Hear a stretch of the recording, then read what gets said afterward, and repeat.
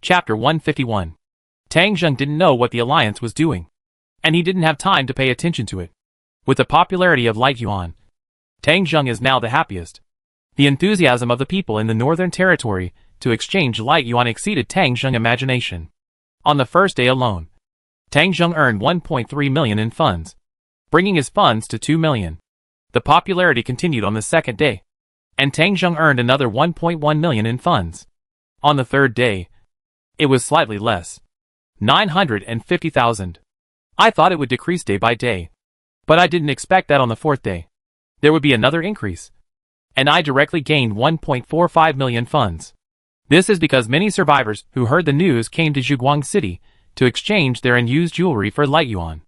After 4 days, Tang Zheng funds reached a huge amount of 5.5 million.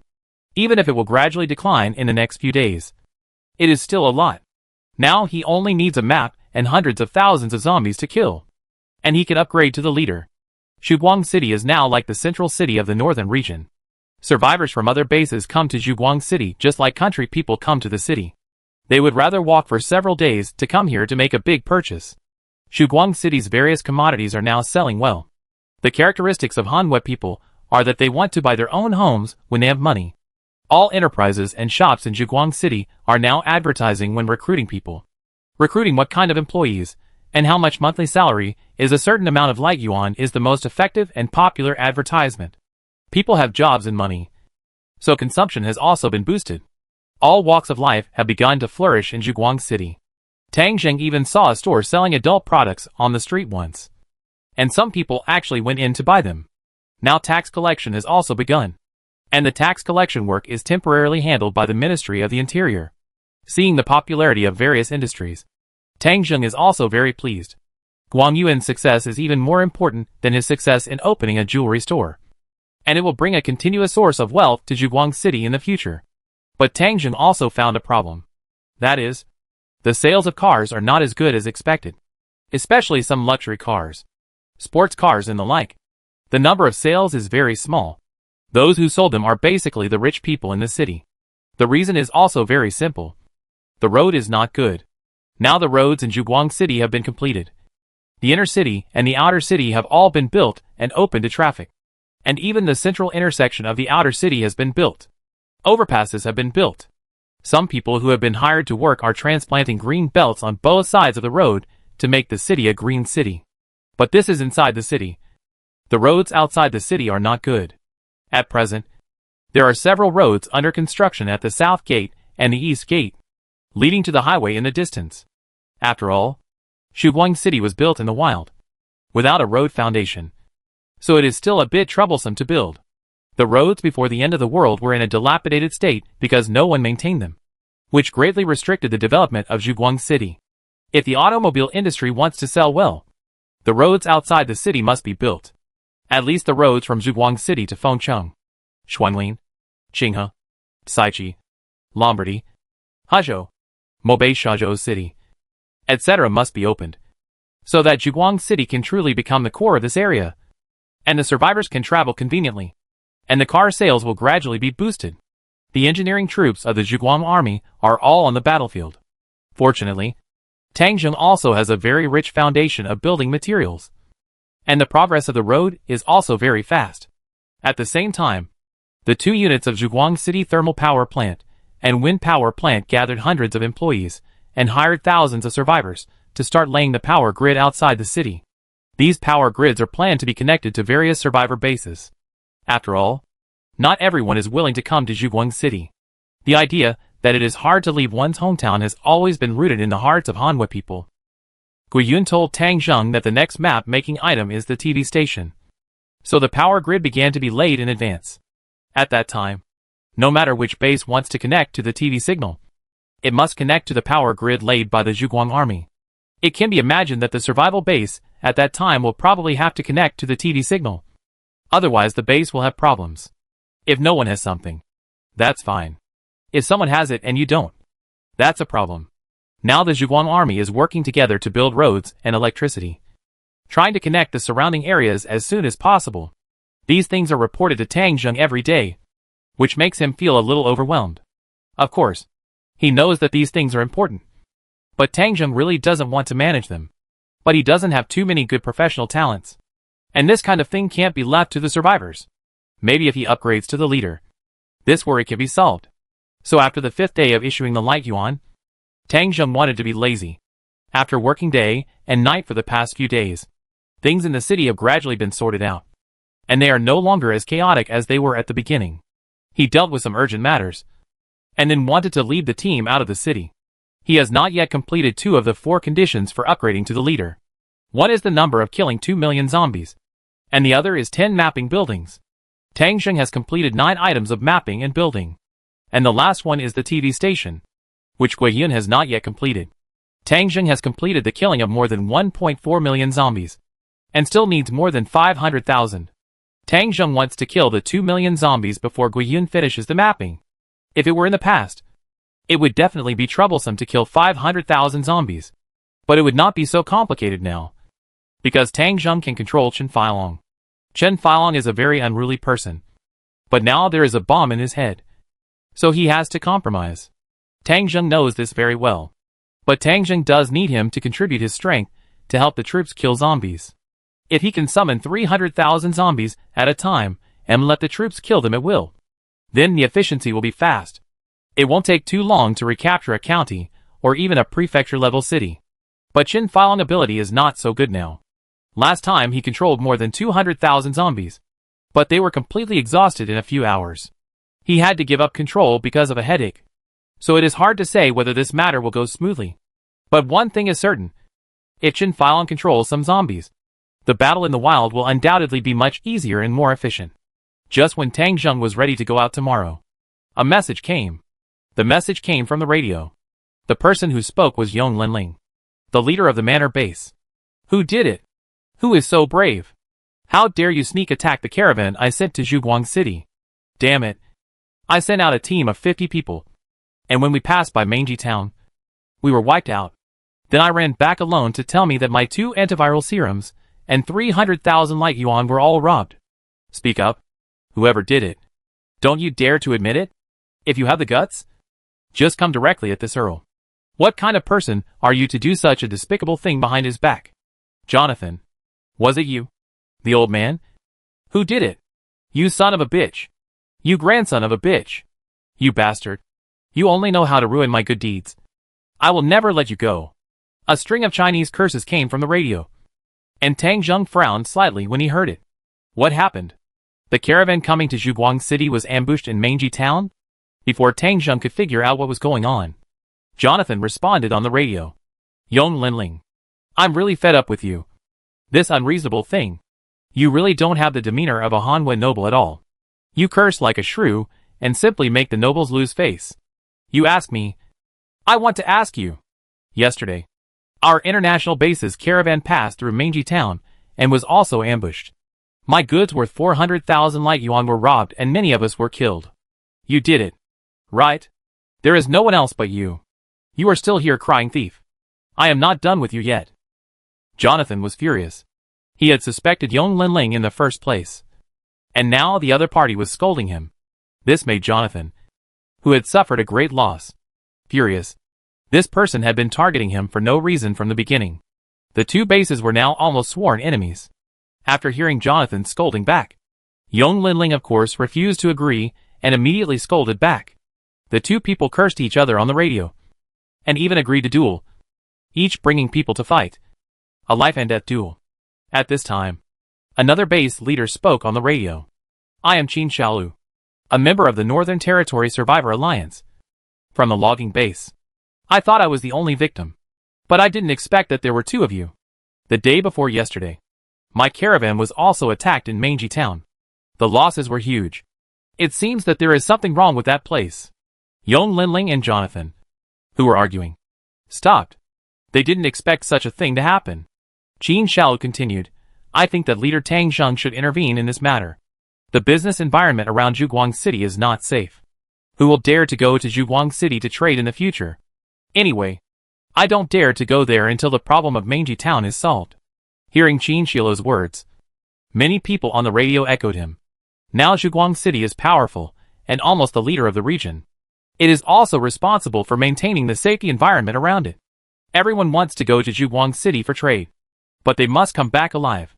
For a while, many people called Tangzheng on the radio, hoping that Zhuguang City could intervene in this matter and eliminate the robbers in Manji town.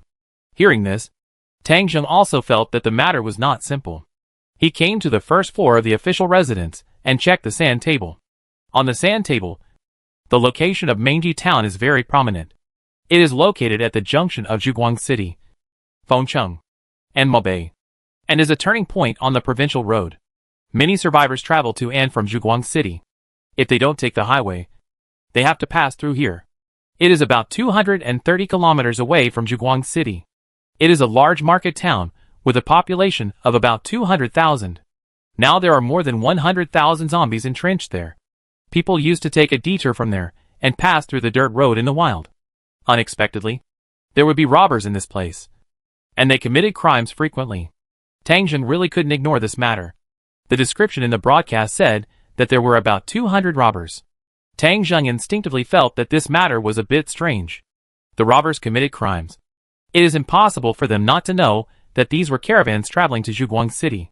Normally, they should move to another place after each shot, so as not to be liquidated by Zhuguang City. But these people committed crimes frequently in one place, which was somewhat illogical. Just when Tangzheng was confused for a while, he received another message. News from the fifth company. After listening to this news, Tangzheng made a decision after a while. The armored company, as well as the first and second field companies, will go to Manji town to suppress bandits together, and set off immediately.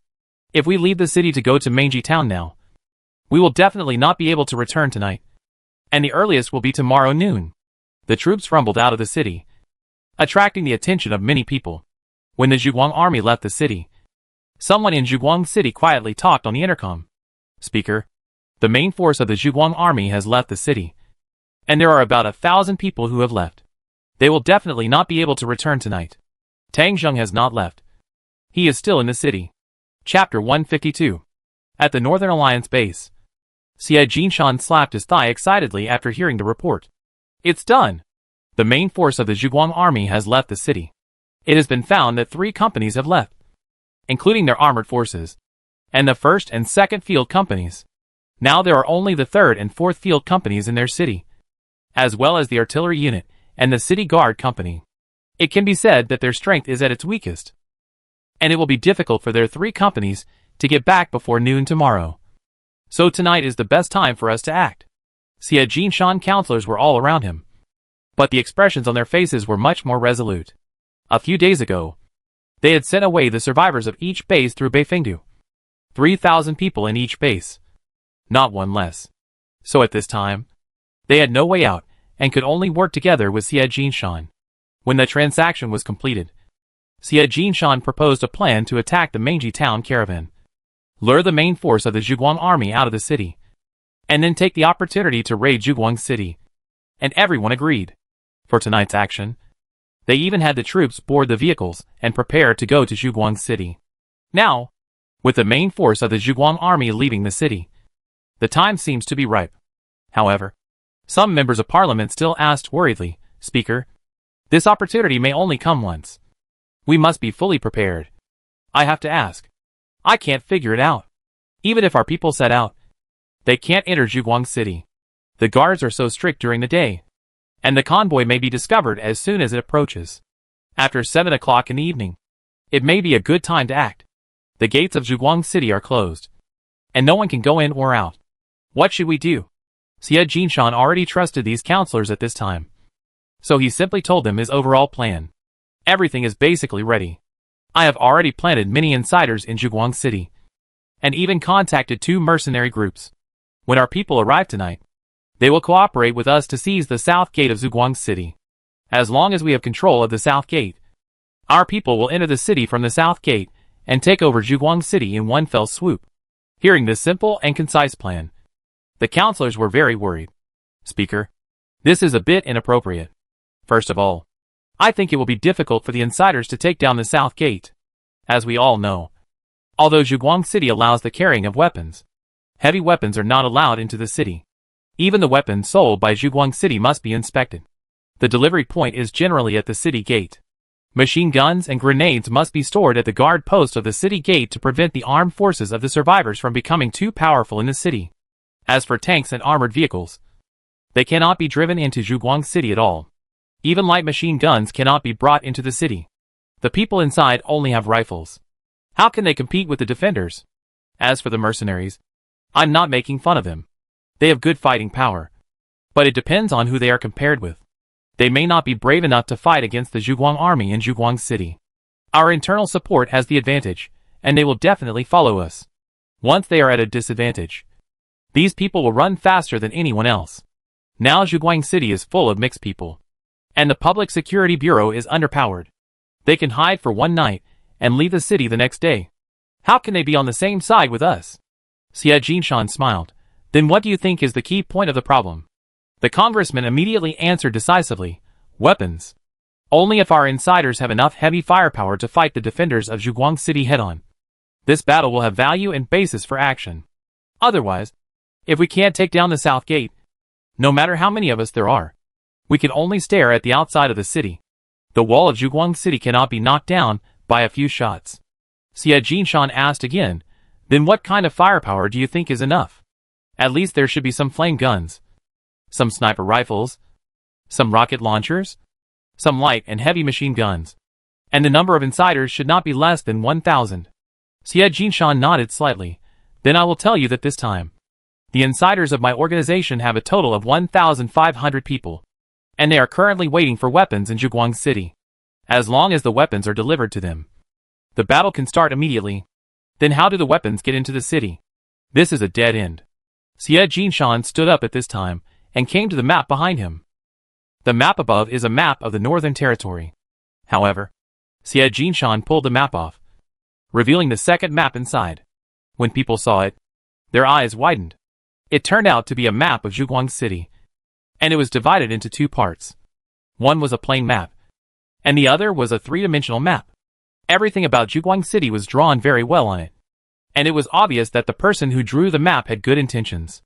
The city walls, rivers, the cannons in the inner city, and even the Guyun mountain area, which was always shrouded in smoke after the end of the world, and the top of the mountain could not be seen, were all drawn on the map. Xie Jinshan personally served as the narrator this time because he knew the plan best. Look, everyone. This is Zhuguang City. Zhuguang City covers an area of 10 square kilometers and has more than a dozen city gates. Their city has a curfew. The city gates will be closed at 7 p.m. and no one is allowed to go out or enter. Before 7 o'clock, we have almost no chance to attack the city, because the convoy will be discovered by the defenders before it gets close, and their cannons will open fire.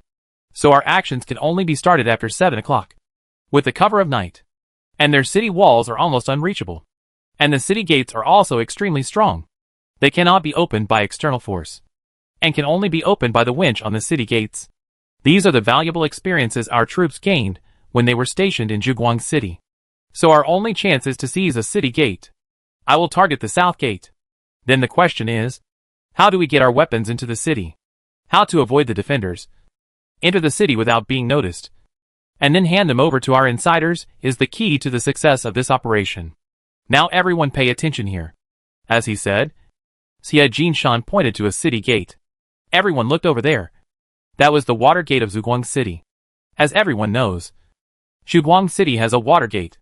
The source of Fengming River originates from Zhuguang City. You all know that the water of Fengming River is delicious. But you probably haven't thought about going down to the water gate to explore it. Right? The other counselors felt ashamed, as they had not thought of this. Xie Jinshan smiled proudly at this time.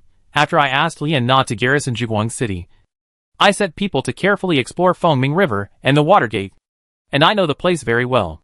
Now let me tell you. The average water depth of Fengming River is about 10 meters. And the depth of the water gate can reach 25 meters. And their water gate, the seemingly indestructible iron gate, is actually only 3 meters deep under the water. There is no protection below 3 meters. And I can also tell you that along the Fengming River in Zhuguang City, it seems that a high-end commercial area is being built. There are no merchants yet. It is very quiet, and there are almost no people. And I have selected a large number of people who are good at swimming, specially practice diving, and equipped with professional diving equipment. These divers, or frogmen, will transport weapons from the bottom of the water to Zhuguang City this time. I have already figured out the rules of the patrols on the city wall. As long as we avoid their patrols and go into the water at a distance, our frogmen can quietly transport weapons into the city. As for the searchlights on the sentry towers, they also have a regular pattern of firing, and the inner city area will not fire at all. So as long as we go into the water, outside the range of the searchlights, and enter the water gate, our weapons will enter the city smoothly. After the people inside get the weapons, they can start at any time. And this matter has the foundation for success. After hearing Xie Jinshan's plan, everyone present finally had an idea in their minds. Everyone's first reaction was that the speaker was indeed a wise and shrewd man. He was able to think of a blind spot like the Watergate, which was completely beyond their expectations. It was beyond their expectations, which also meant that it was beyond the expectations of Zhuguang City, and Tang Zheng would not have thought of it. So once this was done, this operation would have been more than half successful. But another member of parliament asked, "Speaker, where are those mercenaries? They won't leak the news, right? You know, ordinary mercenaries probably don't have the courage to deal with Tang Zheng." Xie Jinshan laughed. "Don't worry. How could I not think of this? The mercenaries are not operating in the city. Before we start the operation, the mercenaries will faint outside the east gate just to attract the attention of the defenders. They don't even know why they do this. How could they leak the news? Besides, the mercenaries I found are not ordinary mercenaries. They are all notorious mercenary groups. Such mercenaries are not allowed to enter Zhuguang City. How could they leak the news?" Hearing Xie Jinshan say this, the councillors present finally felt relieved. Zhuguang City did prohibit some notorious mercenary groups from entering to prevent them from disturbing the city's security. These mercenaries could not enter Zhuguang City, so they lost many ways to make money. They hated Zhuguang City and Tang Zheng to the core. They should be happy to be able to mess with the Zhuguang army, and they would not leak the news. After Xie Jinshan finished speaking, the complete plan took shape. The people from the alliance arrived first and lurked around Zhuguang City. Weapons were sent in from the water gate, and the insider received the weapons. The mercenaries made a feint outside the east gate, which should be able to attract some of the Zhuguang army to the east gate. Then the insider launched an attack at the south gate, and took advantage of the number advantage to take down the south gate in one fell swoop. The south gate was opened, and the alliance troops outside the city rushed in, and the overall situation was settled. This set of plans was linked together, almost flawless. If everything went well, Zhuguang City would fall tonight. The only thing was that Tang Zheng might run away. After all, he had a helicopter, and the helicopter troops on the alliance side were not well trained. However, without Zhuguang City, Tang Zheng is just a tiger with teeth pulled out. Let him run away. There is no need to worry about him at all. Soon, the whole parliament passed Xie Jinshan's proposal. This time, each alliance sent out its elite troops, and a total of 3,000 people were organized. Now check the time. As the commander-in-chief, Xie Jinshan took the initiative to check the time with everyone. The current time is 2:45 p.m. The alliance troops will set off now, take the small road, and hide in the Guyun Mountain area near Zhuguang City before 6 o'clock. At 7:30, the troops approached the south gate of Zhuguang City and waited 3 kilometers away. At 8 o'clock, the frogmen were dispatched and the city capture operation began. Chapter 153. Night falls. The busy day of Zhuguang City ends. No, to be precise, it is the busy day of Zhuguang army that ends. And the night life of Zhuguang City has just begun. At 7 o'clock in the evening, all the winches of Zhuguang City's gates turn at the same time, and the gates fall down with a clattering sound. From this time on, people in the city are not allowed to leave the city, and people outside the city are not allowed to come in. If there are caravans coming from afar, they can only rest outside the city tonight and wait until the city gates open at 5 o'clock tomorrow morning. The city is still brightly lit. With 2 power plants, Zhuguang City has sufficient electricity supply, and many shops have neon lights. The streets and alleys are crowded with people in hotels and restaurants. The kebab stalls are emitting fragrance, and people are drinking and chatting, discussing that the Zhuguang army will definitely eliminate those ignorant robbers when they leave the city today. In some high-end consumption places, people can also sing and dance, drink tea and massage. In the bar, men and women who have been suppressed for a long time by the end of the world are reveling. and from time to time a pair of wild mandarin ducks hook up together and find a place to vent their passion. Luxury cars, fine wine, neon lights, and the hazy night sky constitute the picture of life in the city of light at night. However, this is the central and western part of the outer city. In the eastern part of the city, it is relatively quiet. There are not many people living along the banks of foaming river. The high-end residential area here was built not long ago, and the decoration has not been completely completed. On both sides of the river bank, there are rows of shops. A wide road has been built on the river bank, and there are also white marble railings on the bank. The transplanted green belt has been transplanted here, and the evergreen pines stand tall and straight. Many of those shops have been sold and are currently in the renovation stage. Some even have plaques, and the names are very ambiguous. Names like Night Fragrance, Yohanlu, 100 Flowers Pavilion make people know what they are for at a glance. There are even some boats in the river.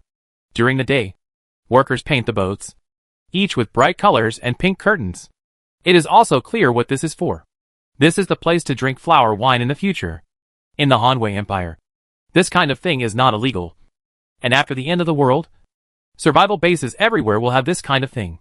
This will be the future Zhuguang City's gold-consuming cave. And it is also an important part of driving the economy. Although it has not officially started business yet, it is already possible to imagine the grand scene here in a month. The people who worked during the day have left, and this place is now empty. Occasionally, patrol motorcycles from the Public Security Bureau pass by the street, but they will not stay here for long. They just run along the river and do not allow anyone to come here to fish at night. A street-side shop called Yohanlu. This is a 5-story independent building, which will be a leisure center in the future. But tonight, it is crowded. Everyone stays quietly in the house, without turning on the lights or talking loudly. And there is no abnormality from the outside. There are at least 300 people in each floor. In the lobby on the first floor, a mutant leading the team is observing the situation outside from the window. From his angle, he can see the city wall in the distance, and the water gate at the end of the river. Boss Bai, have the people delivering weapons arrived? Someone asked behind him. Boss Bai turned around and glared at him. Are you too nervous? I've told you so many times that the time for action is 8 o'clock. Divers will go into the water 500 meters outside the city, and then bring the boxes of weapons over to us, avoiding the guards on the city wall. It will take at least 20 minutes to half an hour to reach us. It would be fast if we can act at 8:30. Look at what time it is now. The man looked at the time. It was 7:43. And there were still more than 10 minutes before the action outside the city. He smiled awkwardly. I was anxious. But you can't blame me for that. I may never see such a big scene in my life. My heart is beating fast right now. After he finished speaking, people around him kept nodding, indicating that they were the same. In fact, Boss Bai was also very nervous. After all, what they were going to do tonight was too shocking. When the weapons were delivered, they would immediately go to the south gate and then launch a surprise attack on the city wall. There were many things involved in this process, such as who took the sniper rifle and killed the sniper in the sentry tower first, who is responsible for the feint attack to attract attention, who is the commando and rushes to the city wall, who turns the winch, who sends the signal, etc. There is a strict division of labor. Even after taking the south gate and opening the city gate, there is a detailed battle plan. Once this is successful, the Zhuguang army will change its master. Tangzheng can only flee in embarrassment, and the north region will be completely firmly controlled by the alliance. These people must have also risen with the tide and got promoted and made a fortune. When thinking about what might happen in the future, Bai Lao Da's palms were sweating nervously. He just felt that time was passing so slowly now. In the boring waiting, he cast his eyes on the surface of foaming river. The river water was flowing, and there were occasional ripples on the water surface, which should be a big fish passing by. When we win, I will retire here, fishing and drinking during the day, and come here to spend money at night. That would be a life like a god. Bai Lao-Da and his group stayed in the building, waiting anxiously for the movement in the river, expecting that the next moment, a diver would come up from the river and deliver a box full of weapons to them. 7:55. Outside Zhuguang City, the cool breeze of the night blew, and the trees between the mountains and forests swayed. A mutant owl with a wingspan of nearly 2 meters flew over the mountains, making a cooing sound. The sound was creepy, and it came with the night wind. making people shudder. About 600 meters outside the city, a group of people were crawling on the bank of foaming river. There were a total of 100 people here, all wearing black diving suits, wearing diving goggles, and carrying oxygen tanks behind them. It was difficult to see in the dark river at night. But these frogmen had undergone professional training. Even when the Alliance was stationed in Zhuguang City, they swam through this section of the river and could feel through it with their eyes closed.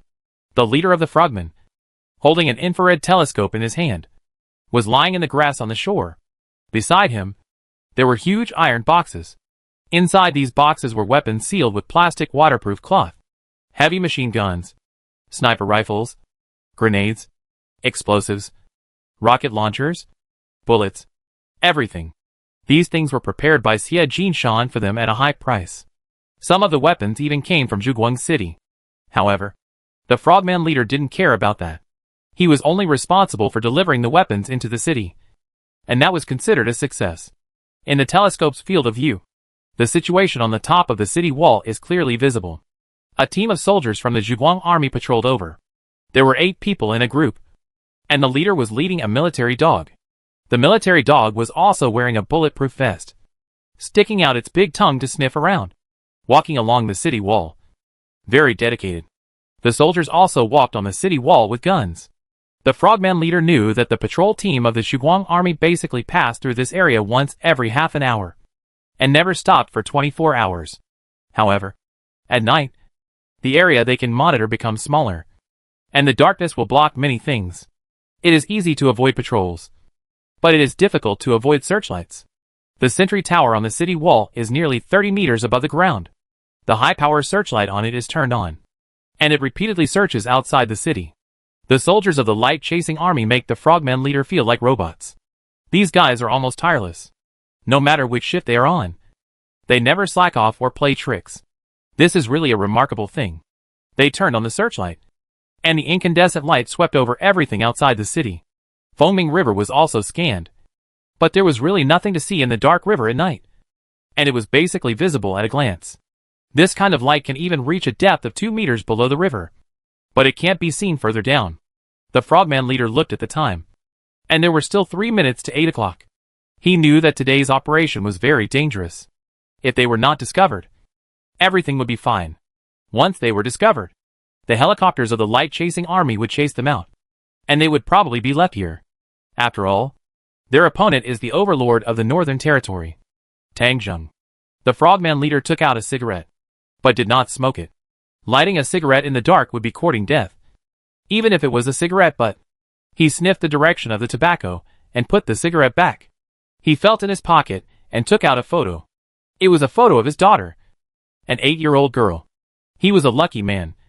His daughter was still alive and currently in the University City base. The frogman leader had no other skills, but he was good at swimming, which was the main reason why he could become the leader. As a father, he needs to make money to give his daughter a good life. So he accepted this mission without hesitation. Xie Jinshan promised that if he succeeded, he would be rewarded with 50,000 light yuan. In this era, 50,000 light yuan is undoubtedly a huge sum of money. Looking at the photo, the frogman leader said softly, "My daughter, after this success, Dad will retire from the army. In the future, Dad will take you to live in Zhuguang City. I heard that there will be a school here. Dad has money, and then we can go to school. Dad will pick you up and drop you off every day and make delicious food for you. Okay?" Gently kissing his daughter's photo, he put the photo back into his pocket. It was already 8 o'clock. The gentle father just now turned into a tough guy in an instant.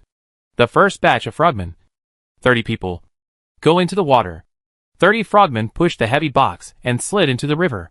The weight of the box was designed to be just right, and it would not sink. The frogmen could easily pull it in the river water below 3 meters. The night wind blew on the water. The waves rippled slightly, and the searchlight occasionally swept over, and the people watching were frightened. The frogman leader was on the shore, looking at the water with a telescope, his heart in his throat. May God bless the Alliance. Amen. Chapter 154. In the foothills of Guyun Mountain, a sea of vehicles parked 3 kilometers away from the southwest wall of Zhuguang City. At this distance, the vehicles can rush into Zhuguang City in a few minutes if they accelerate. Lena sat in an armored vehicle and turned off the lights. She was the commander-in-chief of this operation, responsible for the attack on Zhuguang City. Because she had been here for a long time, she was most familiar with this place. This was also the opportunity given to her by Xie Jinshan. As long as she completed this task, not only would her return to the parliament become legitimate, but Xie Jinshan also promised to let her serve as the deputy speaker. Lian Na looked at the time. It was 8 o'clock. The frogmen should have started to move. The first batch of weapons is expected to be delivered to the city at 8:20. According to the original plan, at around 8:10, the two mercenary groups will be fainting outside the east gate of Zhuguang City. I contacted them an hour ago. They should have arrived. Lian Na picked up the walkie-talkie again and contacted the two mercenary groups according to the frequency band. The first mercenary group is a veteran mercenary group in the Northern Territory. Its name is Desert Lone Wolf. It originated from Hebei Province and has been active in this land. Lian Na connected the intercom to the leader of the Desert Lone Wolf. Leader Hua, have your people arrived? Ha! Don't worry, Miss Lian Na. All our people are here. A total of 200 people. And for Miss Lian Na's operation, we also brought 3 mortars specially. When the cannons go off, I guarantee that the people of the light-chasing army will be scared to death and run to the east gate to defend. That's good. I feel relieved when Leader Hua says that. Okay, Miss Lian Na, we are working so hard. Do you think the price can be raised a little? 200,000 light dollars. This price is already very high. But if you can really attract a large number of light-chasing troops, I can apply to the speaker to give you an additional 50,000 light dollars. Hee hee. Thank you, Miss Liana. You don't have to worry about us. After all, the Desert Lone Wolf mercenary group has been reputable for a long time. You should worry more about those foreigners. They are ruthless. They have eliminated fellow mercenaries, and even done things like black eating black. As long as they don't make trouble, I guarantee that what will happen tonight will be fine. Okay. I contact them right away. Lena hung up the call with Chief Hua, the lone wolf in the desert, and found another mercenary group in the next call. Umbrella Mercenary Group. The intercom was connected, and Lena said, Captain Michael. Good evening. Good evening, Miss Lena. In fact, I would rather you say good night to me. Lena cursed this lecherous foreigner in her heart, but smiled and said, Captain Michael has such a loud reputation in the north. I believe there are many girls willing to say good night to you, so I won't join in the fun. That's a pity. It seems that my charm is still not enough. I wonder if my charm will be improved after I get my 300,000 light yuan reward. That depends on how well Chief Michael does his job. Are your people in place? They are in place. I'm in the northeast corner of Zhuguang City. I can still see the mercenary group of that bastard Hoda in the distance. If I were to say, if we are hired, Hoda's group would not be needed. I'm afraid they would get in the way. Lian Na was afraid that they would have a conflict. So she hurriedly said, Captain Michael, take the money and do the work. Don't worry about other things. If the matter is done today, your 300,000 light yuan will not be reduced by a cent. 500,000. I promise to make a company of the light-chasing army stay here and dare not leave. How about it? Lian Na hesitated immediately. She dared to make the decision on the matter of 50,000 light yuan. But Michael asked for 200,000 more in one go, and she was a little afraid to make the decision. Let me ask Chairman Xie Jinshan for instructions. If you can't make the decision on such a small matter, what are you going to command? If you don't get a reply in 3 minutes, be careful that I betray you. Hearing this, Lena gritted her teeth and said, No need to ask for instructions. I make the decision on this matter. I guarantee that the 500,000 will not be less than a cent. Get ready to act. Ha. So refreshing. Miss Lena is indeed a heroine in Hanwha. Just wait. The call ended, and both mercenaries began to act. The time soon came to 8:10. The sound of gunfire and artillery began to sound outside the east gate. A noisy sound suddenly came from Zhuguang City. Lian Na used an infrared telescope from a distance and could see a group of light-chasing army running along the city wall to the east, with jeeps whizzing by on the way. In total, about 300 people ran over. Seeing this, Lian Na's heart was finally relieved. The trap set by the speaker in Manji Town caused 3 companies of the light-chasing army to go out to suppress bandits, and their strength was almost halved. And now the feint of the mercenaries outside the east gate attracted another company of the light-chasing army. In this way, the light-chasing army only had one field company in the city, plus some city guards. Even if the security guards are included, the total number will not exceed 1,000. The alliance gathered 1,500 troops and rushed to the south gate with superior forces. No matter how strong the Zhuguang army is, it is impossible to defend it. If the south gate is taken, the matter will be half successful. Liana suppressed her excitement and waited for news from the frogman. The frogman leader looked at the dark river surface and felt a little confused. The feint attack outside the east gate has begun. It is already 8:30. The first batch of supplies should have been delivered. But the frogmen have not returned. According to the agreement, the frogmen would return after delivering the weapons. But they did not. If there was any movement on the wall, it meant that the operation had failed. But he saw that the defenders on the wall had obviously not noticed the entry of the frogmen. So it should have been successful.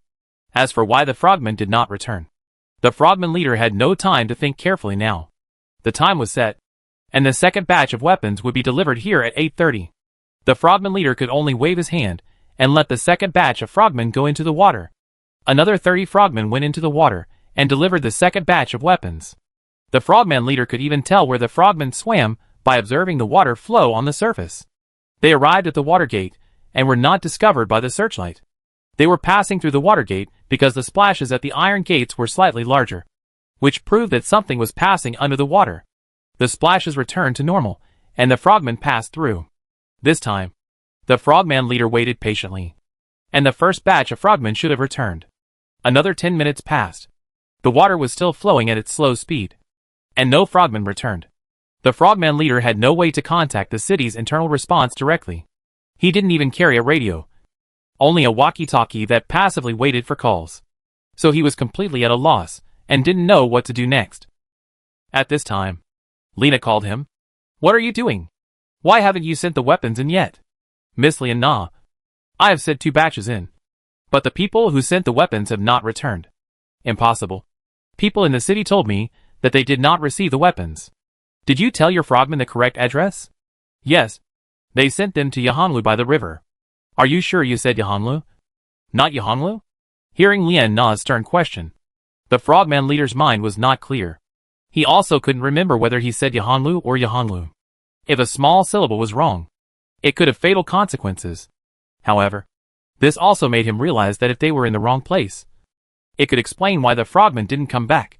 They delivered the weapons, but didn't see anyone, so they were still waiting there. Although this was a bit far-fetched, the leader of the frogmen had to go into the water himself, and he was originally the commander of the third batch of frogmen. "Miss Liana, I will go there myself and guarantee that the weapons will be delivered," because he saw that there was no movement on the top of the city wall of the Zhuguang army. He firmly believed that these frogmen were still fine, so he didn't say anything more, immediately hung up the phone, and then pushed the weapon box into the water. Behind him, a total of 39 frogmen followed him into the foaming river, dragging a weapon box himself. The frogman leader dived to a depth of about 4 meters, kicked the water with both feet, and swim upstream. This process consumes a lot of physical strength, but they have all received professional training and can still complete it. The dim river is like a bottomless pit in the night. They can't use helmet lights here because it may expose their position. They can only move forward by feeling. The gurgling water flowed by, and some cold water fish swam from time to time. The oxygen masks blocked their breathing and perception, and they could not smell the smell in the river. After a difficult trek, they finally approached the water gate. A white light passed overhead, which was a searchlight sweeping across the river. But the light could not sweep 4 meters below the river, so the frogman leader was not too worried. Instead, with the help of this little light, he saw the sluice gate vaguely visible in the water ahead. "We're here. After we pass the sluice gate, we enter the light-chasing city. I want to see where these bastards took their weapons." The frogman leader continued forward and passed the sluice gate above his head. But at this moment, a huge black shadow suddenly wrapped around his body. What is that? Python? Anaconda? Godzilla? The shadow was so huge that the frogman leader didn't know what it was. He wanted to struggle, but a huge suction cup suddenly covered his face. The oxygen tank disappeared. The weapon box also sank, and the suction cup instantly robbed him of his breath. He used both hands to try to shake this huge and incredible thing. But it was like a dragonfly shaking a stone pillar, unable to move it at all. In just 30 seconds, the frogman leader's breathing stopped. His body was thrown onto the shore by this huge python-like thing. And it was obvious that the thing did not want to eat him, because he did not taste delicious. The body of an ordinary person was dry and had no nutrition. His body rolled to the shore, where 60 bodies were lying in all directions. All the 2 groups of frogmen he sent out were here. The frogman leader suffocated to death, his eyes wide open, his face full of horror. When he was dying, his hand was still on his chest, where there was a photo. The photo was of a little girl of 7 or 8 years old, smiling shyly. A lovely child. She was lucky to have her father by her side at the end of the world. She was pitiful, and she lost her father, and she would become an orphan. This is a sad story, but it is the most common in the end of the world. The separation of life and death has been going on all the time, and it has never stopped. Those who cannot adapt to this cruel environment will not survive in the end of the world. Chapter 155. The annihilation of the frogmen has brought about a huge impact. The insiders in Nihong Tower in this city are panicking at this moment. What should they do if the weapons cannot be delivered? Boss Bai contacted Lian Na one after another, but Lian Na didn't know what happened to the frogmen. There seemed to be no problem outside the city, and the insiders in the city didn't see any problem either. Within 50 meters below the city wall is the military zone of the Zhuguang army, which is prepared for war, and ordinary people are not allowed to approach.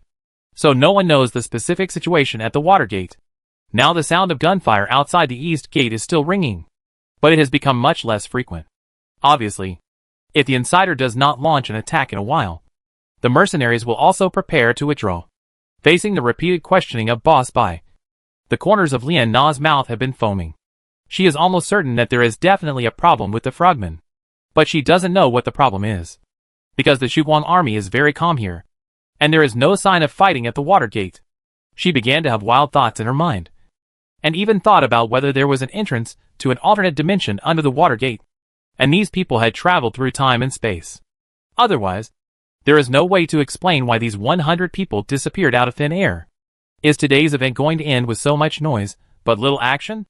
Lena could imagine that if she went back in such a disgrace, Xie Jinshan would not be able to protect her anymore. Those members who were already dissatisfied with her return to the parliament would definitely take this opportunity to attack her. And if she was expelled from the parliament again, she might not even be able to keep her position as the leader. When she came, Xie Jinshan gave her the right to command on the spot, and let her make decisions on the spot.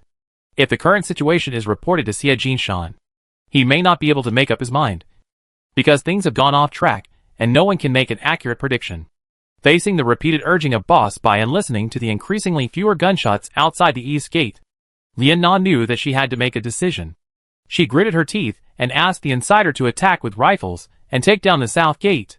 Of course, she also knew that it would be impossible to succeed by relying solely on rifles. So the tactics needed to be changed. Originally hiding in the dark, she had to lead the team to take the initiative to attack. Attract the firepower of the south gate, and attack from both inside and outside with the insider to succeed. This decision was very risky, but she had no choice. Now that the main force of the Zhuguang army had left the city was empty. If she didn't take action now, she would have no chance. After making the decision, Lian Na felt relieved. Just fight. The foaming river where the internal support was located was only about 1 kilometer away from the south gate, and it would take about 10 minutes to arrive. So she had to set off now and attack Zhuguang City. Lian Na gave the order to attack, and the 3,000-strong alliance troops, who were still confused, immediately launched the attack. They started the car and rushed out from the dark place where they were hiding. The driver turned on the lights, and the machine gunner set up the machine gun. There were also hundreds of mortar gunners who placed mortars on the spot. This was also an essential weapon for siege, which could provide long-range fire support for the siege troops. They were about 3 kilometers away from the south gate, and this distance could be reached quickly, so there was no need to hide. But unexpectedly, just when they left the hiding place, Zhuguang City opened fire first. The naval guns in the inner city fired a shot at the direction of the convoy. Boom! Thunder in the sky. The center of the cannon exploded, causing heavy damage to the convoy that had not yet dispersed. 17 or 18 vehicles were covered by this cannon. The vehicles within the range of the cannon were blown into pieces, and the people inside the vehicles were also turned into parts. Many other vehicles in the surrounding area were also hit, and many people were injured. It was hard for Lena to accept that she had just encountered a blow on the head. But even if there were mountains of swords and seas of fire in front of her, she could only rush forward. Spread out. Spread out. Don't give them a chance to fire. Once they get within 1 kilometer of the city wall, the cannons will have no angle to fire. The survivors continued to move forward, and the vehicles were emitting black smoke. The cannons did not fire a second shot at the convoy, allowing the scattered convoys to rush forward. But its muzzle was aimed directly at the mortar positions behind the Alliance. Those mortars thought they were well hidden, hiding quietly in the distance, preparing to fire furtively. As a result, the huge cannon of Zhuguang City fired another cannon from the sky. A cannon landed in the position, and immediately destroyed this small position consisting of more than 100 people and dozens of cannons. At this moment, the Alliance's charging convoy lost the fire support from the rear, and it was a problem to evacuate safely. Lena rushed in the armored vehicle, and had no idea about the destruction of the artillery. When the convoy entered the 1 kilometer range, various machine guns on the vehicle opened fire on the top of Zhuguang City. At this distance, and while driving, it is basically impossible to have any aim, let alone hitting people. Even being able to land a bullet on the top of the city wall is considered a skill. The purpose of Lian Na and others is very simple. That is to suppress the light-chasing army and attract their attention, so as to buy time for the traitors who have already started to act in the city. As long as the light-chasing army is attracted and the traitors can successfully climb up the city wall, it will be considered a success. So they fired regardless of the consequences. It would be best if they hit people, but if they couldn't hit anyone, they had to create a huge effect. 3,000 people, hundreds of vehicles of all kinds. Bullets rained down like a torrential rain. It was indeed a big battle. The city defense troops of the Zhuguang army all stayed behind the battlements of the city wall, or crawled low, letting the Alliance fight below. Without artillery support, it would be a joke to attack the city with bullets. Not to mention that there were still people guarding the city. Even if there were no people guarding the city, the people of the Alliance could not climb up. The fierce gunfire lasted for more than 10 minutes, and the bullets of Liana and others were almost used up. But the city wall was still quiet. At this time, Lian Na also discovered a problem. Why hasn't the insider started to attack the south gate? And at some point, the gunfire at the east gate also stopped. It seemed that in the entire Zhuguang city, only people like her were shooting at the city walls and the air like fools. Thinking of the mysterious disappearance of the frogman, the sudden firing of the Zhuguang city cannon, and the lack of movement of the insider, Lian Na had an ominous premonition. She seemed to have fallen into a trap without realizing it. Lian Na wanted to turn back. She felt that she should escape first, but when she turned back, there was no chance. The armored forces of the Zhuguang army had appeared behind them. In the sky, helicopters also took off and hovered in the sky. On the other side of the wall of Zhuguang City, the machine gun bunkers and heavy machine guns on the sentry towers were finally set up. A net had already surrounded her tightly, although the Alliance still had more than 2,000 people and hundreds of vehicles at the moment. Due to the terrain, they were completely exposed to the Zhuguang army's range and had basically no power to fight back. As long as the enemy opens fire, the whole army will be wiped out. When Lena saw the armored troops that were supposed to be in Manji town, she knew it was over. She fell into a trap, and there was no chance anymore. Looking at her companions trembling in the armored vehicle beside her, Lena smiled bitterly. You surrender? Tell the speaker that it's not that Lena didn't try her best, but that the enemy is too cunning, and I'm no match for them. Lena? Leader? You should come and tell the speaker yourself. The companions had a premonition of something. Lena shook her head slightly, her eyes unfocused. I don't have that chance anymore. I can't go back. Before her companions could react, Lena had already pulled out her pistol and pulled the trigger at her temple. She was the enemy of the light-chasing city, and there was no place for her here. She was also a loser and sinner of the Alliance, and the Alliance could not tolerate her either. This was the only way she could go, and it was also the way to retain her last dignity. With Lena's suicide, the battle under the light-chasing city soon came to an end. The Alliance troops, having lost their backbone, chose to surrender without hesitation. The speed of the surrender was so fast that even Tang Zheng was a little surprised. Later, the soldiers reported the battle situation and said that many of them were very happy when they surrendered, which made Tang Zheng a little surprised. In fact, many Alliance soldiers did not want to fight with Zhuguang City. They even wanted to join Zhuguang City and leave the Alliance. Now that the leader committed suicide and asked them to surrender, it was really what they wanted. However, Tang Zheng thought it was good. He did not want to massacre these ordinary soldiers. The hundreds of soldiers from the Alliance that he had saved have now become members of Zhuguang City, living happily here. So he simply accepted the surrender of the Alliance soldiers, confiscated their weapons, and escorted them into the city. When the Alliance soldiers lined up to enter Zhuguang City, they met their counterparts. More than 1,000 internal supporters were also lining up and walking towards the security office in the city. They were also escorted by the Zhuguang army, probably from the 1st and 2nd field companies. This also made them understand why the insider did not launch the attack. It turned out that when Boss Bai finished talking to Lian Na and was about to take the rifle to act, he found that they were surrounded. The 1st and 2nd companies of the Zhuguang army, which were supposed to suppress bandits in Mangji town, appeared around them at some point and surrounded the small building, facing the heavy machine guns and rocket launchers set up around them. Boss Bai and others threw down their weapons in a very lonely manner. What's the point of fighting in this situation? It's not easy to survive to the end of the world. How can you die so worthlessly? Such a careful plan failed. It seems that the Alliance is hopeless. They just have to be prisoners. At most, they will be reformed through labor. When the reform is over, they will be members of Zhuguang City, which is not a bad thing. At this time, the Alliance's plan has completely collapsed. 3,000 siege troops and 1,500 internal supporters were captured by the Zhuguang army. More than 4,100 people were killed in the battle, and 100 frogmen were killed. Outside the East Gate, the mercenary group of Desert Lone Wolf and the Umbrella mercenaries each feinted an attack on one side and exchanged fire. The sniper of the light-chasing army was too powerful, killing dozens of Desert Lone Wolf and completely beating Chief Hu out of his temper. If it weren't for the money, he would have withdrawn long ago. But at the end of the battle, the Alliance was completely wiped out and the Umbrella people withdrew.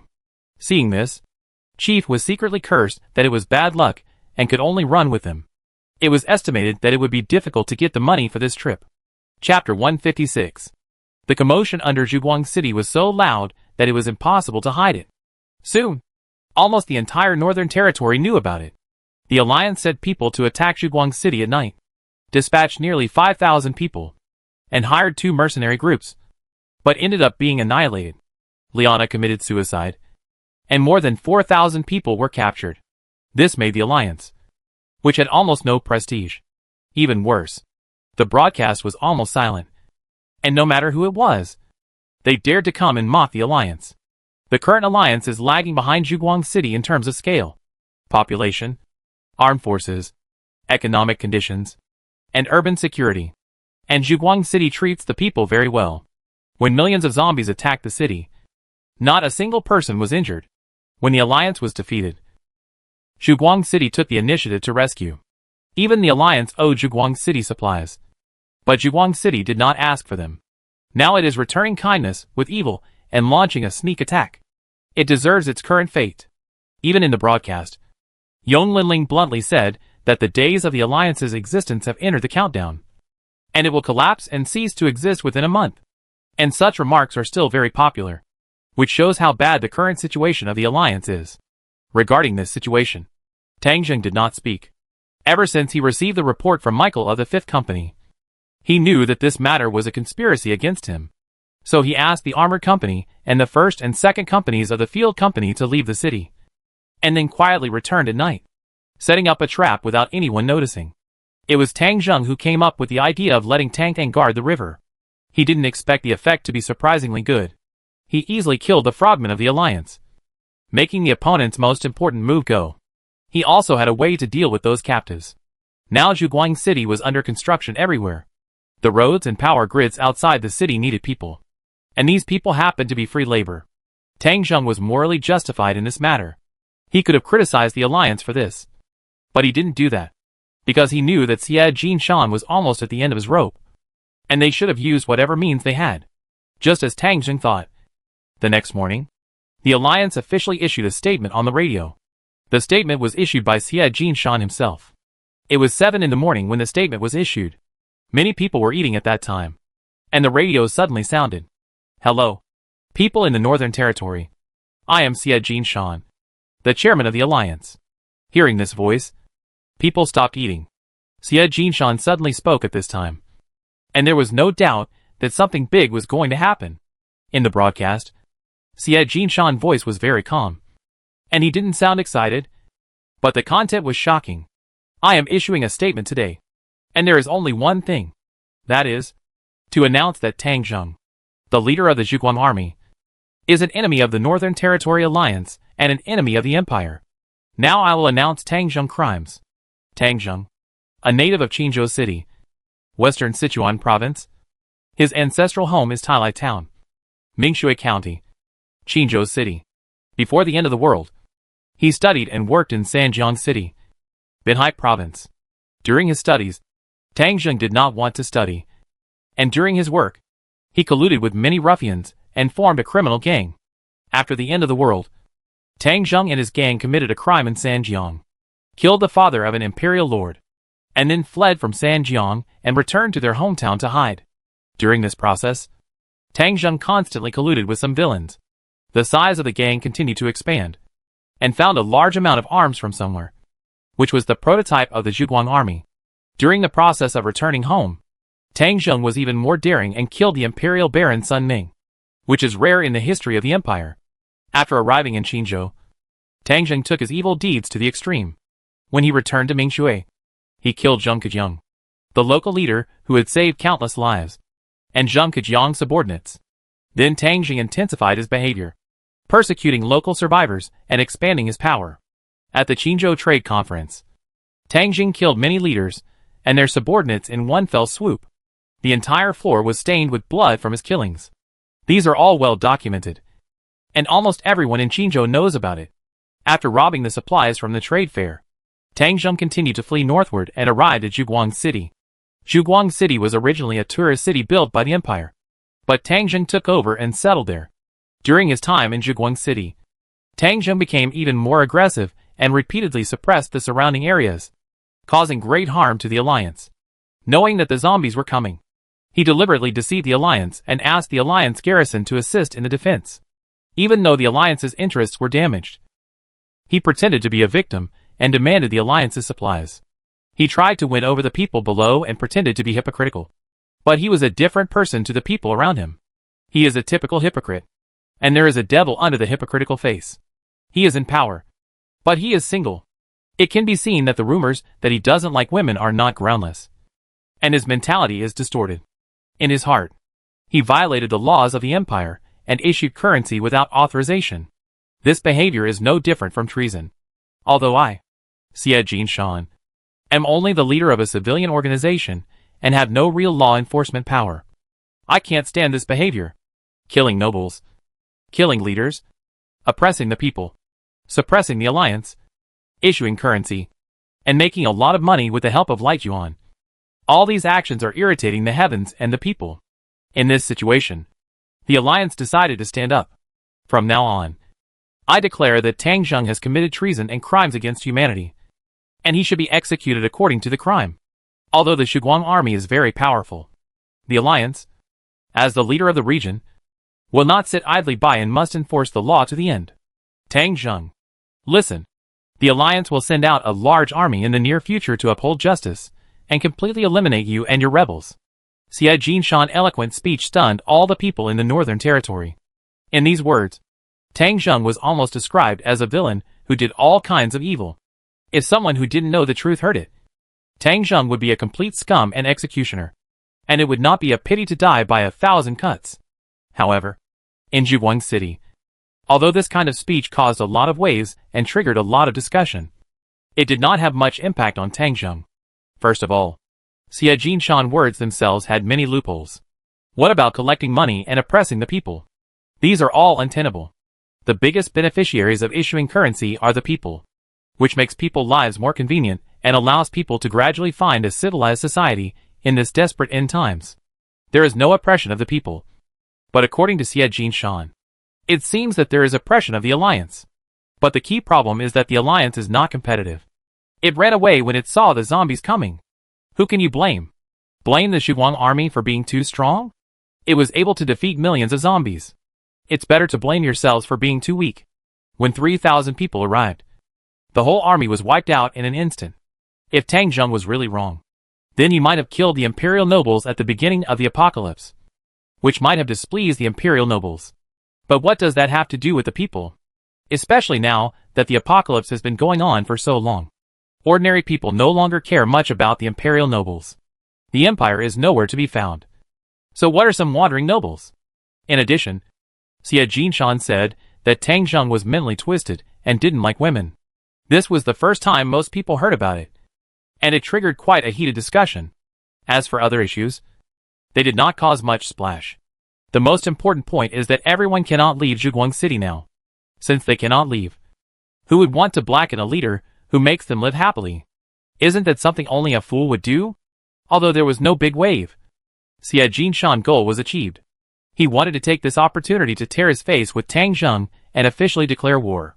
Because if he did not declare war, the people in the alliance would be scattered, and the survivors would probably run away to Zhuguang City. Especially since 3,000 young men were taken away. The people lost their hearts, and it was hard to leave the team now. But once the war was declared, those wavering people would not dare to escape easily before the result of the battle came out. After all, the strength of the alliance was obvious now. After sending 50,000 people to Daliao, the alliance also got back a lot of weapons. The alliance now has 60 tanks alone. There are also 20 helicopters and hundreds of armored vehicles. The rest of the auxiliary weapons are countless. Now the university city base is conducting military training every day. The 20,000-man army has already taken shape. Once the regular training is completed, they can immediately go to war with the Zhuguang army. Xie Jinshan firmly believes that military power will determine everything in the end. Range is truth. Caliber is justice. Compared with Tang Zheng, he now seems to be on the side of justice. So Xie Jinshan started the fight, which made the situation in the Northern Territory become more serious. The alliance's 12 bases began martial law, not allowing caravans heading to Zhuguang City to pass through their territory, and not allowing people from this base to go to Zhuguang City. The Northern Territory has now entered a state of war. In the inner city of Zhuguang City, Tang Zheng official residence, the information of the alliance was also placed on his desk. This was not the first time Tang Zheng had read this information, but he was still surprised. Xie Jinshan was quite courageous, and actually armed a force of 20,000 people. If these troops were used well, they would also be a considerable threat. It was obvious that Xie Jinshan had been planning to deal with him for a long time, and even dug up his experience of going to school in Sanjiang and having conflicts with the imperial nobles after the end of the world. This incident should have come from Sanjiang, which also shows that the circulation between regions has gradually begun, and many news can no longer be kept secret. Killing the nobles is a matter of fact. And it is not a matter of fact. It depends on whether there is anyone who pursues it.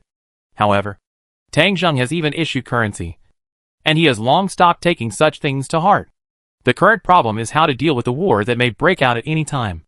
According to Tang Zheng's judgment, the alliance is conducting regular training, and it should take about a week to launch it. This week, Tang Zheng must make full use of it and complete the upgrade of the team leader. After the accumulation of these few days, the amount of funds in Tang Zheng's hands has reached 7.5 million. After a week, there may be hope to hit the 10 million mark. Guiyun's map should be drawn in the next few days. Tang Zheng's current task is to complete the number of zombie kills first. Go and call Ji Yuntian and ask him to bring Chen Feilong. Land Aviation Company, Armored Company, Field 123 Company. Prepare to set off immediately and go to Shuangling County. Chapter 157. Qingchuan County. This is a county within the range of Tang Zheng radar, with a population of about 5.5 million, and the number of zombies is now over 5 million. Originally, Tang Zheng planned to go to Shuangling, but Shuangling is far away from Zhuguang City, and worried that the war could break out at any time. Tang Zheng could only come to the nearest Qingchuan. This place is 120 kilometers away from Zhuguang City, and the radar covers both places completely. If there is any situation, Tang Zheng can lead the team back immediately. The team arrived at the outskirts of Qingchuan. After Tang Zheng had the soldier set up, he called Chen Feilong over. Chen Feilong, I know you hate me more. But this is how the end of the world is. Life and death battles are happening at any time. You can't blame anyone for your current appearance. But I'm still willing to give you a chance. You are now a zombie king who can control zombies. I also need your help. You try your best to help me now. As long as you can help me kill 10 million zombies, I will give you freedom and let you completely turn back into a human. Then if you want to live in Juguang City, you can live here. If you don't want to, I won't stop you from going anywhere you want. What do you think? Qin Feilong, who was a little listless at first, brightened up when he heard this. Are you serious? Tang Zheng smiled. You will be just an ordinary person by then. I won't deceive you because of this. What about the bomb in my head? Complete the mission and dismantle it for you immediately. Okay. Tang Zheng. We have a deal. Qin Feilong, who was listless, seemed to be injected with chicken blood, and his whole body was full of energy. He didn't need Ji Yutian to follow him, and said to Tang Zheng directly, let your soldiers wait here. I will be back soon. Qin Feilong left the Zhuguang army alone and walked into Qingchuan County. Seeing this result, Tang Zheng was quite satisfied. He knew that if he didn't do this, Qin Feilong would be like a mushroom that fishes for 3 days and dries the net for 2 days, and his killing progress would not improve at all. Moreover, this person had bad intentions and always wanted to escape and defuse bombs. This was not a solution. His current zombie transformation was low. Yes, but Tang Zheng brought him with him to let him contact zombies. If he let the zombies bite him a few more times, it would be difficult to control his zombie transformation. If the zombie transformation exceeds 60%, injections will be useless. It is better to give him hope so that he can work as hard as possible, which is good for everyone. When the time comes, he will be transformed back to human, and there will be no threat at all. Qin Feilong will definitely work as hard as possible if he has hope. After all, 10 million zombies are not a lot for a zombie king who can control them. It is estimated that taking down 2 counties is enough. So Tang Zheng was not worried about him escaping at all, and waited patiently. About 2 hours later, Qin Feilong came back. He brought back about 100,000 zombies, which looked endless. When they were 500 meters away from the Zhuguang army, Qin Feilong stopped the zombies and returned to Tang Zheng alone. Tang Zheng, there are 150,000 zombies here. Controlling 300,000 at a time is the limit for me. I can't hold on for long. But 150,000 is no problem. I just let them stay still. They can hold on for a day. You can let your people kill as much as they want. Tang Zheng nodded. What if I have killed all the 150,000? If you still want me to control them, I can probably control 100,000. But I have to rest tomorrow. 150,000 a day. I can keep going. Tang Zheng did not force it. It was already very rare to be able to kill 150,000 zombies effortlessly in a day. He could not ask for more from this already weakened zombie king. He was only 450,000 kills away from upgrading to the leader. It seemed that he could easily complete it in 3 days. He immediately ordered the troops to move forward and start killing these zombies, like chopping wood. This kind of killing does not require artillery bombardment or machine gun fire. The soldiers took rifles, and first used up all the daily training bullets, and then took bayonets and stabbed one by one. There has never been such a brilliant moment. Hundreds of thousands of zombies lined up in a row, and the gates were wide open to welcome killing. And the soldiers could still gain experience and upgrade stars. Although 150,000 zombies are enough, there are also more than 1,000 people in the chasing light army. They fight together to kill the enemy, and the efficiency is simply too high. Almost every minute, about 5,000 zombies were killed. The zombies in front fell, and the soldiers walked back, and the zombies behind lined up to come over. Even if they killed the zombies in the back, there were too many corpses, and they had to take detours all the time, which delayed them a little. But it took no more than 2 hours, and 150,000 zombies were killed. At this moment, all the soldiers in Zhuguang's army were 3-star soldiers. And this time, they collected a lot of zombie crystals, and Tang Zheng asked the soldiers with 3 stars to upgrade their stars on the spot. After another wave of star upgrades, the number of 4-star soldiers in the light chasing army that followed was close to half. The remaining ones that had not been upgraded were basically because they had not reached the full 3-star level. After killing all the zombies in this wave, Tang Zheng looked at the number of kills and found that there was only a gap of 300,000. He had more than 100,000 funds in his hands. which were also collected in this wave. The bodies of these zombies were very complete. And it was much easier to collect funds than before. And almost no funds were wasted. The next task is to burn these corpses to prevent them from rotting or being eaten by other zombies, leading to more evolution. Tang Jung considered the wind direction when killing the zombies. This place is downwind of Qingchuan, so it can be burned without worry. Thick black smoke began to float, and 150,000 zombie corpses were burned. This time, because there were no piles of corpses, and there was enough gasoline, dozens of piles of fire were lit. It is estimated that it will burn almost all in one night and half a day. With more funds and crystals left, Tang Jung ordered all 4-star soldiers to return and bring the crystals back to Zhuguang City for all 3-star soldiers there to use. All soldiers who did not reach 4 stars were immediately replaced with those who returned, including the City Guard Company and the Engineering Company. He wanted to make the entire battalion reach 4 stars this time. The soldiers who completed the star upgrade returned to Zhuguang City. At night, all the soldiers in Zhuguang City who had not been upgraded arrived. When they arrived, everyone rested and ate on the spot, and rested for a night in the suburbs of Qingchuan County. The next morning, Chen Filong set out again in high spirits, because he had summoned a wave of zombies nearby yesterday. It took a little longer this time. 3 hours later, Chen Filong brought back another 150,000 zombies. Tang Jung didn't say much. He waved his hand, and the soldiers went up, starting a new round of slaughter. Another 150,000 zombies were killed without resistance. This time, all the soldiers of the Zhuguang army were upgraded to 4 stars. Of course, the cooks and medical soldiers didn't need to, as they would automatically upgrade their stars by constantly cooking and treating. After all the stars were upgraded, Tang Jung still had about 3,000 crystals left in his hand, and he collected them all. The next step was to burn them, which was carried out in an orderly manner. The number of kills has reached 300,000, and it will be 450,000 tomorrow. The soldiers have been upgraded, and next, Tang Jung will upgrade his armored forces, artillery forces, and helicopter forces. These vehicles and weapons cannot be upgraded to 4 stars by taking crystals like soldiers. The method of upgrading to 4 stars has not been studied yet, and they can only be upgraded to 3 stars at most. 3-star weapons are actually very powerful. For example, the 3-star Type 15 light tank has surpassed the performance of ordinary main battle tanks. Now, most of Tang Jung tanks, artillery and aircraft have been upgraded to 3 stars. After all, after the zombie siege, it is difficult not to upgrade stars. There are only a few that have not been upgraded, and now they are almost full of 2 stars. But Tang Jung still has his way. That is to consume in advance and manufacture some vehicles first.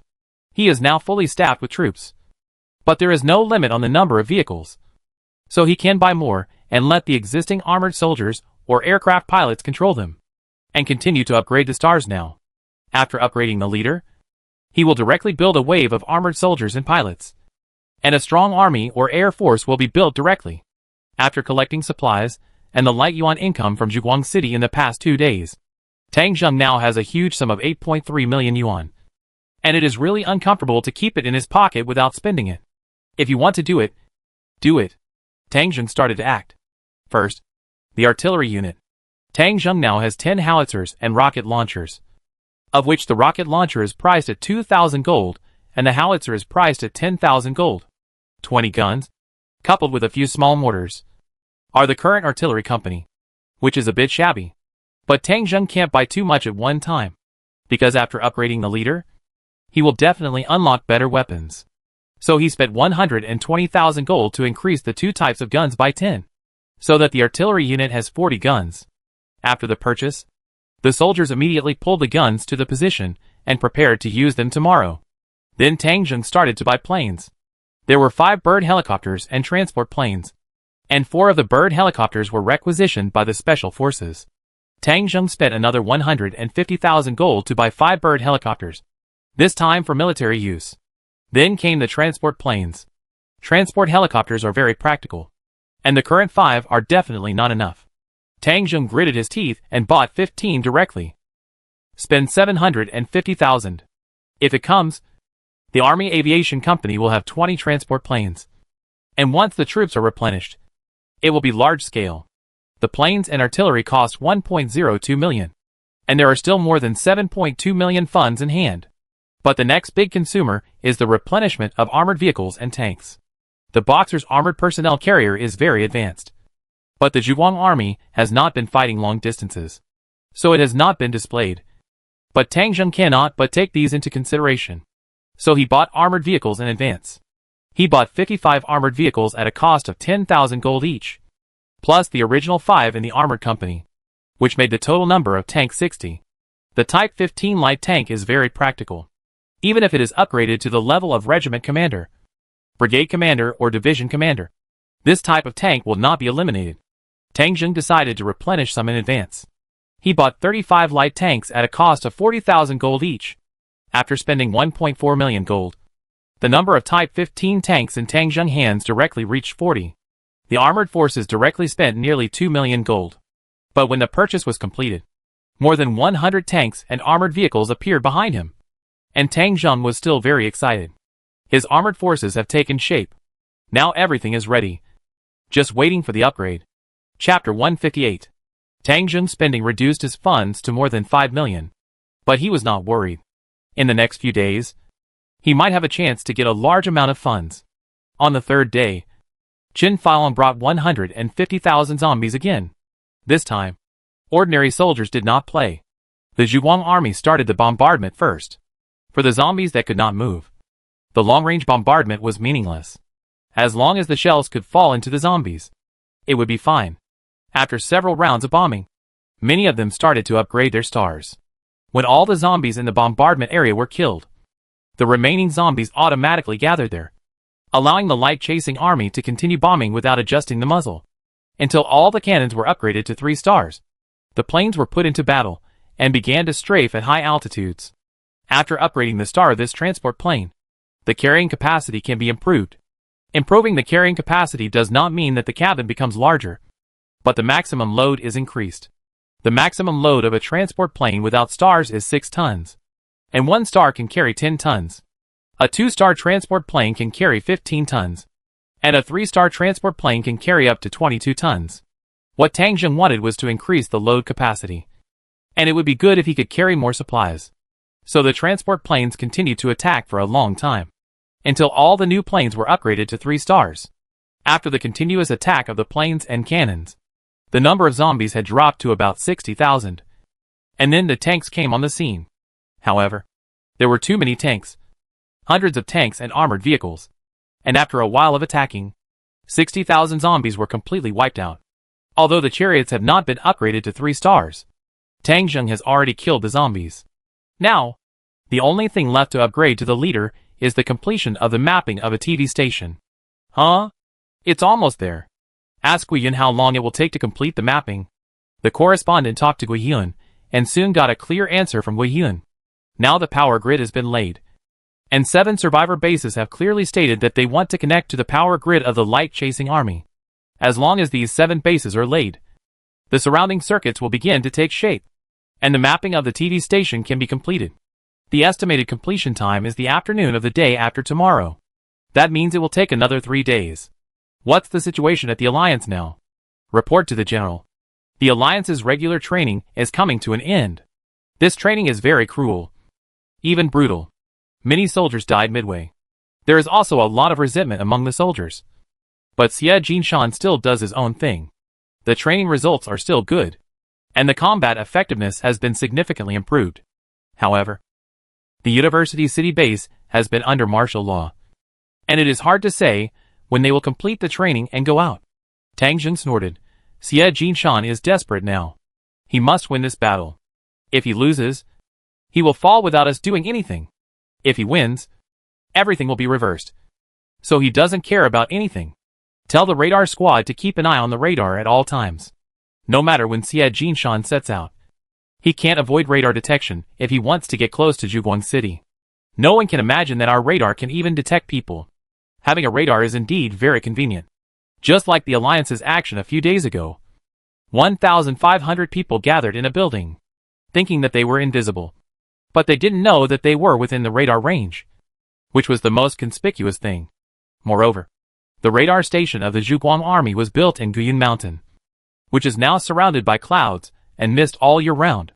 From a distance, the top of the mountain is just a piece of smoke and clouds. Others should not know that there is a radar station there. These are the advantages of the Zhuguang army, which are still unknown, since the alliance has not yet launched. Tang Zheng is not in a hurry, and he still needs a few days, because Tang Zheng had set his sights on the jewelry store at the northernmost end of Qingchuan County. There were many jewelry stores in a county. If Tang Zheng was given a month, he could recapture the entire Qingchuan County and take down all the jewelry stores there. But now there were only 3 days left, so he would be thankful if he could take down one of them. In the following time, Tang Zheng did not let the troops continue to wait passively. Even without Chen Filong summoning zombies, the troops had a very strong combat capability. For a 4-star soldier, hundreds of training rounds were refreshed every day. Wouldn't it be a waste if they were not used up? Before noon, Tang Zheng dispatched troops to attack Qingchuan County. The corpses in the rear were still burning, and the troops in the front had already penetrated into the city and began to advance in a carpet-like manner. Although there were 5 million zombies in Qingchuan, 450,000 had been cleared in the north in 3 days, and a fairly good foundation had been established. Next, just fight forward in one direction, and don't expand the scale of the battle indefinitely. On the first day, 50,000 zombies were annihilated.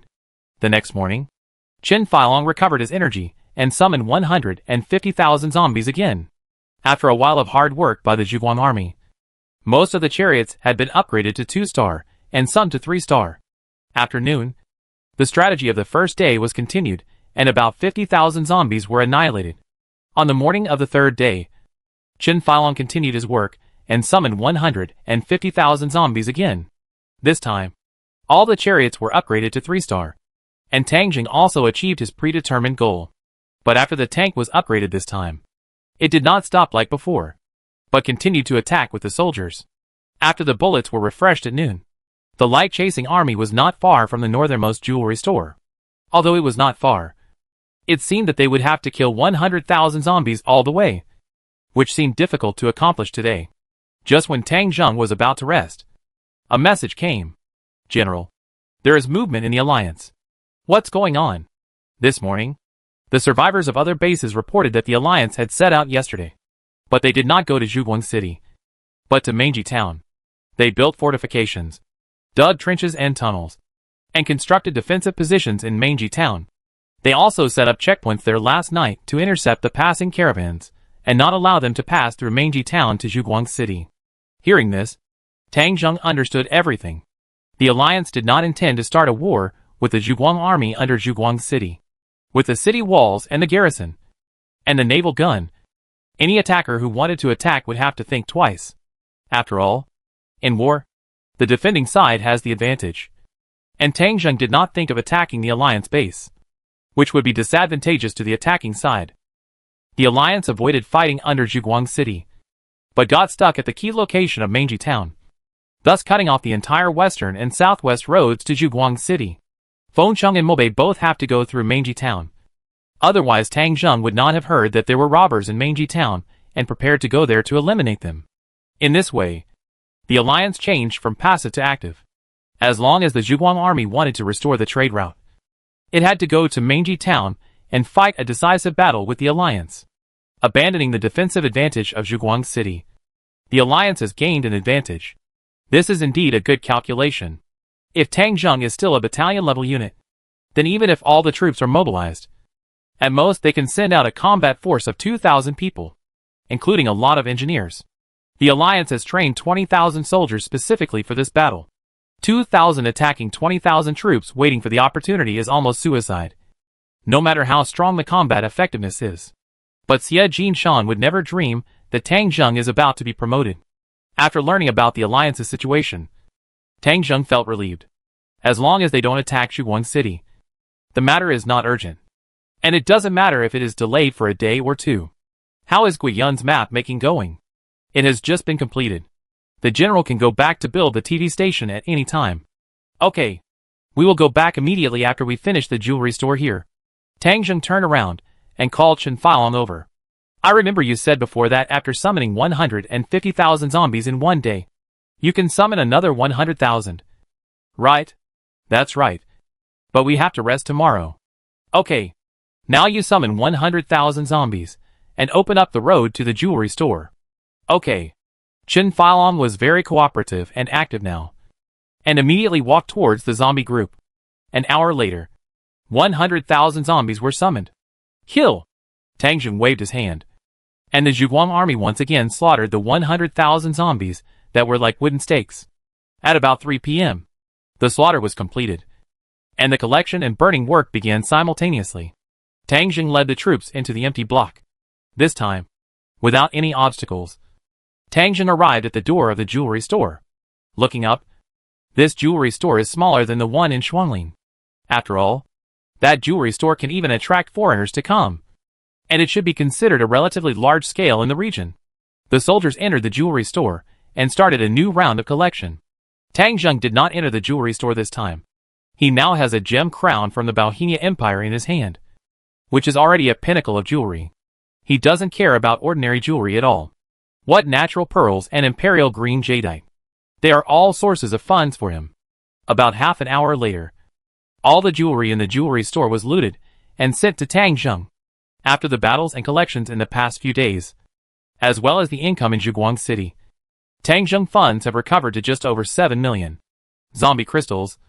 He has even stored nearly 8,000 pieces. This pile of jewelry. Tang Jing directly exchanged them. Congratulations to the general. You have 12880,510 gold. With the funds here, the amount of money in Tang Jing hands increased again, and the total amount just exceeded 10 million. This is a huge sum of money that Tang Jing has never seen since the establishment of the army. Money is the confidence and the source of confidence. If it weren't for the war, Tang Jing would even want to stay here for a while and take back Qingchuan and even Shuangling completely before winter comes. But that would take too long, and Tang Jing can't wait any longer. This time, the funds exceeded 10 million. The whole army was upgraded, and more than 8,000 crystals were collected, which can be said to be a great harvest. Tang Jing boarded the plane first, ready to return to Zhuguang City to build a TV station. Chapter 159. Tang Jing left by plane, and the troops behind followed one after another. Although many helicopters did not have pilots, the scouts in the army also knew how to fly the plane, but they were not as good as professional pilots. All the bird helicopters followed to the sky to protect the general's departure, and on the transport helicopter, many troops of the field company followed on board. This transport plane can carry 46 soldiers, and a platoon of the Zhuguang army has 45 people. 20 transport planes can carry 900 people away, almost enough to take away all the people here. However, many people have to stay behind to drive, and there are armored vehicles and tanks and cannons here. The soldiers hung the cannons on the vehicles, and then loaded some supplies collected along the way. The main supplies are food. With the arrival of survivors in Zhuguang City, the city is now quite crowded, almost overcrowded. More than 100,000 people live on every square kilometer of land, which is a very scary number. Fortunately, when the city was first built, there were almost no large bungalows and ordinary residential buildings. After all, it was the end of the world, and having a place to live was good enough. So the residential buildings here are almost all 30 square meter apartment-style houses. There are bedrooms, bathrooms, and open kitchens, which are enough. So the number of people living in the residential buildings in Zhuguang City is quite large. There are 7 floors above ground and a basement. Each residential building has more than 1,000 people living in it.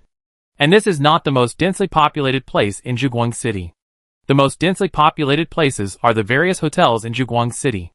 The hotel rooms are all 20 square meters with 2 beds and a bathroom. Usually, the mercenaries and adventurers live in the hotel rooms. And the density of people is even greater. With more people, the food needed is also greatly increased. Zhuguang City is not short of fresh water, but the food crisis has begun to emerge. Tang Jing Resource Recycling Station collects a lot of things every day, but the food collected is the least. Many of these life-saving things are privately kept by the survivors, and are not put on the market for the middlemen to make a profit. So Tang Jing told the Zhuguang army that when they went out, they could leave other things behind, but they must take away any food they saw. A part of Qingchuan County had just been conquered, and it was in the stage of land reclamation, so the resources were still quite rich.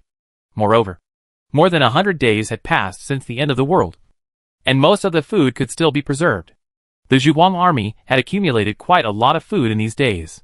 Armored personnel carriers and helicopter transport planes were now directly transformed into food transport teams, loading all the food. Even the tanks had trailers attached, loaded with a lot of food. In addition to food, there is another commodity, and a lot of it was collected this time. That is televisions. The TV station was about to be built, and the collection of televisions had actually started a long time ago. But there had been no large-scale operations, and the number collected was not large. When he came this time, Tang Zheng gave a statement, and tens of thousands of televisions were collected. These televisions were specially loaded in several helicopters and left with a large army. Many soldiers directly became drivers and drove away in armored vehicles and tanks. Helicopters also took off and returned to Zhuguang City. Tang Zheng helicopter landed on the rooftop of the official residence, and then he took the elevator down to the lobby on the first floor, where Gui Hyun was already waiting. General, I have fulfilled my mission. The TV station's map is complete. Tang Zheng took the blueprint from Gui Hyun and was very excited. After completing the construction of this blueprint, he can be promoted to the head of the group. The end of the world began in early July, and now it is mid-October. More than 100 days. During this period of time, Tang Zheng has been happy, but also hard-working. And in Tang Zheng's opinion, platoon leader, company commander, or even battalion commander are not considered senior officers. Only when you are promoted to the stage of regiment commander, you can be considered a senior officer. Suppressing his excitement, Tang Zheng used the TV station's blueprint. TV station. The price is 300,000 gold. This price is satisfactory to Tang Zheng. Slightly cheaper than the bank and the printing factory. Are there any places on the east bank of Fengming River that are still reserved? Yes, General. The bank to the east has not been opened to the survivors. Just to reserve some space for you. Tang Zheng nodded. He also knew that the Zhuguang army was in urgent need of land, and the city was overcrowded. He still kept a piece of land, which made many people dissatisfied. The current Ministry of the Interior has approached him several times, hoping to open the area on the east bank of Fengming River. Tang Zheng felt that this Ministry of the Interior was only average. In fact, this group of survivors was not bad and worked hard. Since everything was just built, and there was supervision by the Zhuguang army, corruption rarely occurred. But after all, they are composed of survivors. Tang Zheng feels that it is not very convenient to use them. At least, there is no way to tell them some core things. The same is true for the Public Security Bureau. The current head of the Public Security Bureau is very terrified when he sees him. But his workability is still a little insufficient. At least the people in his Public Security Bureau did not find the Fengming River where the insiders gathered last time. I hope that after being promoted to the head of the group this time, Tang Zheng's subordinates will have enough talents in various aspects, and take over these important tasks when they find an opportunity. Together with Gui Hyun, we came to the east bank of Fengming River, the southeast corner of the city. This is the area reserved by Tang Zheng for the construction of the TV station. Now the sky has gradually darkened. Tang Zheng came to the regional center and bought the TV station. 300,000 funds were spent, and the layout was completed. The wide and flat yard, the magnificent office building, and the tall signal tower all appeared in an instant. The power grid lines outside have been laid, and high-voltage power towers are erected in the wilderness, all the way into Zhuguang City. Under the ground of Zhuguang City, countless underground optical cables have been laid, and the infrastructure work has been done very solidly. The TV station has been completed, and it has also brought its own 30 staff members. Most of them are technicians, and there is only one leader, a young man named Li Shuqiang, who is the director of the TV station. This is a non-staff member of the Zhuguang army, and he is infinitely loyal to Tang Zheng. After appearing, he respectfully greeted Tang Zheng and then introduced the situation of the TV station. General, our TV station is currently connected to 7 surrounding survival bases, but this does not include any of the 12 alliance bases. Our signal coverage is actually very large. If it was before the end of the world, the whole country could watch our programs. But now it is not possible.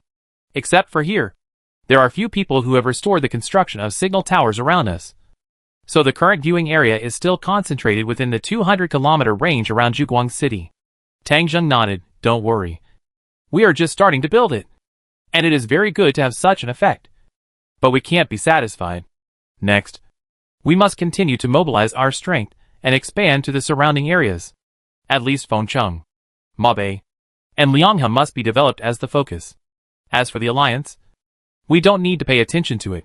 It won't be long before they will beg us to connect the TV line. Understood? Patting Li Shuqian on the shoulder, Tang Jing said earnestly, the TV station is our mouthpiece, and the content it broadcasts must be in line with our interests. I don't care what you broadcast at ordinary times.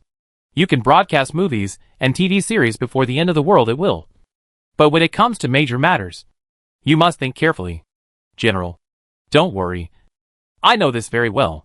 I will always put the interests of our Zhuguang army first. If I don't do well, you can dismiss me or even shoot me. Not really. Work hard. However, televisions are not yet popular in every household. Televisions will be launched on the market tomorrow. After 10 days or so, your TV station will be very popular. Thank you, General. I will start recruiting employees tomorrow. Okay.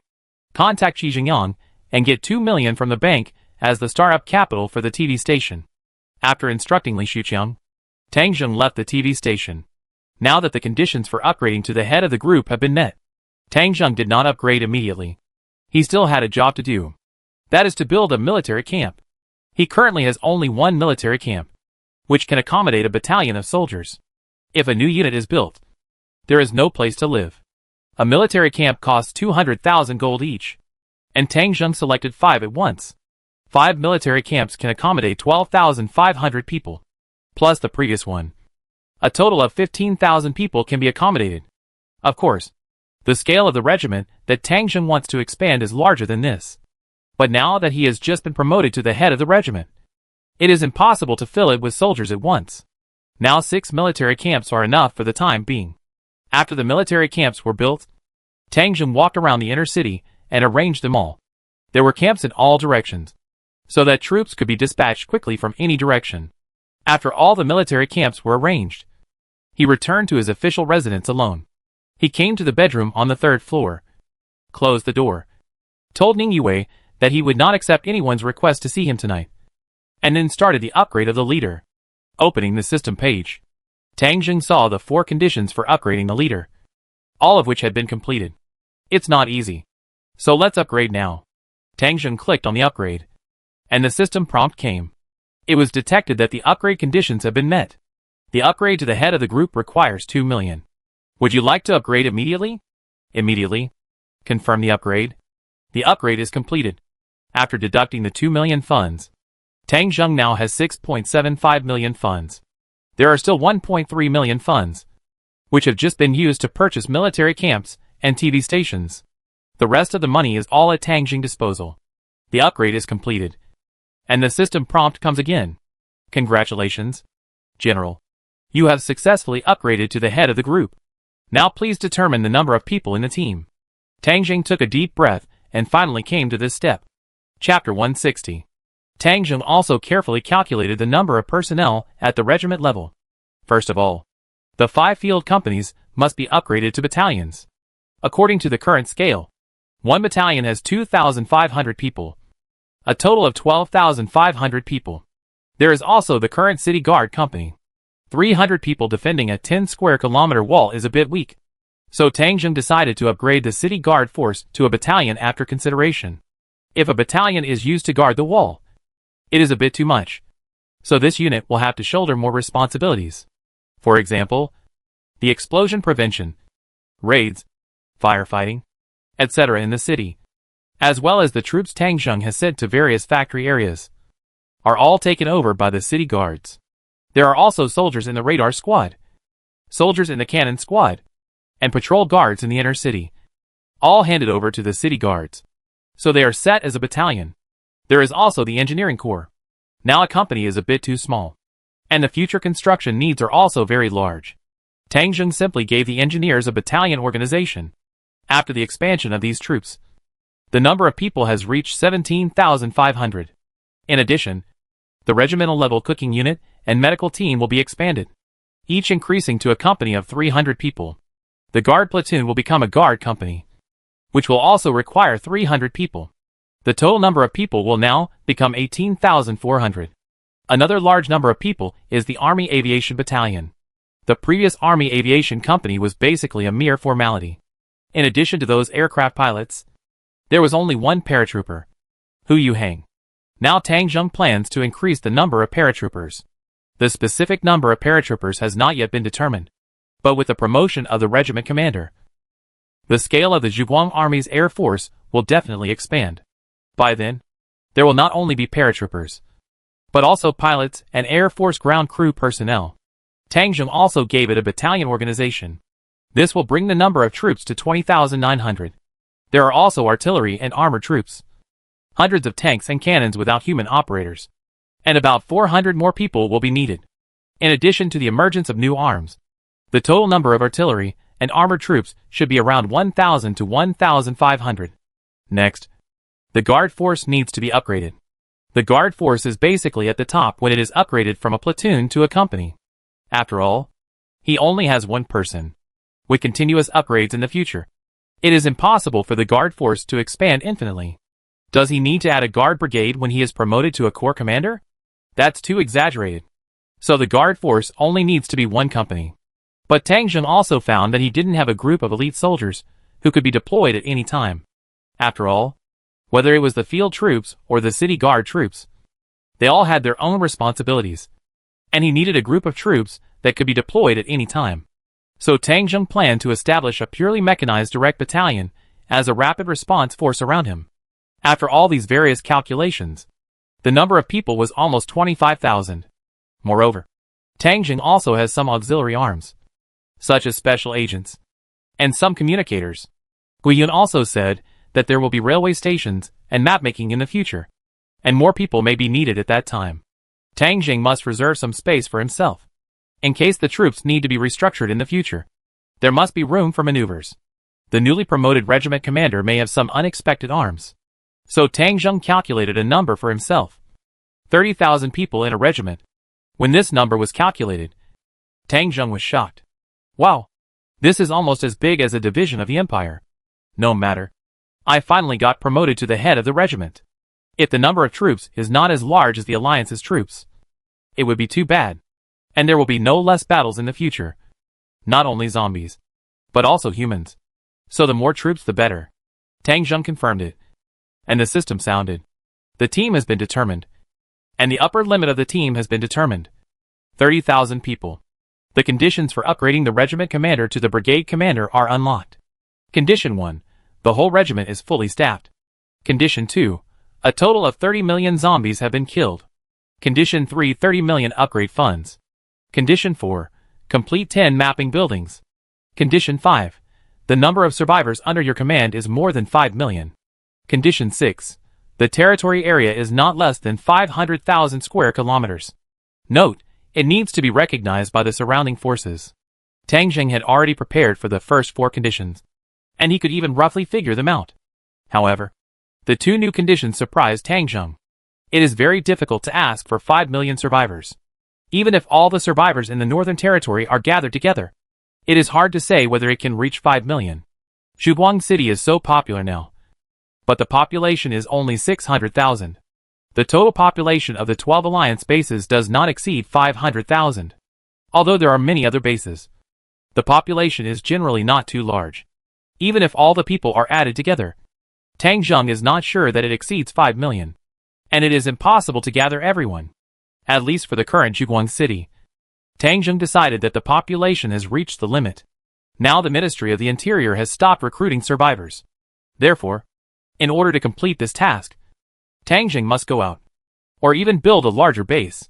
However, Zhuguang City has just been established, and it is impossible to go out for a while. So don't even think about it for the time being. The 6th condition is even more harsh. And the territory area must not be less than 500,000 square kilometers. Hanwei is indeed very large, with an area of more than 30 million square kilometers. But what does that have to do with Tang Zheng? At least for now. Only the 10 square kilometers at the foot of Zhuguang City belong to him. And he will not give it up even if the Empire comes. But this is also caused by the environment of the end of the world. All the survivors are doing this. They cannot survive without a survival base. But occupying 500,000 square kilometers is different. At least when the Empire is still there. This is the behavior of a warlord. Moreover, this occupation needs to be recognized by other surrounding forces, which is even more difficult. Tang Zheng is not afraid of other survivor forces. But it is very difficult to get the recognition of the Empire. If you think about it, you can still succeed in getting the Empire to recognize the power of the survivors. But it is difficult for the Empire to tolerate the occupation of surrounding lands. War system. You are really a system born for war. I can't do without war. If one day I accidentally become the Emperor, it's your fault. Tang Zheng is also quite generous. With a sigh, he threw these harsh conditions aside. There must be a way out when the car reaches the mountain. Let's see what good things he has been given after being upgraded to the leader. The system page was opened. And the first thing was the equipment. Regiment leader uniform, priced at 20 gold. Railway, priced at 10 gold per meter. Note, the railway station map must be completed. 14.5mm bullet, priced at 0.5 gold. Multi-flavor military meat cans, priced at 0.1 gold.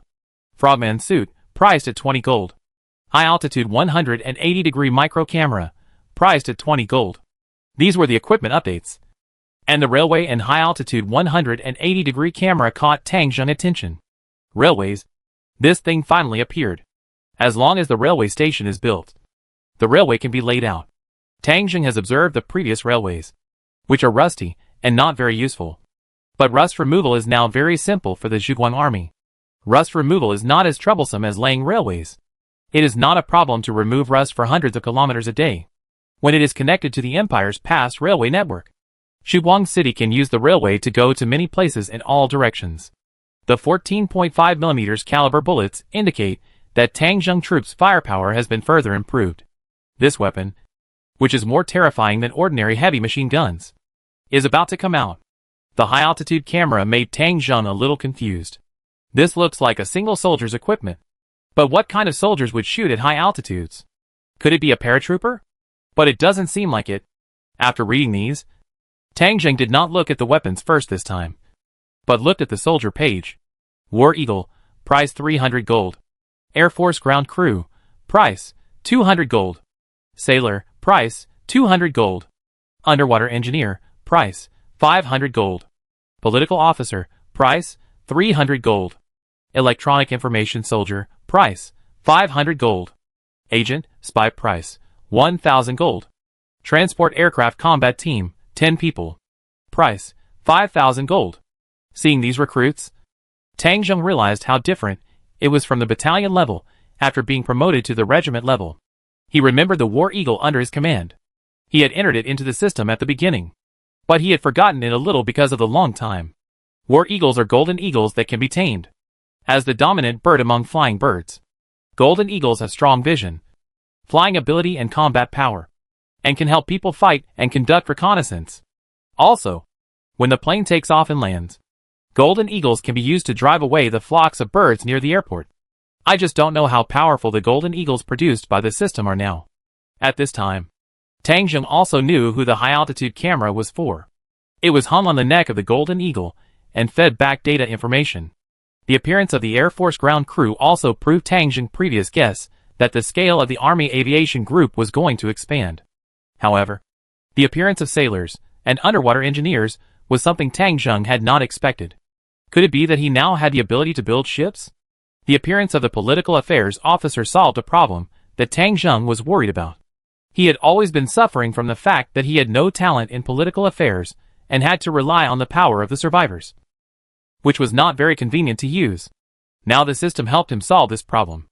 In the future, all units in Zhuguang City will be under the direct jurisdiction of their own people, and there will be no need to worry about betrayal. The emergence of electronic information soldiers indicates that the future operations of the Zhuguang army will be more modernized and intelligent. The emergence of agents means that Tang Zheng will have the ability to infiltrate in the future, and his military intelligence bureau will be formally established. As for the last transport aircraft combat group, Tang Zheng knew that it was definitely not a helicopter, because a transport aircraft combat group requires 10 people. This means that he could already manufacture large fixed-wing transport aircraft. Seeing this, Tang Zheng couldn't wait to find out what weapons and equipment he had. Chapter 161. After looking at the personnel, Tang Zheng entered the weapon page. This time, relatively few weapons appeared. Whether it was a pistol, rifle, light machine gun, or even a sniper rifle, Tang Jing equipment was at the world's advanced level, so those equipment were not refreshed this time. But there were still a few weapons that appeared. Mine, price 5 gold. 14.5mm Gatling machine gun, comes with 1,200 bullets. Priced at 3,000 gold. 105mm anti-aircraft gun, comes with 100 shells. Priced at 5,000 gold. Iron Dome anti-aircraft missile silo. It comes with 20 anti-aircraft missiles, and is priced at 100,000 gold. These 4 weapons are refreshed now. Mines are equipment that can be deployed underwater to guard against enemy ships. This also shows that the light chaser will face more different enemies in the future. This 14.5mm Gatling machine gun is what Tang Jing is most pleased with. This kind of thing is used to fight zombies, which is simply too cool, according to Tang Jing experience. Except for the 3rd level Tyrannosaurus zombie. Almost no zombie can resist the shooting of this machine gun. Even the gorilla zombies can't resist completely. They can just take a few more shots. The appearance of anti-aircraft guns is mainly aimed at humans, to defend the airspace. But Tang Jing didn't expect that there were 2 kinds of anti-aircraft weapons, and the anti-aircraft missiles of the Iron Dome were unlocked at the regiment level. The current Zhuguang city is relatively safe, but if there is a weakness, it may be air defense. At present, the weapons of the Zhuguang army include Stinger individual anti-aircraft missiles and anti-aircraft machine guns. The power of these 2 weapons can only be said to be the bottom, and they are not very practical in real air combat. The refresh of anti-aircraft guns and anti-aircraft missiles can be regarded as filling the gap in the Zhuguang army. Tang Jing knew about this Iron Dome. It can not only deal with aircraft and missiles, but also intercept rocket attacks. It is very practical, but the cost is relatively high. 100,000 gold per launch silo is definitely very high. After seeing these 3 weapons, the next one is the highlight. That is, vehicle weapons. After opening the page, there are indeed many new weapons in it. Radar electronic jammer, 3 crew members. Can emit jamming radio waves, covering an area of 150 kilometers in diameter, jamming enemy radar to make it ineffective. With automatic identification function. Price, 50,000 gold. Mine laying vehicle, 3 crew members. 1,000 mines. 10,000 mines per day. Price, 30,000 gold. M109 Paladin 155mm self-propelled howitzer, 4 crew members. Weight, 28 tons. Length, 9.1 meters. Equipped with a 155mm caliber howitzer. 40 shells. Can fire armor-piercing shells. High explosive shells. White phosphorus shells. With a maximum range of 30 kilometers. Equipped with a 12.7mm anti-aircraft machine gun. Price, 30,000 gold. 99A main battle heavy tank, 3 crew members. Total weight 55 tons. 7.6 meters long. Equipped with a 125mm smoothbore gun. 41 rounds of ammunition. Equipped with a 12.7mm anti-aircraft machine gun and a 7.62mm coaxial machine gun. The whole vehicle adopts composite armor protection. Equipped with a laser self-defense weapon system and a vehicle-mounted radar system.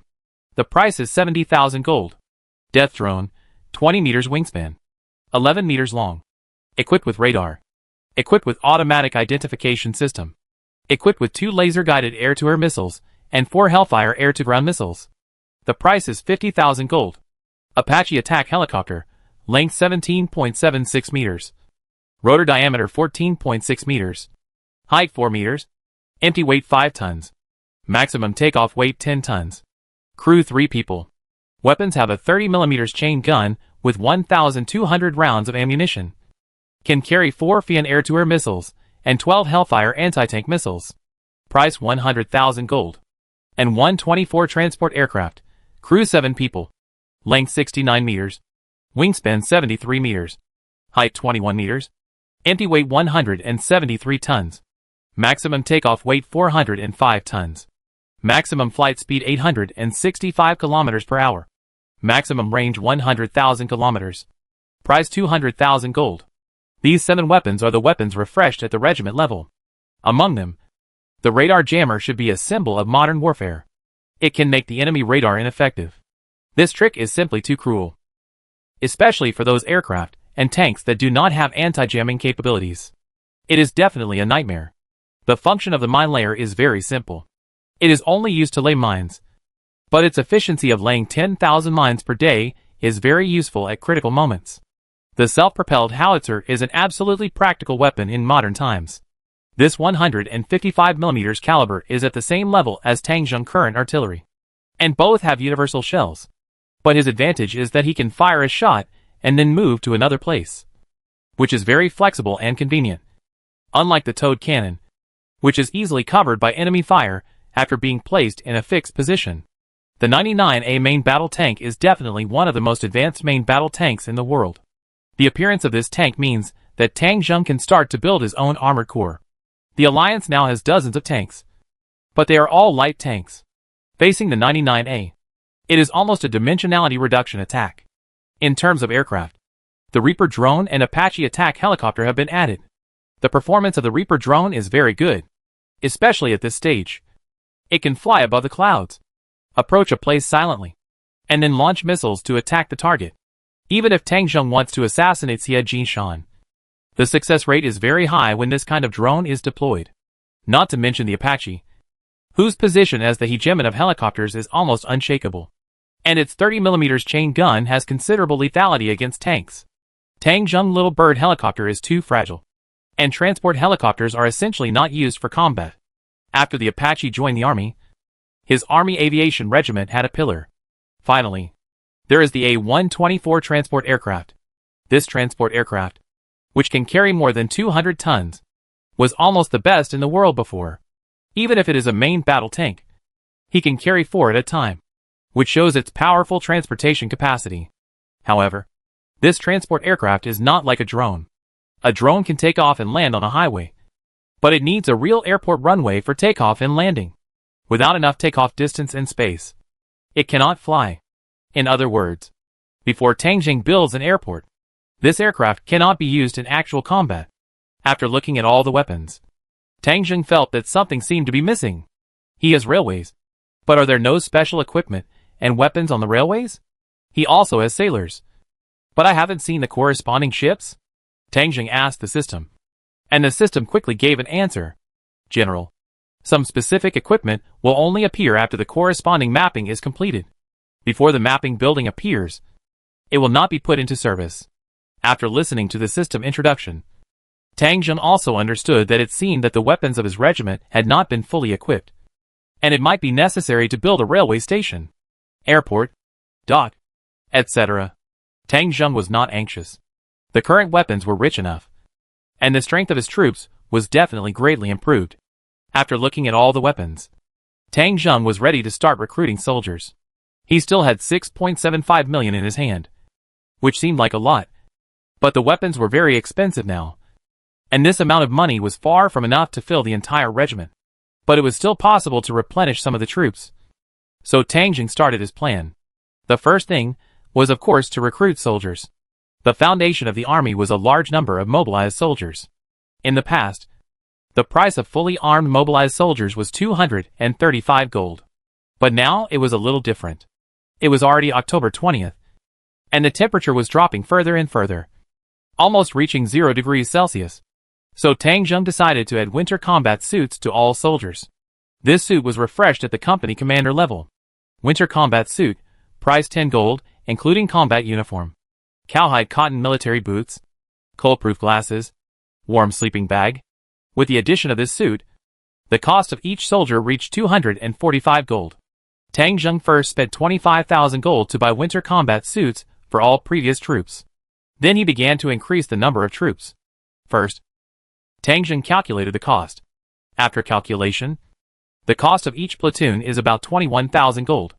This includes mobilized soldiers, light machine guns, heavy machine guns, flamethrowers, rocket launchers, military dogs, and some corresponding vehicles.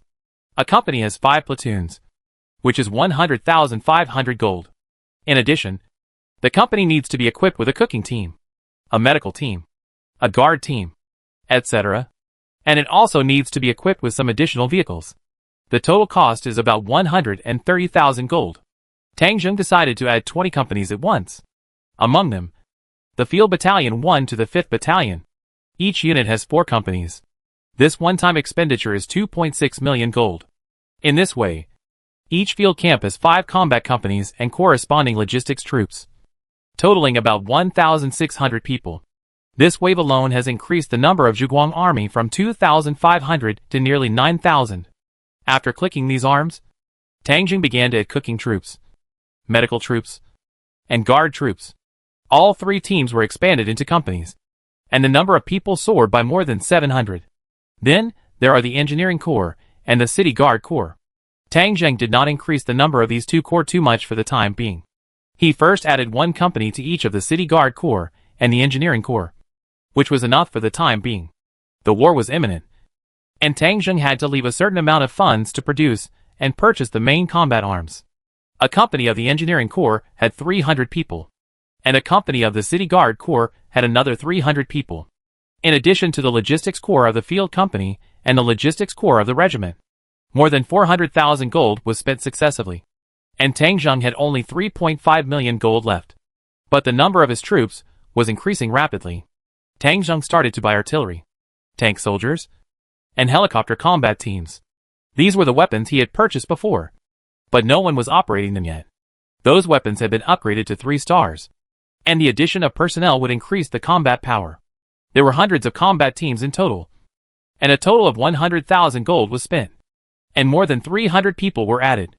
After the end, Tang Jing looked at the total number and was surprised to find that after this wave of rapid troops, before the high-tech and main combat arms were counted, the number of his troops had exceeded 10,000, reaching 10,500.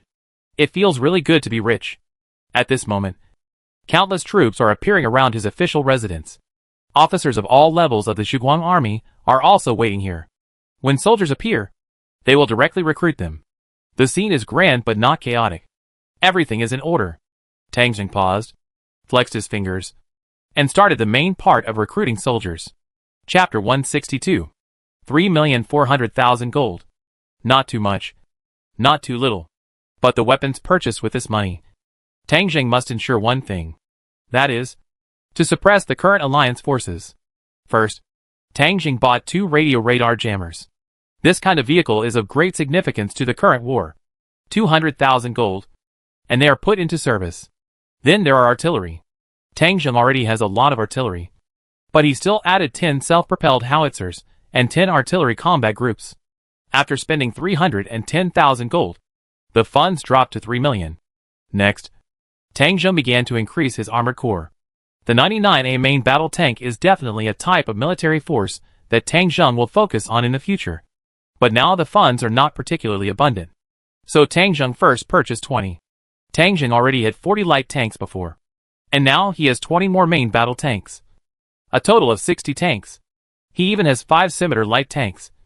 But this type of tank has weak armor protection, and is easily targeted in group combat. Tang Jing does not plan to let the scimitar tank appear this time. After these 20 main battle tanks were put into service, Tang Jing also planned to reorganize the armored forces. 60 tanks were divided into 2 armored battalions. Armored Battalion 1 and Armored Battalion 2. Each battalion had 30 tanks for the time being, and they would be expanded when funds were sufficient. 20 main battle tanks cost 1.4 million gold, and armored soldiers cost 1.43 million gold. There was still 1.5 million gold left, and Tang Jing considered it, and decided to buy another 10 Apache helicopter gunships. After looking at all the arms, the Apache helicopter gunship is definitely the strongest strike force at this stage. This type of aircraft can even withstand the direct fire of anti-aircraft machine guns. Ordinary individual missiles are difficult to cause fatal damage. It can definitely be called the Sky Overlord level. If there is an aircraft that can fight him, then it is only his own Reaper drone. 10 armed helicopters are enlisted, equipped with helicopter combat teams. 1.03 million. There are more than 400,000 funds. Tang Jing thought about it, and equipped 2 more Reaper drones. 100,000 gold. For the remaining more than 300,000 gold, Tang Jing will no longer buy high-end weapons. He needs money for other places. He planned to equip the troops with Gatling guns first. However, the troops to be equipped would be his own troops. Tang Jing planned to build the troops into a battalion, but now he was short of funds, so he could only buy a few people. Tang Jing bought 200 mobilized soldiers and sent them to other troops, replacing 200 4-star mobilized soldiers. Then he requisitioned 100 Willis jeeps from the troops and let the 200 mobilized soldiers get on board. Each vehicle was equipped with a Gatling gun. These troops are the prototypes of the direct troops, including the mobilized soldiers and machine guns. A total of more than 100,000 yuan was spent. There were about 230,000 yuan left. So Tang Zheng didn't plan to spend much and kept it as a strategic reserve for this time. But there was another type of soldier that Tang Zheng wanted to buy and see. That was the War Eagle. Tang Zheng was still looking forward to this kind of Sky Raptor overlord. 300 gold each was very cheap. So Tang Zheng clicked on one first and listed it as a priority purchase. Soon, a huge golden eagle appeared in Tang Zheng's room. Tang Zheng had seen the animal world before. Although the golden eagle was not small, it was definitely not as big as the one in front of him. Standing there, it was almost 1 meter tall, with its wings folded, and its body looked a little round. Its gray-yellow feathers, sharp eagle eyes, huge beak and claws all showed its powerful fighting power. Tang Zheng liked it more and more, and squatted in front of the War Eagle.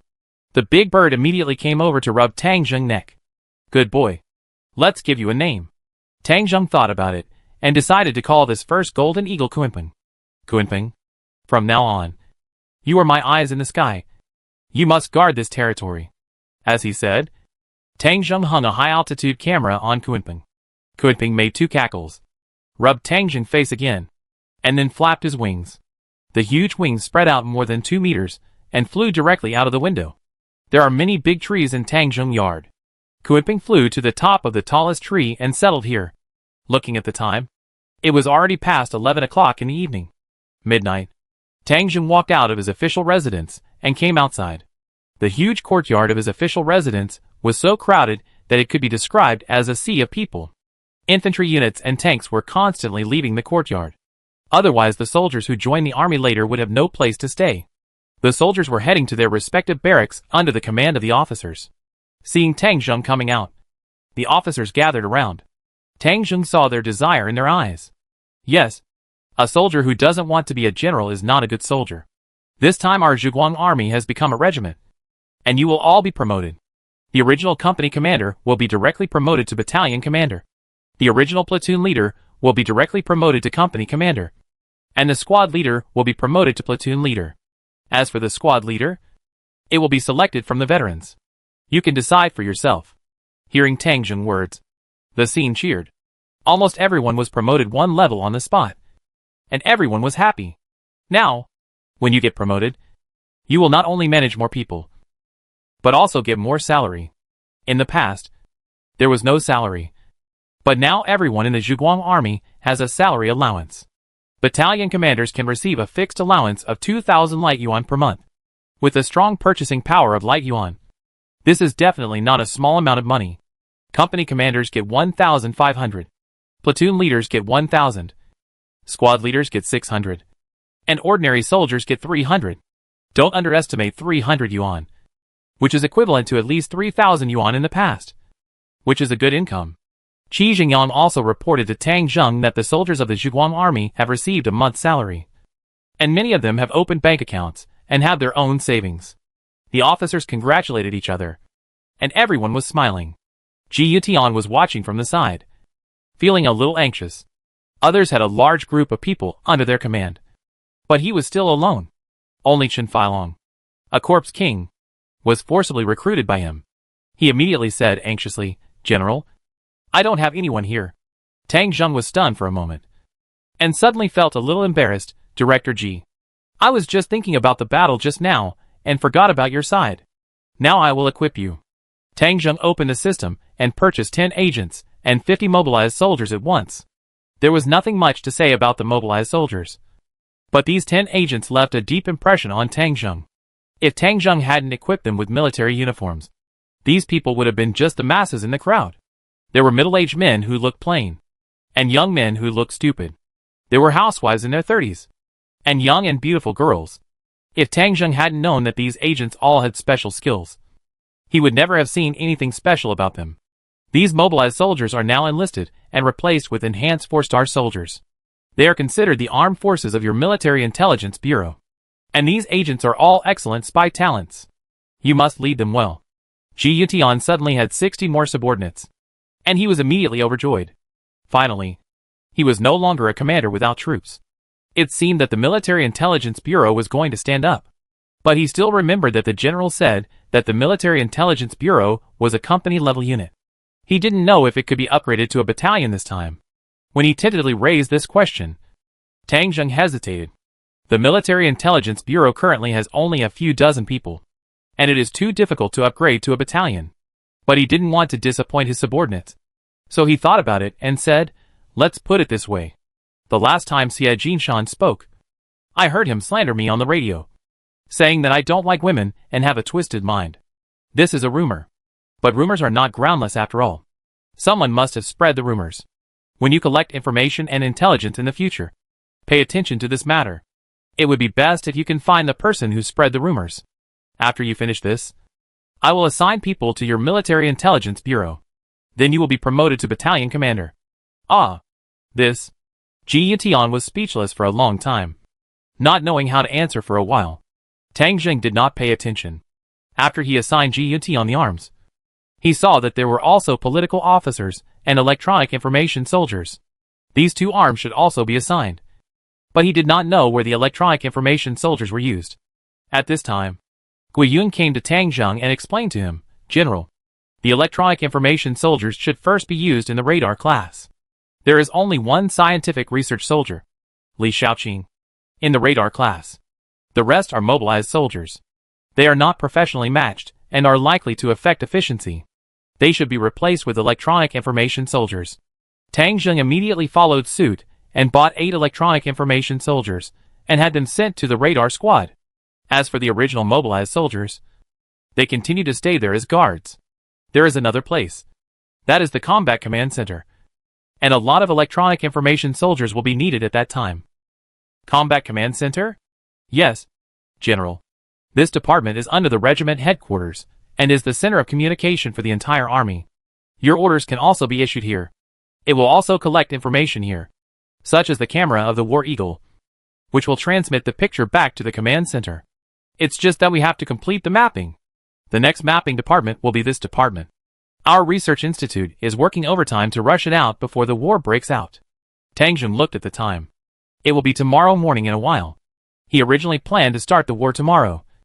But now the new recruits have just joined the army and need a day to adapt. It doesn't matter if the war starts the day after tomorrow.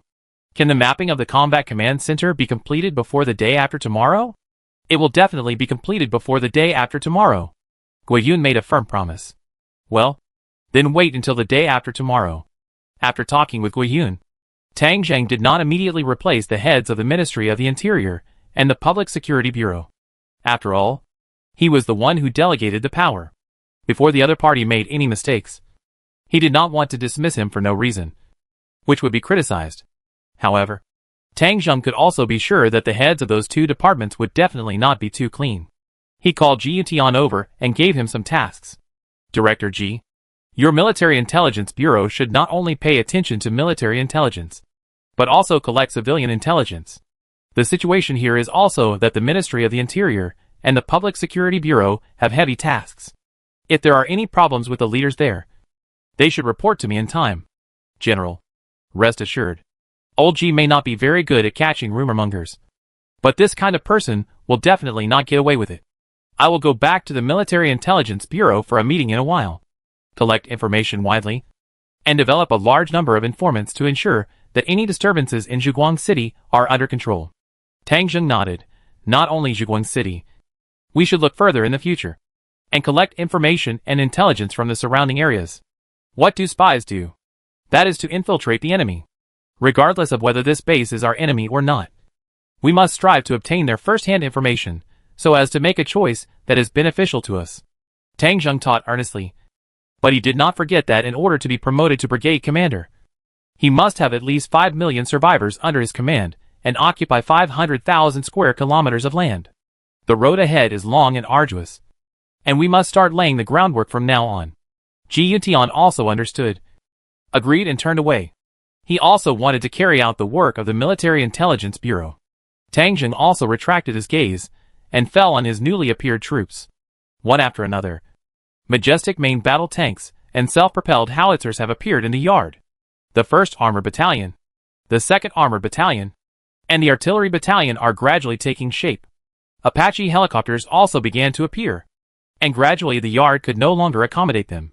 At this moment, it was already late at night, and Tangjung troops had exceeded 10,000 people, reaching more than 11,000 people. Tangjung now has the prototype of a warlord. But in the land of the Northern Territory, Tangjung still has one last stumbling block. That is, the Northern Territory Alliance. Chapter 163. Big Smart, Little Pretty. Catch it. Tangjung held a round plastic plate in his hand and threw it away. Big Smart and Little Pretty immediately ran to chase the plate. In the air, Kuiping also flew down from the tree like lightning, folded his wings, and headed straight for the plate. The two dogs and a huge golden eagle all wanted to catch the plate first, and then exchange it with Tangjung for his mutant beef jerky. When they were about 30 meters away from the edge of the pool, Dekaming and Kuiping approached the plate at the same time, and it was still unclear who would grab it first. Splash! The water in the pool was rolling, and a huge tentacle broke through the air and grabbed the plastic plate. Dekaming braked urgently, and his dog legs left 4 grooves on the beach, almost hitting Tongtong's mouth. Kuiping also rose urgently, flew over Tongtong's head, and after returning to the treetops, he quacked at Tang Tang in dissatisfaction. Tang Tang grabbed the sucker and happily went ashore. This guy had grown to almost 25 meters in length, with 8 tentacles spread out, and he crawled to Tangjung's side in a big lump. The chrysanthemum-like mouth parts opened, and the sharp teeth inside glittered. Tangjung looked at the mouth that was like a yard gate, and then looked at the beef jerky in his hand, sighed helplessly, and threw a handful of beef jerky in.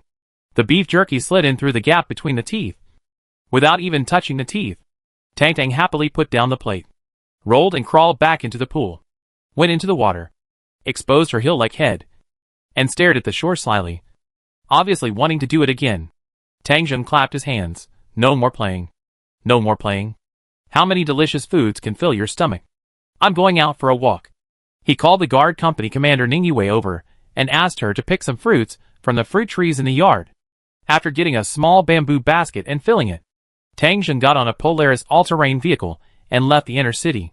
Going out of the southwest gate, he came directly to the courtyard where his father and his friends were in the outer city. After the expansion of the city guards, there was an extra squad of soldiers guarding here. Seeing Tangjung coming, they immediately saluted. Tangjung nodded and walked in through the courtyard gate. After entering the door, Tangjung saw his father drying cabbage in the yard. Dad, where did you get the cabbage? Tang Yushan smiled when he saw Tangjung coming in. I bought it in the market. An adventurer team found a vegetable field, dug out the cabbage in it, and sold it to the vendors in the market. Many people rushed to buy it. I squeezed for a long time before I got 20 cabbages. They are 1.5 cents per pound. They are fresh. Let Shuqiu make some dumplings for you to eat in the evening. Su Jingqiu, who was busy with his father, also spoke up. Yes, Brother Tang. You have been here less these days. I see that you have lost some weight. Eat something delicious to replenish your body. Okay, let's eat dumplings. Here, you can try these fruits. This is the last batch this year. If you want to eat them again, you will have to wait until next year. You can take some and I will take a few more for Nini. Ningyue took the basket of fruits over, and Su Jingqiu took it and went to the kitchen to wash it.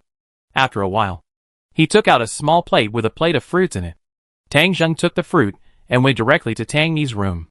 He was going to fight tomorrow, and today was a rare day off. Tangjung also wanted to relax his mind, so he came to spend a day with his family. When he arrived at Tang Ni's door, he heard a burst of laughter inside. Tangjung coughed and waited for a few seconds. There was a commotion inside. After it calmed down, he pushed the door open and entered. When he entered the room, the 4 girls, including Tang and I, had red faces. Obviously they had just exercised. Several people were wearing dance training clothes, probably practicing dancing. The other 3 girls were Tang Ni's best friends, rescued by Tang Zheng from Fengcheng Dance Academy. Now they play with Tang and I every day, and go back to their community at night. Tang Zheng is familiar with them, and said with a smile, practicing dance? When do you plan to perform on stage? Putting down the fruit, Tang Zheng sat casually on a chair on the side. A bold girl took the initiative to say, Brother Tang Zheng, it depends on when you will give us a chance to perform? Tang Zheng thought for a moment. Shuguang City really needs to be lively. But it's not possible now. The interior of Zhuguang Grand Theater has not been completed yet. And the date is not suitable. Tang and I couldn't help it, brother. Let's hold a New Year's Eve party. I heard from Sister Xiao Dilly that the TV station has been established. Dad came back this morning and said that he saw someone selling TV sets. We should hold a party to enrich everyone's spare time. Yes. Yes. We will have a chance to show off our skills then. Tang Jing saw the girls chattering and laughed. Okay. Let's do as you said. We will hold a party on the last day of December. But you guys must perform well, and don't let me down. Yes. General Tang. The girls agreed in a funny way. And then laughed. At this time, Tang Zheng noticed that Tang and I was holding a white scarf in her hand. He vaguely saw his name, and immediately said, Nini. What are you holding? Show me. Ah. This is not finished yet. Several girls wanted to protect it. Tang Zheng immediately pretended to be serious.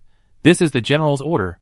It must be said that Tang Zheng's habit of giving orders has been deeply rooted in his bones. Even if it is pretended, it is quite majestic. Tang and I and the others did not dare to refuse, and handed the scarf to Tang Zheng reluctantly. Tang Zheng took it, and found that it was a pure hand-woven scarf. The scarf is white with dark patterns, and the workmanship is very good. There are also a few words embroidered on it. There is love in the world, and I love Tang Zheng the most. Another important point is that these 8 words look different, as if they were not made by the same person. Obviously, this was made by the 4 girls in front of him. Tang Zheng smiled. Is this for me? Tang and I and the others nodded in unison. Yes. But it's not finished yet. Not finished yet? It looks pretty to me. A girl added. We also plan to embroider the 4 spirits of heaven on the 4 corners. Yes. Yes. Azure Dragon. White Tiger. Vermilion Bird. Black Tortoise. Do you know these 4 mythical beasts? Brother Tang Zheng? Tang Zheng nodded. I've heard of them. Then you must know that these 4 mythical beasts are very majestic. When they are surrounded like this, the image of Black Tortoise will be on the chest. A big turtle. Tang Zheng suddenly waved his hand. Stop. No need to add unnecessary details. I think this is good. Simple and elegant. Tang Zheng stood up directly without taking off his scarf. Since it is given to me, I will take it away. Ning Yue. Give 2 fruits to each of the children. Give each of them 500 yuan. Let them buy some small things. I'm leaving first. After leaving the room where my sister was, the girls inside were still complaining to each other, saying that the unfinished scarf was taken away by brother Tang Zheng. In the evening, Tang Zheng, his father, sister, Su Jingqiu, Xiao Dilly and others had a meal of dumplings stuffed with pork and cabbage. During the meal, everyone discussed the TV station enthusiastically. Tang Zheng, you did a good job on this matter. Everyone can watch it on TV. Recently, I met some fellow villagers when I went out, and they all gave me a thumbs up. Tang Yushan's face was full of red when he spoke, and he was obviously pleased with his son's ability. His fellow villagers all followed Tang Zheng from Tailai Town to Zhuguang City, and now they have already regarded this place as their home, and they are the earliest residents in the city. Little Dilly also bit her chopsticks and said, I also want to buy a TV. But I have to apply for a job at a TV station first. After I become a reporter at a TV station, I will have a salary, and then I can afford it. Hearing the salary, Tang Yushan said, Son, we old people don't have much ability to work. Shouldn't we give you some salary now to ensure basic living? Tang Zheng put down his chopsticks. I have already made a plan for this. The Ministry of the Interior is making cards. Every official resident of Zhuguang City will have one. Everyone's monthly salary will be directly deposited into the card by the bank. Elderly people who are unable to work will have a fixed living allowance of 100 guang yuan per month. And at the hospital, every resident has a medical fund of 50 yuan per month, which is also on this card. This money can basically guarantee the resident's medical expenses, but cash withdrawals are not allowed. After listening to Tang Zheng, Tang Yushan smiled. Okay. With 100 yuan and 50 yuan for medical treatment, there will be no problem. If you save a little, it will be enough. Tang and I asked again, Brother, what if the card is lost? Tang Zheng smiled. Face recognition will be online soon, and you can just scan your face when the time comes. That's great. But brother, do we minors get paid? Tang and I is not yet 18 years old, so she is a minor. Tang Zheng said with a straight face. Minors go to school. He was stunned for a moment when he said this. His school has not been built yet. But this is also in progress. The east bank of Foaming River, near the inner city, is his reserved campus. Shiguang Primary School, Middle School, High School, and University are all being built simultaneously. There is only one university, and 3 high schools, 6 middle schools, and 10 primary schools are planned to be built. But there are too many projects now, and these schools will not be put into use until next spring, and the land in the city is not enough. Tang Zheng is studying whether to expand the territory. But winter is coming, and this expansion is not easy. It seems that everything will have to wait until this battle is over. At this time, Wu Di, the communicator beside Tang Zheng, came over. General, Director Gua of the Research Institute is looking for you, and said he has something important to report. Tang Zheng stood up and said goodbye to his father and others. He knew that this was because Gui Yun had completed the mapping of the Combat Command Center. Chapter 164. Back in the inner city, Gui Yun waited at the official residence. After seeing Tang Zheng, Gui Yun immediately praised, "General, your scarf looks so good." Tang Zheng laughed. He also thought the scarf was good, although it looked a bit childish when he put it on. He could see the words "I love Tang Zheng" the most, but it didn't stop him from liking it. Gui Yun also brought the proceeds from today's light yuan exchange. As time went on, the survivors had fewer and fewer jewelry, and Tang Zheng's income began to decline. Now he could only get about 300,000 yuan a day. Today, it was a little less, more than 280,000. But this also brought Tang Zheng funds to 500,000.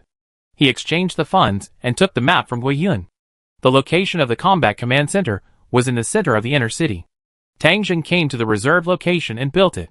Combat Command Center, price, 300,000 gold. This is a huge exhibition hall-style building. Oval, with a curved roof.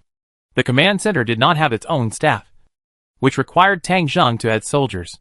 According to Gui Yun's request, Tang Zheng added 50 electronic information soldiers, and then asked the city guards to transfer a platoon of guards. After the addition, Tang Zheng entered the command center. There are already office equipment here. In the center of the exhibition hall, there is a huge radar screen.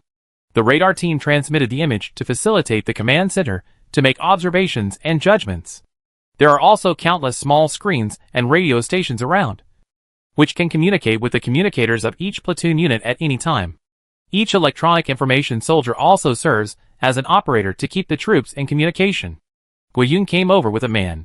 This man was Tang Zheng's first electronic information soldier, named Zhu Chen. Electronic information soldier Zhu Chen. Report to the general. Tang Zheng's practice of appointing officers is basically the first one, and he first gave Zhu Chen an official position. From now on, you will enjoy battalion-level treatment. The command center is listed as a battalion-level unit, and you are the chief of staff here. Thank you, General. Zhu Chen will definitely live up to his mission and work hard. Okay, now let's talk about our situation here. General, the command center is also a central control center. It can connect to any radar radio station on the battlefield. It can not only connect to any commander at any time through the communicator's radio station, but also connect to the vehicle-mounted or airborne radio stations of every tank, every armored vehicle, and every aircraft to grasp the battlefield situation at any time. Even the perspective of the War Eagle can be cut in here at any time. General, you can buy more War Eagles. They are our natural scouts, and can help us grasp the situation outside the radar field of view. After listening to this, Tang Zheng opened the system and directly released a wave of War Eagles. War Eagles cost 300 gold, plus the high-altitude camera. It was only 320 gold. Tang Zheng now had 200,000 gold in his hand, and directly bought 100 War Eagles, spending 32,000 gold. After the purchase was completed, Tang Zheng directly released 80 War Eagles and began to fly far away, as birds at the level of sky overlords. War Eagles have the ability to survive in the wild even in the end times. They don't even need to return to the base, and can transmit information back in the wild at any time. Tang Zheng asked Zhu Chen, what is the maximum distance that the War Eagle can transmit images? General, it is currently 3 times the radar field of view. A diameter of 900 kilometers. Not bad. Can it be expanded in the future? If the radar is upgraded, the War Eagle's detection range will also be expanded. Tang Jing calculated that the radius of 450 kilometers is not small. At least it can include Lombardy, Shuanglin, and even parts of Maubei and Lianghe into the detection range, which is enough for the time being. 80 war eagles went out for reconnaissance, and another 20 flew to the back of Tangjung residence and settled on those big trees or on Guyun Mountain. Xu Chen continued, General, the command center has been established, and the images can be transmitted to your portable system through the system. You can view any monitoring images you want to see through your radar screen. Tangjung thought it was good to hear this. With these, it would be more convenient for him to command operations. General, the command center can also control some unmanned equipment, such as drones, such as the Iron Dome missile defense system, which can command operations by electronic positioning. General, you can build the Iron Dome missile defense system, and the air defense of our base will be very stable. Tangjung looked at the money in his hand. There were still hundreds of thousands left. One Iron Dome defense system cost 100,000 gold. But he really didn't have much money for the time being. Although the war was about to start, the arsenal had already stored a considerable amount of ammunition, which was more than enough to support the war. Then build one, and build a few anti-aircraft guns at the same time. Tangjung first came to the southeast, southwest, and northeast corners of the city wall and placed 3 anti-aircraft guns, spending 30,000 gold. The 105mm anti-aircraft gun pointed high into the sky to ensure the safety of Zhuguang City's airspace. Finally, Tangjung returned to the inner city and placed an Iron Dome missile silo on the turret of the giant cannon. In this missile silo, 20 anti-aircraft missiles can be used every day, together with the naval gun. This silo has built a powerful defense system for Zhuguang City. Now there is still not enough money. If there is more money, this thing can be placed 10 or 8. And Zhuguang City's air defense will basically have no pressure. The money in hand was only more than 50,000 gold, which was basically back to the pre-liberation period. However, Chief of Staff Xu Chen of the command center was very satisfied. Now the command center has started working and has established connections with various units of the army. Every radio station, every plane, every tank, and even every war eagle. Countless small screens lit up, like a huge monitoring center. While working, Xu Chen also said, General, the monitoring system in the city should also be installed. At that time, every monitoring screen can be viewed at the Public Security Bureau or at the command center. Now some surveillance cameras have been installed in Zhuguang City, but they are all in some major intersections and have not yet been popularized. It seems that this work must be carried out as soon as possible. After setting up the command center, Tangjung's work here was basically completed. When he returned to the official residence, it was already night. Tangjung slept in a daze and woke up in the early morning. After getting up, Tangjung immediately began to mobilize the troops. Today is the day of the decisive battle with the alliance. Tangjung doesn't want to play any tricks. The other party is waiting there with great fanfare, so he will directly fight. Under his command, 2 field battalions, an armor battalion, and an artillery battalion of the Zhuguang army slowly moved out of the city. Mengji Town. Early morning. Xie Jinshan had almost not slept all night, and got up early to look in the direction of Zhuguang City. He built a large number of fortifications near the rural road on the east side of Mengji Town. This place is about 5 kilometers from the center of Mengji Town, and has always been the main road for people to travel after the end of the world. The center of Mengji Town cannot be reached because there are still more than 200,000 zombies there. If it were normal times, these 200,000 zombies would not be a big deal. With Xie Jinshan's current 20,000 troops, they could be easily eliminated with a little time. But it was not possible now. Xie Jinshan knew that Tangjung might send troops at any time, and the battle would start at any time. So he could not make trouble. Concentrating on building fortifications, not only did Xie Jinshan send 20,000 troops to the battlefield, but he also recruited 30,000 farmers from the alliance to come here to work. Of course, these 30,000 people might not have been farmers before, but Xie Jinshan didn't care. No matter what you did before, you have to work honestly for me now. No one dared to escape. Some time ago, many people were ready to flee to Zhuguang City, but they were basically caught by Xie Jinshan and shot on the spot. Now in the Survivor Alliance, except for the top leaders like them, ordinary people are not allowed to listen to the radio, and they are no longer clear about the situation in Zhuguang City. Xie Jinshan knows that such days will not last long. If he cannot defeat the Zhuguang army as soon as possible, someone may stand up and want to overthrow him, including his own parliamentarians. Xie Jinshan had been living in trepidation. It was not until he finished today's construction that he felt that the initiative was back in his hands. The 3-kilometer-long defense position had completely blocked the Zhuguang army's way here. Deep trenches were dug out, crisscrossing. Countless sandbags were piled up to form walls. Xie Jinshan set up 3 lines of defense, 1 kilometer apart. Machine guns were set up at various key locations, and the buildings on the edge of the surrounding towns were also used by him as commanding heights. As for the key headquarters and artillery positions, he set them up on the edge of the town. This is a foothill, and he had people dig a cave on the side of the mountain as his temporary command location.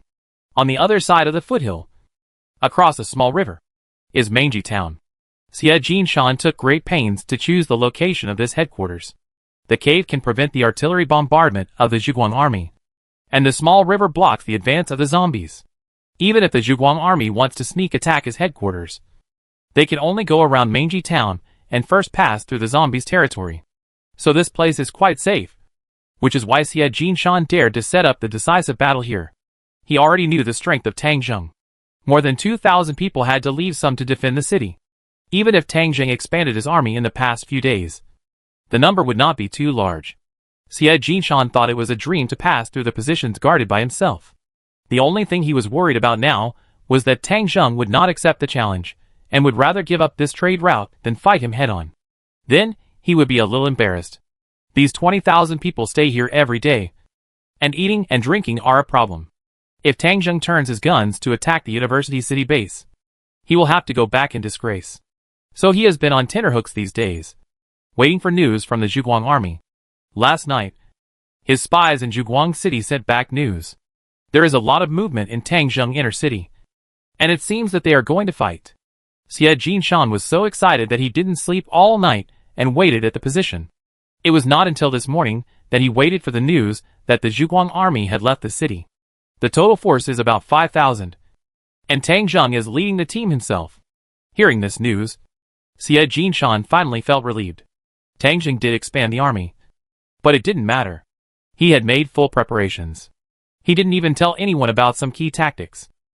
As long as Tang Zheng dares to come, he will never come back. Xie Jinshan stood outside the cave, stretched his arms, and looked up at the sky. After this battle, he will be like the huge mutant bird in the sky, flying freely. Chapter 165. Tang Zheng sat in the Hummer, and the troops rumbled forward beside him. His field troops no longer had to walk, and all got on the vehicles. After he established the armored battalion, the armored vehicles under his command were assigned to the field troops. 2 armored vehicles can carry a platoon of soldiers. There were also military trucks accompanying them, and some soldiers with heavy firepower rode military trucks. For example, flamethrower soldiers, heavy machine gun combat teams, etc.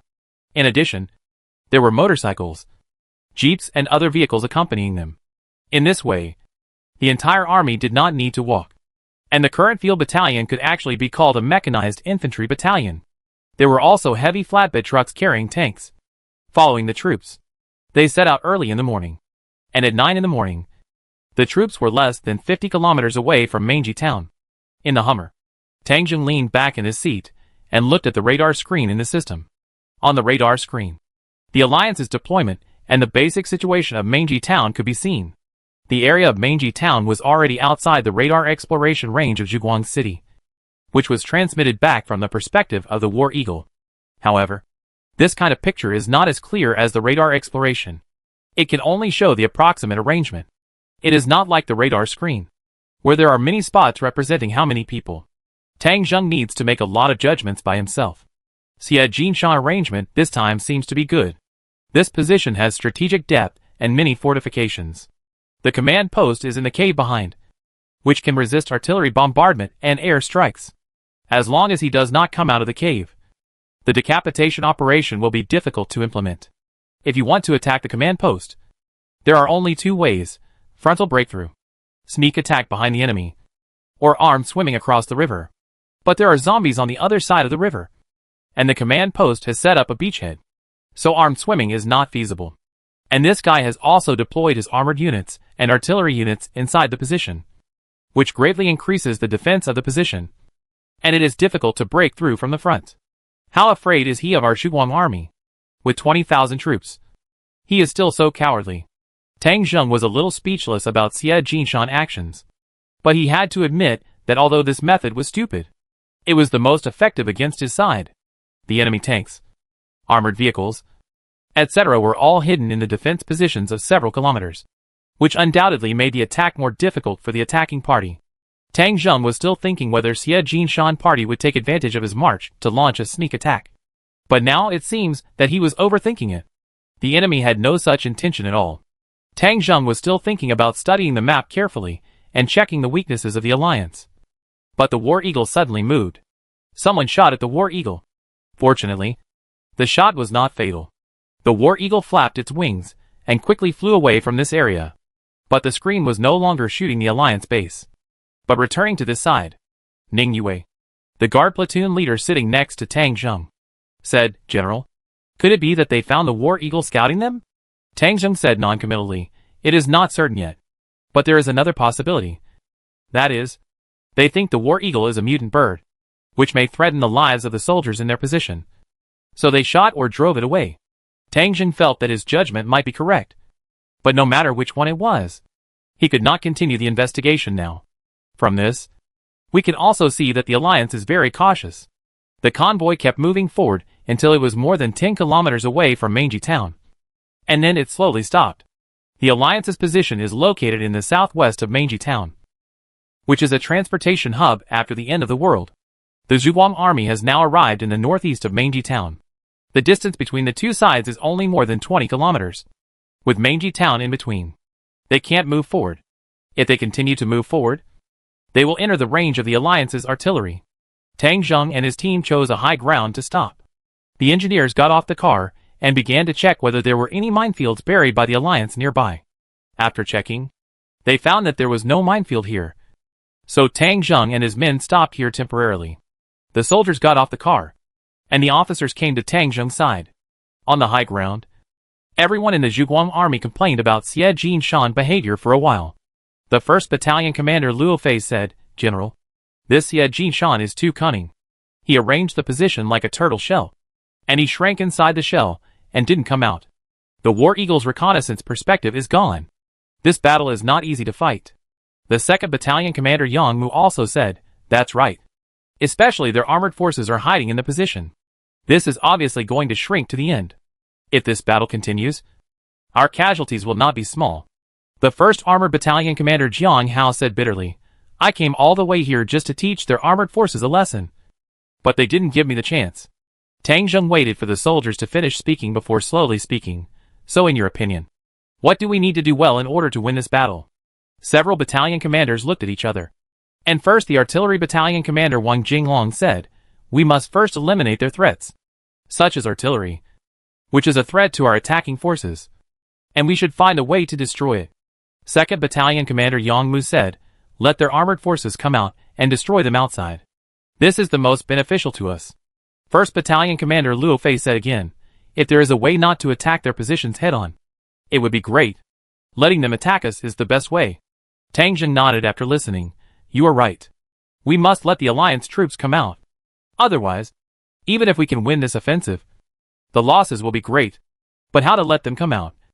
Then we have to think of a way. It's right to destroy their artillery first, so that they lose their long-range firepower. Without long-range firepower, they will come out sooner or later in the face of our artillery bombardment. But now we'd better figure out their internal arrangements." Ji Yuntian, "Does the Military Intelligence Bureau have any plans?" Ji Yuntian said from the side, "General, for this operation, the Military Intelligence Bureau and the Special Forces all came with the Army to carry out a joint operation and have a working direction. We are investigating the other side, and the other side is also investigating us. I plan to take advantage of this. Okay, let's take a rest here first. The cooking team is going to cook. Xie Jinshan is determined to let us take the initiative to attack, but I just don't agree with him." On the east side of Manji town, in the dense forest on the hillside, a reconnaissance team from the Alliance is holding a telescope on the top of the mountain. looking at the position of the Zhuguang army from afar. They have been lurking here for a while, and finally waited for the arrival of the Zhuguang army. Facing the powerful enemy of the Zhuguang army, the alliance has always been at a disadvantage psychologically. The battle against zombies in Zhuguang City clearly showed the difference in combat power between the two sides. Now facing the Zhuguang army head-on, everyone in the alliance was unsure. Otherwise, Xie Jinshan would not be so conservative and determined to stay in the position. Not only did he ambush all the armored and artillery units in the position, he also made a lot of natural protection. He covered the tanks and cannons with branches and applied some anti-radar paint. The trenches were dug very deep. There were air raid shelters, and even a considerable amount of food and water were stored here. There are several ammunition depots, all located deep in the position. It is difficult to find the specific location without looking closely. They are determined to fight to the death with the Zhuguang army here, and they are well prepared. Moreover, Xie Jinshan has sent many such reconnaissance teams to try to understand the situation of the Zhuguang army, and know both ourselves and the enemy. Zabu is the captain of this reconnaissance team. The area where he is hiding is a key area, and it is the place where Tang Zheng is most likely to camp here. So Xie Jinshan also sent elite soldiers. Before the end of the world, Zabu was an excellent hunter on the grassland. He once confronted a wolf pack alone and killed 7 wild wolves with a dagger. He once chased people who stole things from his house alone, killed 2 thieves with his own hands, and was imprisoned for several years. After the end of the world, he has always been the best soldier in Xie Jinshan army, and now serves as the captain of the reconnaissance team. The people who followed him were all people who rolled around in the mountains and forests all year round before the end of the world. There were hunters, mountain runners, and mercenaries. Everyone has excellent marksmanship, as well as good reconnaissance and survival abilities. For example, Zhang Biao beside him is a scoundrel, but he is good at both shooting and fighting. They didn't even ride motorcycles this time, and they relied entirely on their feet to shuttle through the mountains and forests. Here, Xiaobu has very strong confidence that no one can catch him or defeat him in the mountains and forests. The withered yellow leaves fell in front of his eyes, and the wind on the top of the mountain made Xiaobu tighten his leather jacket. Putting down the telescope, Zabu said to the people around him, "Record it." A man next to him took out a pen and paper and listened to Zabu's narration. The light-chasing army has arrived and is now camping in the northeast of Manji town. The number of people is no less than 5,000. The number of tanks is about 30. And the number of artillery is about 50. 6 helicopters, including 5 transport planes. About 50 armored vehicles. He introduced one by one, and the other side quickly recorded. Captain Zabu. The strength of the light-chasing army seems to be just SOSO. Do we have to be so cautious and conservative? If it were up to me, we should just go out and wipe them out. Zhang Biao listened for a while, and was a little unconvinced about the strength of the light-chasing army. Xiaobu patted his head and said, "You bastard. Do you think you are the only smart person in the world? Chairman Xie and the others have their reasons for making this decision. We just need to follow their orders." The young man who was recording next to him also said, "That's right, brother Zhang Biao. Listen to the captain.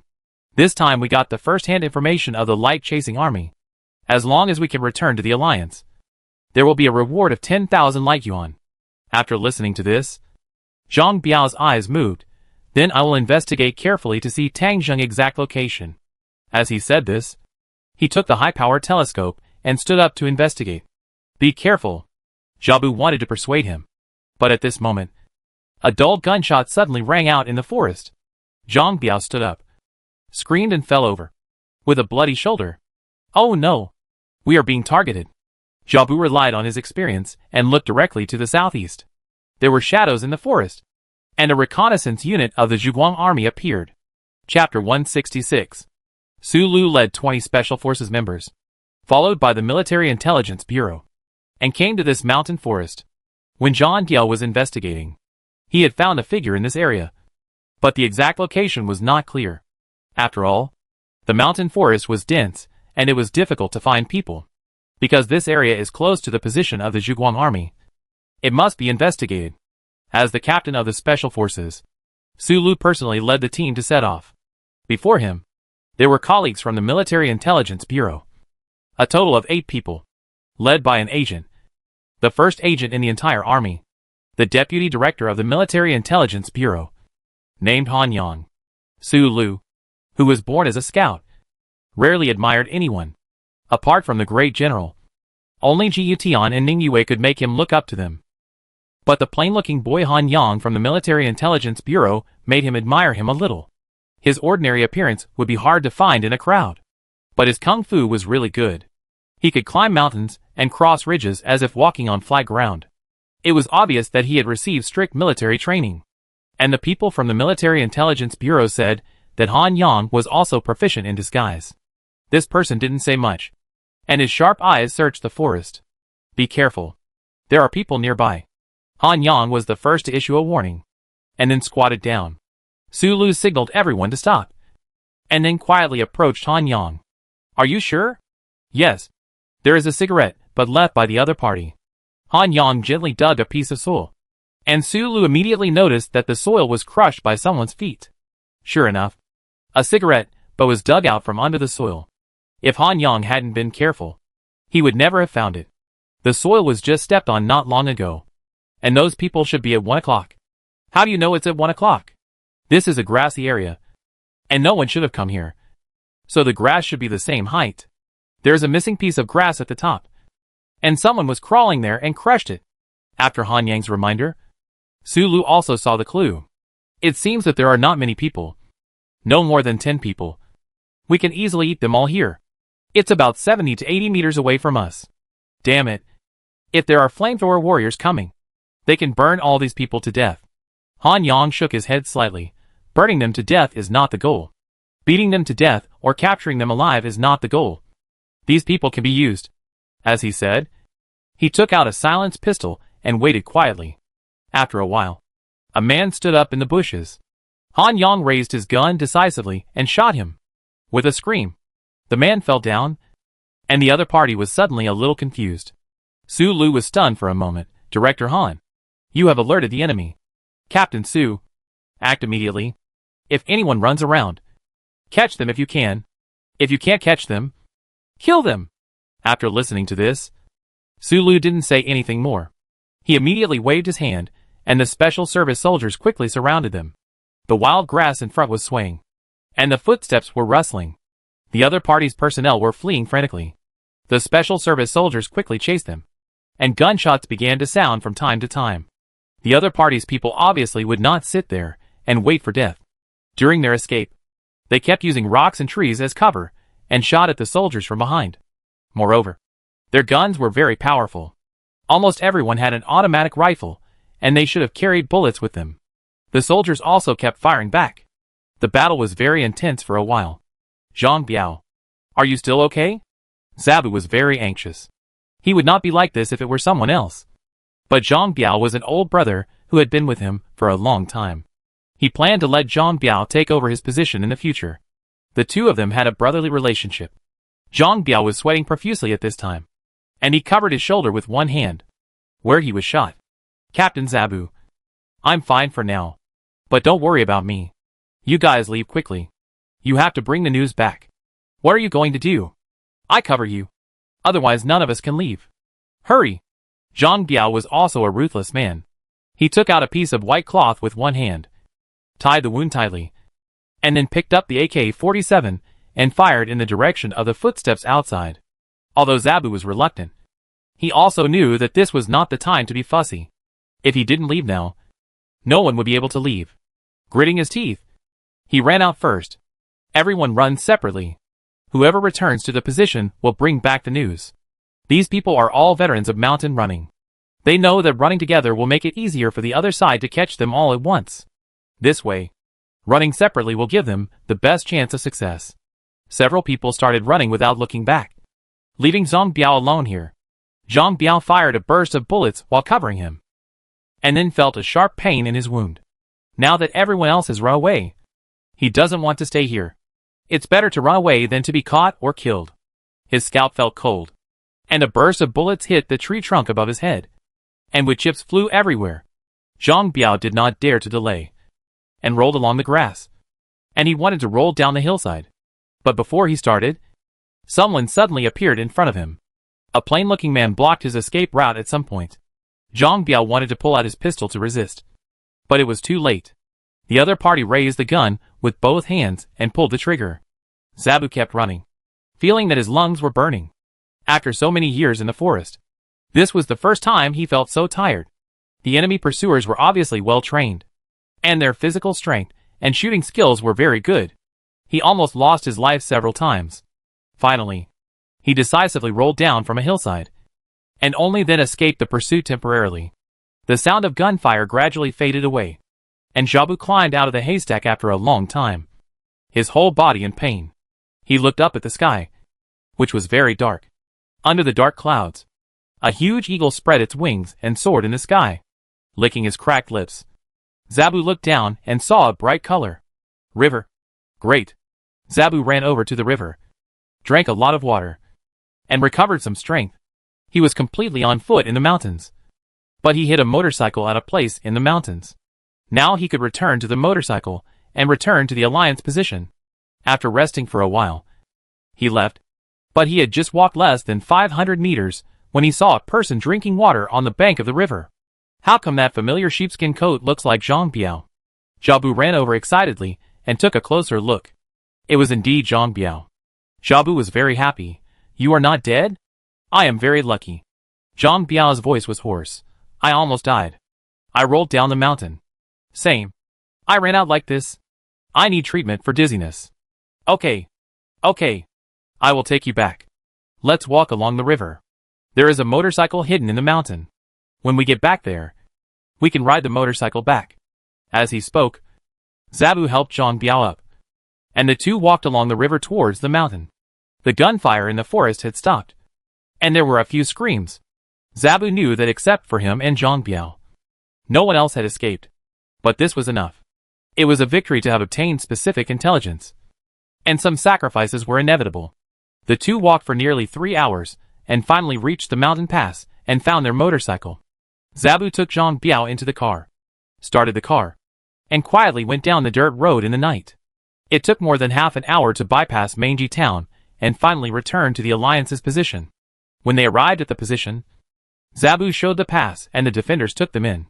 Zhang Biao said he wanted to bandage it, but Zabu was in a hurry to report the situation to his superiors, so he let Zhang Biao leave. Zabu was praised by his superiors and received a bonus. But when he came back, he didn't find Zhang Biao, and didn't know where this kid had gone. Zabu went out anxiously to look for him, but he went to several military medical offices nearby and didn't find Zhang Biao. Some even said they had never seen such a person. Zabu didn't know where to look for him later, so he could only wait for Zhang Biao to show up. But he had a bad feeling in his mind. Something seemed wrong with today's incident. Ding! Ding! There was a sound coming from the system. After Tang Zheng opened it, he saw that the Combat Command Center had received a location coordinate. General, this location was reported by our agents. It is located in the Alliance position, and is suspected to be a warehouse of the Alliance troops. Tang Zheng was lying down, but he sat up immediately. Okay. Send out the Reaper drone, and blow up this warehouse immediately according to the coordinates. Got it.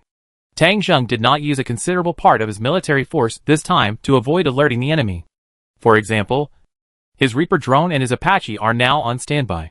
After receiving Tang Zheng's order, 2 Death God drones took off from Zhuguan City. It was almost dusk at this time, and the drones took off from the streets of the inner city, silently, and no one noticed. There were almost no mutant birds around the inner city. Because of the war eagles, the mutant birds nearby were driven into the mountains, so the drones took off smoothly. The Combat Command Center located the coordinates directly. The drone passed through the clouds and arrived above the Alliance position in more than 10 minutes. In the Alliance position, there were anti-aircraft machine guns everywhere, and even individual anti-aircraft missiles, which were obtained at a great cost from Daliao. Their main defense was the helicopters of the Zhuguang army. If any helicopter dared to attack the Alliance position, it would definitely be devastated. However, these conventional weapons were very powerless against extremely advanced drones. So when the drone appeared, there was a commotion in the Alliance position. The guarding soldiers shouted and came behind the anti-aircraft machine guns and fired at the sky. Some soldiers also used individual anti-aircraft missiles, but these weapons could not even touch the tail of the drone. 2 drones flew over the Alliance position at high speed, and each launched 2 air-to-ground missiles. 4 missiles, with long tails, landed at the coordinates. It was a warehouse covered by branches. The missiles fell and exploded immediately. Boom! After 4 balls of fire, the ground suddenly shook. This warehouse had a violent secondary explosion. Chapter 167. This warehouse is an arsenal of the Alliance. It stores a large number of bullets, shells, grenades, rockets and other weapons. This is the basis for Xie Jinshan to fight against the Zhuguang army for a long time. Without the supply of weapons, how can he hold his position for a long time? When the arsenal was bombed by the Zhuguang army drone, Xie Jinshan was furious. How is it possible? How did Tang Zheng know the location of our arsenal? This arsenal. Many people inside don't know. How did Tang Zheng know it? Damn it. Damn it. Tang Zheng is really cunning. He even has a drone. But he hasn't used it for such a long time. This is trouble. Furious Xie Jinshan walked back and forth in the command post. And the other members around him were also depressed. One of the members said, "Speaker, we have to fight back." How to fight back? Xie Jinshan, who had already decided on a defensive tactic, was a little dissatisfied. The member of the parliament mustered up the courage to speak. The other side has a drone. And there may be people from the other side lurking in our ranks. If this goes on, we will be very passive, taking advantage of the intelligence brought back by Zabu and others. We can use artillery to bomb the other side's artillery positions first. Otherwise, once the war officially starts, their artillery will pose a great threat to us. After all, we are the defenders and have an inherent disadvantage. Another member of the parliament spoke up. That's right. We don't have a lot of ammunition reserves. Now we have lost a warehouse. It's not good to keep fighting. We can only win if we take the initiative and destroy the enemy artillery. Moreover, we know their position now. Speaker, we can't miss the opportunity. Xie Jinshan hesitated for a while, but still agreed with the opinions of the parliamentarians. According to the intelligence from the insider in Zhuguang City and the position reported by Zabu, he could indeed take action. Xie Jinshan issued a battle order, asking the artillery to prepare to fire according to the coordinates provided by Zabu. It was getting dark, and the sound of artillery was heard from the Alliance position. The original position of the Zhuguang army's artillery position was suddenly engulfed in a sea of fire. After 3 consecutive rounds of artillery fire, the Zhuguang army began to counterattack. The Alliance could certainly fire at the Zhuguang army, but in doing so, their artillery position would also be exposed. As the Zhuguang army fired back, the Alliance's position was also bombed to pieces. More than a dozen cannons were turned into scrap metal by the counterattack of the Zhuguang army, and many soldiers were killed on the spot. However, the Alliance was also mentally prepared for this situation. Their second artillery position fired again, according to the position where the Zhuguang army fired. I don't know the specific bombing effect, but the coordinates should be similar. It is difficult to move a cannon. It needs a car to pull it to the predetermined position. Then support the gun carriage. Adjust the angle. Load and fire. This process cannot be completed without 20 to 30 minutes. They didn't know the losses of the Zhuguang army. But soon, they faced a second round of counterattacks. The rumbling shells fell, and the second artillery position was blown into a mess. Xie Jinshan was very anxious after receiving the news. But his congressman persuaded him, "Speaker, although we have suffered losses now, the Zhuguang army is also in trouble. Their artillery should have suffered heavy losses. If they hold on for a while, they will probably be silenced. At worst, both sides will have no artillery to use, which is still beneficial to us." At this point, Xie Jinshan had no choice but to bite the bullet and let the artillery continue to fire. The artillery of both sides fired back and forth across Manji town. The rumbling sound of the artillery lasted for more than 2 hours, and finally gradually subsided. On Xie Jinshan's side, all the cannons had been basically lost, with less than 10 cannons left, and almost all of them were damaged or malfunctioned and basically unusable. Fortunately, the Zhuguang army stopped firing, and both sides temporarily calmed down. The night passed in anxiety. The next morning, just as Xie Jinshan got up, the Zhuguang army officially launched an attack.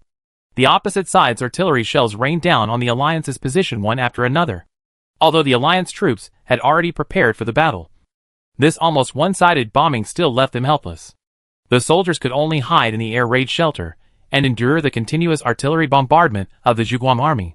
Occasionally, Some unlucky armored vehicles were directly turned into scrap metal by artillery shells. There were also many places where defenses were not in place, and many people died under the bombardment. Xie Jinshan could feel in the command post that the artillery fire of the Zhuguang army was obviously much more intense than yesterday. What's going on? Why did the artillery fire of the Zhuguang army not decrease after a night, but increased instead? No one could give him a specific explanation. But the current situation was already very passive.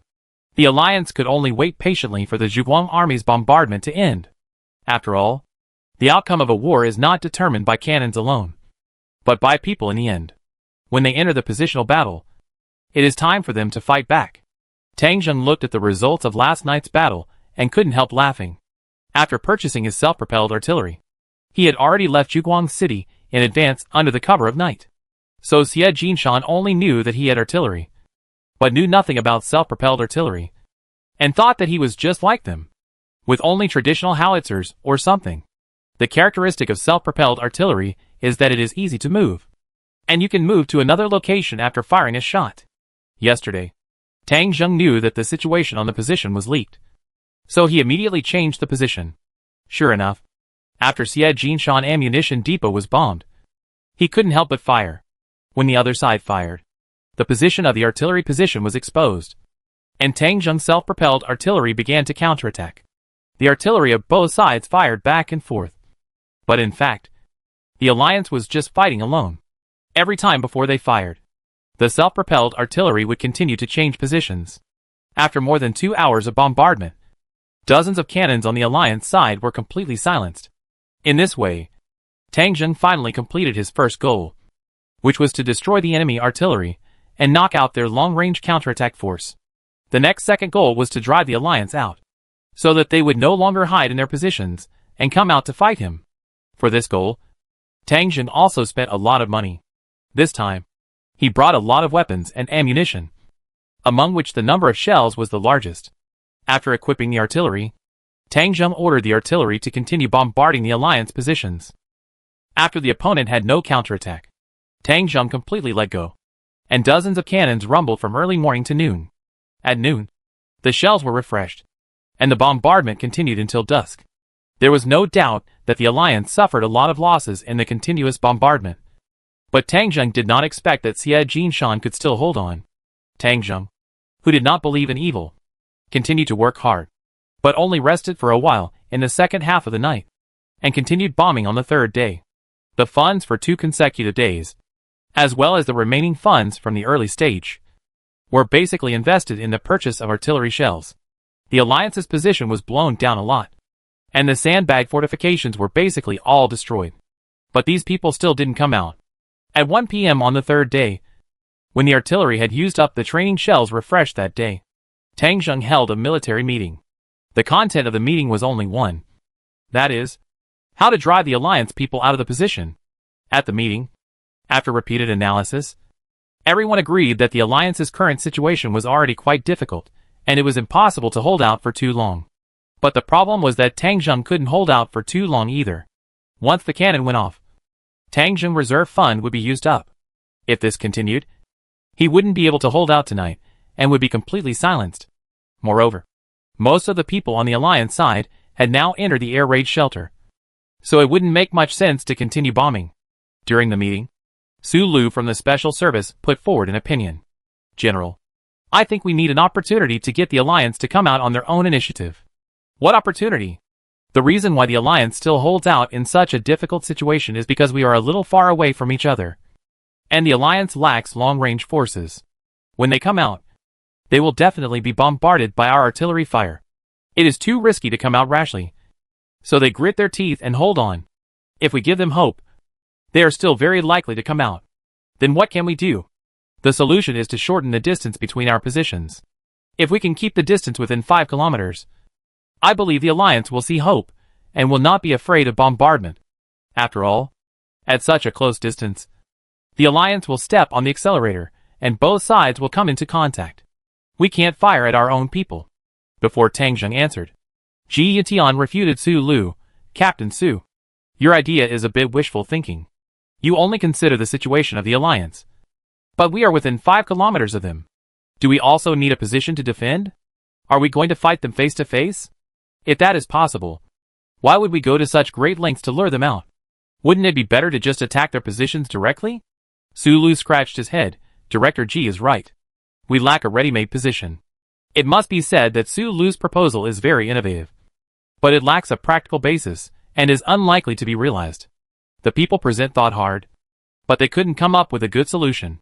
Finally, Tang Zheng pondered for a while, opened his eyes, and proposed a bold idea. I think you all overlooked a place. General. Where is it? Tang Zheng pointed to the map. It's far away, but close at hand. That's Mangy Town. Everyone was stunned.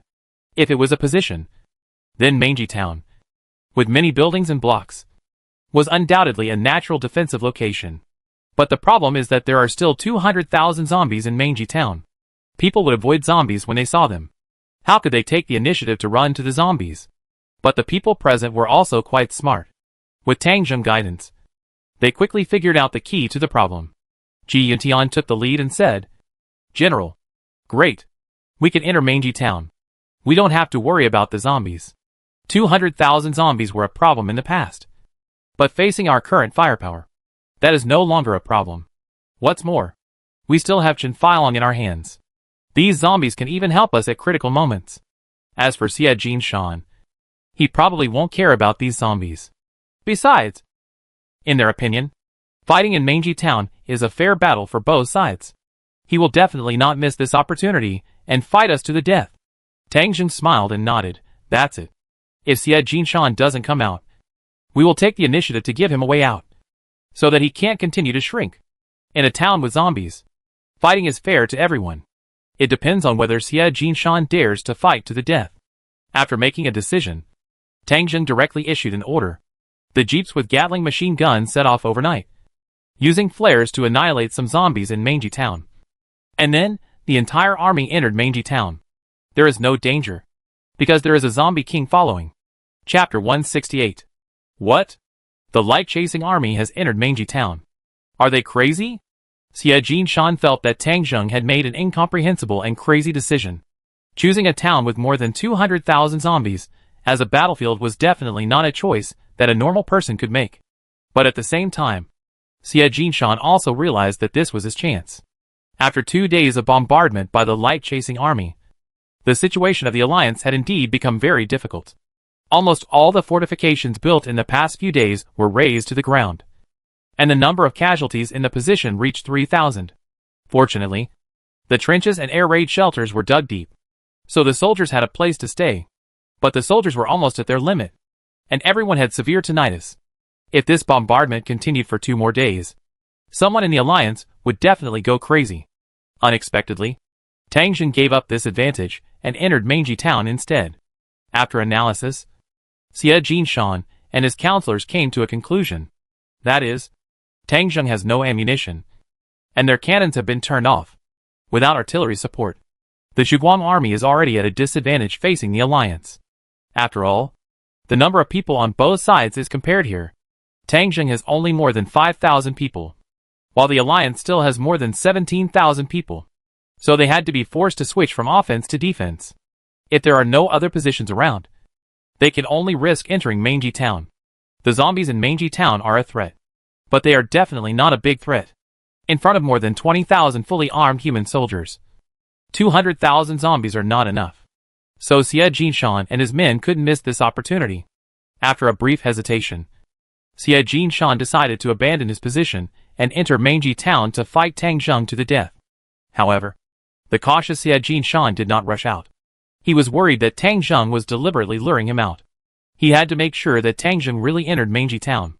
After all, in his opinion, Tang Zheng would have to deal with those zombies in Mangy Town for a while, and that would be his chance. On the Zhuguang army side, Tang Zheng direct troops were dispatched. He could let Chen Filong directly command the zombies and make room for his troops. But that would be too conspicuous and might alert Xie Jinshan. So Tang Zheng did not do that. He sent his direct troops out to quickly open up the road to Mangy Town. On the direct troops side, 100 Willis jeeps rushed into the town. These days, the zombies in the town have been wandering around, attracted by the explosions back and forth, and some of them have lost their direction. Later, The Alliance position was continuously bombarded, and the zombies were blocked by the river and could not find any food to eat. So they still wandered around the town. After the Willis was deployed, a large number of zombies were attracted again. Each Willis was equipped with a Gatling machine gun. This 14.5mm huge caliber weapon showed its power for the first time. Driven by the Willis Jeep, the 6 barrels of the gun body rotated wildly, firing thousands of bullets per minute. The zombies along the street were blasted into slag by this machine gun as soon as they showed their heads. Flesh and blood flew everywhere. Bones were broken, and smelly black blood flowed everywhere. Whether it is an ordinary zombie or a mutant zombie, it is hard to escape death in the face of this machine gun. That is to say, Mangy Town is not big, and there are no level 2 zombies yet. Even if there are level 2 zombies, it is still impossible to resist the power of Gatling. The sound of machine guns resounded throughout the town. 100 jeeps shuttled back and forth, and the zombies died quickly. 40 minutes. After 40 minutes, the zombies in Mangy Town were wiped out by 40,000 to 50,000. A large area of vacant blocks appeared in the town. When the machine guns stopped, some zombies did not chase the jeeps, but gnawed the bodies of their companions on the spot. Seeing this, Tang Zheng felt that it was enough. These corpses were enough for the zombies to gnaw on for a while. He took this opportunity to enter the town. As for the zombies that were still in the way and wandering on the streets, Tang Zheng gave an order to Chen Filong, who had been following him. Give the zombies here an order now, and let them eat the corpses and not get in the way here. Chen Filong, who was thinking about making meritorious contributions and liberating the people, immediately gave the order. But just after the order was issued, Chen Filong suddenly felt dizzy and fell down. What happened to you? Tang Zheng was stunned for a moment. When Chen Filong came, he had let him rest well. So why did he fall down just after he started to control himself? Chen Filong's eyes were dull for a while, and it took him a long time to come back to his senses. He didn't know what this was, and he had never experienced it before. I suddenly felt like I couldn't control myself, as if my brain was pierced by a needle. Try again. Chen Filong nodded and tried to control himself again carefully. This time, his control was much smoother, and he quickly gave orders to the zombies. A large number of zombies staggered towards the corpses and stopped harassing the light-chasing army. However, Chen Filong's condition was obviously a little sluggish, and after controlling for a few minutes, he had to stop. General Tang, I need to rest. I seem to have been injured just now, and I need time to recover. Tang Zheng nodded slightly. The zombies were basically no longer a problem now, so it didn't matter for the time being. However, Chen Filong's condition made Tang Zheng a little confused. Could it be that his ability is weakened again? But there is no time to deal with this matter now, as the official battle with the Alliance is about to start. The large force of the Zhuguang army began to enter Mangy Town, quickly occupying the streets, climbing high buildings, and looking for shelter. No matter how strong his own side is, Tang Zheng will not underestimate the Alliance. After all, the other side has nearly 20,000 people, and bullets are blind. A rookie can also kill the special forces with a gun. Underestimating others is digging your own grave. Therefore, his defense was very solid, and he quickly arranged it while the Alliance was still not out. A residential area in Mangy Town. On the top floor of a unit building, the windows were rarely broken, and the office equipment in the room had rotted, emitting a strong musty smell. Waves of gunpowder smoke poured in, making the air in the room more turbid. A little girl lay by the window, with some scarlet eyes, looking at the battlefield outside the window. The red eyes represent her identity. She is a zombie. But now the apocalypse has been going on for almost 4 months. Most of the zombies have evolved to a considerable degree, but she is still the weakest zombie. She looks only 5 or 6 years old, and her body is very thin. She wears a pink dress. The edge of the bubble is broken, but the damage is not serious, compared with the ragged appearance of other zombies. She looks much better. Her face is pale. Her skin is also white, and her 2 little hands have sharp nails, but there is no trace of flesh and blood inside the nails. She hadn't eaten for a long time. It wasn't that she didn't want to eat, but that she couldn't find anything to eat. She didn't remember the past, but vaguely remembered that whenever food appeared nearby and she wanted to take a bite, she would be ruthlessly pushed down or squeezed aside by other zombies. Zombies of the same kind would not devour each other, but when food appeared, especially when they were close, they would still fight for it like wild beasts. The strength of zombies is directly related to their body size. The little girl, with a body size like a child, is undoubtedly the weakest one. The other zombies would sweep her far away with just a lift of their arms. She would even be stepped on if their bodies were squeezed. So she couldn't compete for food at all. She didn't even know the taste of the food, having never tasted it.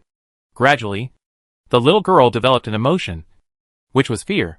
She was afraid of those who were stronger than her. The stronger they were, the more afraid she was. This emotion would not appear in other zombies. She was a special case. After being scared, she learned to hide. She hid in this apartment building and didn't dare to leave easily. She was hungry. She hadn't starved to death for such a long time. And it seemed that she would not die for a long time. Until these few days, the situation changed. Some people came around the town. She vaguely knew that the kind of zombies who walked upright were called humans. Humans are food. But they are also dangerous. It has been so long since the end of the world. She has seen zombies devouring humans. And she has also seen humans kill many zombies. They are dangerous creatures. She was afraid. So she suppressed her desire to devour flesh and blood, and kept looking out from inside the building. Later, another group of people came, and the two groups were fighting. Their fight was even more terrifying. And the flying things in the sky could produce large balls of fire and explosions. Their weapons were fired back and forth, shaking the earth. Gradually, the group that came later seemed to have the upper hand. They beat the people who came first so hard that they dared not show up. And then something even more terrifying happened. Among the people who came later, some cars rushed into the town and started a massacre. In the past, those zombies that would knock her down with just a touch were shot crazily by those people, falling down in large numbers and becoming piles of lifeless mud. She was even more scared, shivering in the room, not daring to go out at all. But suddenly, she received an order. A seemingly powerful zombie ordered her to go out and devour flesh and blood in the distance. Fear made her afraid, and she didn't dare to go out. So she instinctively resisted. She refused to execute this order. And for the first time, she had the idea of resistance in her mind. Then, the command suddenly disappeared. The little girl was stunned for a moment. And suddenly, she felt her mind was clearer. She felt that she should hide more low-key, instead of resisting directly. So after a while, when another order came, she did not resist, but remained silent. The order disappeared, and she found that she was still free, and no one noticed her. The little girl raised her head, and there was some smart light in her red eyes. She felt that she didn't seem to be so weak. Chapter 169. When Tang Zheng saw that the armored forces of the Alliance finally came out of the position, he finally felt relieved. It was not easy. In order to lead the Alliance to take the initiative to fight, he did not even transfer his own Apache. Apache also has another title, called Tank Killer. Its powerful mobility and Hellfire air-to-ground missiles are the nightmare of all tanks. If the Alliance sees Apache, I am afraid they will really retreat to the end. So in order to attract the Alliance, Tang Zheng let Apache stay put in Zhuguang City. And now this move is right. Without the Apache, Tang Zheng was confident that he could kill the armored forces on the other side. Manji Town was 3 or 4 kilometers away from the Alliance position, and there was originally a large farmland between the two.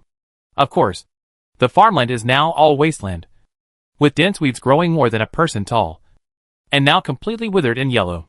When the tank troops on the Alliance side just went out, Tang Zheng sent his armored battalion out. 10 Type 99A main battle tanks and 20 Type 15 light tanks went out directly and entered the wasteland. On the Alliance side, Xie Jinshan saw the tanks of the Zhuguang army on a hidden high ground. 30 tanks. Tang Zheng is so arrogant. Today, I will attack your tank troops and vent your anger for being bombarded these days. In the eyes of Xie Jinshan and others, the main result of the tank battle depends on the number of tanks on both sides. In order to build an armored force this time, the Alliance paid the price of 50,000 people, half of whom were paid for the armored force. Xie Jinshan waved his hand, and the Alliance dispatched all 60 tanks. This tank is called Octopus SD, which was first used at the end of the last century, and is still the main light tank of the Dahlia army. Its performance is good, and it is relatively durable. This tank weighs only 18 tons, and is a typical light tank in terms of weight. But in terms of firepower, its firepower is not weak at all. The 125mm smoothbore gun makes its firepower comparable to that of ordinary main battle tanks. Heavy firepower brings advantages and disadvantages. Its lightweight means that its protection is not high. Its weak armor is its biggest weakness. It will collapse if it is hit by a single shot. However, these problems are not a problem for Xie Jinshan and others. The two sides collide within a few kilometers. It is basically a war of attrition. The result of the war of attrition is that the side with more numbers wins. The commanders of both sides are full of confidence. The tanks rumble into the wasteland and start the first official collision between the Alliance and the light-chasing army. On the Alliance side, the commander of the armored group was a man named Sha Changhe. This man was from the Imperial Royal Army and was the Alliance's military training instructor. He had been in the Alliance a long time ago and was discovered by Xie Jinshan and entrusted with an important task to help the Alliance train troops. He trained the Alliance troops at the beginning. Although those troops had never achieved any brilliant results and were even annihilated by zombies under Zhuguang City. But it was obvious that without his training, the Alliance would not even have a team to show off.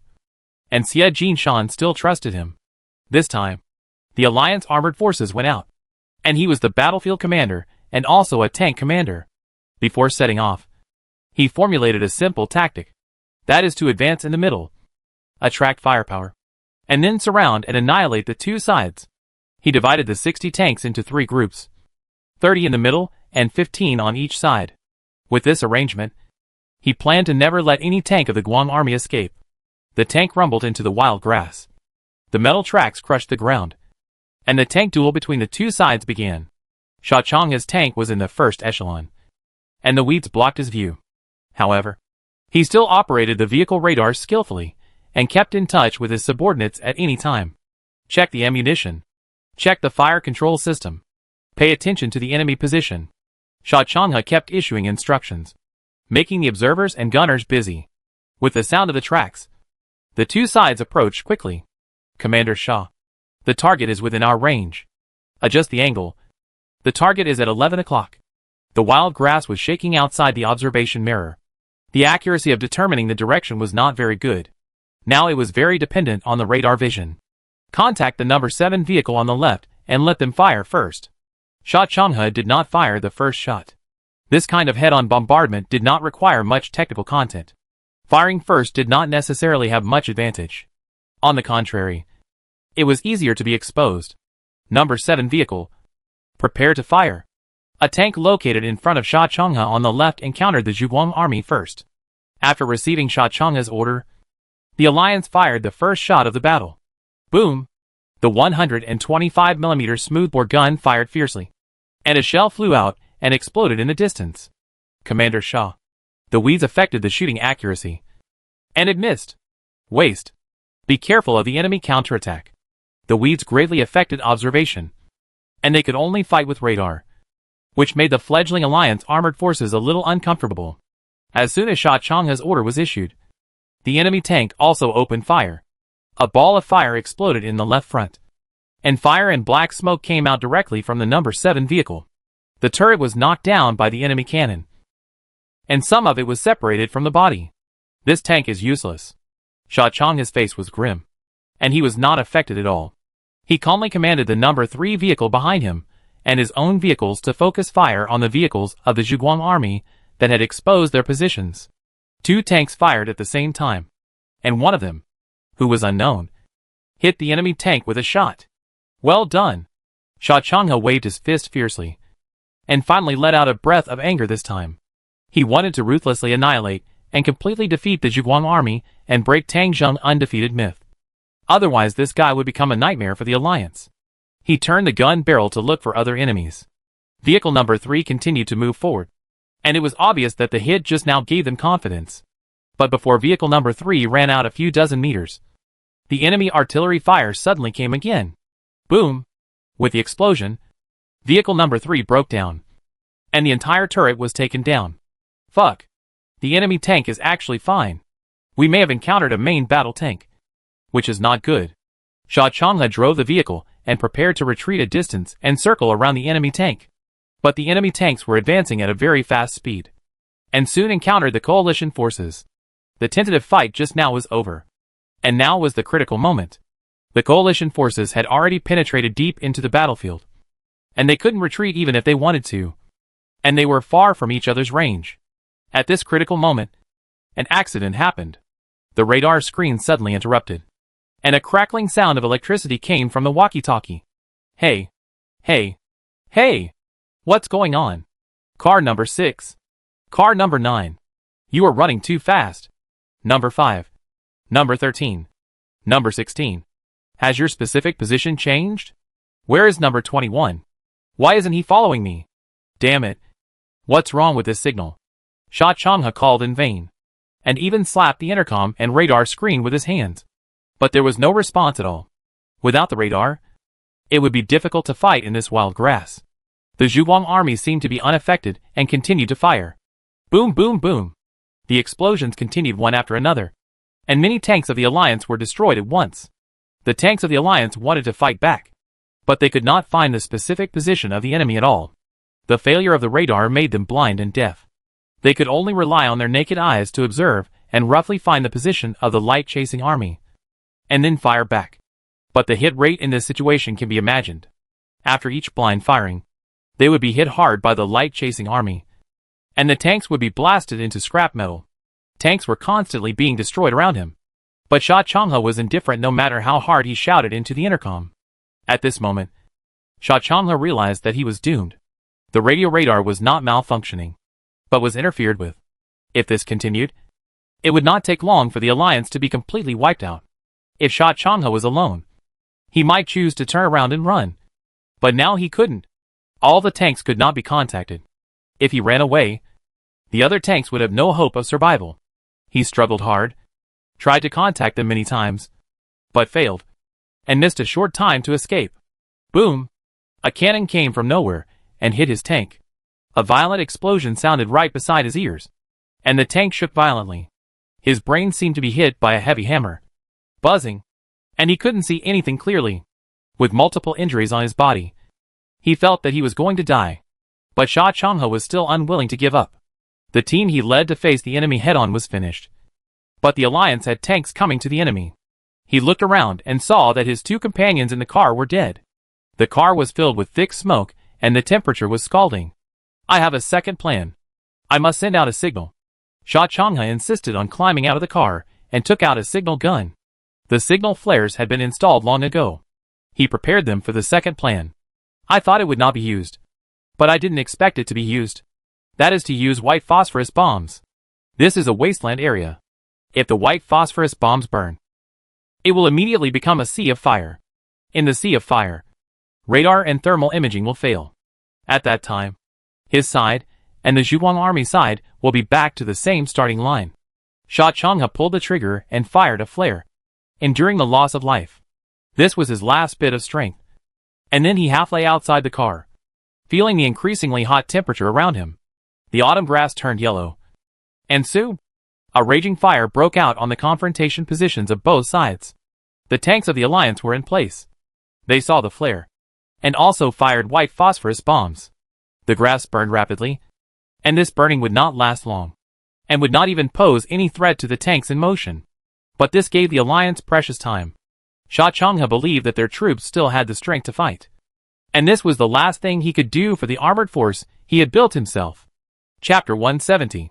A gust of autumn wind blew, and the fire spread rapidly. The tall grass was burned to the roots in a few minutes, revealing the original appearance of the wilderness.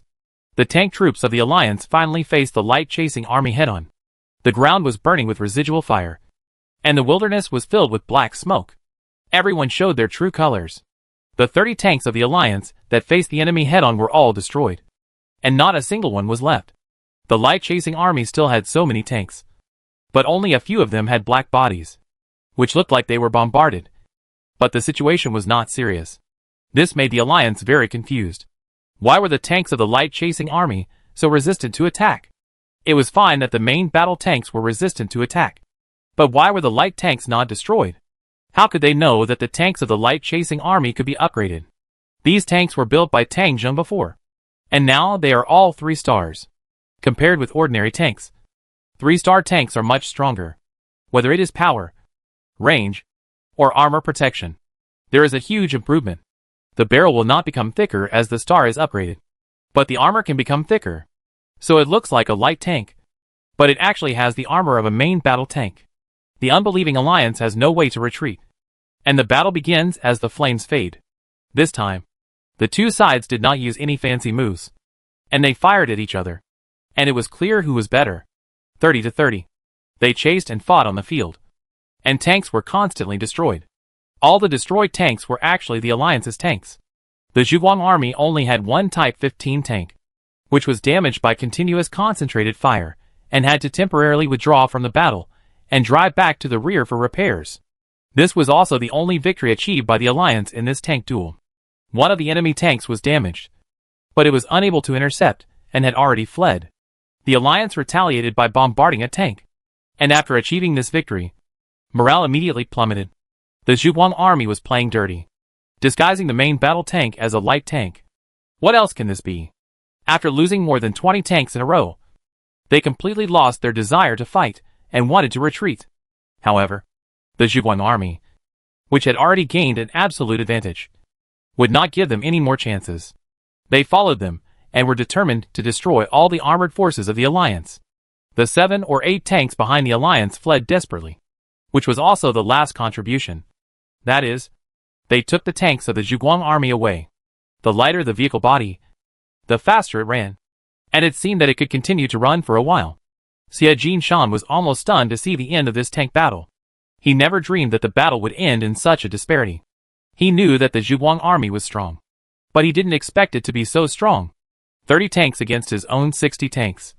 But only one tank was injured and annihilated his tank troops. Seeing this situation, Xie Jinshan was about to collapse. If he was rational enough, he should not continue to fight at this moment. Although the Zhuguang army's tanks chased his remnants and went far away, they would come back soon. But Xie Jinshan had no choice. If he surrendered now, he would be a prisoner, and he would die. The fact of selling people alone was enough to make him die hundreds of times. Xie Jinshan almost hysterically issued the final battle order. Go! The whole army is advancing. Tang Zheng is now in Mengji town. We still have an absolute advantage in numbers. Now that their tanks have left and their artillery has stopped firing, we still have a chance. As long as we capture Tang Zheng, everything will be reversed. The congressmen were also tied to the same boat with Xie Jinshan, and at this moment, they had no choice but to give orders to the troops to launch an attack. On the Alliance side, more than 10,000 people came out in full force. Without tanks and artillery, they still had armored vehicles and jeeps. The soldiers drove the vehicles, rushed across the field where the tank battle had just broken out, and rushed towards Mengji town. Seeing the Alliance go out in full force, Tang Zheng's heart also fell. The strategic purpose of this battle was fully achieved, and this was the result of his considerable hidden strength. By avoiding the initiative to attack the Alliance's position, Tang Zheng was able to minimize his own losses. He heard shouts of killing from afar, and the Alliance's people kept shouting to capture Tang Zheng alive.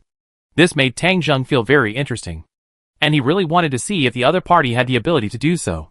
He took the initiative to enter the town of Mengji town and waited for the arrival of the Alliance troops here.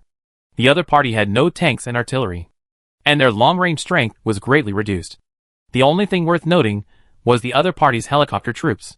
However, since Tang Zheng came here, he has not seen the other side's helicopter, and he did not participate in the battle. As for where the other side went, Tang Zheng did not know before. But now he knows, because the command center has reported that the other side's helicopter troops went to Zhuguang City and went to steal the home. Seeing this, Tang Zheng, who had been worried about the whereabouts of the other side's helicopters, was completely relieved. There is no suspense in this battle. I hope that the Apache troops on my side can catch up with this battle. If they come late, they may not even get a sip of soup. This is very likely.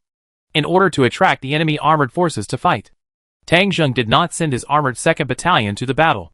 Now the 2nd Battalion still has resentment, saying that they did not catch up with the battle. At this moment, Tang Zheng even hoped that Xie Jinshan could make a few good moves. Otherwise this battle would be too easy. When the Zhuguang army and the Alliance started the battle, it was already afternoon. After the tank battle, when the Alliance's large forces came over, it was already close to dusk. The Alliance convoy approached and opened fire from a distance, as if knowing that they could not win this battle, and also worried that the enemy tank troops would come back quickly. The Alliance's firepower was very fierce. All vehicles set up machine guns and fired at Manji Town from a distance, with a burst of irregular shooting, making a very loud noise. This was also what Xie Jinshan asked, to show the momentum of the Alliance and ignite the blood of the troops. For this last battle, he even personally brought a supervision team to support the battle from behind. If anyone dared to be a deserter and retreat in the face of the enemy, he would be shot on the spot. Therefore, this wave of the Alliance's offensive was still very effective. However, Xie Jinshan and others knew that this kind of empty gun was meaningless, and the Zhuguang army would never be frightened. The real decision of victory or defeat was the street fighting. The real purpose of the Alliance was to let the soldiers rush into the town as soon as possible.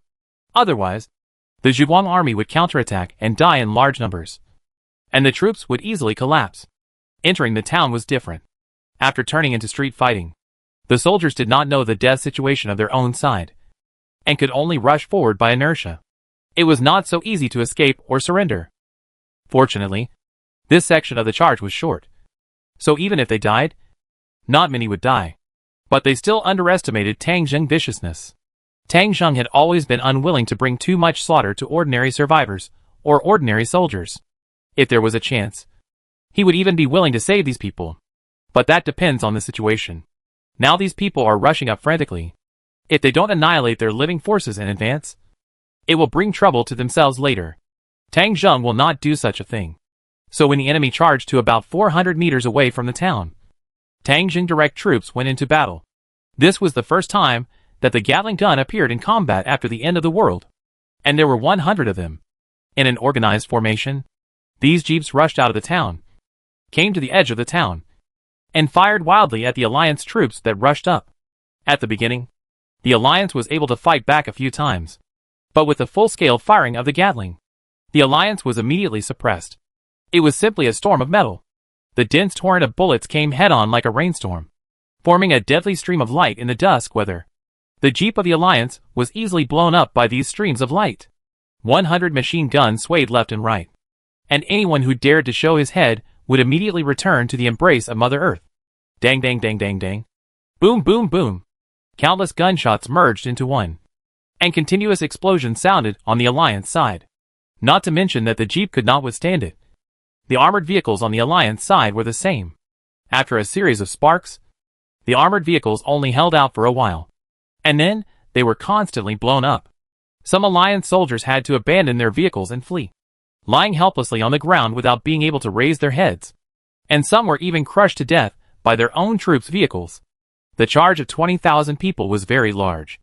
The people in front stopped, but the people behind continued to charge, which made the soldiers of the light-chasing army shoot more recklessly.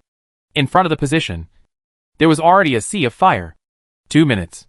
The crazy shooting lasted for 2 minutes, and the barrels of the Gatling guns began to glow red. The direct troops began to retreat and return to the town. In just these 2 minutes, the casualties on the Alliance side exceeded 6,000. More than one-third of the 17,000-man team was wiped out. If the opponent had not retreated on his own initiative, Xie Jinshan suspected that his troops would have been wiped out here.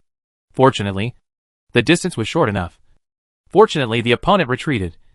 And fortunately, he arranged a supervision team, so that the battle did not collapse like this. After killing hundreds of people who attempted to desert, Xie Jinshan troops finally managed to enter Manji town. During this process, many people were killed by snipers from the Zhuguang army. But Xie Jinshan no longer cared. Charge! Charge forward as fast as possible, concentrating the power of machine guns and rocket launchers. The Alliance troops forced open a street corner in Manji town and rushed in. Seeing the troops finally enter Manji town and engage in street fighting with the Zhuguang army, Xie Jinshan breathed a sigh of relief. At this time, he already knew the outcome of the street fight. The Alliance could not win. It was just a matter of delaying the battle. But Xie Jinshan would not admit defeat. He still had a trump card to reveal. The helicopter attack on Zhuguang City was one move. But now it seemed that it was too little to quench thirst. He had one last move, which was the decapitation operation. Xie Jinshan no longer stayed on the battlefield to command, but quickly returned to the command post, where 50 elite soldiers had gathered. This was the real elite, not the mob before. Everyone had received strict military training. And the most important thing was that these 50 people were all mutants. This was his trump card. The special forces entered the battlefield and went straight to Tang Zheng, the leader of the Zhuguang army. Chapter 171. Brothers. In Xie Jinshan command post. He made an on-the-spot mobilization. You all come from various bases of the Alliance, and have basically followed me for a long time. It can be said that we are very familiar with each other. How the Alliance rose in the northern region and then gradually declined. You all saw it. It can be said that with the Zhuguang army, the Alliance will continue to sink until it disappears completely. My personal honor and disgrace is small, but I feel bad that my brothers have suffered with me. So we must fight. Now everyone can see the strength of the Zhuguang army. I don't want to say discouraging words, but we really can't win. And now the hope of the Alliance depends on the brothers. Tang Zheng is very arrogant. Now he is in the town and doesn't take us seriously at all. As the saying goes, arrogant soldiers will be defeated if people like Tang Zheng are not dealt with. Is there any justice? Hope lies in you. I, Xie Jinshan, will not say anything sensational now. As long as Tang Zheng is killed, I will give 1 million light yuan to each brother who comes back, and everyone will be promoted to the position of company commander. We will share the happiness in the future. Come on. Pour the wine. Someone around had already prepared and handed some wine bowls to these mutants. Xie Jinshan also poured a bowl of strong white wine and raised it high. You are uncertain about your life and death. I, Xie Jinshan, would like to offer you a glass. When you return victoriously, I will set out a celebratory wine, and we will not leave until we are drunk. Cheers! Xie Jinshan drank the bowl in one gulp. The mutants present were also excited and drank the wine one after another. Crack! Xie Jinshan smashed the wine bowl, and the others smashed their bowls to pieces. Speaker, let's go! These mutants have been following Xie Jinshan for a long time. They were all pulled back from the brink of death and trained by Xie Jinshan. They have always been his secret force and are loyal to Xie Jinshan. At this moment, under the catalysis of alcohol, they all put life and death aside. Xie Jinshan nodded heavily and watched this force quietly set out from the command post, swam across the river armed, and then headed straight for Manji town. The direction they were heading was not the direction of the wasteland, but bypassing Manji town and attacking from the rear. They didn't have to face the frontal defense of the light-chasing army here, but they had to face zombies.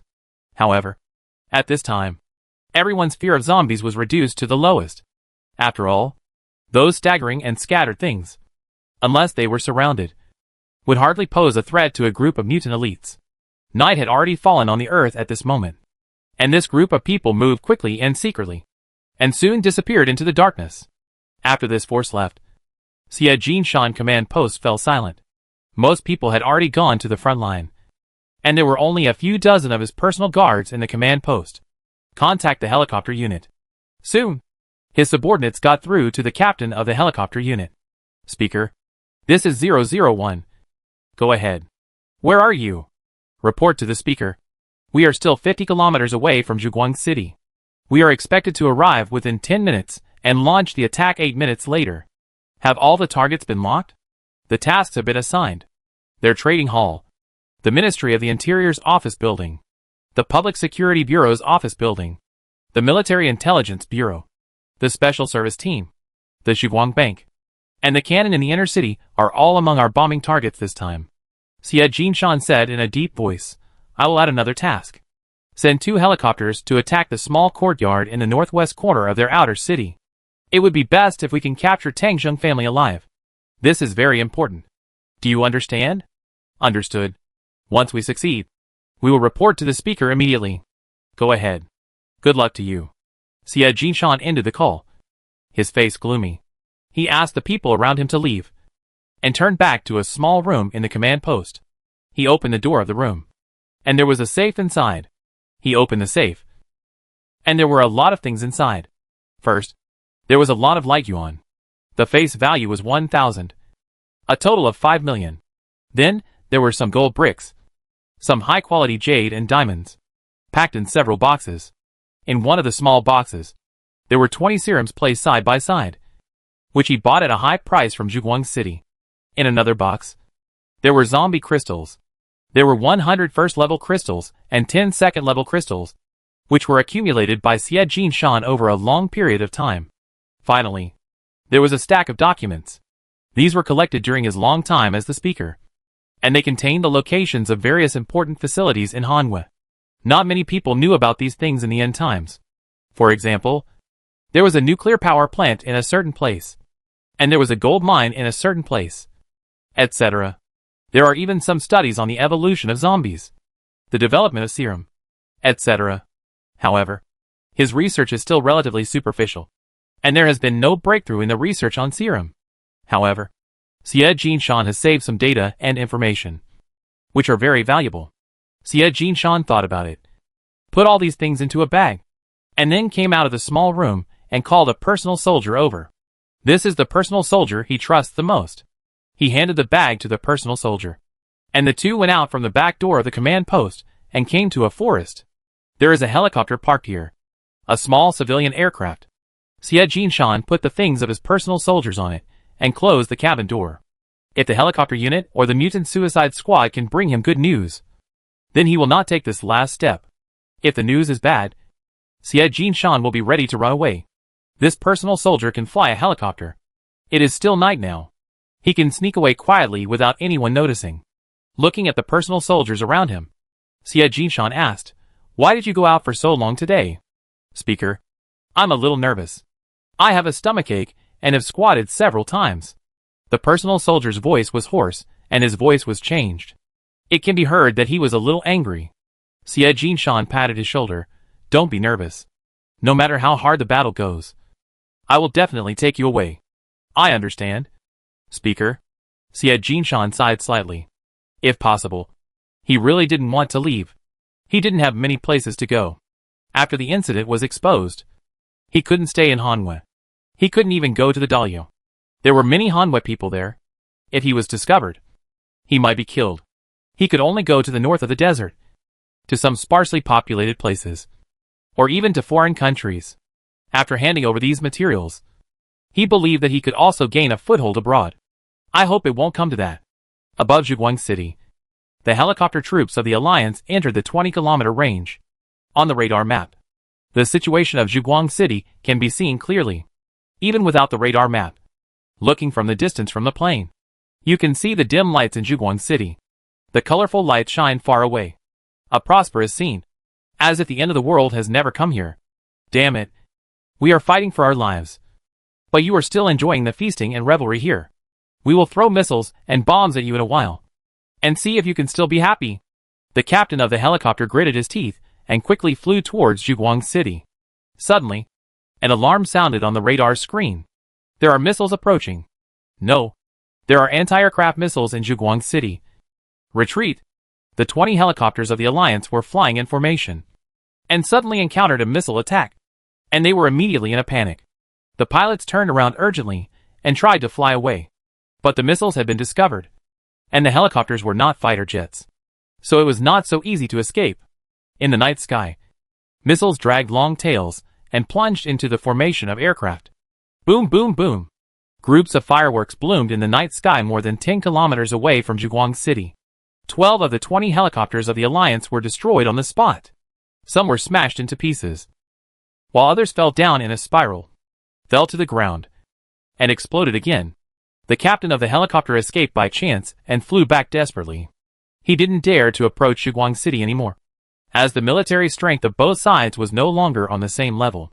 Who would have thought that there was a missile defense system here? Those who know this is just a survivor base, and those who don't know it might think it's the temporary palace of the Hanwei Empire.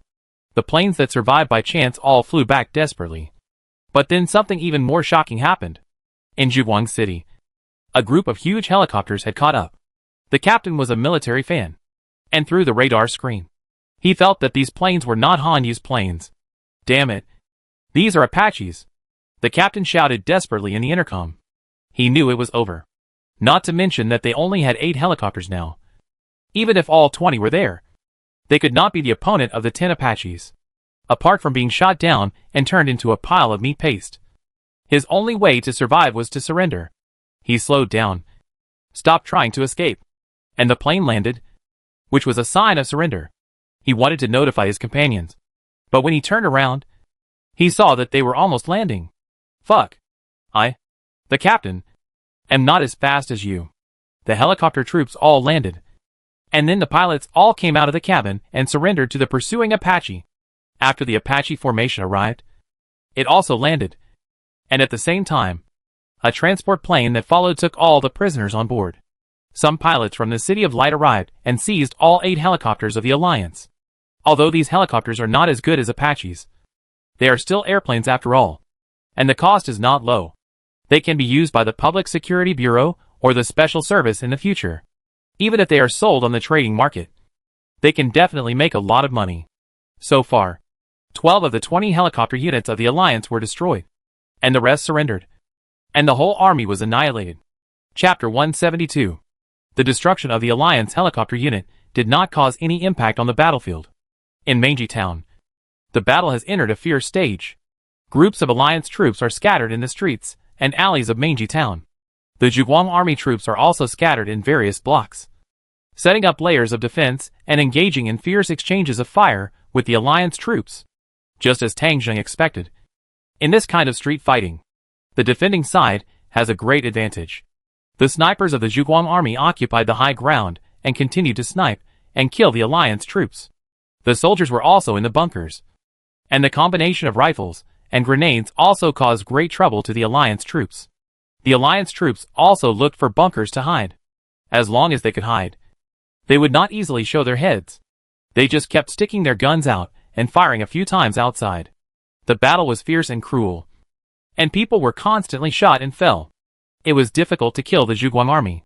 The bulletproof vests and helmets gave them strict protection, protecting their heads and internal organs from being hit.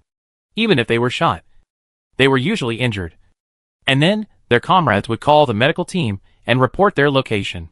The medical soldiers carried magazines and drove all-terrain vehicles, shuttling back and forth on the battlefield, transporting the wounded and returning to the town building.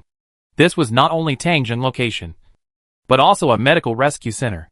The guard company, the direct troops, and the medical troops were all in this building. This was the center of the battlefield and the final location that the Alliance troops wanted to take down. At this time in the town building, the communicator kept calling and contacting the communicators of the battalion commander and company commander of the troops below. Medical soldiers shuttled back and forth, and simple beds were set up to treat the soldiers' wounds directly. The medical soldiers also had complete supplies, including wound medicine, hemostatic medicine, and anesthetics, so that the wounded soldiers could receive timely treatment. Tang Zheng was on the top floor of the town building, drinking tea and waiting. The soldiers of the guard company and the soldiers of the direct troops occupied every window here and protected it very tightly. Tang Zheng also knew that the ultimate goal of the Alliance was himself, but it is definitely not an easy task to kill him. Tang Zheng has heavy troops to protect him and radar monitoring. He will be lucky if he can kill others without being noticed. At this moment, Tang Zheng has learned that the helicopter unit of the Alliance was completely wiped out under Zhuguang City. This means that another force of Xie Jinshan has been eliminated. This battle seems fierce, but it is nearing its end. Xie Jinshan has lost his war potential and is not far from defeat. At this time, Tang Zheng didn't know that Xie Jinshan had arranged a sneak attack by the mutant death squad. The group of mutants had come from a distance and arrived at the edge of Mangy Town. Captain, we are about to enter Mangy Town, but the battle has spread all over the main streets of Mangy Town. If we take the main street, we will soon be involved in the war. In a dark corner on the edge of the town, the mutant team is already in place and can enter the town at any time. As the captain commanding on the spot, he needs to determine the route to advance at this moment. The captain thought about it and decisively gave up the idea of entering the town from the street. If these 50 people join the battlefield, they may help a certain local area, but they will soon expose themselves. They are not here to fight to the death with the Zhuguang army. They are here to assassinate Tang Zheng. As long as Tang Zheng is killed, it is meaningful to annihilate the whole army. Otherwise it will be useless even if more Zhuguang army is killed. The captain thought for a moment and pointed to a neighborhood in front of him where there were many people. Let's go there. Other places are not hidden enough. Captain, there are a lot of zombies there. That's right. It's because there are so many zombies that this blind spot is easily overlooked. If we go there, We can reach the town in 1 block. There is no such natural shortcut in other places. The team members didn't say anything, indicating that they would obey the captain's arrangement. Zombies are indeed a blind spot in human thinking. I believe that the light-chasing army could not have thought that they would suddenly appear from a place full of zombies. The team, with the determination to cross the Knife Mountain, resolutely entered the residential area full of zombies. The little girl was in the room, watching the battle outside the window. This battle had been going on for a long time, and her mind gradually became clear, and she also saw some clues. A strong human led his subordinates to occupy this place, and was about to defeat the other side. This strong human side was too powerful, and those terrifying weapons made the little girl very scared. She needed some strength to protect herself. As she was thinking, many zombies came downstairs, waiting for her orders. The little girl was a pure-blooded zombie, and she could clearly feel the thoughts of other zombies. They were hungry for flesh and blood, and eager to devour. The little girl had not devoured meat for a long time, and she was not looking forward to it, because she could feel that ordinary meat was of no use to her. If she wanted to eat, she had to eat something essence. For example, the meat of mutant beasts looked delicious. In addition, she vaguely remembered that there were many delicious foods among humans, which tasted much better than dry meat. But now she was a little afraid of humans. The man who occupied the town now left a terrible shadow on her young heart, so she didn't dare to contact this man's subordinates. Feeling the devouring desire of the zombies under her, the little girl didn't dare to let them go out and contact human subordinates. So she could only find another target. There was nothing to eat in the town. Even cockroaches and rats were eaten by zombies. The little girl's red eyes scanned back and forth in the night, looking for something to eat. At this time, a group of people entered the little girl's field of vision. These people came in from the back of the community with guns. They kept shooting with guns, killing the zombies under their command. The zombies rushed forward and were killed. The little girl was a little angry. She was very insecure now, and she didn't dare to face that human, so she could only find some zombies to protect herself. But these people also came to kill her men, which made her feel bullied. After being bullied for a long time, the little girl wanted to resist, so she stared at the group of people with wide eyes and pointed with her little finger. She opened her mouth and wanted to issue a few syllables of instructions, but she couldn't say it, and could only issue meaningless syllables such as "ah." But the zombies she controlled understood, and a large number of zombies began to move in that direction. There are about 20,000 zombies in this residential area. The little girl screamed twice again, and the zombies formed a circle, gradually besieging this group of people. The 50 mutant death squads never dreamed that they would be in a bitter battle in this community.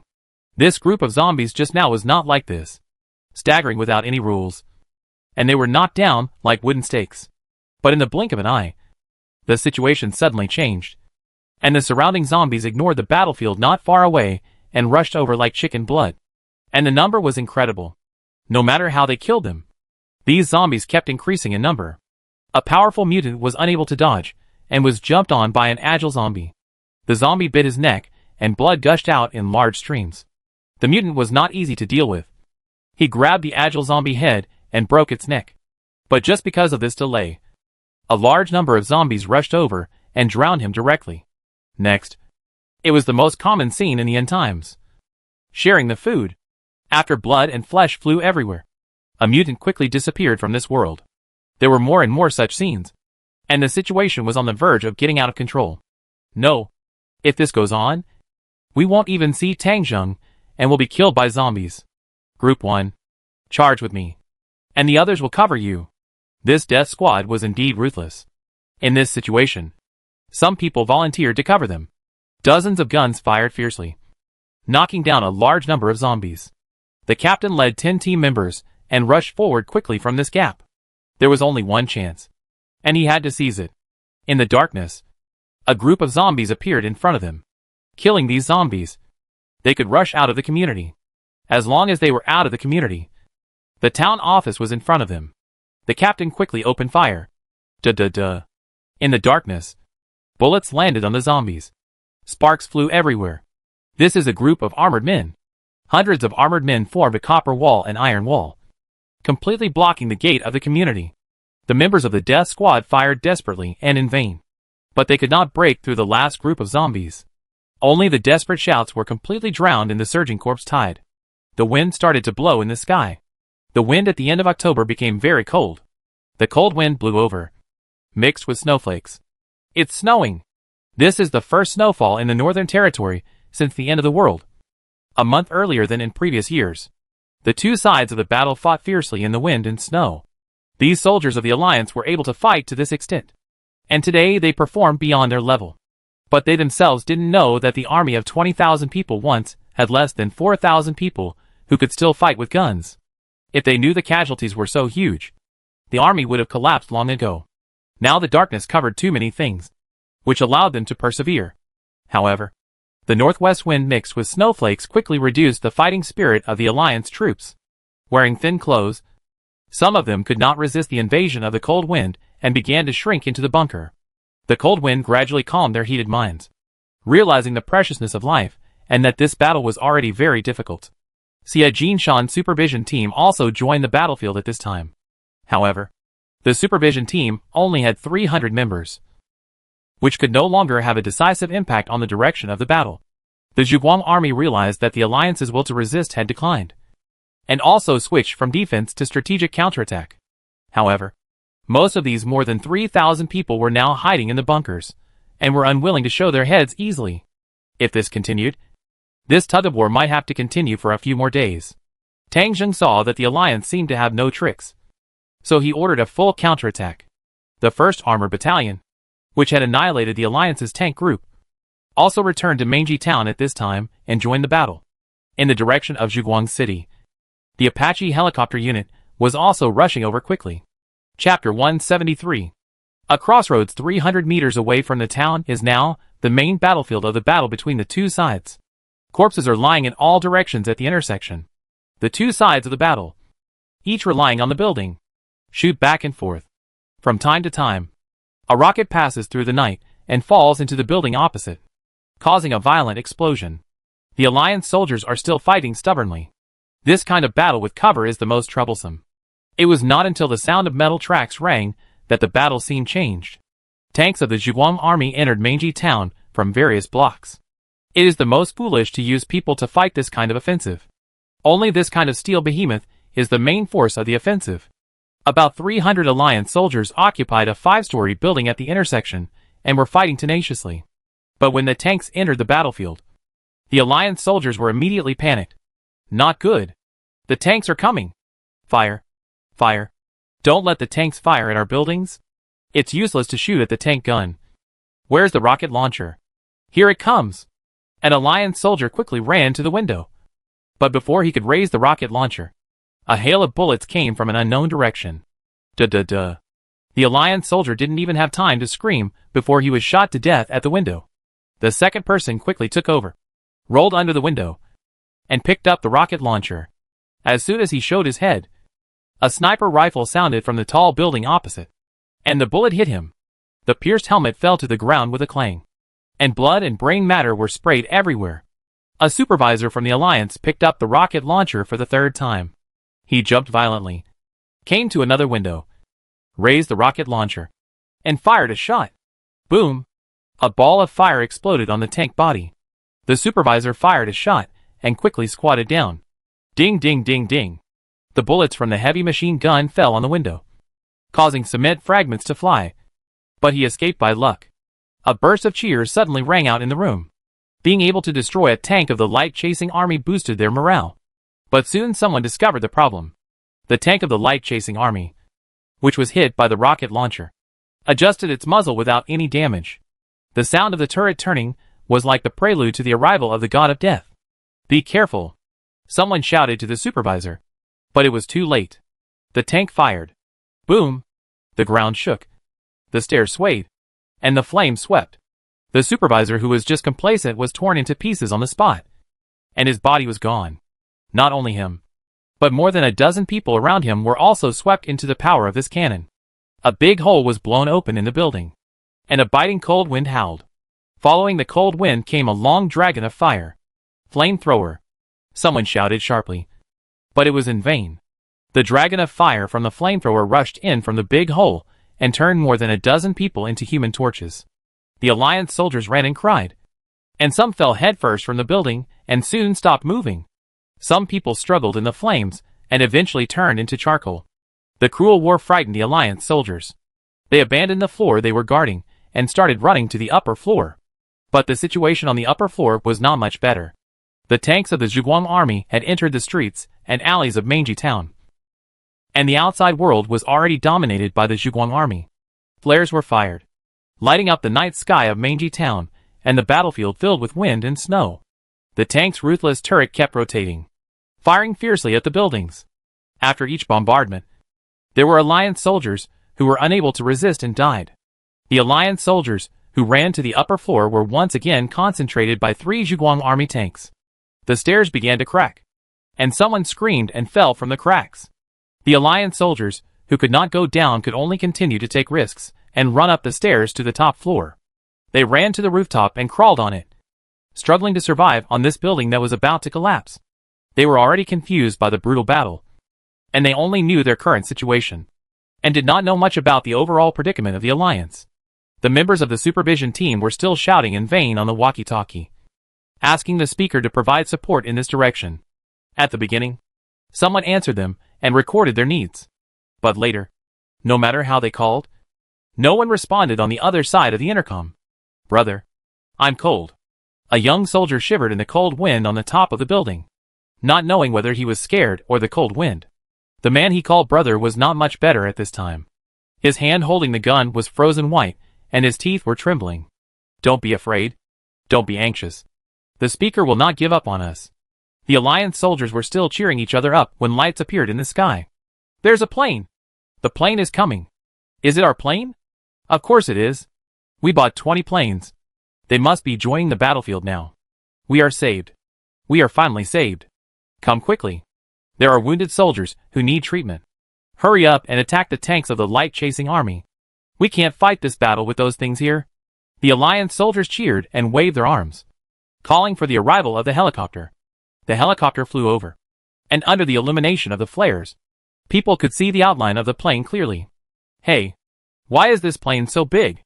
No, this is not our plane. It's an Apache. Hide." The helicopter suddenly opened fire. The Apache helicopter is equipped with a 30-centimeter cannon. This weapon with huge lethality is simply impossible to resist. As the helicopter fired fiercely, the floor of the building was penetrated. It seemed that the ground was about to be lifted up by the power of the bullets, and the upper floors were instantly killed and injured. The Alliance soldiers on the verge of collapse on the building had nowhere to hide. At this time, someone on the Apache suddenly shouted, "Alliance soldiers, listen. Put down your weapons, and you won't be killed if you surrender your guns. You have 5 minutes to put down your guns. Line up downstairs. Stand in an open area on the street, and surrender to our Zhuguang army unconditionally. Anyone who hasn't surrendered after 5 minutes will be killed without mercy." As the shouting began, more and more Apache helicopters joined the battlefield. Planes circled over Manji town, and aircraft guns occasionally fired. There was a building completely occupied by the supervisors, and the resistance was fierce. Facing such a stubborn guy, the light-chasing army showed no mercy, and the Apache helicopter directly launched missiles. After several consecutive missile bombardments, the building was directly blown down. The building collapsed, and all the resistance personnel inside were buried. With the end of this attack, the minds of the Alliance soldiers finally cleared up.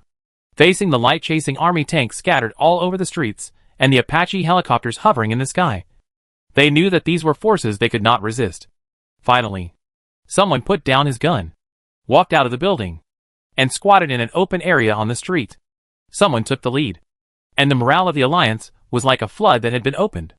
People kept shouting surrender, and walked out of the building with their hands raised. More and more people appeared and came to the intersection near the town, and the soldiers of the light-chasing army also came out of the building, led by military dogs, to search for the Alliance soldiers who were still hiding in a building. If some were injured, they would rescue them. If some tried to hide or resist, they would be shot directly. Clean and neat. No dragging. As time went by, the gunshots in Manji town finally stopped gradually. The Alliance soldiers, who were vigorous before, were shivering in the cold wind. Occasionally, a flare was launched to maintain visibility at night. Snowflakes fell on their faces, and they could see each other's faces clearly. At this time, the Alliance soldiers were shocked to find that their number had dropped to only more than 3,000. Moreover, many of these people were injured, with bloody heads and ragged clothes, just like a group of migrant workers who had just crawled out of a mine. At this moment, they realized how vicious Jin Shan was, and how stupid they were. With the cover of darkness, they didn't know the progress of the war, and they foolishly fought here, thinking that they could win the battle. But in the end, everyone was dying, and there was no achievement. The Zhuguang army was like an invincible mountain, smashing their self-proclaimed strong military force. The alliance was finished, and there was no hope at all. They could all imagine that the light-chasing army would be unstoppable and sweep through the 12 alliance bases, and their speaker would never be able to stay on the speaker's throne again. He would probably have committed suicide or been captured. But the alliance soldiers did not see their speaker among the captives. But that was no longer important. The battle was over, and being captured was a relief. They could no longer face death and start a happy life of labor reform.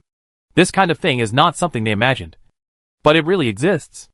Those who were captured by the Zhuguang army are not the first batch. They are living well now. They participate in some not particularly heavy labor every day, such as repairing roads, laying water pipes, and building buildings. The Zhuguang army will provide meals every day, and there are warm beds to rest at night. And after completing the number of working days stipulated by the Zhuguang army, they will be free. This is an opportunity. Surrender and do labor reform, and then naturally join Zhuguang city and never return to the alliance. Therefore, the alliance soldiers who had recovered from their shock had no resistance and were obediently controlled by the soldiers of the Zhuguang army and began to walk out of Mengji town. The battle in Mengji town, which lasted for nearly 4 days, finally came to an end. Tang Zheng appeared on the rooftop of the town building. With the help of the light of the flare, he watched the alliance prisoners being escorted away. The victory of the battle made Tang Zheng feel refreshed. From now on, in the northern region, the Zhuguang army will have no rivals and will dominate the world. With a heroic spirit rising in his heart, Tang Zheng couldn't help but open his arms and face the cold wind. Let the blizzard come more violently. As the sky follows the wishes of man, a gust of wind swept over. Tang Zheng didn't move, but the scarf on his neck was swept by the cold wind and flew directly into the air. Tang Zheng stretched out his hand but failed to catch it, and could only watch the scarf fly to the residential area in the distance. There was a world of zombies, and a large number of zombies wandered there. Tang Zheng sighed helplessly. At this moment, he really didn't have the energy to continue to annihilate the zombies in Mengji town. This scarf embroidered with the 8 characters, "There is love in the world. Love Tang Zheng the most," was lost in Mengji town. Chapter 174. The prisoners of the alliance were gathered in the wilderness of Mengji town, where they were registered and counted. The battle of Mengji town lasted for 4 days, during which the Zhuguang army wiped out 20,000 troops of the alliance. Among them, the alliance had more than 7,500 casualties, and more than 8,400 injured. There were also about 4,000 people, all of whom were captured by the Zhuguang army. The Zhuguang army destroyed 60 tanks of the alliance, of which 45 could be repaired and used. 80 armored vehicles were destroyed, of which only more than 30 were worth repairing. Many artillery positions of the alliance were destroyed. More than 40 cannons were destroyed, and 12 cannons were captured. 12 helicopters were destroyed. 8 were captured, and none of the destroyed helicopters were worth repairing. More than 300 vehicles of various types were found, most of which were still usable, such as some trucks and jeeps.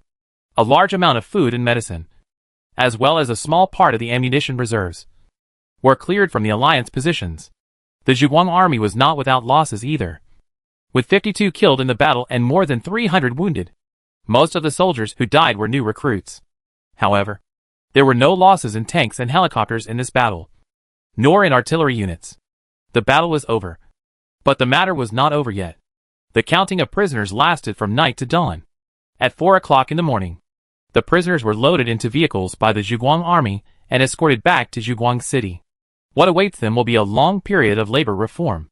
However, among this group of prisoners, the 12 members of the alliance, including the speaker Jin Shan, were not among the prisoners, and according to other sources, these counselors did not return to their respective bases, but just disappeared. The current alliance base 12 is already leaderless, and the order is very chaotic, especially after the news of the alliance's defeat was broadcast. The situation immediately went out of control. The university city base and several other Alliance bases have begun to burn, kill and loot. The troops have basically come to Mangy Town. The base is only under the jurisdiction of a small number of public security officers, and they can't suppress those mercenaries and adventurer teams at all. These people turned into robbers and murderers, and carried out criminal acts wantonly in the base. Ordinary survivors trembled and hid in their homes, hoping to escape. The mercenaries and adventurers, armed with guns, walked through the streets and alleys of the base, robbing what they thought was valuable and the women they liked. Those who dared to resist were immediately shot on the spot, with extremely cruel means. Some members of the Public Security Bureau not only did not control them, but joined the team of these thugs and robbed the survivors in this city. Some survivors could not bear it anymore and had to try every possible means to escape from the base, hoping to have a chance to survive. Some people also asked for help through the radio, hoping to get help from the Zhuguang army. In view of the serious situation, Tang Zheng did not let the inventory and treatment work in Mangy Town continue for too long. All the wounded were loaded and taken away to Zhuguang City for treatment. The 2nd Armored Battalion, the 3rd and 4th Field Battalions, and the Aviation Battalion, which had been on standby, quickly set off to various places to quell the riots. Tang Zheng himself took a helicopter with an Apache formation and took off to the University Town base. That was where the riots were the most serious, and now only Tang Zheng could go there to clean up the mess. When the plane took off, Tang Zheng glanced at the direction where his scarf was flying. He felt a little regretful about the loss of this scarf. It seems that he could only ask Tang and I and the others to knit another one for him, and it must be exactly the same as before. The little girl in the pink dress shrank her neck at the window. Just now, she thought that she was discovered by the human warrior. The look from the plane window made her shudder. Although she was already a corpse king, Tang Zheng's strength made her more afraid. It was not until the plane left Mangy Town and disappeared into the sky, and the situation here was completely calmed down, that she mustered up the courage to walk out of the residential area. The battle was over, and Mangy Town was deserted. The bodies were buried. The wounded were all taken away, and the town was quiet.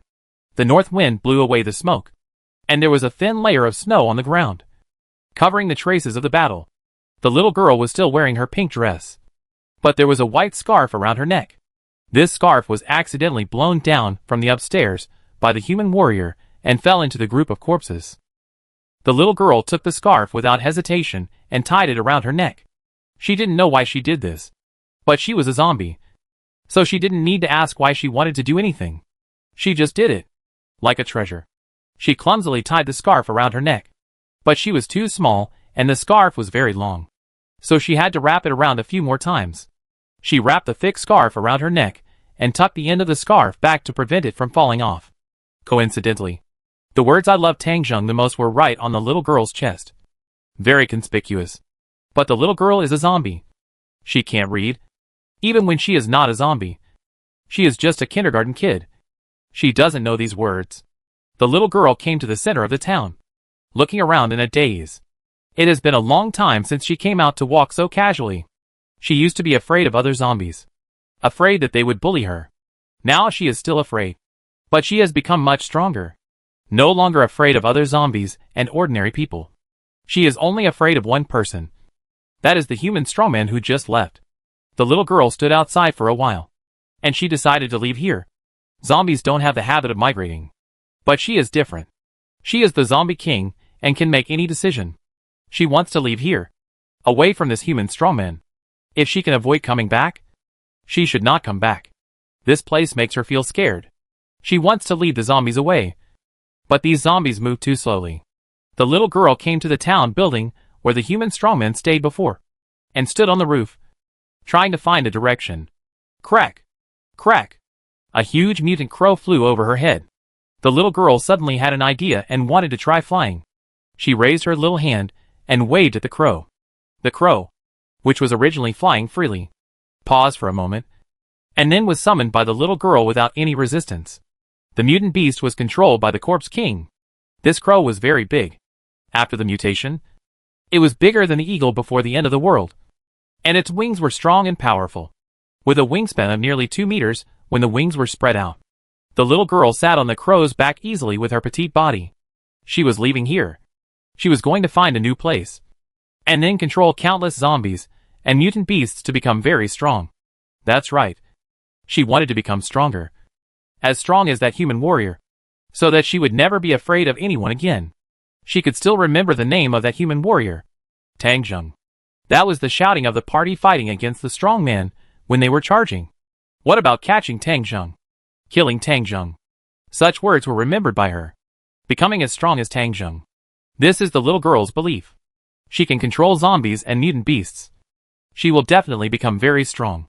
The little zombie queen grabbed the crow's back and flew into the air against the wind. In the slightly open mouth, a pair of small and sharp fangs appeared, showing their edge. The scarf with the words "I love Tang Zheng" the most was very conspicuous on the chest. The helicopter came to the vicinity of the University City base against the wind. When it was still dozens of kilometers away from here, Tang Zheng saw the thick black smoke over the University City base. The base is on fire. And there are not just one fire point, but many fire points. This has shown the chaos inside the base, which makes Tang Zheng very unhappy. After defeating the Alliance, Tang Zheng's mentality has changed. He still remembers the prompt in the system that if he wants to upgrade to brigade commander, the number of survivors under his command must be 5 million. And now in the system's completed tasks, the status of that task is 400229/50000000. This proves that the number of survivors under his command is currently 400,000. The number of 370,000 was the number that the Ministry of the Interior had calculated a few days before he set out on the expedition. They also specifically reported to him that the current registered population of Zhuguang City had reached 400,000.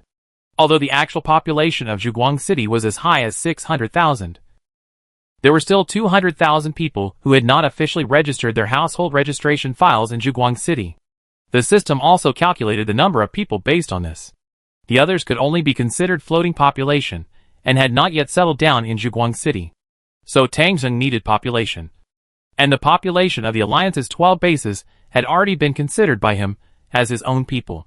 Now these people are burning, killing, looting, and killing their own people in the city. This is unacceptable. Tang Zheng's face was as gloomy as water.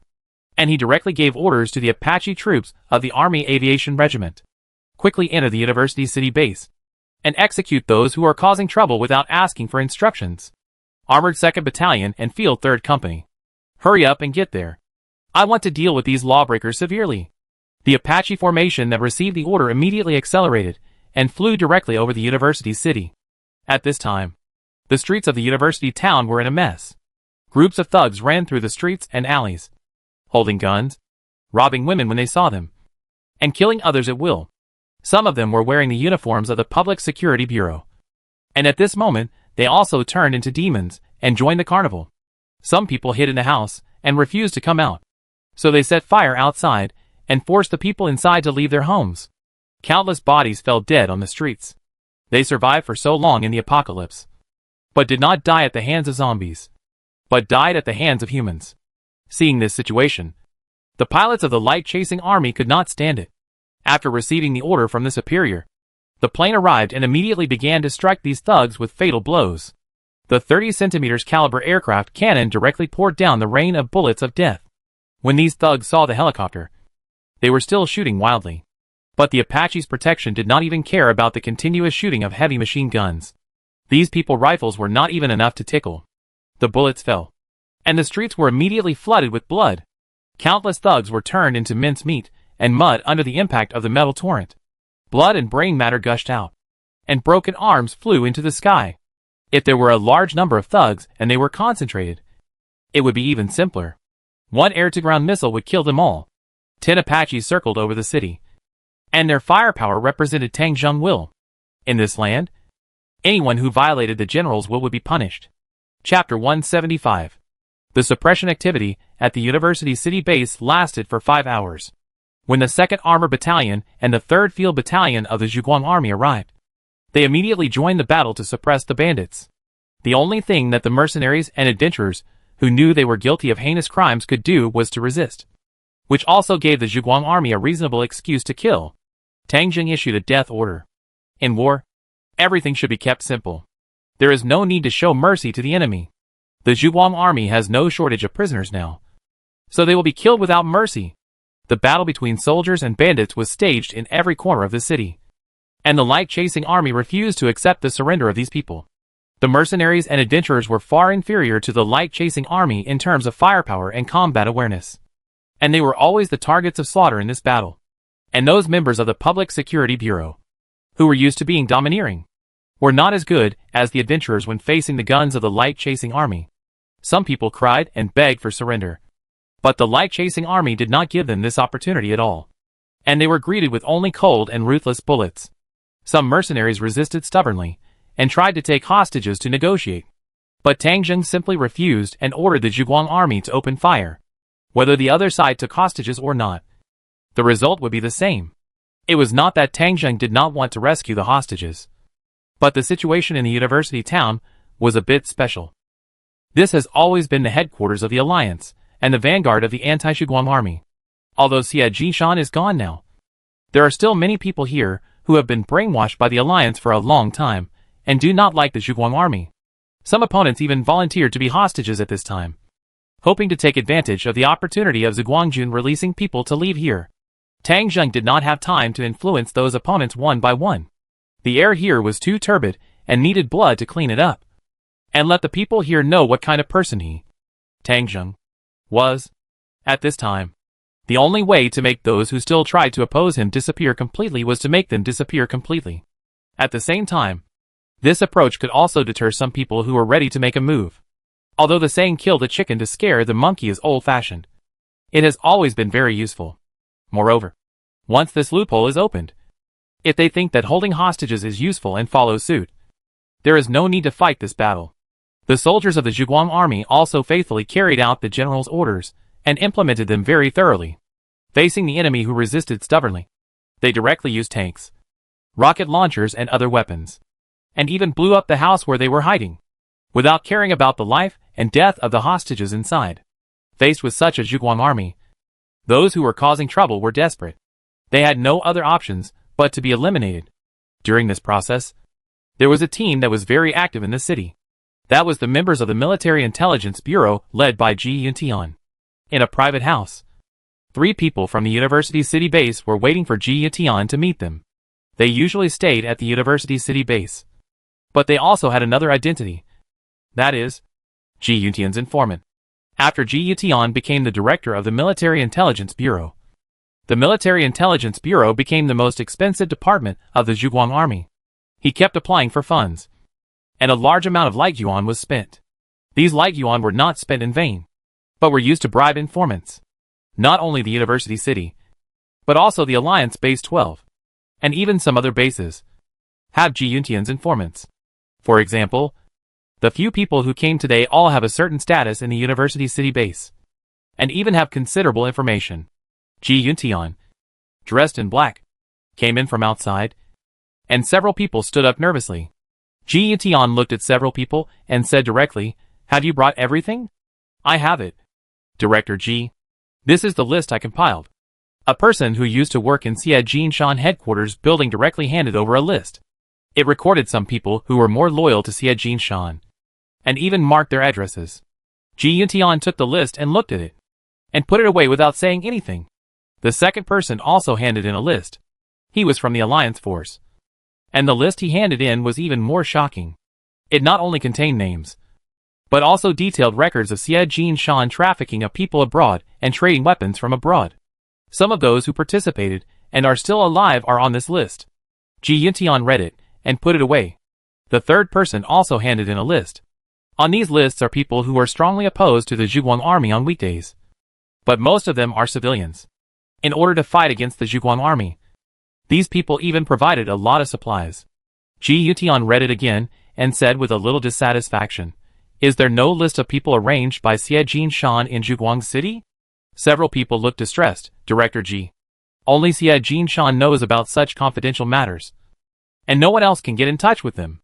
Ji Yuntian also knew this, and after complaining, he said directly to several people, "Now, the 3 of you will lead one of our action teams to find the people on the list and kill them." "Ah, we lead? This is not very safe. Once people know about it, we will not be able to live like human beings." Ji Yuntian sneered. "Who are you afraid of knowing? Now whoever knows should shut his mouth. If such a person jumps out, that's perfect. We can catch him all at once. As for you guys, after you finish this matter, go to Zhuguang City to settle down. I will handle your household registration for you. In addition, each of you can get 100,000 light yuan. I won't give you time to consider, because you have no choice. The three of them looked at each other, and finally nodded with gritted teeth. Ji Yuntian was right. The alliance was a thing of the past. They were now working for the Zhuguang army, and the future would be the Zhuguang armies. According to Ji Yuntian's instructions, 3 action teams set off. Each team consisted of 2 military intelligence agents, 10 military intelligence soldiers, and 20 special service soldiers. This matter was decided after he discussed it with Su Lu and simply reported it to Tang Zheng. The current riots in the city were actually a good opportunity. Taking advantage of the riot, some discordant voices were completely eliminated. In this way, the University City base, the second largest base in the northern region after Zhuguang City, naturally fell into the hands of the Zhuguang army. 3 action teams set out, and under the leadership of the insider, they began to enter the homes of some people in the University City. The team's action speed was very fast, going from house to house, and each action would not take more than 5 minutes. No one knew that many influential people in the University City base died silently in this riot. Even if someone later suspected the cause of their death, others would only blame the thugs. The large forces of the Zhuguang army were suppressing bandits in the open, while the Military Intelligence Bureau was operating in secret. The killing was going on in the open and in the dark. From early morning until noon, the gunshots in the University City base gradually subsided. The bodies of the thugs who were killed were lined up from the south gate of the University City base to the north gate. No one on the street dared to open the door and walk out. Only the tanks of the Zhuguang army rumbled past. Those who had other thoughts in their minds were all as quiet as chickens at this moment. They began to realize that Tang Zheng, who was able to wipe out the alliance troops, was definitely not a soft-hearted person. It didn't seem to be a wise thing to continue to oppose Tang Zheng for the sake of the alliance that had become a thing of the past. Of course, there were also some stubborn people who were still hoping for a lucky break. After all, according to the news they received, their chairman Xie Jinshan had already run away. If he ran away, he was still alive. And if he was alive, there was still hope.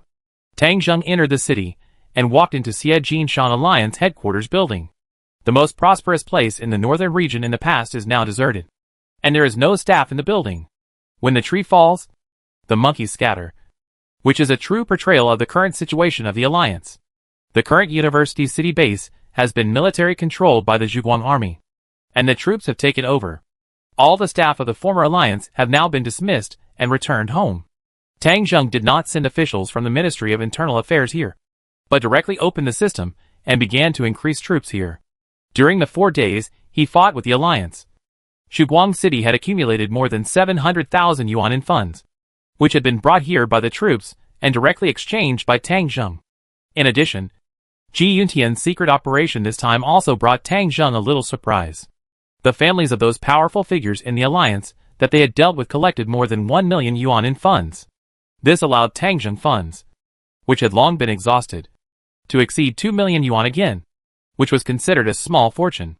Tang Zheng could even think that these people collected funds and probably went to Zhuguang City to exchange for light yuan. But reality did not give them this opportunity. They did not get light yuan, but the funds eventually fell into Tang Zheng's hands. From this, we can see how corrupt the alliance under Xie Jinshan rule has become. Tang Zheng opened the system and selected a military unit.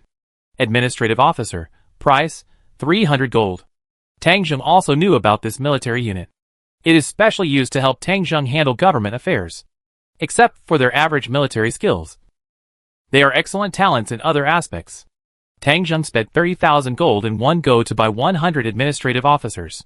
Now not only Zhuguang City needs these people, but also the 12 bases of the alliance. Soon, the political officers began to appear in front of Tang Zheng.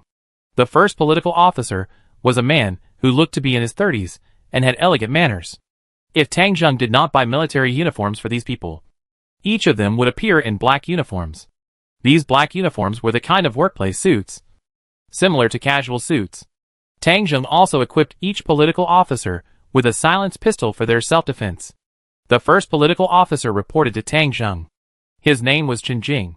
After a brief conversation, Tang Zheng appointed Chen Jing as the director of the Internal Affairs Department on the spot. However, Chen Jing's current position is in the university city. When the situation here stabilizes, Tang Zheng will find an opportunity to transfer him to Zhuguang City. The rest of the political officials appeared one after another, and Tang Zheng also gave them positions. The political officials in front were all sent by Tang Zheng to the 12 bases. The riots at other bases were much better than those in the university city, because this is the base camp of the alliance, with the largest number of people, and there are also many mercenaries and adventurer teams, so it is the most chaotic. Now, every base has the light-chasing army stationed there, and the field troops are scattered everywhere in companies. Military control is not a long-term solution. Tang Zheng gave these political officials some tasks, which is to stabilize the situation and appease the people as soon as possible. Winter has come, and Tang Zheng does not want to involve too much energy in these things. Now that the battle is won, it is time for him to digest the fruits of victory. Chapter 176. Zhuguang City. After the first snow, the temperature dropped sharply. The night temperature has reached below zero. But this has no effect on the residents of Zhuguang City. Zhuguang City has complete heating facilities, and the heat generated by the operation of the thermal power plant is transmitted to thousands of households through heating pipes. There are jobs, food, and heating. Even the TV stations will start broadcasting TV programs in the next few days. In this end of the world, Zhuguang City is like heaven. On the streets and alleys of the city, happy and laughing residents can be seen everywhere.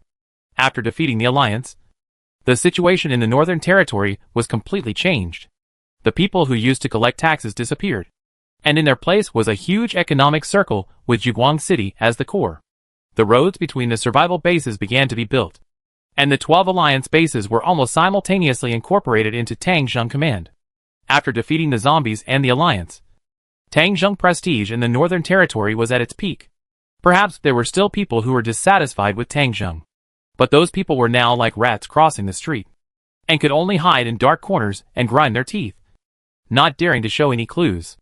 The hottest topic right now is the household registration of Zhuguang City. Almost everyone in the northern region wants to come to Zhuguang City and settle down here, but it has become very difficult to settle down in Zhuguang City now. The large number of urban population makes Zhuguang City very crowded. Tang Zheng has issued an order to the Ministry of the Interior.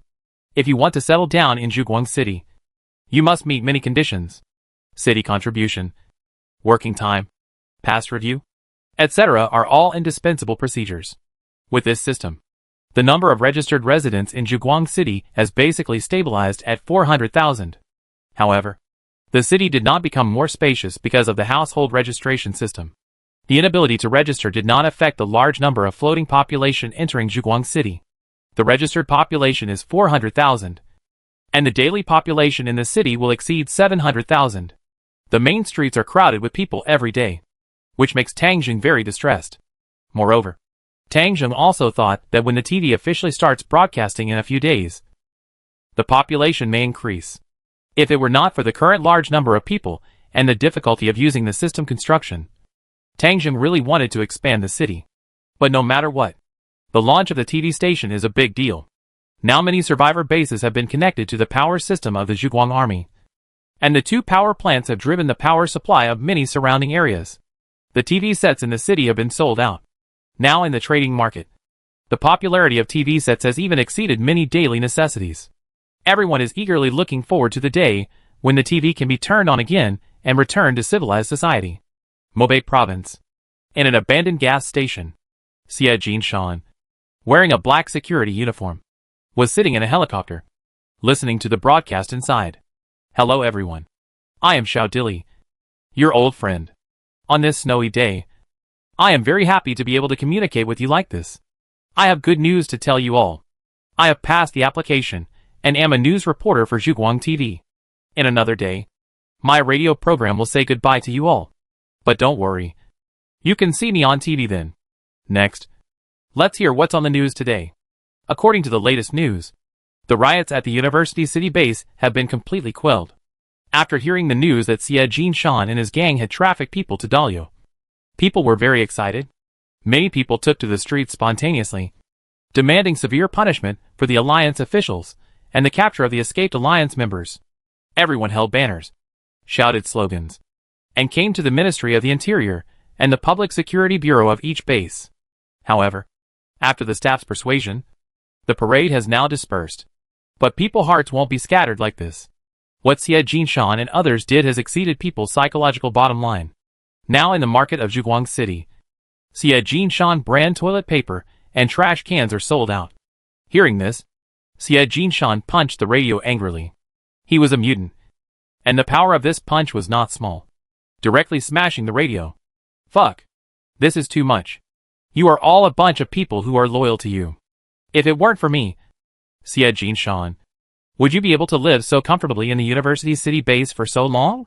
You praised me in the past, but now you are taking advantage of my misfortune. If I can return to this land one day, I will make you regret being human. After a while of rage, Xie Jinshan turned around and looked outside the plane. The only soldier he brought with him was refueling the plane. The fuel tank of this small civilian helicopter is too small, and it can't fly far without fuel. But after refueling this time, he can fly directly to the survival base deep in Mobay and see the situation there. If possible, he didn't want to go too far, because the farther he was from here, the less hope he had of coming back. Have you finished refueling? He lowered his head and asked the guard. The guard's voice was still a little hoarse. Nodded, then got on the plane and came to the driver's seat. Xie Jinshan sat there, ready to go. Speaker, fasten your seatbelt. The wind in Mobay is strong, and the plane may shake. Xie Jinshan fastened his seatbelt after listening. Leaning back in the seat, he closed his eyes. Suddenly, he felt his body tighten. He opened his eyes suddenly, only to see that his personal guard had put a thick rope around him and was tightening it quickly. Xie Jinshan was shocked and tried to struggle while cursing. But the safety belt restrained his movements, and he couldn't untie it in a panic. He was tied up tightly by the personal guard in a few seconds. You ungrateful thing. Are you also blinded by the glory and wealth of Zhuguang City? Tell me, how much money did Tang Zheng give you? I give you double. Here are 5 million Guan Yuan. Take it all and let me go. The personal soldier snorted disdainfully. Don't dream. I killed your personal soldier a long time ago. I am Han Yang, the deputy director of the Zhuguang Military Intelligence Bureau. The personal soldier rubbed his face, and a thin mask was taken off. A strange face appeared in front of Xie Jinshan. Xie Jinshan opened his mouth, and the whole person wilted like an eggplant hit by frost. I will give you everything. Please let me go. Even if you throw me in the desert. I don't want to go back to Zhuguang City. Impossible. You must atone for what you did. Han Yang was not moved at all. The mission he accepted was to capture Xie Jinshan alive and bring him back to Zhuguang City. But Xie Jinshan was also a mutant, and the degree of mutation was very high. Among the normal mutants, he was one of the top ones. It was not easy to capture him alive. After waiting for such a long time, he finally had the chance to capture him alive. How could he let him go? Xie Jinshan seemed to know that the other party would not agree, and could not help but sigh. I know what you want. You want to get the list of people I planted in Zhuguang City. Right? I'm telling you to give up. I destroyed the list a long time ago. No one will know unless I tell them myself. Also, tell Tang Zheng that this matter is not over yet. Although I don't have that opportunity, the other members of the Alliance are still there. You have no chance to catch them because I sent them to the dormitory. The dormitory? Han Yang was stunned. Yes, they went to Daliao. Because of what happened before. Daliao has already been on the opposite side of Zhuguang City, and it is still an irreconcilable contradiction. Don't think that Tang Zheng has won now, although you have defeated the Alliance. Can you defeat Daliao? It won't be long before Daliao will definitely send troops to the Northern Territory. By then, I will be in heaven and watch how Tang Zheng dies. Speaking of this, Xie Jinshan's tone became dim and weak. I also wanted to be a good person. I have done a lot of good things for the Alliance and the people. I don't want to sell people, but I have no choice. If I don't do it, others will take my place, and my ideals and ambitions will just rot in my stomach. I pray to God to give me more time. When I become stronger, I will bring those people back. Unfortunately, God didn't give me this time. I failed. I will not return to Zhuguang City. No one can judge me. Not even Tang Zheng. Fuck God. After Xie Jinshan finished speaking, he suddenly laughed nervously. As he laughed, Black blood flowed from the corner of his mouth. Han Yang wanted to pry open his mouth. But it was too late. Xie Jinshan's mouth was filled with poison. He had bitten the poison sac before he spoke. No one could save him. Xie Jinshan laughed a few times, tilted his head to one side, and closed his eyes completely. Xie Jinshan, the former ruler of the Northern Territory and the chairman of the alliance, ended here. Seeing this, Han Yang also sighed. He did not touch Xie Jinshan again, and directly drove the helicopter back to Zhuguang City to report to the general. Xie Jinshan's death was somewhat beyond Tang Zheng's expectations, but it was reasonable. With the crimes he committed, he would definitely die more miserably after returning, and would be despised by everyone. Xie Jinshan was also a ruthless person. He did not give anyone a chance and directly committed suicide. However, even if he died, his crimes would not be forgiven. The TV program would be broadcast tomorrow. Tang Zheng notified Xiao Dili to directly announce Xie Jinshan's crimes and the news of his death in the TV program. His death can also dispel some people's unrealistic fantasies. Time quickly came to the next day. At 10 o'clock in the morning. It was the day when Guguang TV station started broadcasting. Everyone in the TV station was busy with this matter. Xiao Dili sat in the studio, wearing a red dress, with her hair tied up and light makeup on her face. She was in a very good state. The director of the TV station, Li Shuqiang, personally checked the script with Xiao Dili to ensure that there would be no mistakes in the first broadcast. The process of the TV program is like this. At 10 o'clock, Xiao Dili started broadcasting, met everyone, and then reported the news. First, some situations in Zhuguang City, including this parade. Let everyone listen to the voice of the people. Then the hot situation in Zhuguang Trading Hall. There are also some street interviews, and Nanmen Street is the focus of this report. Then, there are Guangyuan exchange and publicity activities, so that everyone can understand the currency of Zhuguang City. Finally, there is the heavy news, reporting the crime and death of Xie Jinshan. This time, Tang Zheng did not appear in the news. This was Tang Zheng's request. He did not want his daily activities to be on the news. He preferred to keep a low profile. After the news, a TV series from the past will be broadcast. The story of 105 men and 3 women. The first day of broadcasting will end at 3 p.m. And then, there will be night news at 8 p.m. reporting the prosperous night scene of Zhuguang City. Everything is ready, and the TV station starts broadcasting. The TV signal begins to be transmitted along the TV tower, and spreads to thousands of households. Fortunately, the TV tower in Zhuguang City is very strong. So strong that it can receive signals from 2,000 to 3,000 kilometers away. Of course, that must be in an area with power supply. At present, Zhuguang City is the only place in the Northern Territory that can provide large-scale power supply. However, no one had ever thought that the radio waves would spread all the way to the north, to Daliu in a foreign country. To the east, it actually spread directly to Jinghe County, located in Lianghe Province, 1,300 kilometers away. The power supply has been restored here because this is the base of the 5th Army of the Empire, and the first county in the country to be liberated. Chapter 177. Jinghe County is located in the middle of Lianghe Province, 1,300 kilometers away from Zhuguang City. The current population of the county is close to 3 million, and it has almost recovered to the size before the end of the world. The 5th Army of the Empire is stationed here, and the current number of troops is 220,000. Of course, this is a later form force, and the number of veterans at the beginning was less than 50,000. The power supply here was restored a month and a half ago, but it is currently in a power-limited state. The power will be automatically cut off after 10 o'clock every night until the next morning. Although the power is cut off every day, in the end times, this is already a very well-protected place. Jinghe was the first county to be recovered, and Luibang was appointed as the head of the army by the Imperial Princess Li Wuyo, and was even given the title of Imperial Duke. Currently, the male members of the Imperial Royal Family are dying out in the catastrophe of the end times, and only Li Wuyo, a girl, is in charge of the overall situation. In this situation, many people can't help but imagine. It has become a fact that the royal bloodline has been cut off. If Li Wuyo does not want to be emperor, then she can only recruit a son-in-law and give birth to a child to inherit the imperial bloodline. I believe that countless men in the world would be happy about this matter. After all, It is refreshing to think about their son becoming the emperor. The only thing is that the child born may take the mother's surname. Compared with the vast country, this matter is not worth mentioning at all. Even if this matter is done well, it is not impossible for the son-in-law to take charge of the affairs of the empire before the child grows up. Even if she cannot rule the empire, at least Li Wuyo herself is a very outstanding girl. And the title of Han Yumingzhu is not for nothing. In addition to the bonus of being an imperial princess, she is also very outstanding. Therefore, a competition for Li Wuyo has quietly begun among the young people of the empire. And those who are qualified to participate in this competition are secretly working hard. Liu Yibong, the commander of the 5th Army, is a strong candidate in this competition.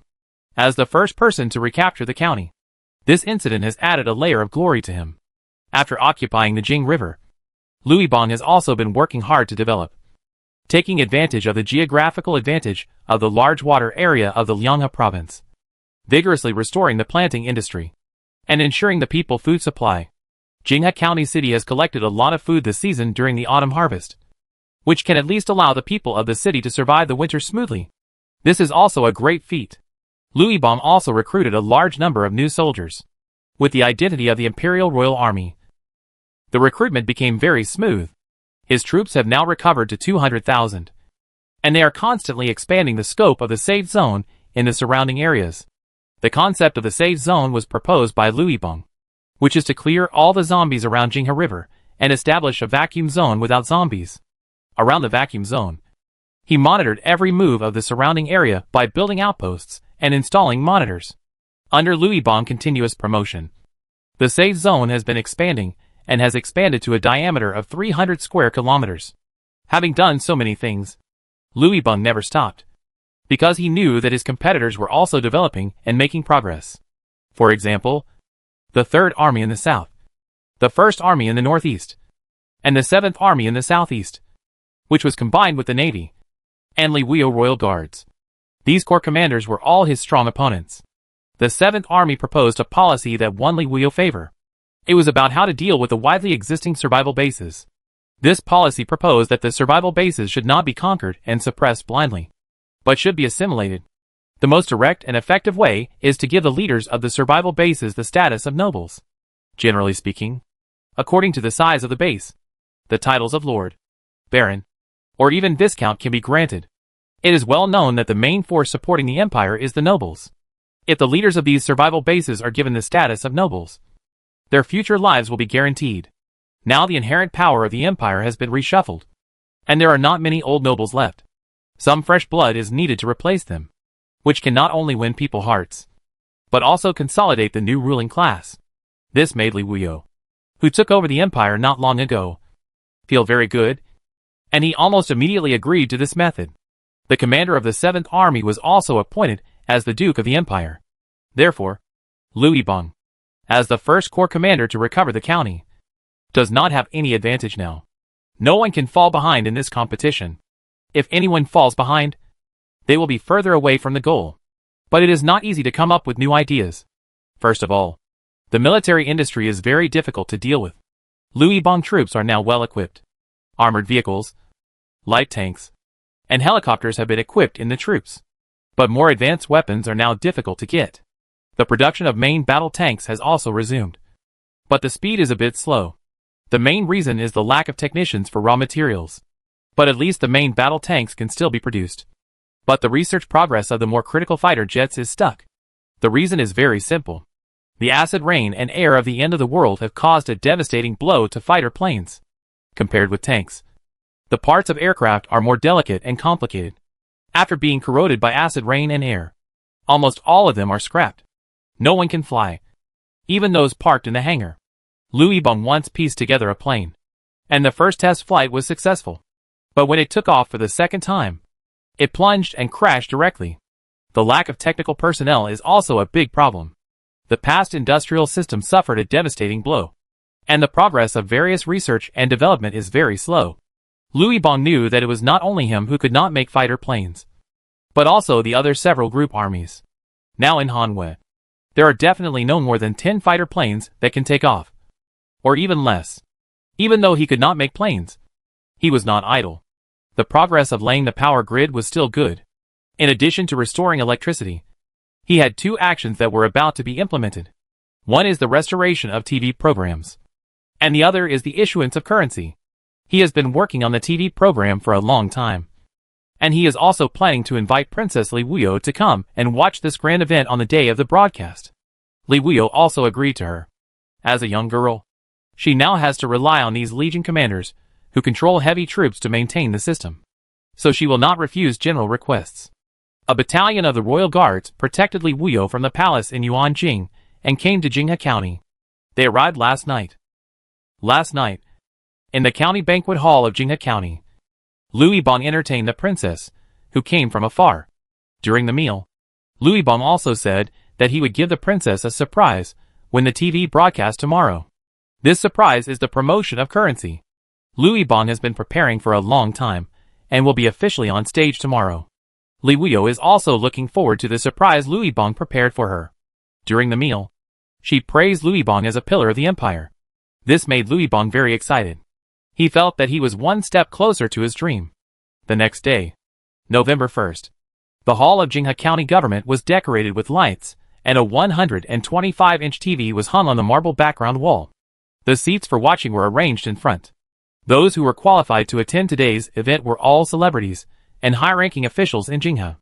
Everyone was excited to watch TV and see Her Royal Highness the Princess of the Empire. Before the time was up, the participants had already arrived and sat there in unison.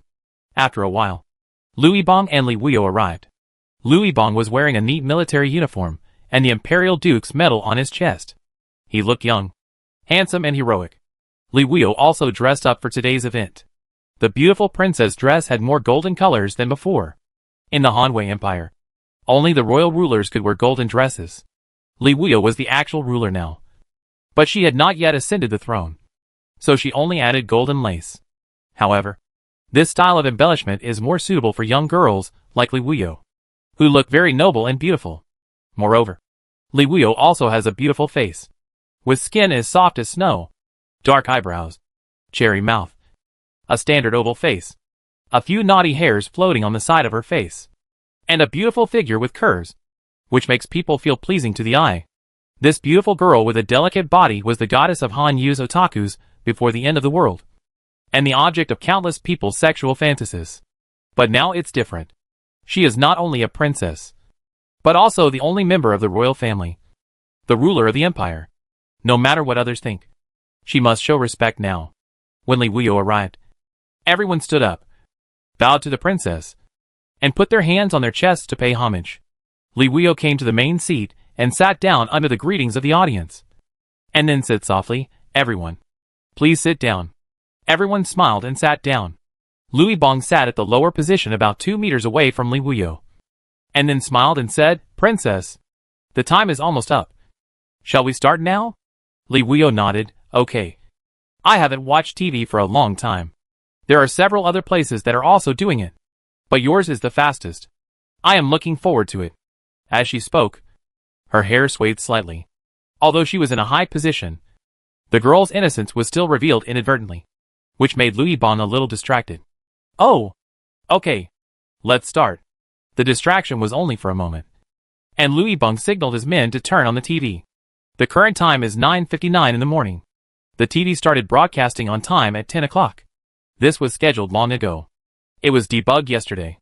The signal was fine. They were the only signal source here. The program had been rehearsed long ago. Lui Bong personally supervised it. There was no problem. Even the TV station staff came over. This venue will also be filmed later, when the program is about to end. A live broadcast will be broadcast to let some people in Jinghe and the surrounding areas have a good look at the style of Duke Lui Bong and Princess Li Wuyo. This was Lui Bong's special request.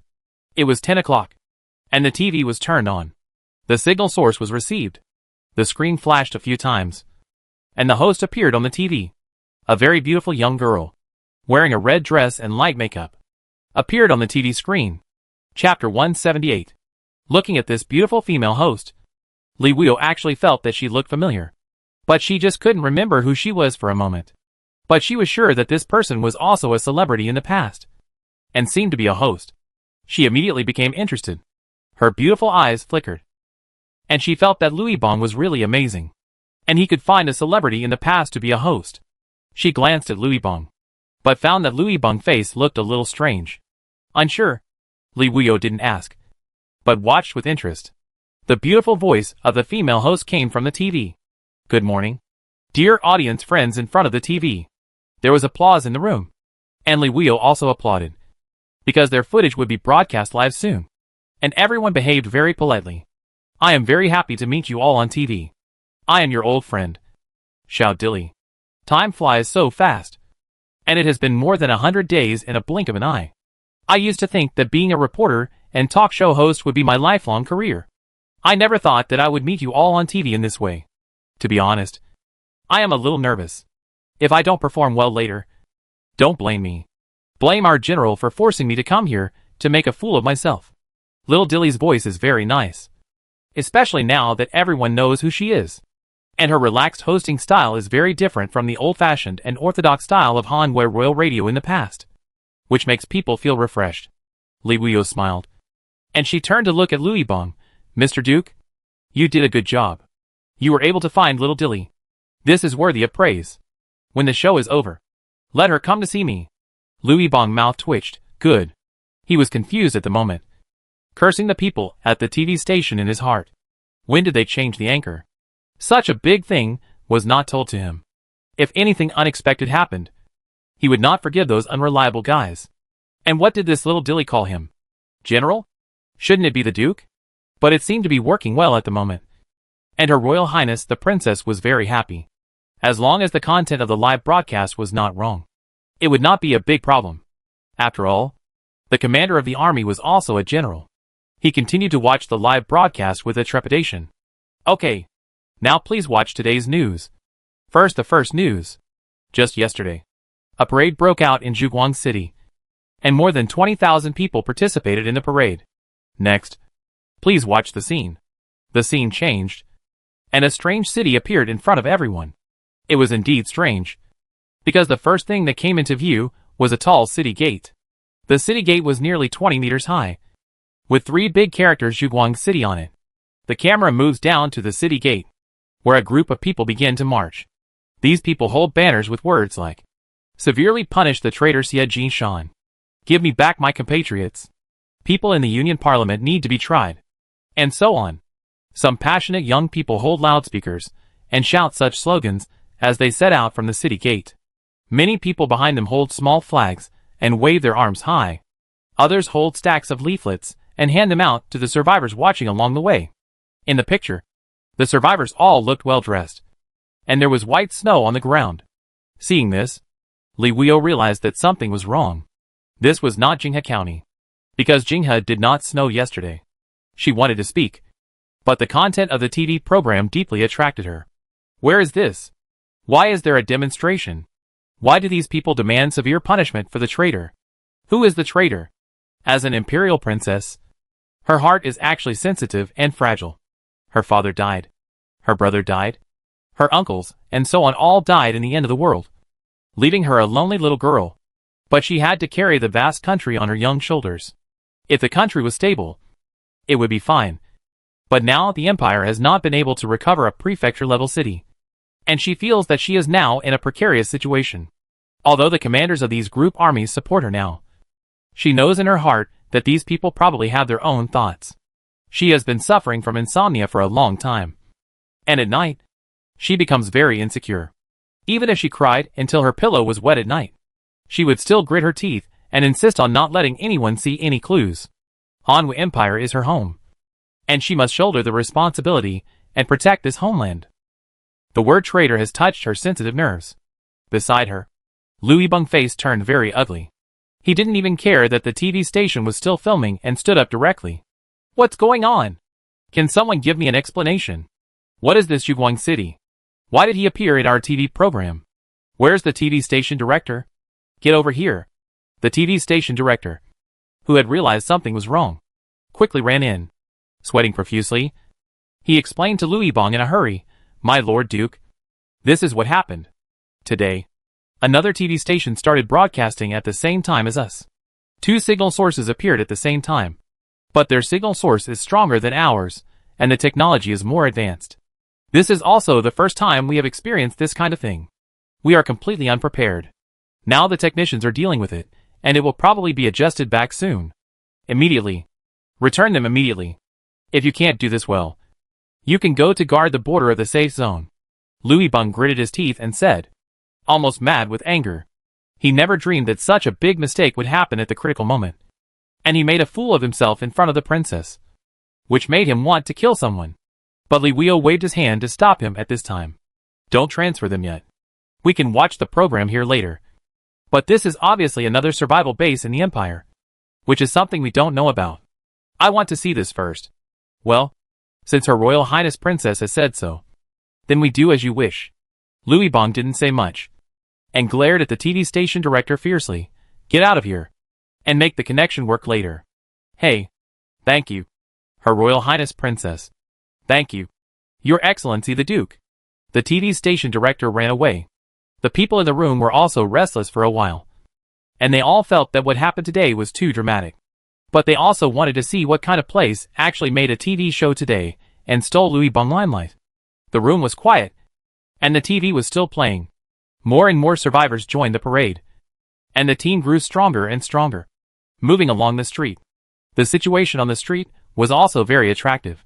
The road was very wide, and the road surface was smooth and flat, with 8 lanes in both directions from north to south. And even guardrails and green belts were added. More importantly, the cars on the road were simply eye-opening. You know, after the end of the world, the industry suffered a devastating blow. And even if some manufacturing capabilities were restored, they were limited to the guarantee of the troops' tank needs. After the acid-resistant technology was introduced, the restored production lines first processed military vehicle parts. Only those vehicles that were lightly corroded, worth repairing, and had good off-road and transportation capabilities would be taken back by the factory for repair. As for some luxury cars and sedans in the past, no one cared about them at all. Now that military vehicles cannot be built, who would pay attention to those things? However, in this video, there are quite a few sedans. Although it is not as busy as before the end of the world, it is almost the same. There are even traffic lights at the intersection in the picture, which is very shocking. Jinghe County, as the first county to be recovered in the country, has not installed traffic lights yet. Luxury cars parked on the roadside to avoid the crowds of marchers. People in police uniforms were directing traffic to avoid congestion. The buildings on the roadside were scattered and well planned. Some shops on the street hung plaques, and it can be seen that the business is very good. Residents upstairs open the windows and watch the parade below. The sidewalk is very wide, and the stalls are placed on one side of the sidewalk. With reasonable planning, it doesn't seem too crowded. The crowd is very dense, and it seems that there are more people than in Jinghe County. The camera lens follows all the way, showing the scenery all the way. The crowd passed by a trading registration hall over there. On the roadside, many adventurers and mercenary teams appeared in the camera. This is a feature after the end of the world, and these people can be recognized almost at a glance. These people are also the most puzzling group for every city manager, because the city needs these people to provide supplies continuously. But they are also a potential security risk. These people are sitting in jeeps, wearing blood-stained camouflage uniforms, smoking, cleaning guns, messy hairstyles, and tough temperaments, which clearly reflect their identities. But this video is a bit strange. These people look very orderly, and they are completely different from other survival bases, where they look like they are the best in the world and do not obey management. The city order is really good. The city appearance is also good, and the management is really good. Have you noticed the manhole covers of the sewers? They are arranged very reasonably. The infrastructure of the city is very complete. I noticed the city wall. It's very high and thick, much stronger than the city wall of Jinghe. This kind of city must be very safe to live in. The people marching were also very orderly. They had no intention of causing trouble. They were just expressing their demands. It can be seen that the people who manage this city are very capable. Hey! Pay attention to the camera. What is that thing in the distance? A cannon? Oh my god! It flashed by. But I saw it. Why does that thing feel like it came from the Navy? How did it get there? What on earth is this place? Plane. A plane has appeared. The image of the light-chasing city cannon just flashed across the screen. And then a helicopter appeared. Several bird helicopters came over the crowd. as if to monitor or protect them, following the crowd all the way. The words "Light Chasing Special Service" were printed on the fuselage of the plane, indicating the identity of the owner of the plane. The Special Service is equipped with planes? Oh my god. I feel a little confused. I can't wait to know where this is in Hanwha. If it weren't for the race and writing, I would have suspected that this is a foreign country. Shh. Keep your voice down. The Duke's face is too ugly. The people who had been discussing heatedly for a while had already forgotten themselves, and only then noticed that Louis Bong had a stern face at the moment, giving off an aura that said keep away from strangers. Chapter 179. No matter how angry Louis Bong was, Li Huio was in no mood to pay attention to his condition. She was completely attracted by the content of the TV program, compared with other people focus. She stood at a different height, and cared about different things. Especially when she learned that the marchers were because the parliament headed by Xie Jinshan sent 50,000 Hanwha people to Dalian in exchange for weapons to go to war with Zhuguang City. She suddenly became a little angry. This Xie Jinshan is really a traitor. Mr. Duke, this Zhuguang City should not be far from you. If they fail to bring Xie Jinshan to justice, then you can't sit idly by and watch. You must bring this person back for trial. Louis Bong felt a little bitter in his mouth, but he could only nod at this moment. He also roughly knew the location of Zhuguang City at this moment, which should be in the northern region. He had heard of the Survivors Alliance in the northern region and knew the name Xie Jinshan. But he didn't take it seriously, because after the end of the world, there were countless survivors' bases, and he really couldn't care about them. But he didn't expect that Xie Jinshan Alliance would be defeated. Now, Zhuguang City should be the only one in the lawless area of the northern region. On the TV screen, the parade has reached the Ministry of the Interior in Zhuguang City. In front of the building of the Ministry of the Interior, people shouted slogans for a while, and someone came out to answer them. The official who answered said that Xie Jinshan question will be broadcast on TV tomorrow, and everyone just needs to look forward to the result. The crowd dispersed with satisfaction, and no riots or other things happened. Seeing this, Li Huio didn't want to change the channel anymore. She wanted to see how this matter ended. Next, the camera switched back to Xiao Dili. After watching the demonstration, let's watch a video. As we all know, Zhuguang City South Street is already the most prosperous area in the northern region. Let's follow the camera and come to this street to see people live up close. It's still the street just now, but it's filmed from a different angle. This section is about people's livelihood. The streets and alleys are full of shops and stalls, and the economy is extremely prosperous. There are many dazzling commodities on display here. Almost everything that existed before the end of the world is available here. Moreover, guns and other things can often be seen here. This is the characteristic of the end of the world, and the biggest difference from the past. In the camera, people hold coins and buy various items. From food to medicine. From condiments to furniture. From clothing to electrical appliances. High, medium and low-end goods can be seen everywhere. Here Li Huio noticed another detail. That is, currency has been issued here, and the prices of goods do not seem to be high. Mr. Duke, have you seen the currency issued here? It seems to have a lot of credibility. It is not easy to do this in the end times. I think Jinghe can follow suit. Yes, it should be followed. Louis Bong didn't know what to say. You know, the surprise he planned to give Her Royal Highness the Princess was the issue of currency. If this kind of thing is said now, is there any surprise? He was even thinking in his mind how he would end it later. In the camera, a huge bank appeared. Zhuguang Bank. A man in his 30s stood in front of the camera for an interview. There was also a subtitle below. The president of Zhuguang City Bank, Xi Zhengyang. The issuance of Guang Yuan is very good, especially after our Zhuguang army defeated the alliance forces through combat. Guang Yuan has completed the leapfrog transformation from city currency to regional currency. The first batch of 3 billion Guang Yuan has long been issued, and even the second batch of 3 billion Guang Yuan has been exchanged. Now it is the third batch of 4 billion Guang Yuan that is being issued, and the citizens are still enthusiastic about exchanging. We expect to issue the fourth batch of Guang Yuan before January, this time with a quota of 5 billion. Before the Spring Festival, the cumulative issuance is expected to reach 30 billion. This number is calculated and in line with the current market prospects. Prices will not rise easily. We have strict monetary policy and market supervision. This is the basic requirement put forward by the general. Any behavior of raising prices will be severely punished.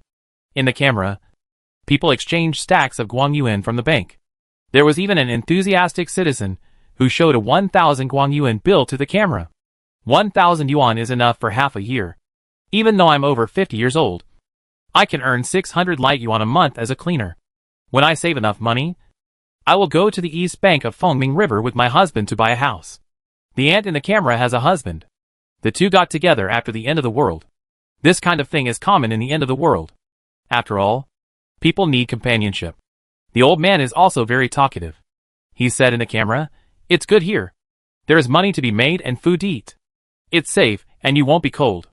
Our General Tang Jun led the light-chasing army and defeated millions of zombies. The alliance was also defeated. Good days are coming. Everyone was smiling brightly, showing their happy life now. In the hall of Jinghe County government, people watched and gradually fell silent. Everything shown in the camera and the mental outlook of the people made the current development of Jinghe a little insignificant. Defeating 1,000,000 zombies? Is it the cumulative number of annihilations when retaking the city? It seems that the military strength of this Shuguang city should be okay. Shuguang City. Shuguang Army. Tangzheng. People are very curious about these things at this moment. At the end of the live broadcast, Xiao Dili announced a piece of news. "Now I have good news to tell you. Alliance Speaker Xie Jinshan was captured by our Zhuguang City agents in Hebei Province today. Knowing that he could not escape the blame, he chose to commit suicide by taking poison and ended his sinful life. The law of nature is clear, and retribution will not be missed." This sentence has been verified once again. General Tang Jun said that he would not sit idly by and watch 50,000 compatriots suffer in Daliao. At the right time, he will bring them back from Daliao and let the compatriots go home. Today's program ends here. Thank you for watching.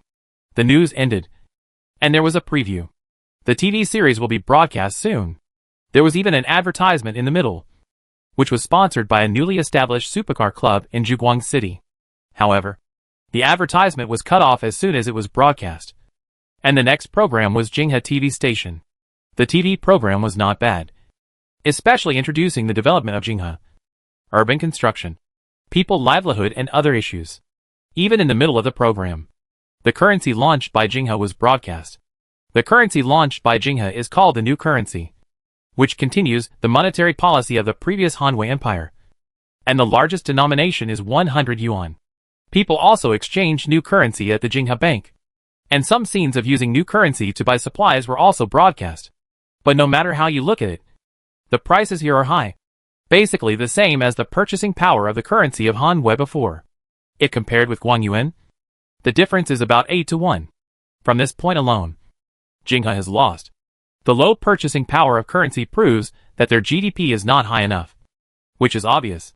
Moreover, Jinghe is several levels behind Zhuguang City in terms of the height and thickness of the city wall, urban infrastructure, and people happiness index. Louis Bung used to think his city was good, but now he feels more and more uncomfortable.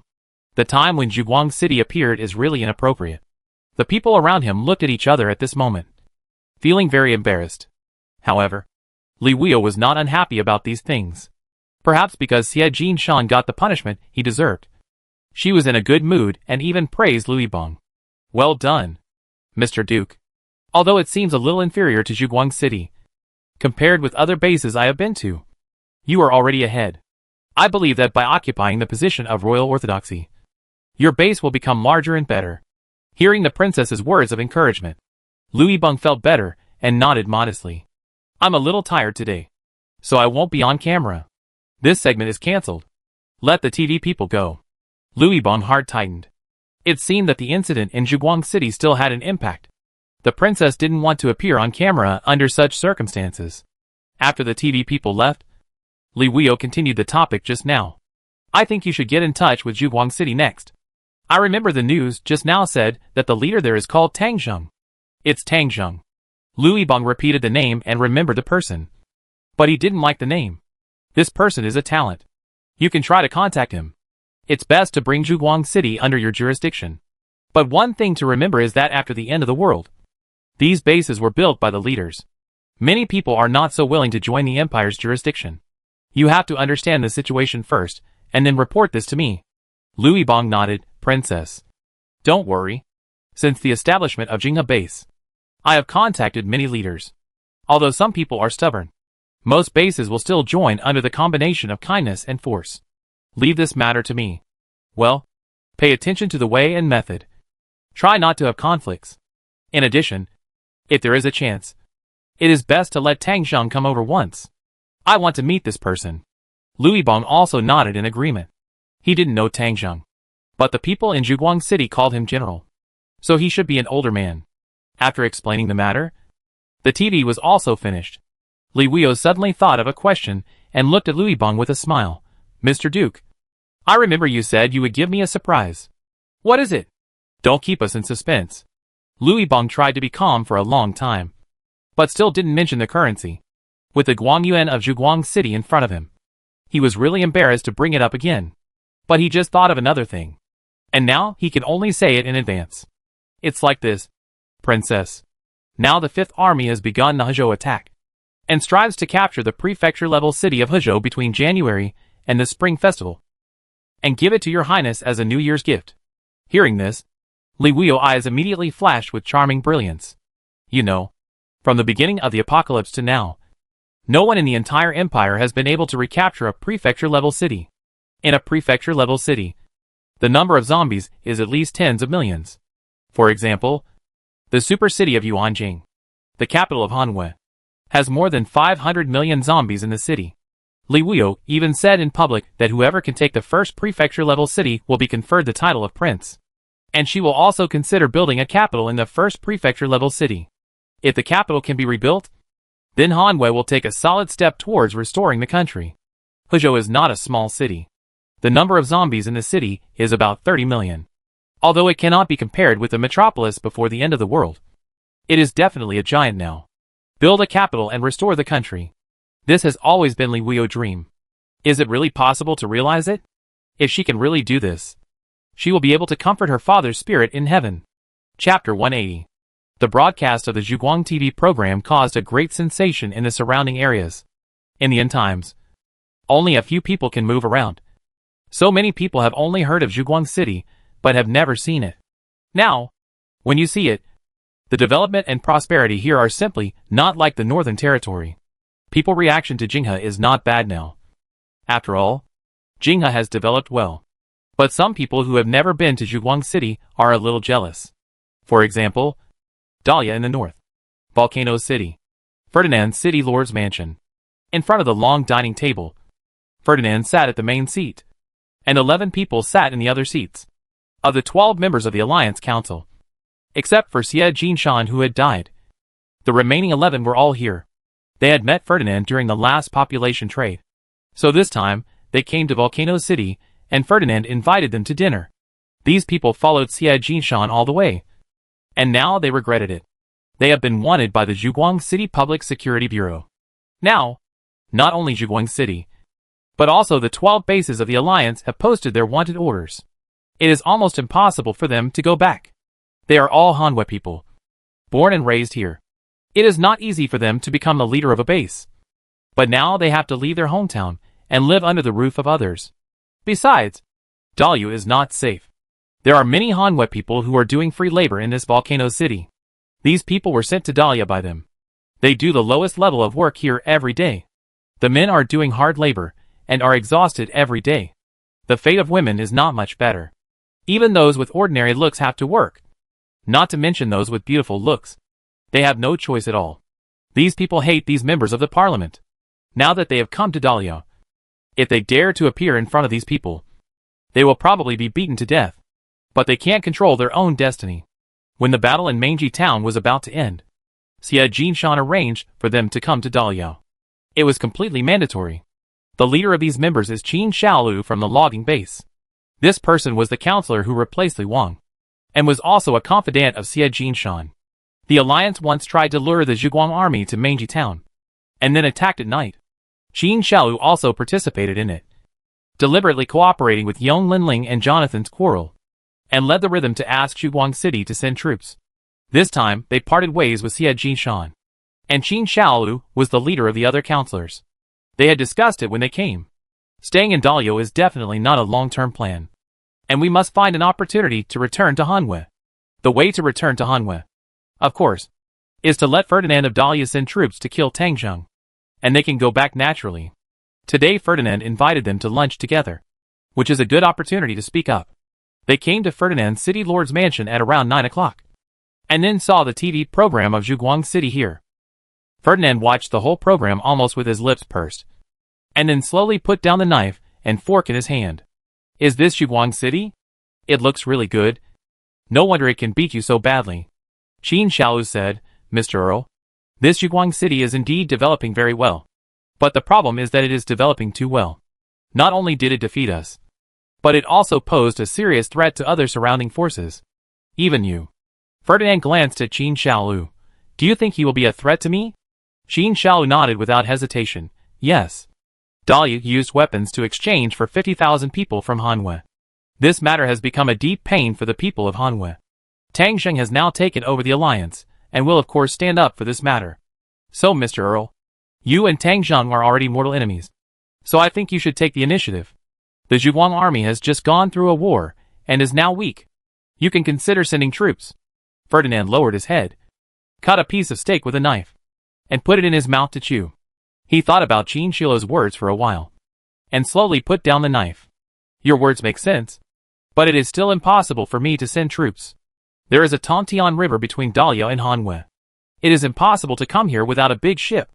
As far as I know, the entire northern territory, including Tangzheng Zhuguang City, has not built ships. So I am not worried that Tang Zheng will pose any threat to me. And you probably don't know the strength of our Dahlia, since I can sell so many weapons to your alliance. Don't I have more and better ones? Let alone the natural barrier of Tontian River. Even if there is no such barrier, with the current strength of Zhuguang army, it can't threaten me at all. Qin Xiaolu suddenly became anxious. Mr. Count, the lack of threat now does not mean that there will be no threat in the future. People who do not think about the future will have immediate worries. You can't be short-sighted. Several other counselors also spoke up to persuade Ferdinand to send troops. After hearing these people talking, Ferdinand wiped his hands with a handkerchief. Have you finished talking? The alliance members had a bad feeling and stopped talking. Ferdinand then said slowly, Do you think I'm a philanthropist? Seeing that everyone's faces were a little pale, Ferdinand continued, The reason why I took the time to have this meal with you is to see if you have any value that can be used. But now it seems that all the value is on Xie Jinshan, and he is dead. So you lackeys are useless. As he said that, Ferdinand called out to the outside guards, Take these people down and lock them up with the Hanwei laborers, so that they can experience the enthusiasm of the people of their motherland. Hearing Ferdinand's words, all the congressmen were shocked. If they were locked up with the Hanwei people, they would be torn to pieces alive. Some people tried to resist on the spot. Those who could become the leaders of the base were mutants, and their strength was very good. But Ferdinand was well prepared, and a group of guards rushed in and suppressed them directly.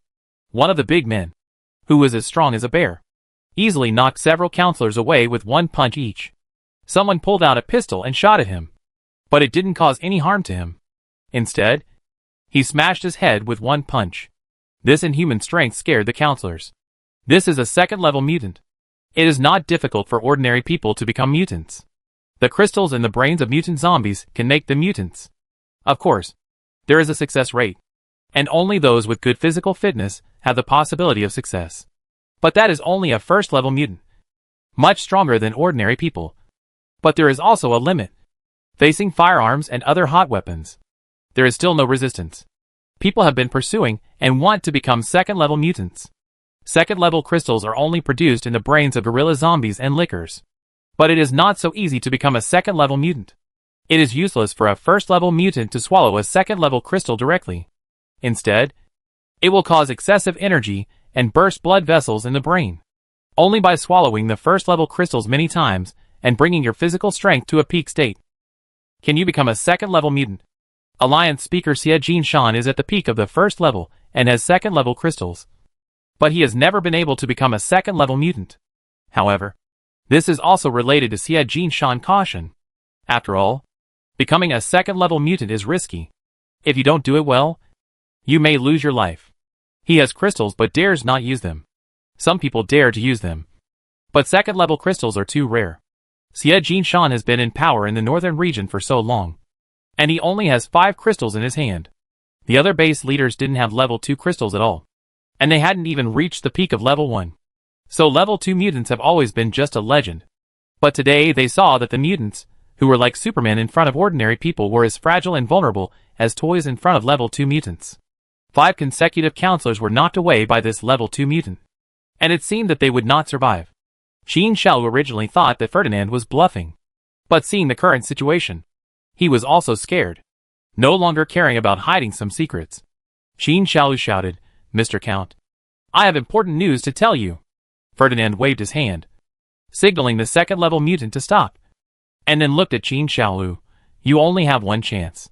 If it is not valuable, then you can die." Qin Xiao hurriedly said, I know that Xie Jinshan has an intelligence system in Zhuguang City, and many people are still serving him." Ferdinand snorted, "But he is dead." Qin Xiao continued, "Although he is dead, the personnel of this intelligence system are still there. And Xie Jinshan usually talks directly with the head of the intelligence system. This person once stayed in the university town base. At that time, Xie Jinshan was doing some genetic research and controlled this person with a psychotropic drug. So he had to obey Xie Jinshan. Now Xie Jinshan is gone. I have all those psychotropic drugs and ways to contact that person." "Oh, is there such a thing? Then tell me the name of that person now." Qin Xiaolu thought for a moment. "I have never contacted him, so I don't know his name. But he has a code name, called White Fox. And he is lurking in Zhuguang City. I heard that he is doing quite well. And he also uses Xie Jinshan drugs to indirectly control many people." "White Fox? A psychotropic drug that can control people? This is quite interesting." After saying that, he looked at several surviving alliance members. "Do you all remember this name?" The other counselors nodded in unison. "Uh-huh. How can you remember such a secret?" "Huishan. Send them to hell." Huishan was the second-level mutant who was as strong as a bear. Hearing Ferdinand's words, he immediately took action. The other counselors cursed and resisted, but it was useless. About a minute later, the room was quiet. Of the 11 counselors of the alliance, only Qin Xiao was still alive. The other 10 people died in this living room, at the hands of a terrifying second-level mutant. Qin Xiao tremblingly handed over his secrets: the psychotropic drug developed by Xie Jinshan, and the contact information of the mysterious intelligence leader Baihu. Chapter 181. The TV program in Jinghe County was also broadcast in Zhuguang City. It was also the first time for Tang Zheng to see the situation in Jinghe and the situation of the Fifth Army. Overall, the situation in Jinghe was still good, and new currency was also issued. With more than 200,000 people from the Fifth Army guarding there, and a city population of 3 million, Jinghe County was definitely the leading city in the central and northern part of Hanwei. When the TV station received the signal source, it did not broadcast it immediately, but watched it first, and then asked Tang Zheng if he wanted to broadcast it. The people at the TV station were worried that such a program would cause chaos in Zhuguang City after it was broadcasted, and that some people would leave and go to the place where the Imperial Royal Army was located. Tang Zheng told the broadcaster without any hesitation that if someone left because of this matter, he would be happy. Now Zhuguang City has too many people, and it is just because of this kind of thing that some people with weak wills are eliminated, gradually putting pressure on city life. After the TV station broadcast the program according to Tang Zheng instructions, it also caused a great response in Zhuguang City. As ordinary survivors, they are the people of Hanwei. They have been under the rule of the imperial family for hundreds of years, and have become accustomed to such a life. When they suddenly saw the Imperial Royal Army suddenly appear, some people's hearts were shaken. Many people first thought of living in the area controlled by the Royal Army. After all, that represented orthodoxy. However, this fluctuation did not last long. After seeing the situation in Jinghe County, people calmed down instead. It seems that the place managed by the Imperial Royal Army is not as good as Zhuguang City. They have settled down in Zhuguang City, and the cost of leaving now is too high. So the news from Jinghe brought a gust of wind, allowing everyone to broaden their horizons and know some of the outside situation. But few people actually left. Tang Zheng didn't take this matter too seriously. He still had a lot of things to do. If you want to gain a stable foothold in the end times, strength is the most important, and funds are his foundation. Now that the alliance has been defeated, Tang Zheng cannot stop. He has to seize the time to collect funds while the weather is not too cold. He has already laid a certain foundation in Shuanglin and Qingchuan counties. Now that Chen Filong is here, it is just right to strike while the iron is hot and eliminate zombies. After staying in Zhuguang City for 2 days, Tang Zheng sent troops out again and went to Qingchuan County. Chen Filong can control 150,000 zombies every day, so he can guarantee 150,000 kills. Now that the size of the army has also expanded, there is no pressure to kill 150,000 more every day. With 300,000 a day, it is estimated that within half a month at most, Qingchuan County will be completely recovered. Shuanglin is expected to be taken within a month. By then, the funds of these 2 counties will bring Tang Zheng a huge source of income, laying a solid foundation for continued expansion and upgrading. When the troops went out, Tang Zheng did not follow them. He chose to stay in Zhuguang City. Now the troops are already familiar with going out to fight zombies. It doesn't matter whether he follows or not. A rocking chair was placed, and Tang Zheng sat next to the pond in the official residence. Tang felt a little cold these days. It is a marine creature that came to fresh water due to mutation. But Tang couldn't stand this freezing weather. After all, the pool is so deep, and Tang is now nearly 30 meters long. So she feels like a dragon swimming in shallow water. The temperature has dropped sharply in the past 2 days, and the pool is about to freeze. Tang can't stay here anymore. Last night, Tang, who couldn't stand the cold, ran to Tang Zheng dormitory. Tang Zheng almost suffocated when his huge body of 30 meters squeezed in. So this morning, at Tang Zheng's request, Gui Yun led the engineering corps to add a circle of heating pipes around the pond. The heating pipes are also connected to the heat of the thermal power plant. When the heating is turned on, the pond is like a hot spring and becomes a health resort. But Tang was tired of the heat and ran to the shore. After several adjustments, the water temperature was finally suitable for the survival of the octopus, and Tang returned to its nest. On the shore of the pond, the deciduous plants were already bare, and only some of them were still standing tall. Majestic war eagles stood on the treetops, their sharp eagle eyes looking into the distance. Military dogs were playing and frolicking on the shore, looking carefree. Tang Zheng lay on the rocking chair, breathing in the cold air, feeling inexplicably relaxed. It was already early November, and the apocalypse had begun 4 months ago. Thinking about how I had walked all the way from my rental house to now, it felt like a lifetime ago. Thinking about the difficulties back then, the leisure time now was even more rare. Although the Imperial Army had appeared now, Tang Zheng did not feel too much pressure. He had passed that difficult time, and now his heart was extremely strong. If there is any trouble, it is the conditions for upgrading the brigade commander. There are 6 conditions for upgrading the brigade commander, and Tang Zheng is not worried about the first 4. The troops are fully staffed, the number of zombies killed, the funds for upgrading, and the 10 buildings will be completed slowly. But the last 2 items make Tang Zheng feel a little troublesome. A population of 5 million and a land of 500,000 square kilometers. And it must be recognized by the surrounding forces. This requirement is very harsh. After Tang Zheng defeated the alliance and took over the 12 bases, the total population has reached 1.03 million. However, the land area has not been improved much. Currently, it has occupied less than 100 square kilometers, including 10 square kilometers of Zhuguang City. This shows that the system defaults that the area controlled by Tang Zheng is only the base itself, not other land around the base. This makes Tang Zheng feel that the progress is slow, and he wants to include the land around the base in his control. Thinking of the news a few days ago about Luibongjinghe County and the approach to the safe zone, Tang Zheng felt that it seemed possible to give it a try. Tang Zheng hailed the helicopter he often took a platoon of the guard company, and left Zhuguang City. At present, there is already a large area around Zhuguang City without zombies. Tang Zheng plans to build all the areas without zombies into safe areas.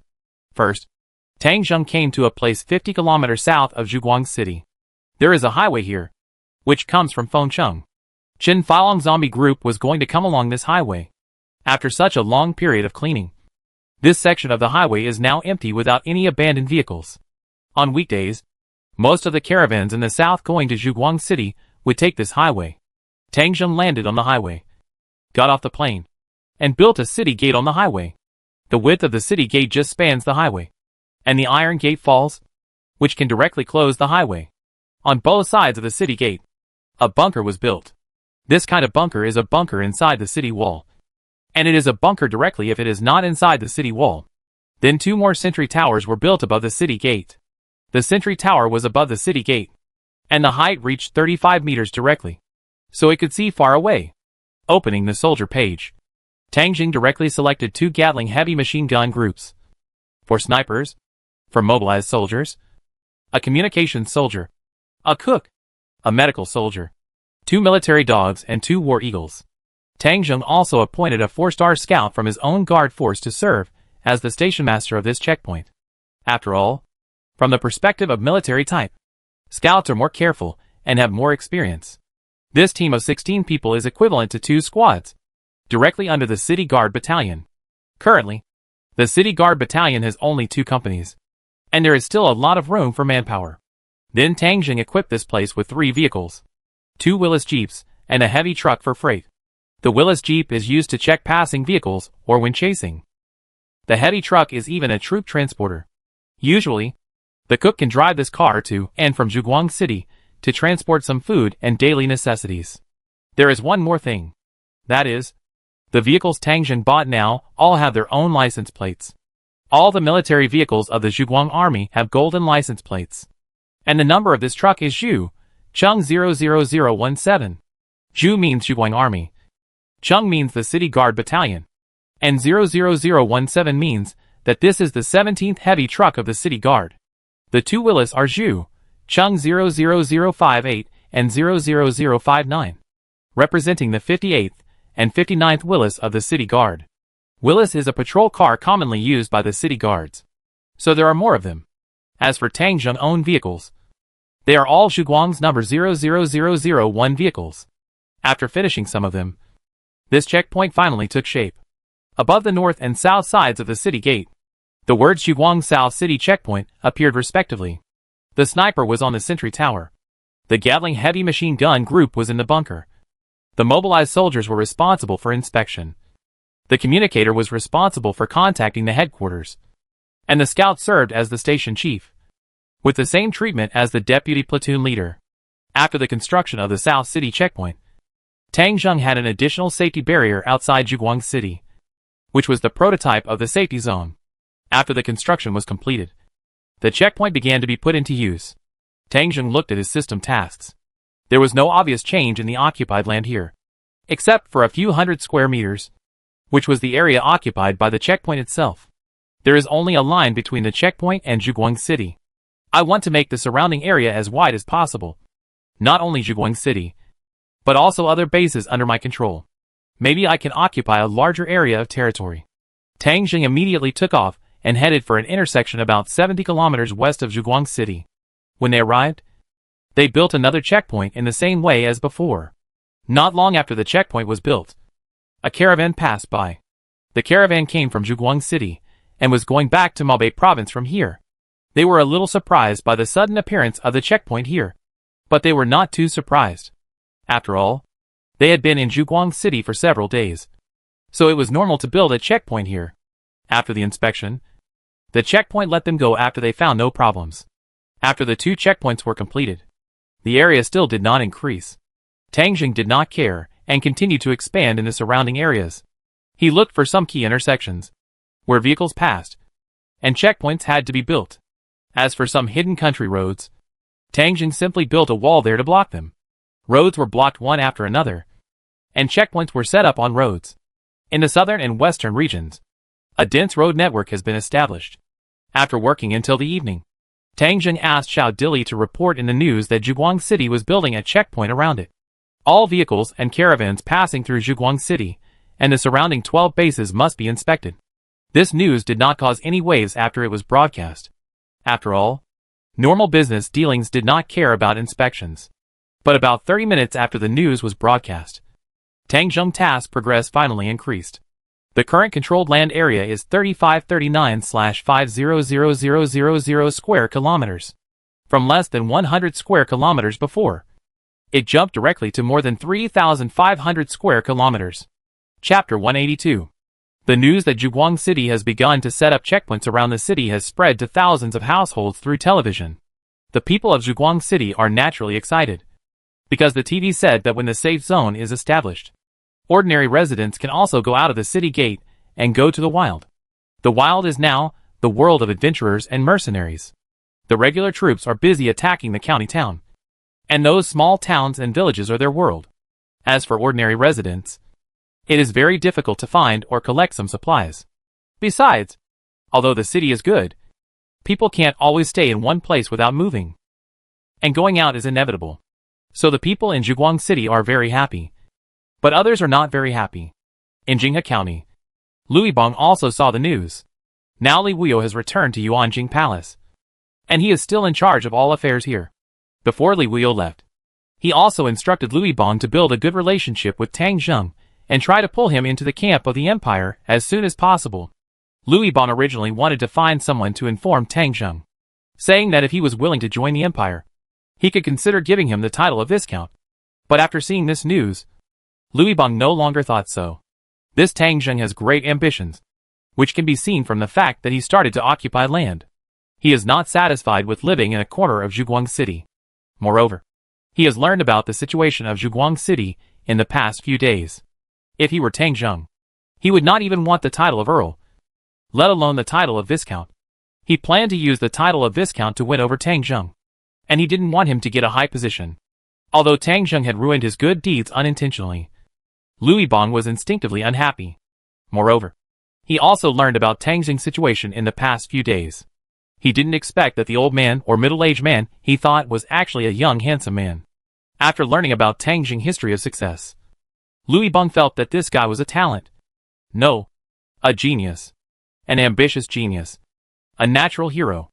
After he reported the news about Zhuguang City and Tang Zheng to Li Wuyo in Yuanjing, the other party actually asked him to contact Tang Zheng as soon as possible. If possible, she planned to go to Zhuguang City before the Spring Festival. Lui Bang still clearly remembered that Li Wuyo didn't say that before.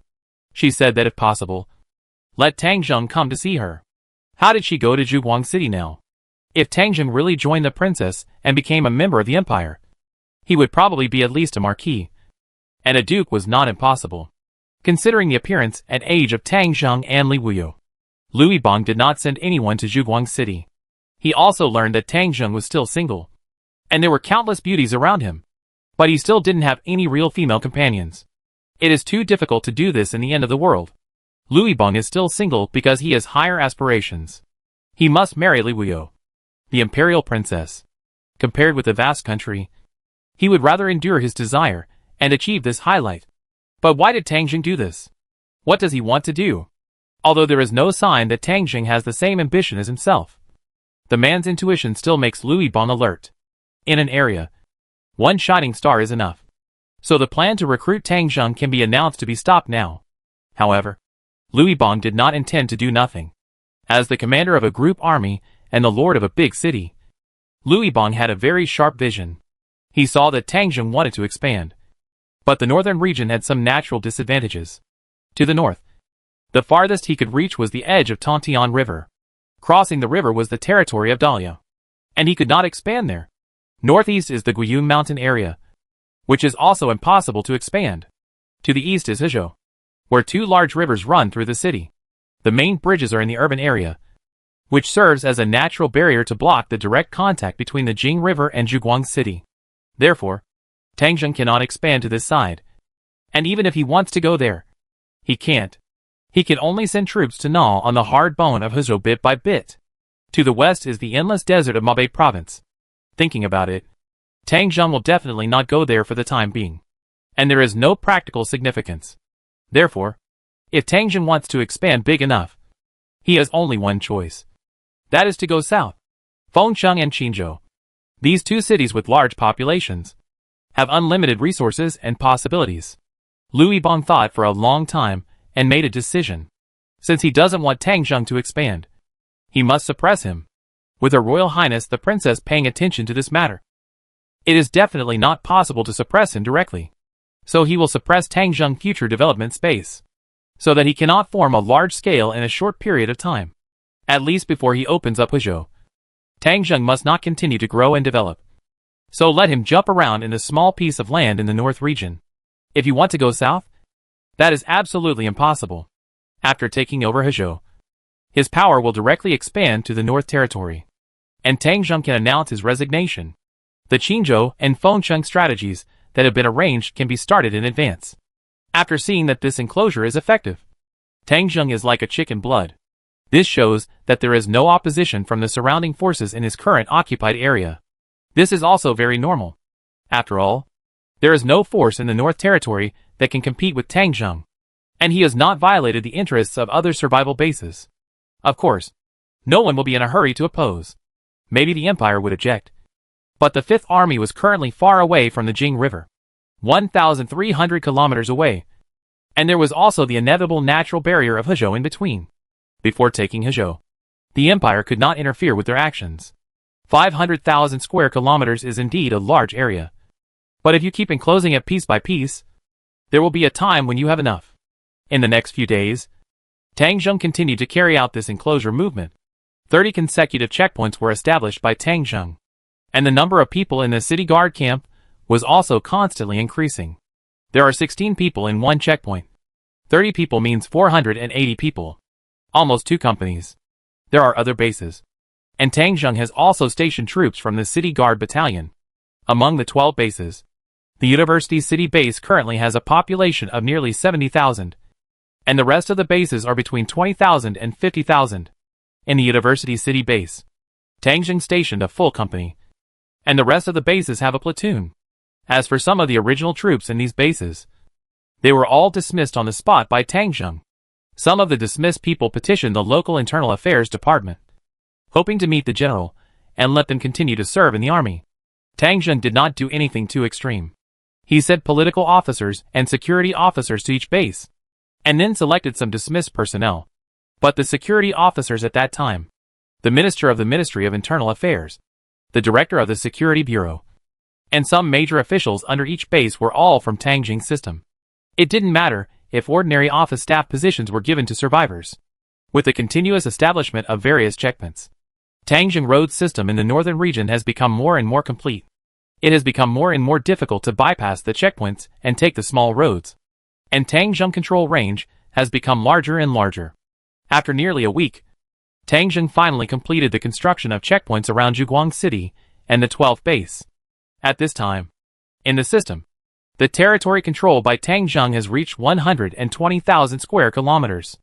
Nearly half of the area in the no man's land of the Northern Territory is controlled by Tang Zheng, and the rest are places where other survival bases exist. However, Tang Zheng also calculated that even if the entire area is included in the control range, it is still less than 500,000 square kilometers. So if he wants to complete the task, he still has to go out. Going north is one direction. Tang Zheng can even push the territory to Beifengdu on the bank of Tongtian River. However, there are still some counties in Lumba City in this area, which is not a safe area. The territory of Tang Zheng recognized by the system must not only be recognized by other forces, but also cannot have a large number of zombies. Humans cannot move safely in this area. What kind of territory is it? After taking over Qingchuan and Shuanglin, the territory may be able to expand by tens of thousands of square kilometers, but it will be difficult to expand further because the space is so small. Tang Zheng has been thinking about this for the past few days. If he doesn't take over Lombardy to the north, he can't expand. To the northeast is the Guyun mountain area, which also cannot be expanded. To the east is the territory of Hezhou, and Tang Zheng doesn't want to contact the empire too quickly. To the west is Mabe province. That desert is easier to control, but it's a deserted place, and there's no use in controlling it for the time being. Should he go south to Fengcheng?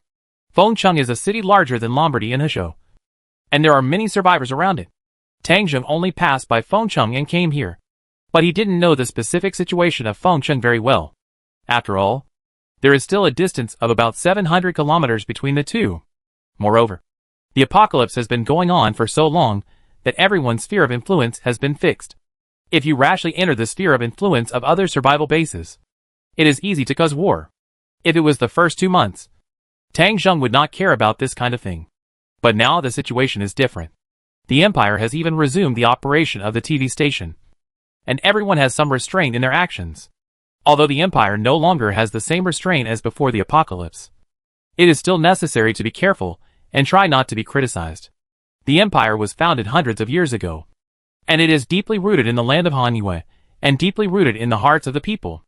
Even now in Zhuguang City, many people are loyal to the empire. It is too risky to go against the empire directly. Tang Zheng has to consider these issues. Just when Tang Zheng was thinking about these issues, a piece of news from Jinghe caught his attention. On the evening of November 10th, the news in Jinghe broadcast a shocking content. Reported good news to everyone. Under the unremitting efforts of Mr. Liu Yibong, the Duke of the Empire and the commander of the Fifth Army, the Qinzhou Survivors Alliance accepted the empire's amnesty. After Duke Liu Yibong's request and the approval of Princess Li Wuyu, the leader of the Qinzhou Survivor Alliance, Liao Yuqing, was appointed as the commander of the 1st Independent Division of the 5th Army Group and was awarded the title of Imperial Marquis. The various units of the Qinzhou Survivor Alliance have been integrated into the 1st Independent Division of the Army Group, and the current force size is 50,000 people. In addition, the military headquarters of the Army Group is in contact with several major survival bases in Fengcheng, striving to get Fengcheng back to the embrace of the empire as soon as possible.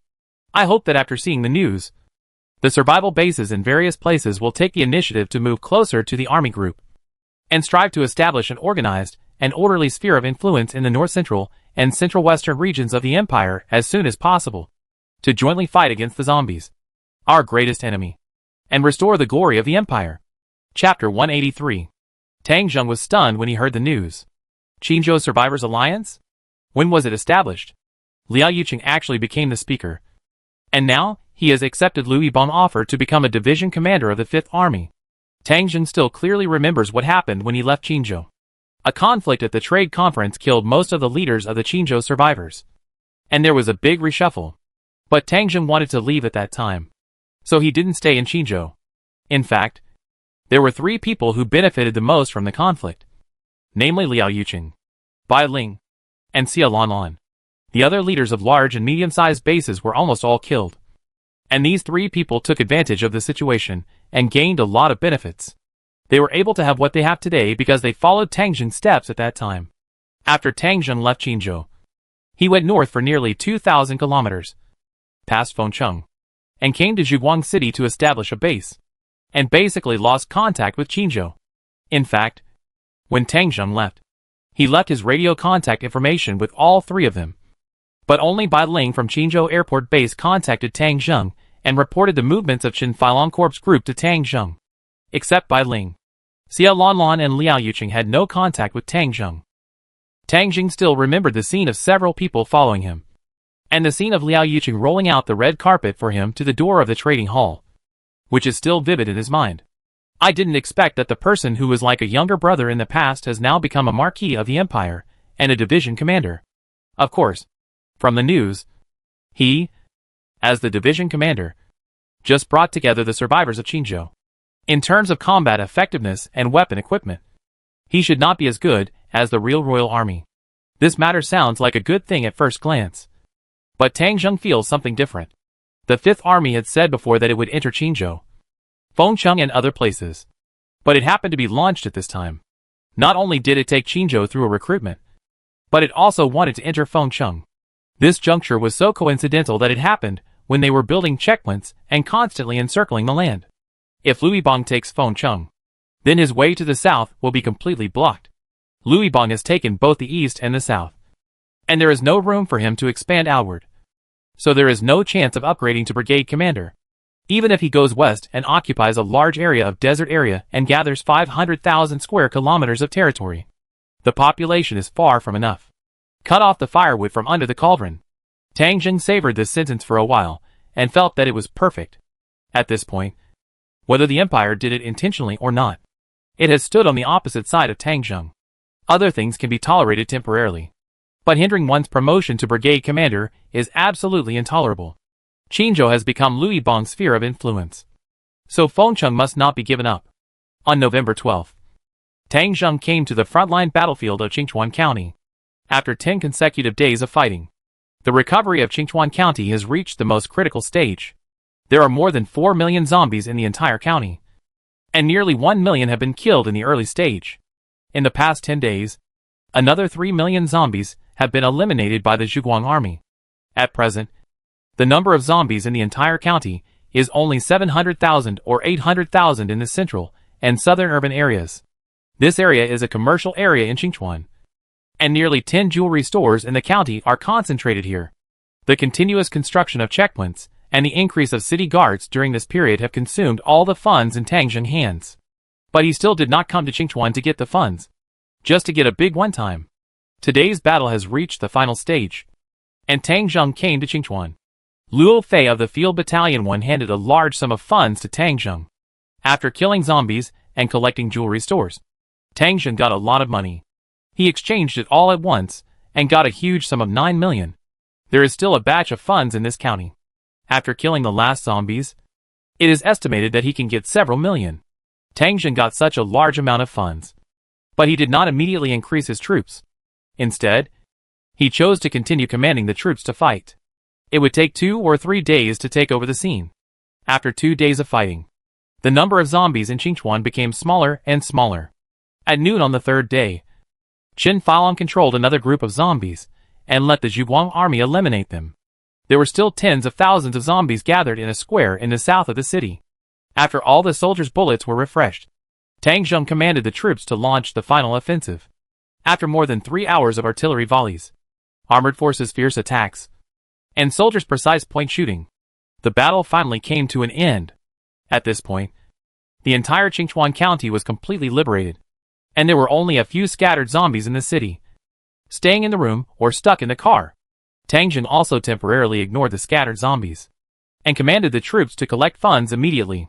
Before dark, all the jewelry stores in the county, as well as the jewelry on the zombies, came to Tang Zheng's hands. Another 6 million in revenue. Tang Zheng now has 15 million in funds, more than before he was promoted to the head of the group. Looking at this huge number, Tang Zheng was very excited. With this money, the strength of his troops can take a big step forward. At this time, Guiyun also came to Tang Zheng and handed over the second map after Tang Zheng was promoted to the leader. Train station, price, 500,000 gold. Although Tang Zheng has not yet laid the rails outside the city, it is also due to the constraints of funds. Now that he has money in hand, Guiyun's map can be said to be very timely. After getting the map, Tang Zheng asked the field troops to continue collecting supplies in Qingchuan, while he himself took a helicopter back to Zhuguang City. Since the Empire was able to contact Tang Zheng through radio waves, Tang Zheng has been under some pressure. If the Empire had come to discuss with him properly, Tang Zheng would not necessarily have to go against the Empire. After all, it is the end of the world. The land is vast, and the population is sparse, and he can live well anyway. But the Empire did not do so, but instead compressed its living space through other means, which made Tang Zheng a little unbearable. So now that he has money, he wants to build and increase his troops immediately. After returning to Zhuguang City, Tang Zheng came to the reserved location of the train station. The train station is at the northeast gate of the inner city. This gate is specially used for trains. Guiyun followed Tang Zheng and gave him suggestions. General, it is best to build a section of railroad in advance for the construction of the train station. Now is night, which is a good time to build. I suggest that you start from the northeast gate and lay a section of railroad that can connect to Taiping Lumberyard. It is the closest railway to us, so that our trains can go to various train stations in the surrounding areas through this railway. Taiping Lumberyard is located in the southwest of Zhuguang City, only about 30 kilometers away. Because of the rich timber here, there is a railway passing through here, which is also a place of small village size. Zombies here have long been cleared out by the adventurer team without the need for the Zhuguang army to do anything. The supplies here have long been plundered, and now basically no one comes here. Tang Zheng immediately laid a railway according to Guiyun's suggestion. The price of the railway is 10 gold per meter, and 1 kilometer is 10,000 gold. 30 kilometers? That's 300,000 gold. A little expensive. But this is nothing for Tang Zheng, who now has 15 million in funds, so he can just buy the railway. Guiyun planned the route, which is all along the wilderness. But a railway bridge needs to be built on the Fengming River in the middle, which requires an additional 100,000 funds. After 400,000 funds were spent, the railway was laid. At the farthest point, it has been connected to the railway of the logging camp. After the laying was completed, Tang Zheng spent another 500,000 gold to build the railway station. After the arrangement, a train station appeared. This is a train station, not a high-speed rail station. And there is no modern waiting hall. The architectural style of the waiting hall is somewhat like that of the end of the last century, mainly solid and practical. The high platform is about 1.5 meters high and a full kilometer long. There are 3-meter-high wire mesh fences on both sides, prohibiting outsiders from entering the platform. The platform has 4 built-in rails, brand new and bright white. One of the rails extends all the way to the northeast gate and automatically connects with the rails laid by Tangjung before. There is a high dome on the platform to protect against wind and rain. The railway has an internal control room that can control the track switching at the intersection and command the train operation. At the end of the city, there is even a train garage where trains can be stored when not in use. The railway also has 50 staff members who are responsible for daily work such as railway maintenance. Now everything is ready. Only the train is missing. At this time, the system prompt sounded. Congratulations to the General for completing the construction of the railway station. The train has now been installed. Please check it. Hearing this, Tangjung opened the system page. There are 3 more vehicles here. Passenger train, 15 carriages, 120 kilometers per hour. Priced at 300,000 gold. Freight train, 30 carriages, 90 kilometers per hour. Priced at 300,000 gold. Armored train, 10 carriages, 100 kilometers per hour. Priced at 1 million gold. After reading it, Tangjung felt that the prices of passenger cars and trains were okay, and 300,000 gold was acceptable. But this armored train only had 10 carriages, and the price was as high as 1 million gold, which was really too expensive. But experience told him that there was a reason why it was expensive. So Tangjung still clicked and bought an armored train. 1 million funds were spent instantly. And after a while, the armored train appeared on the rails. When the monster-like train appeared, Tangjung finally understood why this thing was expensive. Armored train.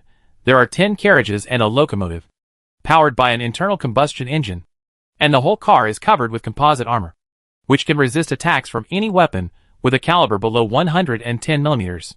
The vehicle has 20 crew members who are responsible for the maintenance and driving of the train. The front of the train is equipped with a radar that can scan the situation within a radius of 50 kilometers, with a maximum range of 3,000 kilometers.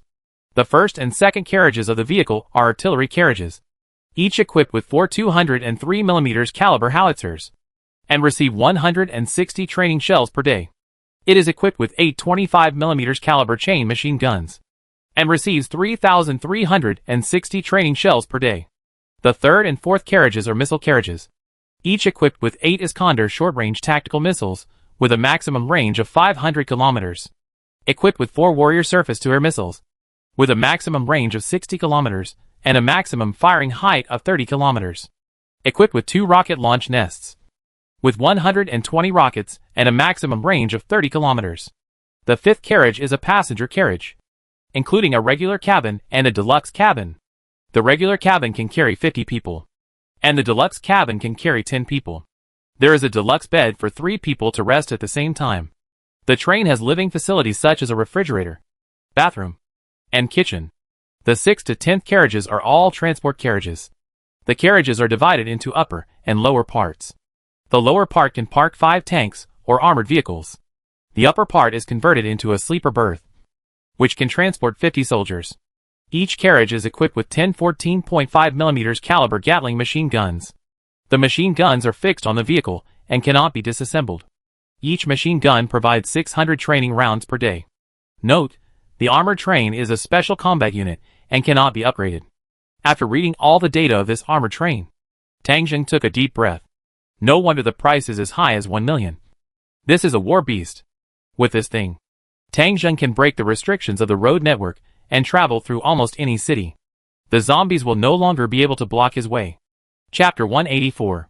The armored train was purchased and Tangjung boarded the train. The conductor was already waiting at the front of the train, with 20 crew members behind him. Conductor Sunan, report to the general. A young man in his 20s saluted Tangjung. Tangjung saluted in return. Does our train have a name? General. There is no name yet. You can name the train. This is the first combat train of the Zhuguang army, and it should indeed have a more appropriate name. Tangjung thought for a moment. This train is as majestic as an armored dragon. Let's call it the light-chasing dragon. Thank you for the name, General. As Tang Zheng finished naming, the words light-chasing dragon appeared on the front of the train. Su Nan led Tang Zheng to check the situation on the train. The first and second were artillery trains. The 203mm caliber howitzer was almost the peak caliber of howitzers, and its power was amazing. The 25mm chain machine gun was also enough to destroy any uninvited guests who wanted to get close to the train. The missile carriages in the third and fourth sections are weapons for long-range combat, and the rocket nests are also better. The ground-to-ground missiles are enough to hit targets 500 kilometers away. However, it is not possible to strike at such a long distance at present, because the coverage of the vehicle-mounted radar is not enough. Unless it is within the radar range of the base, it can achieve free strikes. Anti-aircraft missiles can deal with enemies attacking from the air and ensure the all-round safety of the train. The 5 carriages at the back can carry tanks and soldiers. The Gatling machine guns on those trains are anti-zombie and anti-personnel weapons. Tang Zheng focused on inspecting the 5th carriage, which is a carriage that integrates dining, bathroom, and leisure space, and is divided into 2 parts, the ordinary area and the luxury area. Tang Zheng came to the luxury area and sat for a while. He felt very comfortable sitting here. The big bed specially prepared for him, which can accommodate 3 people to rest, is also very comfortable. But Tang Zheng doesn't think that this big bed can be used 100%. I don't know what's wrong with girls nowadays. Their vision is really poor.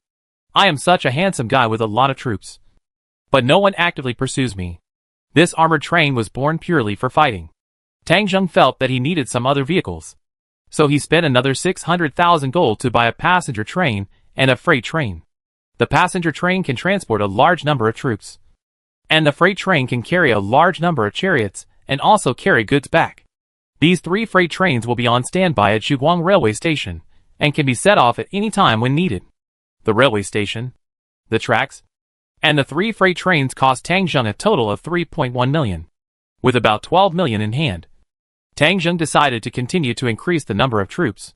First, he wanted to expand the size of the armored forces. Currently, he has 2 armored battalions, each with 30 tanks, including 20 light tanks and 10 main battle tanks. This scale is not enough. Tang Zheng directly added 40 main battle tanks, 20 to each armored battalion. In this way, each armored battalion has 50 tanks, including 30 main battle tanks, forming a powerful strike group. 70,000 gold per main battle tank. 40 of them is 2.8 million gold, plus 1,500 tank soldiers in a group. A total of 60,000 gold. A total of 2.86 million. After the tanks were replenished, Tang Zheng continued to replenish self-propelled artillery. This kind of artillery was easy to move and performed well in the war against the Alliance.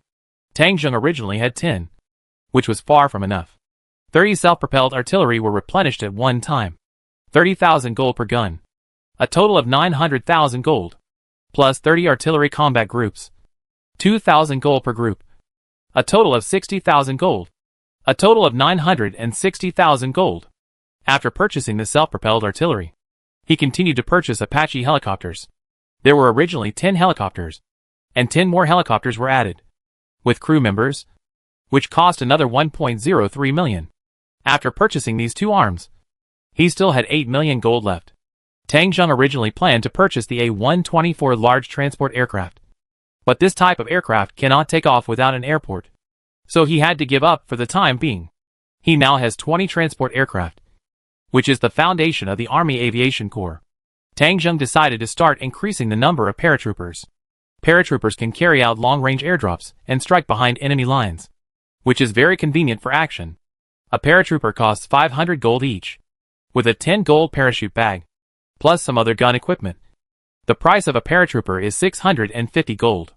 Tang Zheng bought 1,500 paratroopers at one time, a total of 5 companies. 975,000 gold. With about 7 million gold in hand, Tang Zheng began to increase the number of ordinary soldiers this time.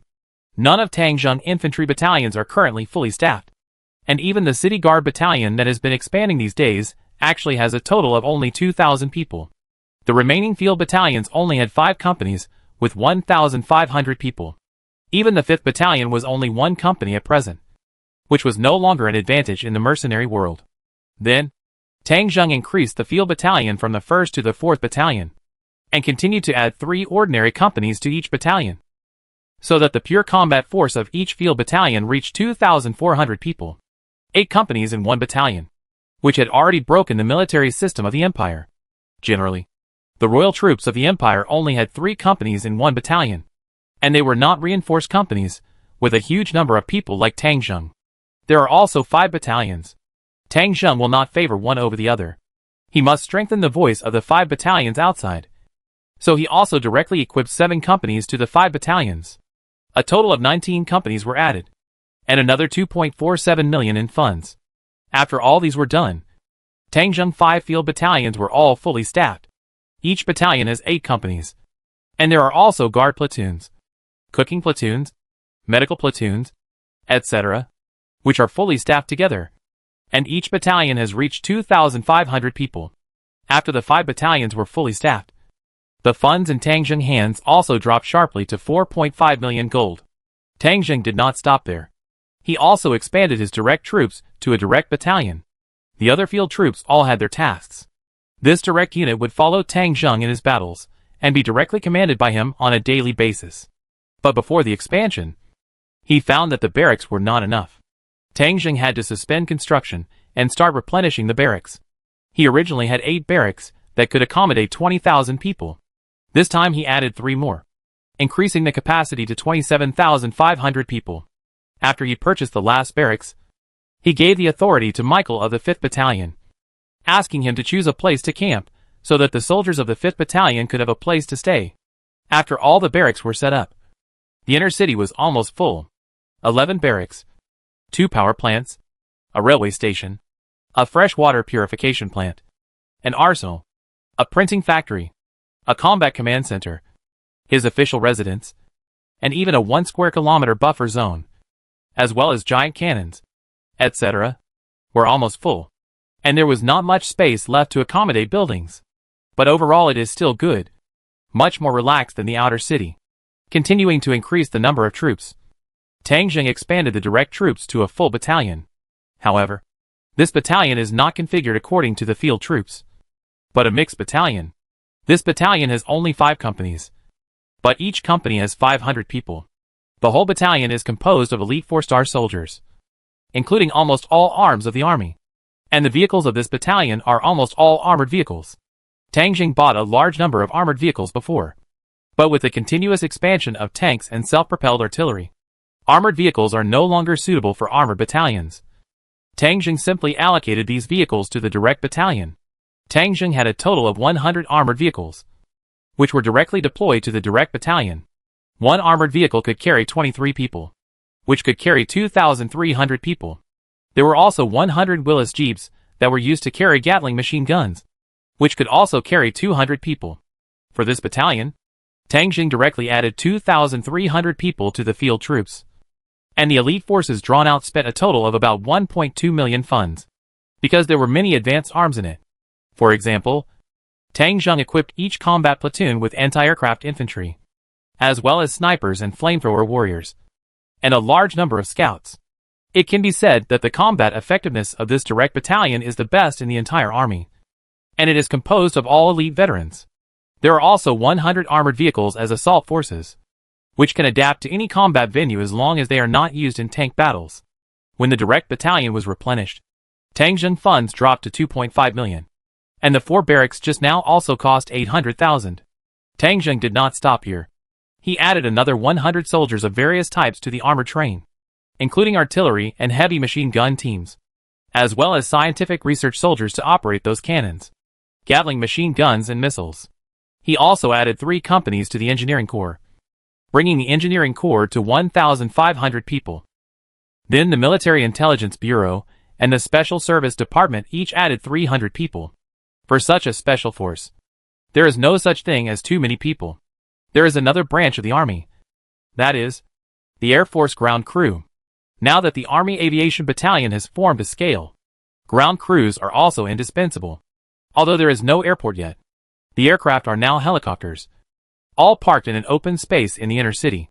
Tang Zheng added 100 Air Force ground crews to lay the foundation for future airport construction.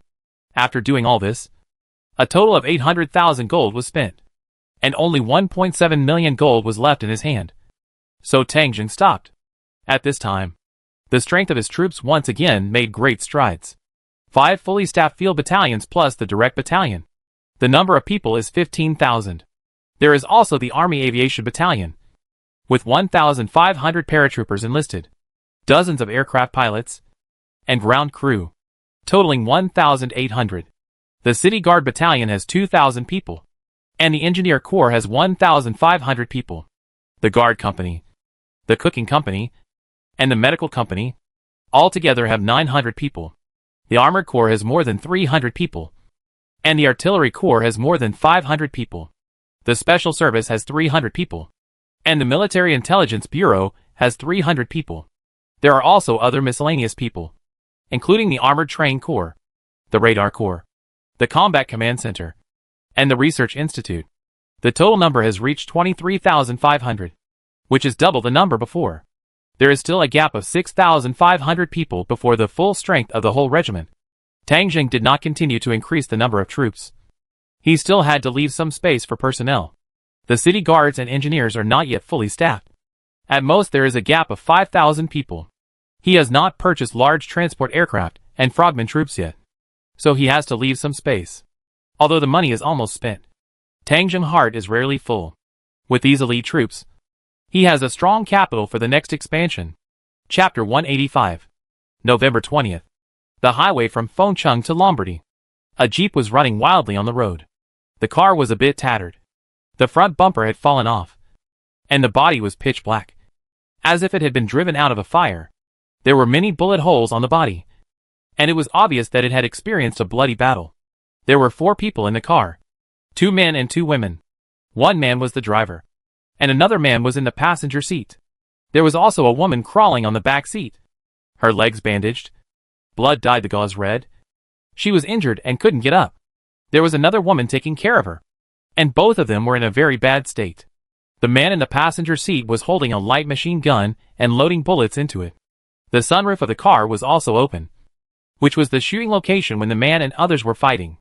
The driver stepped on the accelerator to the bottom, and the car was speeding at the maximum speed it could withstand. The woman lying on the back seat was pale and looked like she was about to collapse. Bai Ling, how long will it take to get to Zhuguang City? She asked the woman next to her. Bai Ling, the leader of the Qinzhou airport base. In the past, Bai Ling always looked radiant, but now she was in a mess. In the cold weather in mid-October, her clothes could not even completely cover her body, revealing a white back and half of her slender waist. But compared with the woman next to her, her condition was good. She hurriedly patted the other's arm. Sister Lanlan, don't worry.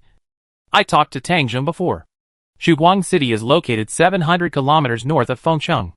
We have run almost 600 kilometers from Fengcheng, and we will arrive at about 100 kilometers. At this time, the driver said in front, Leader Bai, it's more than 600 kilometers. We came from Qinzhou and refueled urgently.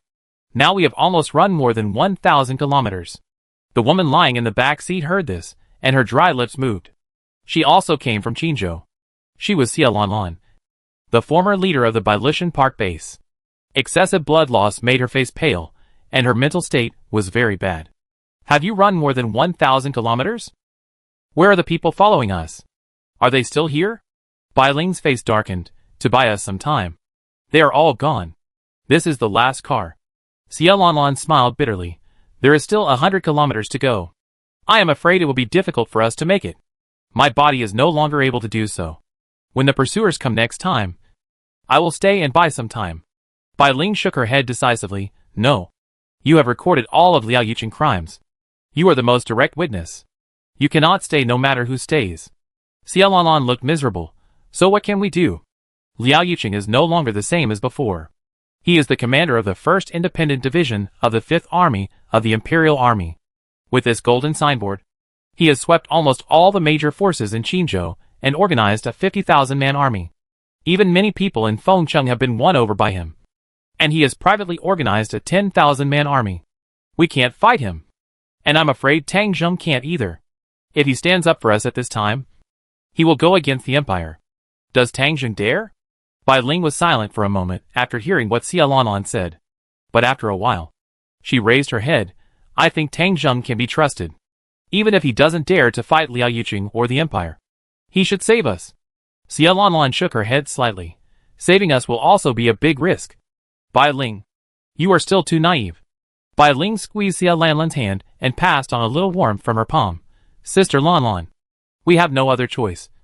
Right? Xia Lanlan was stunned for a moment. Yes. We have no choice. From the day we stopped going along with Liao Yuqing, we have no choice. Just as she was stunned, the sound of a car behind her was heard. And another car caught up. The man in the front passenger seat stood up decisively. And just as he was about to show his head from the skylight, a string of bullets came over. The people in the car lowered their heads tightly. The glass shattered, and sparks flew. The man in the passenger seat held a gun and opened the passenger door. Slow down a bit. I go down to intercept. Captain Bai, thank you for taking care of me in this life. We see you in the next life. Bai Ling's eyes were filled with tears. These most loyal subordinates were leaving him one by one. The driver slowed down the car, and the man jumped down decisively. He landed and rolled. Fierce gunshots rang out, and the driver of the pursuing vehicle was directly killed. The car behind couldn't be controlled, and it immediately turned sideways and rolled into a deep ditch. Before the man could be happy, the second car caught up. The machine gun mounted on the car opened fire, and the man had no time to find a cover to hide, and was shot dead on the roadside. During this process, Bai Ling's driver did not slow down, but continued to run wildly, and pulled away from the pursuers. The vehicles of both sides chased each other, and they were racing on the highway like racing. Xia Lanlan's face became paler and paler in this bumpy ride. After running about 20 kilometers, the pursuers caught up again. This time, the driver called Bai Ling behind him. Captain Bai, you drive? I get off to intercept them. Bai Ling didn't have time to refuse, and went straight to the co-pilot seat. The driver stopped the car and got out, and she immediately took over the driver's seat. The driver held a gun and faced the pursuers. Bai Ling gritted her teeth and continued to step on the accelerator. The gunshots behind her only lasted for more than 10 seconds and then stopped. The enemy vehicle appeared in the rearview mirror again not long after. Bai Ling, I'm almost dying. Let me go. And you keep running forward. Bai Ling gritted her teeth. No. There are still more than 50 kilometers to Zhuguang City. I have seen the road signs. Let's hold on a little longer. 50 kilometers is not far at ordinary times. But now, it's too far. Xia Lanlan gritted her teeth and dragged her injured leg to sit up from the back seat of the car. At this time, Bai Ling screamed. Oh no! There is no gas! Xia Lanlan, who was ready to die, stopped moving. If there is no gas, then Bai Ling's escape will be meaningless. But they couldn't stop now, unless the car stopped automatically. Bai Ling was still gritting her teeth and stepping on the accelerator, trying to run as much as possible. But the scene that suddenly appeared in front of them made them realize what it meant to have misfortunes never come alone. On the highway, a huge city gate spanning both sides blocked the road tightly. On both sides of the city gate, machine gun bunkers were located on the left and right. And on the city gate, sentry towers stood tall. Bai Ling could even see the muzzles of the bunkers and sentry towers. Seeing that the road ahead was blocked, Xia Lanlan smiled bitterly and even prepared to commit suicide. At this point, she would rather die than go back and fall into Liao Yuqing's hands. Unexpectedly, Bai Ling suddenly exclaimed, Sister Lanlan, this is the checkpoint of Zhuguang City. We are about to reach Zhuguang City. With that, Bai Ling drove forward recklessly and braked only a few dozen meters before the checkpoint. The car made an unpleasant noise and emitted black smoke. After stopping, it turned off the engine and was directly scrapped. Bai Ling jumped out of the car, helped Xia Lanlan down, and faced the guns of the defenders, shouting, We are from Qinzhou. I am Tang Zheng friend. My name is Bai Ling. Someone is chasing us. At this time, a tough soldier came out of the bunker, and the uniform on his body proved that he was a squad leader. He came to Bai Ling and Xia Lanlan and led them into the bunker. Captain Bai Ling, I used to be a member of the General's Guard Company, and I know something. You come in and hide immediately. Bai Ling and Xia Lanlan entered the bunker, and the pursuers behind them had already caught up. There were 5 jeeps in total, with more than 20 people in total. When they were 100 meters away from the checkpoint, the loudspeaker at the checkpoint shouted, Stop. Cars ahead. This is the checkpoint of Zhuguang City. Stop and accept inspection. Creaky. These cars could not rush through. So they had no choice but to stop in front of the checkpoint. A leader jumped out of the car and said angrily, "What checkpoint? This is the territory of the Empire. Do you dare to stop the Imperial Army from doing something? The person in the car in front is a wanted criminal by the Imperial Army. Release him immediately, or you will be in trouble. This person is wearing the uniform of the Imperial Army, and his rank is a company commander." The people in the car behind him also jumped out, holding automatic rifles, and wearing the uniform of the Imperial Army. This outfit is still very intimidating in the end times, enough to make people feel cautious. However, at the Zhuguang Army checkpoint, the squad leader didn't give face to the people who came. "No matter who you are, we accept the order of General Tang Zheng to check the passing vehicles here. The two women in the car in front are very suspicious. I suspect they are wanted criminals in Zhuguang City. Now they must be sent back to Zhuguang City for investigation by the Public Security Bureau. If you are really from the Royal Army, let your superiors negotiate with General Tang Zheng if you have anything to say. You, a small squad leader, dare to talk to your superior like this? Believe it or not, I will shoot you now." As they spoke, the 20 or so people here raised their guns. The squad leader of the Zhuguang Army was not afraid at all. "Then you can try it. I warn you. If you take another step forward, no matter who you are, you will be killed on the spot. Ready!" Hearing the squad leader's order, the guards at the checkpoint also pulled the bolts of their guns. The 6-barreled Gatling gun was set up in the bunker, and the black muzzle flashed cold light. Once the opponent made any unusual movements, what awaited them would be a torrent of metal. There was also a sniper on the high sentry tower, and the red dot of the sniper rifle had already stopped on the chest of the company commander. The company commander was furious, but facing the heavy firepower and strong fortifications on the other side, he knew he could not win. Okay. Wait for me. I will let the superior contact you. You must hand over the two women." The squad leader did not listen to him at all, and directly asked 2 soldiers to come out and take Bai Ling and Xia Lanlan to their truck. The medical soldier quickly treated Xia Lanlan's injuries, and at the same time, the car started and headed straight for Zhuguang City. At the same time, the squad leader immediately asked the communicator to report the matter to the Combat Command Center.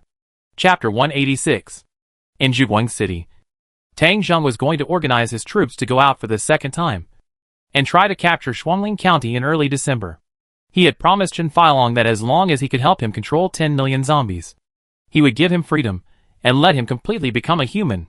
Tang Zheng did not intend to break his promise, but at this time, he received a report from the Combat Command Center. "General, at the checkpoint in the south of the city, a woman named Bai Ling and a woman named Xia Lanlan were chased and ran over. They were rescued by the garrison at the checkpoint. Now someone from the Imperial Royal Army has caught up with them. They introduced themselves as the 1st Independent Division of the 5th Army Group. They are asking for people there and are confronting the armed garrison." Tang Zheng immediately became alert when he heard this. It turned out to be Bai Ling and Xia Lanlan. You know, Bai Ling, Xia Lanlan, and Liao Yuqing were the biggest beneficiaries of the Qinzhou incident. Now Liao Yuqing is the division commander. Even if they can't be the division commander, they should be able to be the brigade commander or regiment commander. How could they be hunted down and run here? Tang Zheng keenly realized that this matter was not simple, and immediately asked, "Where are the people?" The squad leader of the checkpoint sent someone back. "The confrontation over there is still going on, and they are also reporting over there. It is estimated that there will be news back soon." "Okay. Send the people back as soon as possible." "Forget it. I send a plane to pick them up. As for the checkpoint, no one is allowed to come in without my order. If they dare to take action, kill them. This matter should have a result soon." Hearing that the people were brought back, Tang Zheng was not so anxious anymore. He directly let the helicopter he was riding go to pick up Bai Ling and the others. He still remembered that Liao Yuqing had left his contact information at the beginning. If nothing unexpected happened, he should contact him soon. Sure enough, within 3 minutes, the correspondent Wu Di received a call from Qinzhou. Taking the intercom, Tang Zheng said, "I am Tang Zheng." "Ha ha ha. It is indeed Brother Tang. Do you still remember me? I am Liao Yuqing." Tang Zheng certainly remembered Liao Yuqing, but the current Liao Yuqing seemed to have changed a lot from the past. The pride and superiority in his tone could not be concealed. However, Tang Jing still smiled and said, "Of course I remember you. I still remember the time when you rolled out the red carpet for me." Liao Yuqing's tone froze for a moment. Then he smiled and said, "It's all a trivial matter in the past. I am now the commander of the 1st Independent Division of the Imperial Royal 5th Army. Do you know about this, Brother Tang?" Tang Zheng snorted. "I saw it in the news. And I haven't had time to congratulate you yet." "Ha ha ha. No problem, brother. We had a deep friendship when we were in Qinzhou. When you have time to come, I will open the bed to entertain you." "Okay. I definitely bother you when I have time." The two exchanged a few polite words. And Liao Yuqing changed the subject. "Brother, I'm not going to beat around the bush. I came to you this time because I hope you can ask your men to hand over the 2 fugitives heading to Zhuguang City. Bai Ling and Xia Lanlan stole the secrets of the royal army. They are extremely evil and suspected of treason. I hope you can do me this small favor. I will definitely not forget you." Tang Jing also laughed. "So these 2 people are habitual offenders. They also committed crimes in Zhuguang City. I will urge the Public Security Bureau to investigate as soon as possible. Once the matter here is investigated, if there is nothing serious, I promise to send them to you.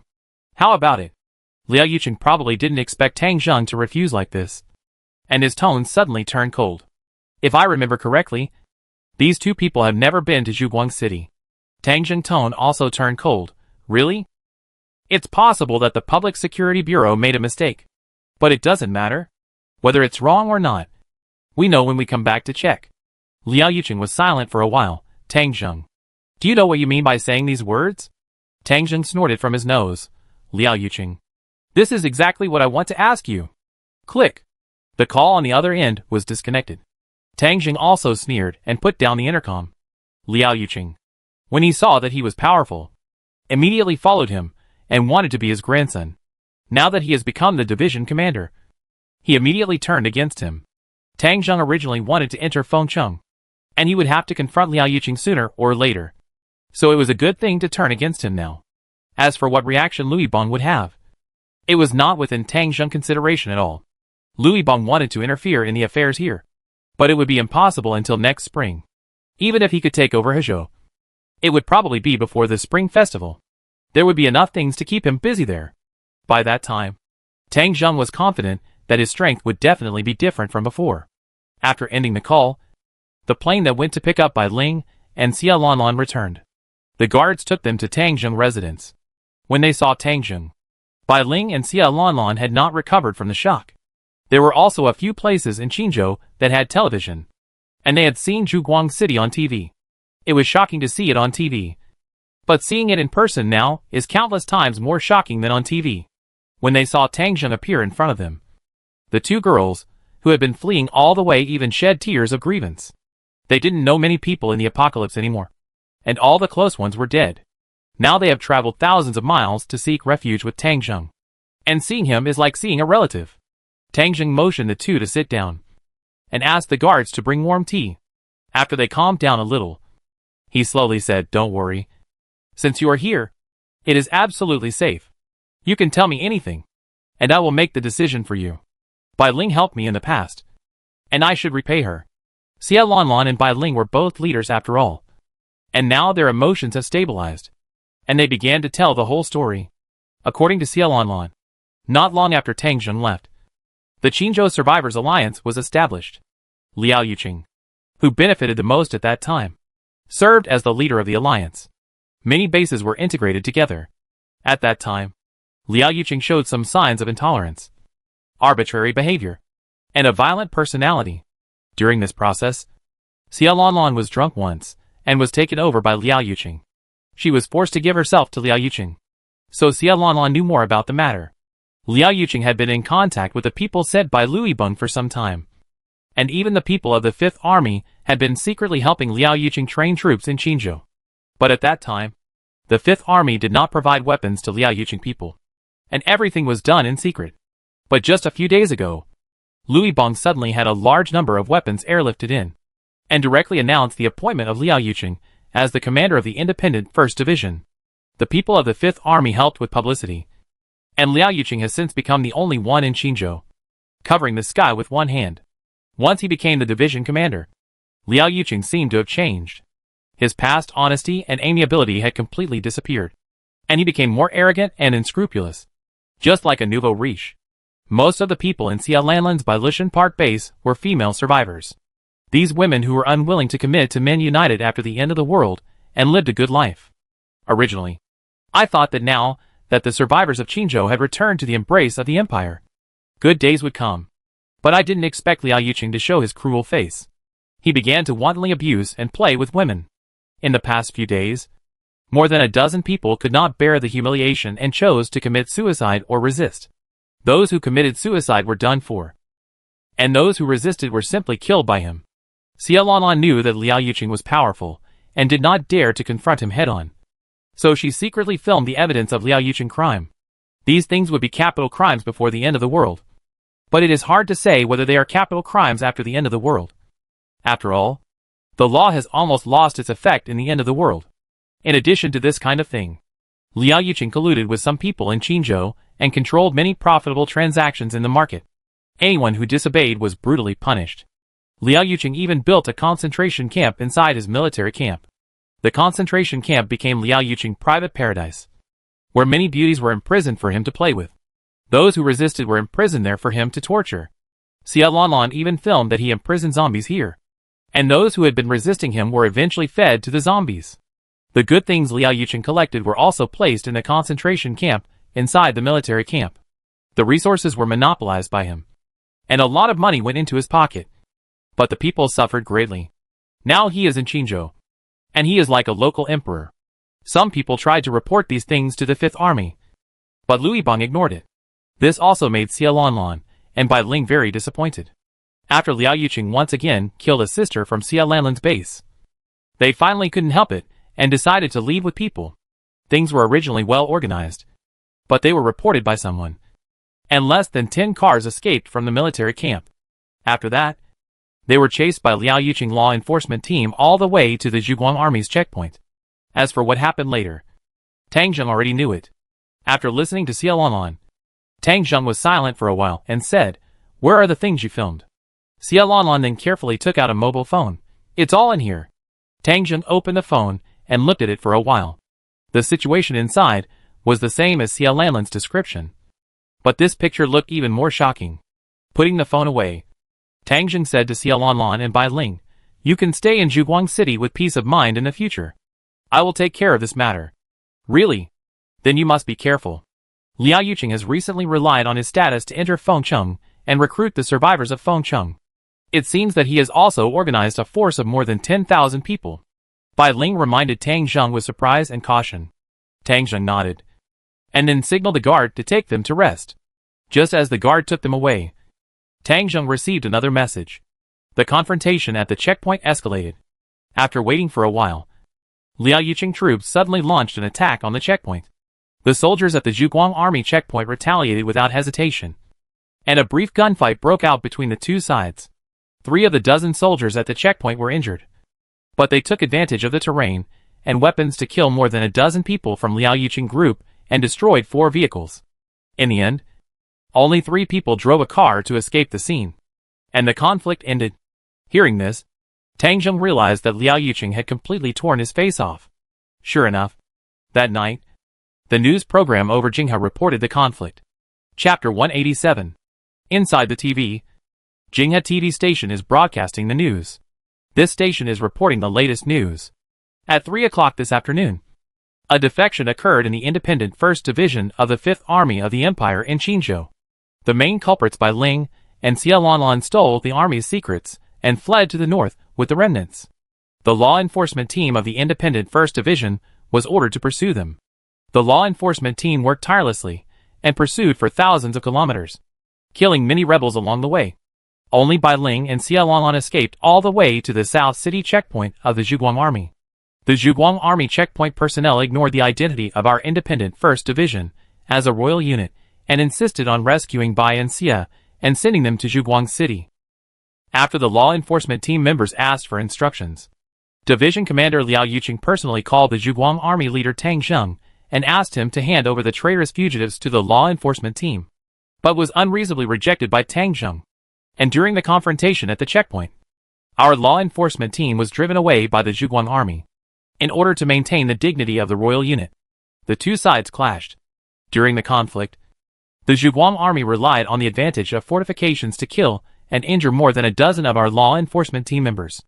Their arrogant attitude and boldness were unprecedented.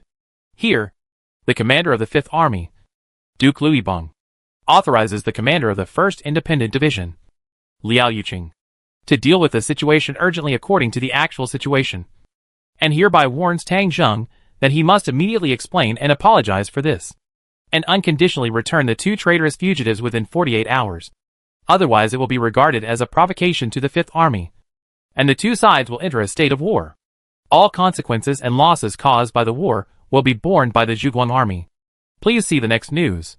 Duke Luibang responded to Princess Li Weiyou's call, and was determined to take over Hezhou City as a gift for the upcoming Spring Festival. Currently, the 1st and 3rd Field Divisions of the 5th Army are working with the artillery to clear the zombies in Hezhou City. After a hard day of fighting yesterday, more than 200,000 zombies were eliminated. Please see the report sent back from the front line below. In the picture, more than 100,000 people of the 5th Army were setting up positions in Hezhou City to deal with zombies. Tang Zheng took a look and turned off the TV. Luibang gave himself an ultimatum, requiring him to explain the matter within 48 hours. Otherwise it would be regarded as the beginning of a war. Tang Zheng didn't care about this ultimatum. An ultimatum without actual binding force was not worth mentioning. But Tang Zheng didn't want them to succeed. So he immediately asked Zhuguang TV to fight back. The next morning, Zhuguang TV made a news column. The program was about the chaos in Qinzhou City. In the program, Liao Yuqing was completely a demon. The video footage shot by Xia Lanlan became direct evidence of Liao Yuqing crime. And as the person who filmed it, Xia Lanlan was interviewed by Xiao Dili on TV and told her nightmare experience in Qinzhou in person.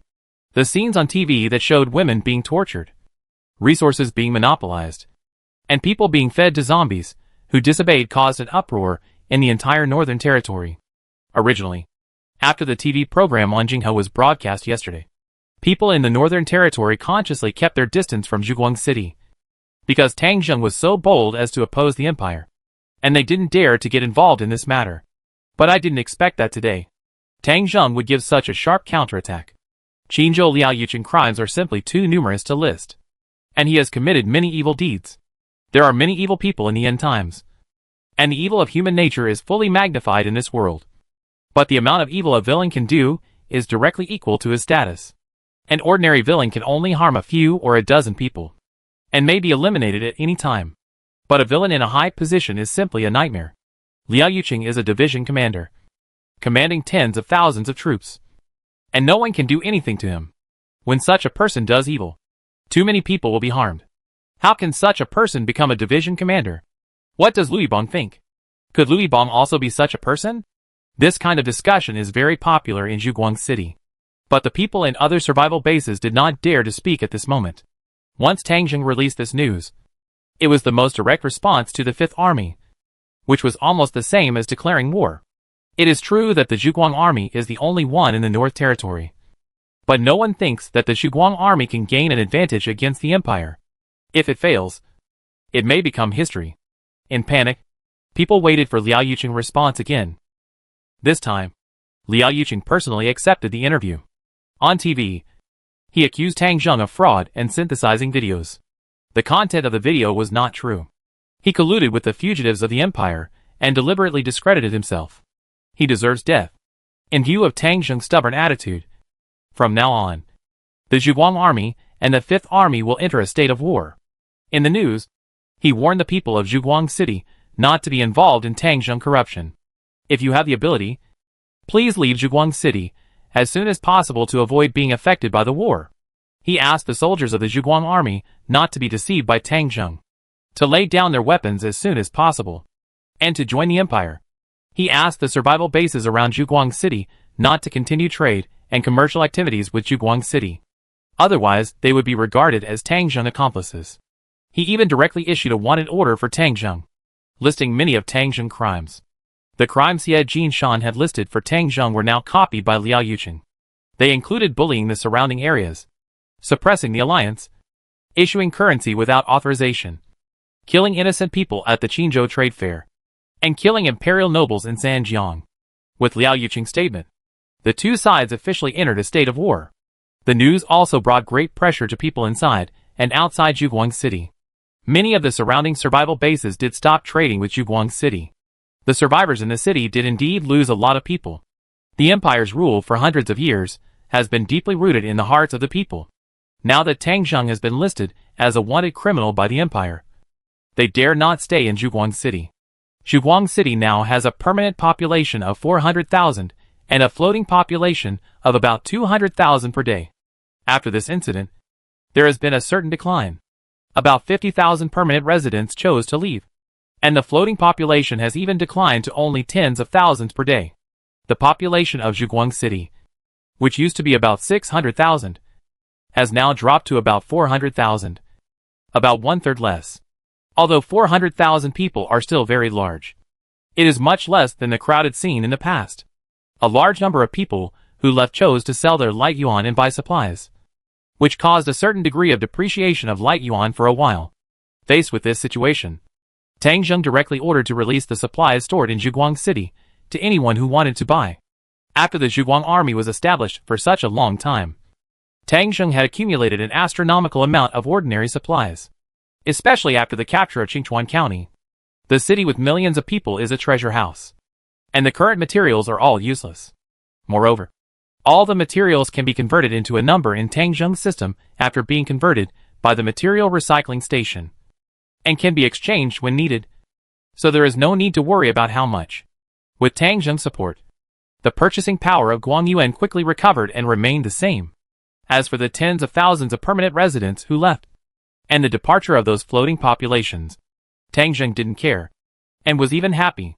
He always felt that Zhuguang City was too crowded, almost to the point where he couldn't leave, and he had no way to drive people away for a while. This time, the empire indirectly helped him, and really reduced the burden on Zhuguang City. Tang Zheng ordered that all permanent residents who left would have their household registration cancelled and their properties confiscated. And these people were not allowed to go to the 12 survival bases controlled by Tang Zheng, nor were they allowed to stay in the sphere of influence of Zhuguang City. Everyone must pass through the checkpoint and can leave here after inspection.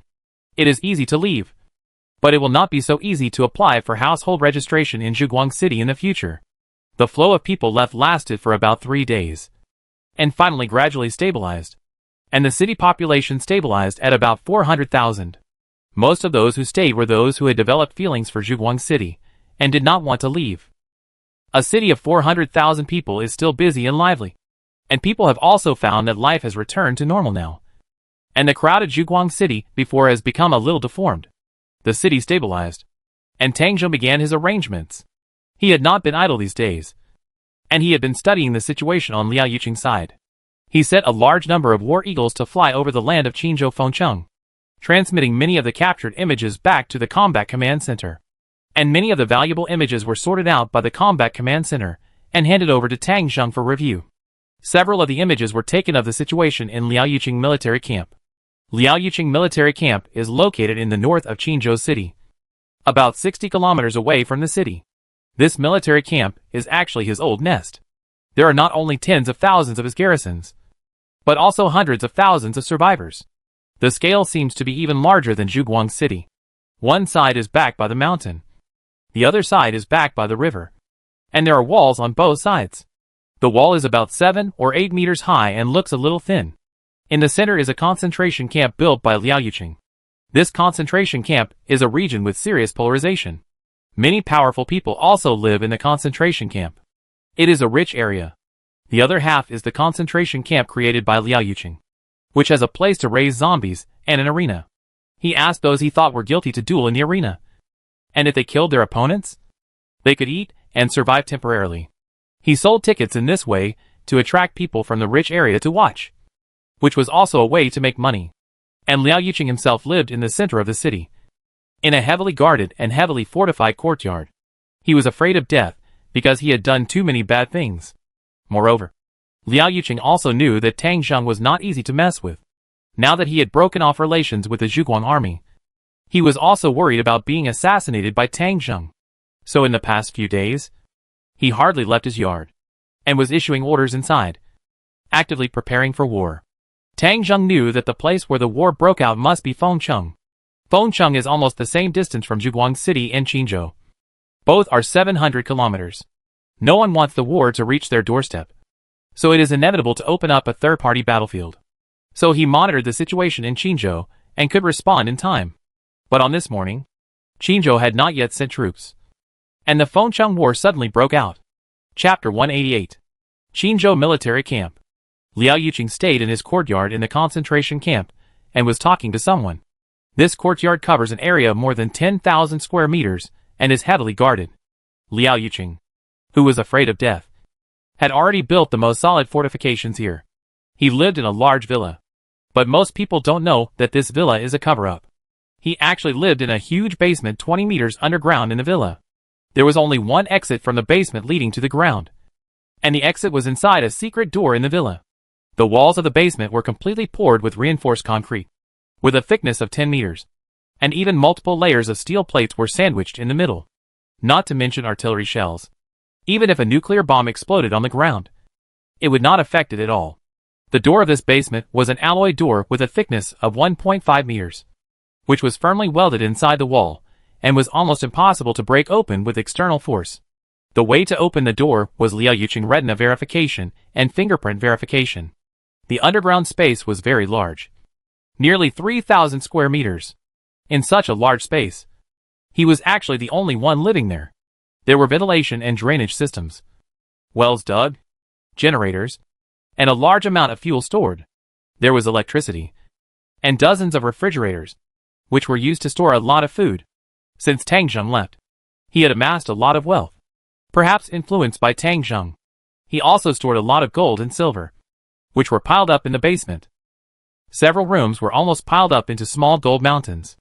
In fact, he didn't know what this thing was used for, but he knew that it could be exchanged for currency. Whether it was Guang Yuan or the new currency issued by the empire, it could be exchanged for gold. However, he still felt that paper money was not very reliable, so he stored a large amount of gold, silver and jewelry here. This was his underground shelter, just in case. Most of the time, he stayed in the villa. Today, he was talking to someone in the villa. Captain Wang, how are your preparations going? Commander, I'm ready. You're the only one who can give the order. Very good. Have you contacted Jonathan? I have already contacted him. Jonathan has already agreed to join us. He is just waiting for the right time. Now, as long as you give the order, my troops can immediately enter the international base, and then use the international base as a support to capture Yong Linling's manor base. These two bases are located north of Fengcheng, on the east and west sides of Fengming Mountain, and are both on important traffic routes. If these two bases are captured, it will be difficult for Tang Zheng to enter Fengcheng. Liao Yuqing nodded with satisfaction. You did a good job. Tang Zheng has been constantly investigating our situation during this period. I think he will find out soon if I send troops here. But he will not expect that I will let your newly recruited troops in Fengcheng suddenly launch an attack. As long as the international base and the manor base are taken, the main road from Zhuguang City to Fengcheng will be blocked. Tang Zheng has always wanted to go south. Let's see how he can go south this time. Hearing Liao Yuqing's somewhat proud voice, Brigade Commander Wang flattered him. Division Commander, you are really a genius. Tang Zheng certainly can't think of this move of ours. Zhuguang City is 700 kilometers away from Fengcheng and 600 kilometers away from the manor base. By the time he reacts, we have already ended the battle. After that, you come to support him. He will lose the initiative if he wants to take action again. We can completely use these two bases as bases for a counterattack. Liao Yuqing smiled and said, That's right. But the key to this battle is that you must take down Yong Linling's manor base as soon as possible, without giving Tang Zheng time to react. How long do you think it will take to finish? Brigade Commander Wang thought for a moment.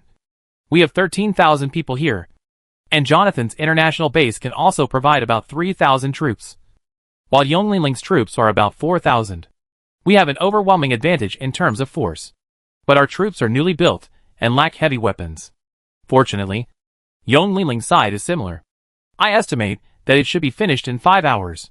Liao Yuqing praised, Your calculation is good. You do not have heavy weapons, but Yong Linling does not have any heavy weapons either. Most of their weapons are exchanged in Zhuguang City. mainly firearms. If you can end the battle in 5 hours. Tangzheng is 600 kilometers away from there, and it will take at least 6 hours to arrive. It is too late. And once the battle starts, we will also set off. Tangzheng will definitely not be able to support in a hurry. But you must ensure that the battle ends within 5 hours. Otherwise, there will be too many variables in this plan. Please rest assured, Commander. We have 16,000 people. If we can't take down Yong Linling's manor base in 5 hours, you can take off my head and kick it like a ball. Liao Yuqing laughed and warned, be careful of Tangzheng aircraft support. Commander, rest assured, Tangzheng aircraft are not many, and we are also equipped with individual air defense missiles. In this kind of large-scale battle, a few helicopters can't change anything. Just shoot them down when they come. Well, then act according to the original plan and catch Tangzheng off guard. According to Liao Yuqing arrangement, the Fengcheng War suddenly broke out in the early morning of November 23rd. The 12,000 people recruited by Liao Yuqing and Fengcheng, the Independent 1st Brigade of the Independent 1st Division, led by Brigade Commander Wang Kuei, set out from the eastern base of Fengcheng at night and headed straight for the international base, 70 kilometers north of Fengcheng, in the city. In the early morning, the troops arrived at the international base and joined Jonathan's troops at the international base. Jonathan received Wang Kuei's troops and provided breakfast. After a simple breakfast, the two integrated troops, a total of 15,000 people, set out from the international base and headed straight for the manor base in the west of Shanxi. Across Fengming Mountain, the two bases are about 90 kilometers apart. After taking the mountain highway for more than an hour, at 7:40 in the morning, the troops arrived 10 kilometers east of the manor base. At this time, Yong Linling, the leader of the manor base, discovered the arrival of the enemy. Ever since the Independent 1st Division and the Zhuguang Army entered a state of war, the Yan Linling base has been in a rather awkward position. Yan Linling himself has always been on good terms with the Zhuguang Army. But now that Tangzheng has become an enemy of the empire, Yan Linling, as an imperial noble, naturally cannot stand on Tangzheng's side. But he didn't want to go along with Liao Yuqing and others. So he remained neutral and didn't express any opinions or positions. But he didn't expect that despite doing so, he was still targeted. Fengcheng is 700 kilometers away from Qinzhou and Zhuguang City. It is difficult to not help each other in the gap between the two major forces. He didn't help Liao Yuqing, so he was regarded as an enemy by Liao Yuqing. And Jonathan fanned the flames, and he immediately became a target. Facing the sudden attack of the enemy, Yong Linling immediately organized troops to resist. His manor base was not small, with more than 20,000 survivors, including 4,000 armed forces. But he did not have any heavy weapons, and the best weapons were several armored vehicles purchased in Zhuguang City. These armored vehicles were confiscated by Tangzheng from the alliance, and there was no use for them to keep them in his hands. Many of the seized weapons were sold in the market. These armored vehicles were the best weapons on Yong Linling's side, and the rest were some rifles and light machine guns. Despite the poor weapons, Yong Linling still put up a tenacious resistance, because the enemy didn't seem to have any heavy weapons. The troops who were still eating were hastily pulled into the battle, relying on the courtyards and walls of the manor base. Yong Linling launched a defensive battle. The firepower of both sides was almost at the same level. Yong Linling had the advantage of terrain, but the number of the enemy was 4 times theirs. As soon as the battle started, Yong Linling suffered a loss because of insufficient preparation. The wall of the manor where Yong Linling was located was blasted open by the enemy with a rocket launcher, and the fierce and cruel offensive and defensive battle began. A large number of enemies poured in, and Yong Linling suffered countless casualties. Yong Linling also fought hard, leading the elite guard troops to fight back desperately, holding his breath and pushing back the enemies who came in. However, this wave of battle also caused more than half of Yong Linling's most elite troops to be killed or injured, and his vitality was greatly damaged. His manor base was originally a residential area for nobles, with a total of 5 manors, and none of them could be easily abandoned. The two sides fought a tug-of-war around the first manor. After more than an hour, Yong Linling finally couldn't resist, was defeated, and began to retreat to the second manor. On the battlefield filled with gunpowder, human life became the least valuable thing. As time went on, Wang Kuei's surprise troops attacked and captured the last manor, and Yong Linling was immediately attacked from both sides. Yong Linling was an imperial nobleman, and had never seen such a war scene. Bullets flew around him, and watching his soldiers fall one by one, he felt that there was no hope of winning. Hiding in a house, the fierce gunfire and continuous explosions outside made his nerves numb. It's over. It's all over. Jonathan, that old man, actually surrendered to the devil Liao Yuqing, and I became a sacrifice in the war. If I had known this, I might as well have given up this base and gone to Shuguang City. Alas, just when Yong Linling was covering his face with despair, the communicator suddenly handed him a walkie-talkie. Mr. Earl, it's Tang Zheng call. Yong Linling was stunned for a moment. He didn't ask Tang Zheng for help, but he didn't expect that the other party would know the news. He took the intercom with trembling hands. Is this Earl Yong Linling? I am Tang. Chief Tang. How is the battle going on your side? Yong Linling was about to burst into tears. It's terrible. We have been fighting for more than an hour. I have lost more than 1,000 people and one of the manors. I can't hold on for much longer. Tang Zheng's voice came. Can you hold on for 2 hours? 2 hours. That's about right. But it doesn't make any sense. Right? Hold on for 2 hours. And my reinforcements will arrive. Tang Zheng hung up the phone. And Yong Linling was stunned. It had only been more than an hour since he sent out the distress message. But Tang Zheng actually said that reinforcements would arrive in 2 hours. How could they get there after traveling more than 600 kilometers? If they just used an airplane to bring dozens or hundreds of people, it would be useless. Yong Linling didn't know what Tang Zheng was going to do, but the other party's firm tone still gave him confidence. Perhaps there would really be a miracle. Chapter 189. Tang Zheng received the Battle of the Manor Base from the Combat Command Center and transmitted it back through the perspective of the War Eagle. Tang Zheng was shocked to see this. This time he admitted that he made some mistakes. He monitored the large force on Liao Yuqing's side, but he didn't expect Liao Yuqing to use the new force in Fengcheng that he recruited later to launch a surprise attack. And the opponent's goal was very clear, and they went directly to Yong Linling's manor base. The manor base and the international base are located on both sides of Fengming Mountain, and 2 highways pass through here. If you want to enter or exit Fengcheng, you basically have to take these 2 roads. Other roads are rugged and tortuous, which is not conducive to the passage of large troops. Liao Yuqing has a big appetite. He drags Jonathan into the group and then attacks Yong Linling's base. Once he succeeds, Tang Zheng road to Fengcheng will be blocked. The opponent's subsequent troops will arrive one after another. With the advantage of the terrain, they can easily defend and fight, and they will fall into an unfavorable passive situation. Moreover, there is the 5th Army behind Liao Yuqing. Tang Zheng knows that the 5th Army continues to provide Liao Yuqing with arms by air transport. After all, the enemy had a large number of people. Once they were fully armed, Tang Zheng would be in big trouble. If he could not break through this line of defense, Tang Zheng would be in big trouble when the 5th Army took Hezhou. Unable to upgrade to brigade commander, the current force was not enough to compete with the Empire. He could only abandon everything and march to the desert in the west. So as soon as Tang Zheng got the news, he almost immediately dispatched the troops. Shuguang City was more than 600 kilometers away from Yong Linling's manor base. It was considered fast for a tank to drive there in 6 hours. After all, a tank was not a sports car, and tanks had to be pulled by trucks. But Tang Zheng has a plane. Tang Zheng immediately ordered a formation of 20 helicopters, escorted by 10 Apaches, to go to the manor base. These helicopters were not going to participate in the air battle. Tang Zheng also had some understanding of the situation there in the past few days. Although there were not many heavy weapons, they were equipped with a lot of individual air defense missiles to deal with him. This kind of low-cost weapon has a high cost effectiveness, especially helicopters, which are easily attacked by them. Therefore, it is not advisable to use helicopters to join the battlefield. The planes Tang Zheng sent this time were mainly to carry paratroopers. 1,500 paratroopers quickly boarded the transport plane, and then flew towards the manor base under the escort of the Apache. Tang Zheng also knew the battle situation over there. The other side dispatched a team of 16,000 people.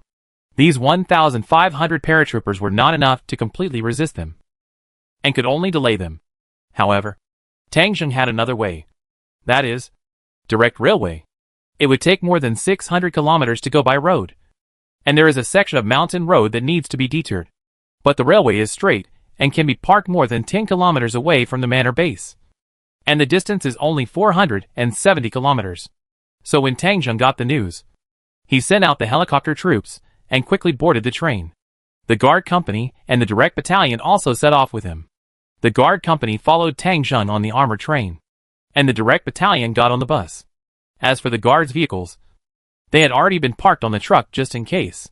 Even on the armored train side, there were 5 scimitar light tanks, which were also parked in the freight car of the armored train. So Tang Zheng and his men set off very quickly. The troops assembled and boarded the train directly. When he called Yong Linling, he was actually already on the train and had walked a considerable distance. Within 2 hours, the paratroopers could join the battlefield. Within 4 hours, Tang Zheng's large force could also arrive at the battlefield. Woo! Woo! Boom! Boom!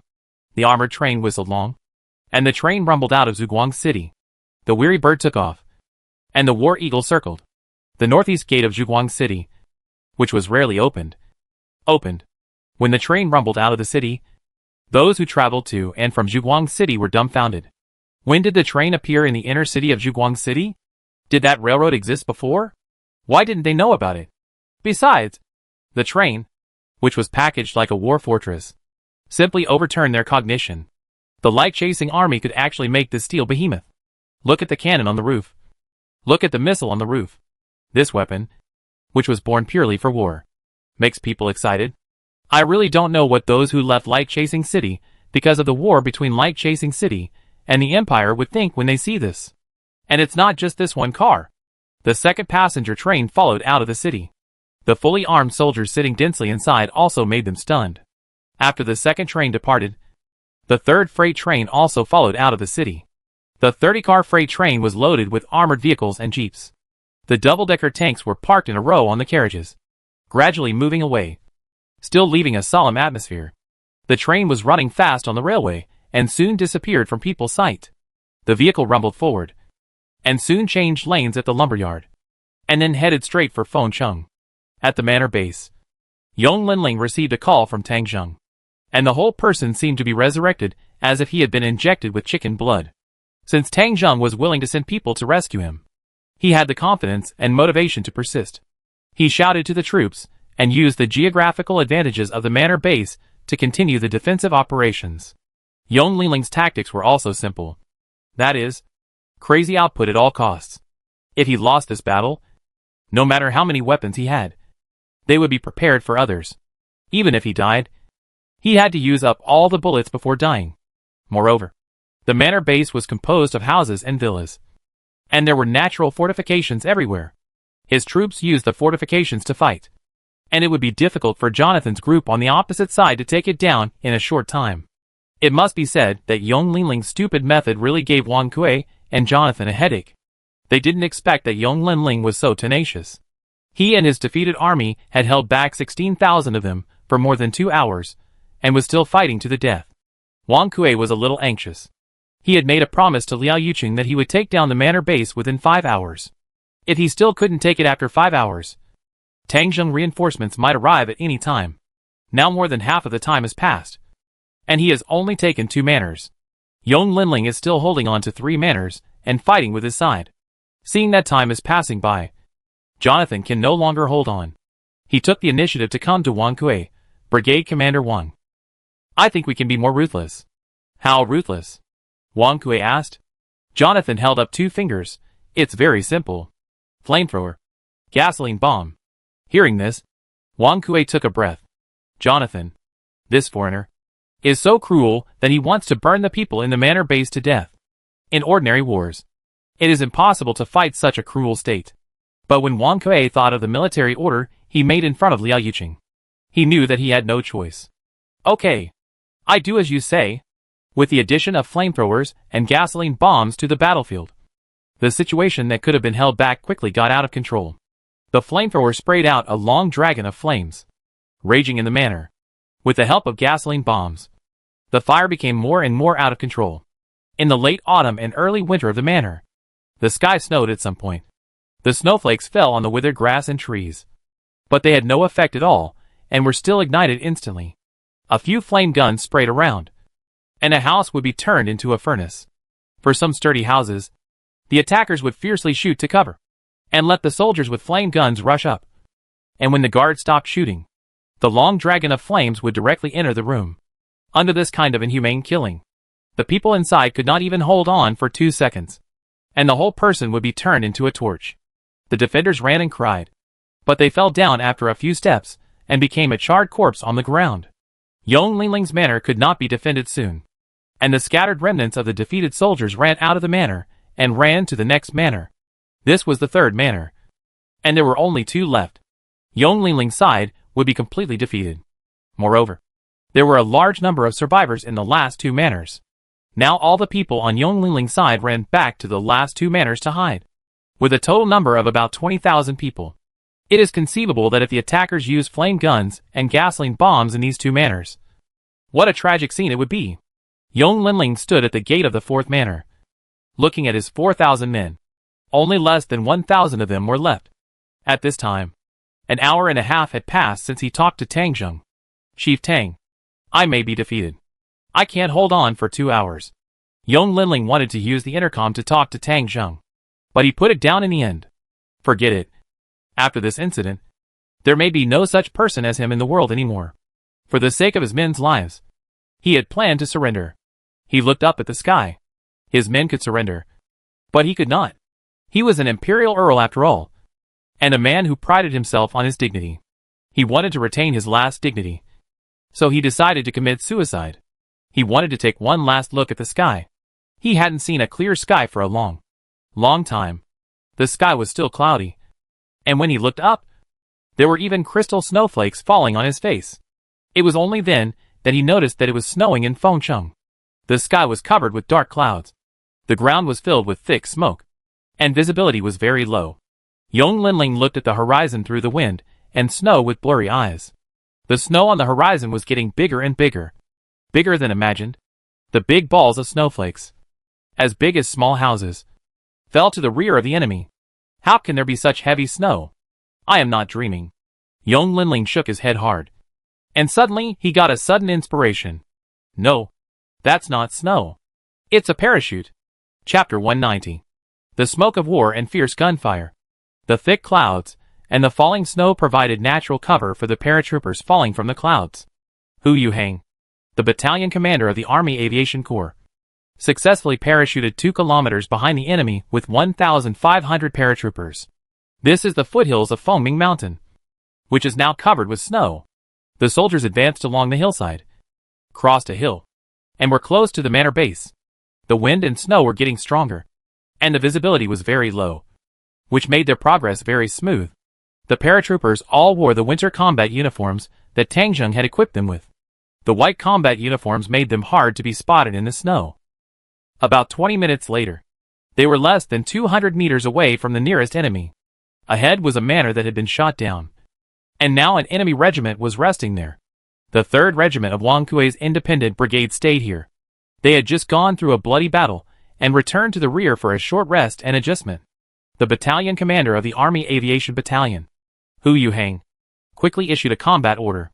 The 1st and 2nd companies entered the manor from the side, and he led a large force to enter from the back, attacking from both sides.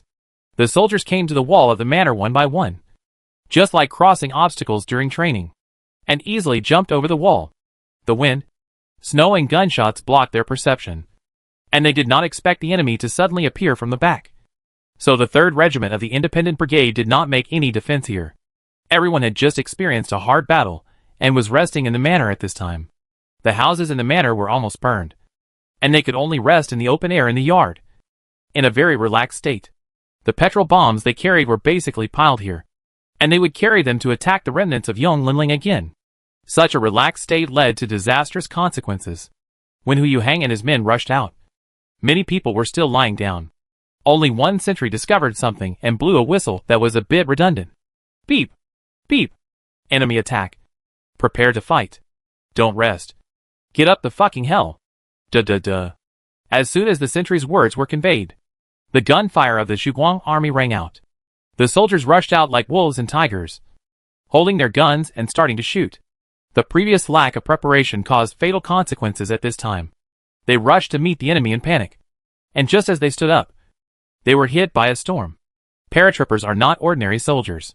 In addition to the skills of parachuting, the training they receive is similar to that of scouts.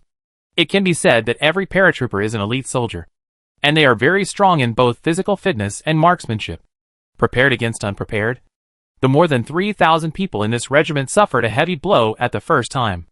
Countless soldiers were shot to pieces as soon as they stood up, their bodies trembling, blood gushing out of them, and falling to the ground. Some people were shot to death before they could even shoot, and the trigger they pulled at the moment of death could only shoot bullets into the sky. Get up, get shot, scream, fall down, die. This scene seemed to be played in an infinite loop, constantly happening on the battlefield. The blood dyed the white snow red, and the two beautiful colors mixed together to become an ugly brown. Hu Yuhang held the gun, and he had been strengthened to 4 stars, and he was completely a sharpshooter. The light machine gun in his hand has the accuracy comparable to that of a sniper rifle, and has a powerful and fast output capability. The enemies were shot and fell one by one wherever the muzzle pointed. Every time an enemy was killed, the paratroopers could gain experience for killing a mutant zombie. In this case, countless paratroopers were upgraded on the spot. After the upgrade, everyone's magazine would be filled, and even the time for changing bullets would be saved. This also ensured the continued powerful output firepower of the paratroopers. This temporary encounter did not give the 3rd Regiment any chance to fight back from beginning to end. Even if someone was quick, they would be attacked from all sides as soon as they raised their guns to fight back. Later, some clever enemies, seeing that they could not raise their heads due to the firepower of the Zhuguang army, simply threw their guns to the ground and pretended to be dead. However, the fierce attack in front also gave the people behind some time to prepare. Some people from the 3rd Regiment gathered together and quickly arranged defenses to resist the sneak attack of the Zhuguang army. At this time, people from the 1st and 2nd companies appeared from the side. As the troops opened fire fiercely, the people of the 3rd Regiment of the Independent Brigade were completely stunned. The frontal defense had not yet been arranged, and the attack came from the side. Under the double attack, these troops, which were not elite in the first place, collapsed. The whole regiment fled in all directions, no longer caring about the formation and defense. Some people did not have time to run and wanted to surrender, but the Zhuguang army did not have the time and energy to take over the prisoners at this time, so they could only end it all. More than 3,000 people in the 3rd Regiment were annihilated, and more than 2,500 were annihilated. Only a few hundred remnants fled in all directions. Some went to join the main force, and some simply became deserters. The troops were dispersed, and the gasoline bombs were destroyed by the Zhuguang army. The continuous explosions and flames completely disintegrated their killing moves. The sudden arrival of the Zhuguang army immediately gave a blow to Wang Kuei and Jonathan, who were commanding the battle on the front line. Damn it! How could the Zhuguang army come so quickly? The troops said by the division commander were only 200 kilometers away from Qinzhou, and they actually arrived. We must take back the first manor. Otherwise this battle will be difficult to fight. Wang Kuei and Jonathan had a brief discussion, and Jonathan led the people from the international base and a battalion from the 2nd Regiment to counterattack the manor where the light chasing army was located. At present, they still have the upper hand in terms of overall numbers, with a total of more than 10,000 people. But the light chasing army and Yonglinling's people each occupied a manor and defended it, and the gasoline bombs were destroyed. So their greatest means of killing was gone. In desperation, both sides returned to the offensive and defensive positions. One side relied on obstacles such as courtyard walls to attack, and the other side relied on houses to defend. The battle was very lively, but the cruelty was greatly reduced. It would be difficult to win in a short time. Wang Ku had looked at the battlefield with some fear for a while, and his heart gradually calmed down. He was worried that the Zhuguang army would attack. But now it seems that the number of Zhuguang army is not large. It seems that there are only more than 1,000 people, although these more than 1,000 people are a hard bone to chew. After all, the number is there, plus the remnants of Yonglinling. There are less than 3,000 people, although his troops also suffered losses. The total number of troops was still more than 11,000, so it was definitely not a problem to win the final victory. He asked the anti-aircraft infantry to closely monitor the sky to prevent the helicopters of the Zhuguang army from attacking, and then led the team to launch wave after wave of attacks. For every house and every fortification, both sides had to fight for it repeatedly. Yong Linling was excited when he saw the Zhuguang army coming, and it was difficult for Wang Kui and others to take it down for a while. The Zhuguang army was indeed a tough nut to crack. Wang Kui led his men to organize attacks many times, but they were all pushed back in embarrassment. The two sides fought back and forth, and the battle was somewhat stalemate. More than 4 hours had passed since the battle started. In Qinzhou, Liao Yuqing troops also set out at the same time when the battle started. They have now traveled more than half of the 700-kilometer journey. In another 3 hours at most, Liao Yuqing's large force will arrive. Wang Kui ended a call with Liao Yuqing, and his face turned ugly. Liao Yuqing was very dissatisfied with his performance during the call. He had signed a military order to end the battle in 5 hours. But now he failed to win in 4.5 hours. Although the Zhuguang army joined, Liao Yuqing still felt that Wang Kui should have won easily after understanding the course of the battle. After the call ended, Wang Kui threw his hat hard. Damn it. Let's fight. If we have to wait for the division commander to come to solve the problem, I'm afraid I won't be able to continue to be the brigade commander. At this time, Jonathan said to Wang Kui, Mr. Brigade Commander, I don't think we can use our strength evenly. Now the Zhuguang army and Yong Linling each occupy a manor for defense. The result of fighting on both sides is that neither side can be defeated. We might as well defend one part and attack the other. First focus on taking down the people on Yong Linling's side, and then encircle and annihilate this group of Zhuguang army that has penetrated deep into the country alone. Wang Kui and Jonathan have analyzed that this group of Zhuguang troops may be paratroopers coming by helicopter. Their purpose is to delay time, and it is estimated that the main force of Zhuguang troops is already on the way, because the battle site is located in the north of Fengcheng. The distance between Zhuguang troops and the battlefield is closer than that between Qinzhou and the battlefield. However, Liao Yuqing must have set out earlier than Tangzheng, so the time when both sides arrived at the battlefield should be about the same. At that time, whichever side can win here will have the advantage, and this advantage is almost decisive, so they didn't have much time left. Wang Kui estimated that the Zhuguang army would be able to reach the battlefield in 2.5 to 3 hours. After listening to Jonathan's suggestion, Wang Kui agreed.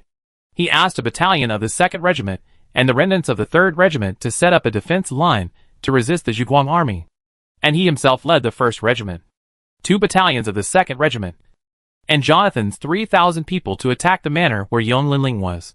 The troops behind quickly assembled, especially Jonathan's troops, which had not yet been pushed to the front line, and this time they would also go into battle. The 3,000-man army gathered together, forming a huge black mass. Jonathan himself was also in high spirits. He had waited too long for this opportunity. Yong Linling, this mad dog, had been biting him all along. He insisted that he had snatched away the woman he had set his eyes on. It was simply inexplicable. The relationship between the two was already like fire and water. Now was the time for him to take revenge. Organizing the troops, Jonathan stood in front of the team, ready to say a few words to boost morale and mobilize. But before he could say anything, he saw his men looking up at the sky in fear. Oh my god! Shit! Fuck! Enough! The men's fear quickly grew, and they fled in all directions. Jonathan had a bad feeling and looked back. In the distance, he saw several missiles dragging long tails across the sky. Chapter 191. Tang Zheng was sitting on the train, and amid the roar, he was less than 100 kilometers away from the manor base. The War Eagle was hovering in the sky, constantly transmitting video images back. So Tang Zheng was basically clear about the process of the battle. The two sides entered a tug-of-war, which was what Tang Zheng hoped to see. He knew that Liao Yuqing had also sent troops, and a brigade was rushing to Fengcheng urgently. At this time, whoever won on the battlefield would be able to gain an advantage later. But Liao Yuqing was a little further away. Although he started a little earlier, he was on the railway, so he was still nearly 2 hours faster than him. He had been paying attention to the changes on the battlefield, seeing that they suddenly gathered and prepared to concentrate their forces to attack Yong Linling's troops. Tang Zheng knew that he could not watch any longer. If Yong Linling's troops were killed, his paratroopers would definitely suffer huge losses, which was not allowed. So Tang Zheng decisively ordered to open fire. Although the two sides were still dozens of kilometers apart, Tang Zheng still had a means of attack, which was the several ground-to-ground missiles on the armored train. The maximum range of this missile is 500 kilometers, and there are 16 missiles in the two carriages. This missile was not developed to deal with infantry, but to deal with enemy armored forces or bunkers. But now the enemy infantry is gathering, and Tang Zheng feels sorry for their formation if he doesn't give them a chance. He gave the order, and 8 missiles were launched to bomb that area. Target: Manor Base Number 3 Manor. Fire! As the personnel of the armored train pressed the button, the missile that was originally pointed directly at the sky was launched. The missile dragged a long tail and a trail of white smoke as it ascended into the air.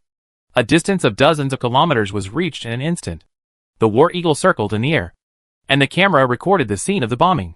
The manor, which originally gathered 3,000 people, was hit by missiles, and the fire was soaring into the sky that the ground almost turned over. The indiscriminate bombing of 8 missiles caused countless casualties among the people gathered in this area. When the smoke cleared, only some scattered remnants could be seen around, either leaving or struggling on the spot. It was a mess. 3,000 people were attacked, and the remaining number was no more than 700. Seeing this, Tang Zheng was sure that the other side would not be able to organize a decent attack in a short time. The paratroopers and Yong Linling would definitely be able to hold on until he arrived. The train continued to rumble forward and soon arrived at the nearest point to the north of the manor base. The 3 trains stopped one after another, and the people got off quickly. On the train side, armored vehicles were driven down from above, and the infantry began to line up to board the train. This time, a total of 2,800 soldiers followed Tang Zheng. 2,500 people from the direct battalion and 300 people from the guard company. About 20 minutes later, all the people from the direct battalion boarded the armored vehicles and jeeps. 5 scimitar light tanks also joined the battle group on Tang Zheng armored train. No extra nonsense. Directly support the manor base. The vehicles roared, forming a stream of vehicles, and quickly rushed towards the manor base about 20 kilometers away. The battle at the manor base came to a standstill. Wang Kuei was bombarded by the missiles that fell from the sky, and he was completely stunned. Although he still had about 8,000 people on his side, he now felt like a guerrilla fighting against a regular army armed to the teeth. No, he was even worse than a guerrilla. After all, the guerrillas fought behind enemy lines, and they moved to another place after firing a shot. He was a guerrilla facing off against the regular army. It would be better for everyone to just use guns to fight. But you actually used missiles. Isn't this playing dirty? At this moment, he didn't know how to proceed. Before, Jonathan had discussed it with him. But now Jonathan had gone to see God in the bombing just now. He didn't know who to talk to. So he could only ask Liao Yuqing again, asking him what to do. After a while, Liao Yuqing gave him an answer. Continue fighting. At this time, both sides had to shoot. Although the morale of the front line was greatly damaged, Liao Yuqing also believed that there were not many missiles. Even Lui Bang's side did not have many, and Tang Zheng's Zhuguang army would definitely not have many. He had already reached this point, and he could not stop because of a little loss. After receiving Liao Yuqing's order, Wang Kuei could only grit his teeth and prepare to launch another offensive.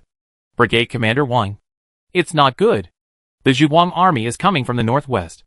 Wang Kuei was frightened by the urgent report from his messenger, and immediately came to the roof of his manor and looked northwest. In the northwest, a large group of chariots were roaring in the wind and snow. Not good. Everyone prepare. The enemy is coming from the northwest. Wang Kuei didn't care about attacking the remnants of Yong Linling. The whole army began to quickly organize a defense line to prevent the Zhuguang army from the northwest. From strategic offense, it turned to strategic defense.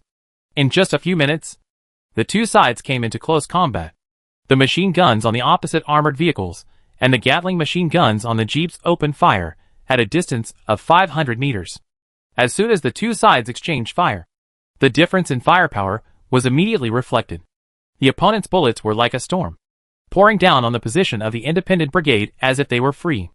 The soldiers here would be shot dead almost as soon as they showed their heads, and they had no chance to fight back.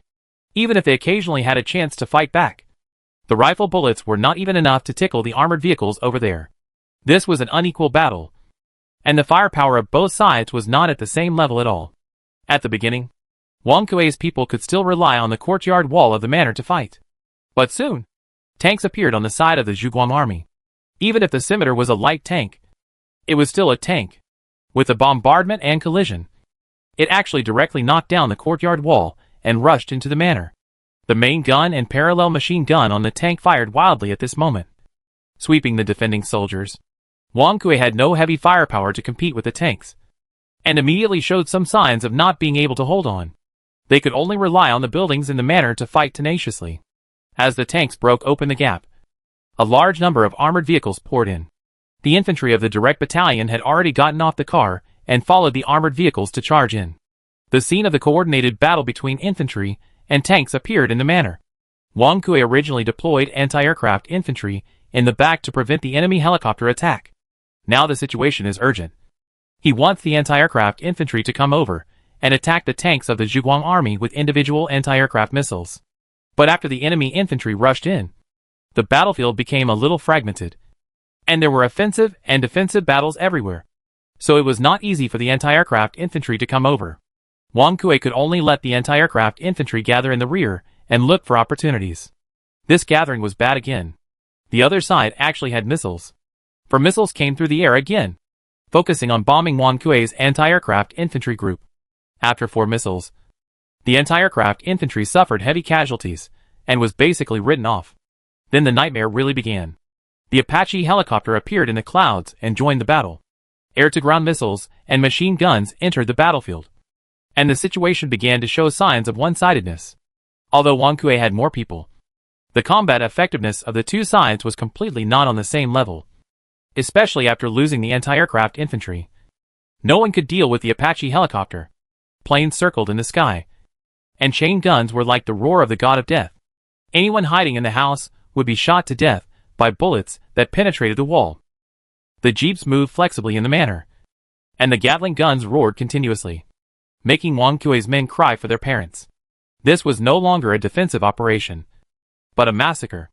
They thought that they had joined the Royal Army and received some light weapons provided by Liao Yucheng, and they knew the cruelty of war at this moment.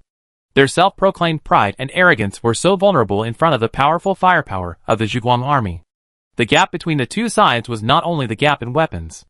There was also a completely different level of tactical literacy. After the soldiers of the Zhuguang army got off the vehicles, they automatically formed combat teams, relying on the chariots, cooperating and covering each other, who was responsible for killing the enemy in which direction they appeared, with a clear division of labor. Moreover, they all had superb marksmanship. If these 4-star enhanced soldiers were taken to participate in the shooting competition, they would probably be able to get a place. The armored vehicles and tanks caused the greatest damage, crushing the enemy. The oppressive feeling and attack power of the helicopters frightened the enemy. But the real killers were the infantry of the Zhuguang army, whose accurate point shooting killed countless enemies, as the 2 Apaches fired missiles in turn, annihilating the defenders hiding in a building.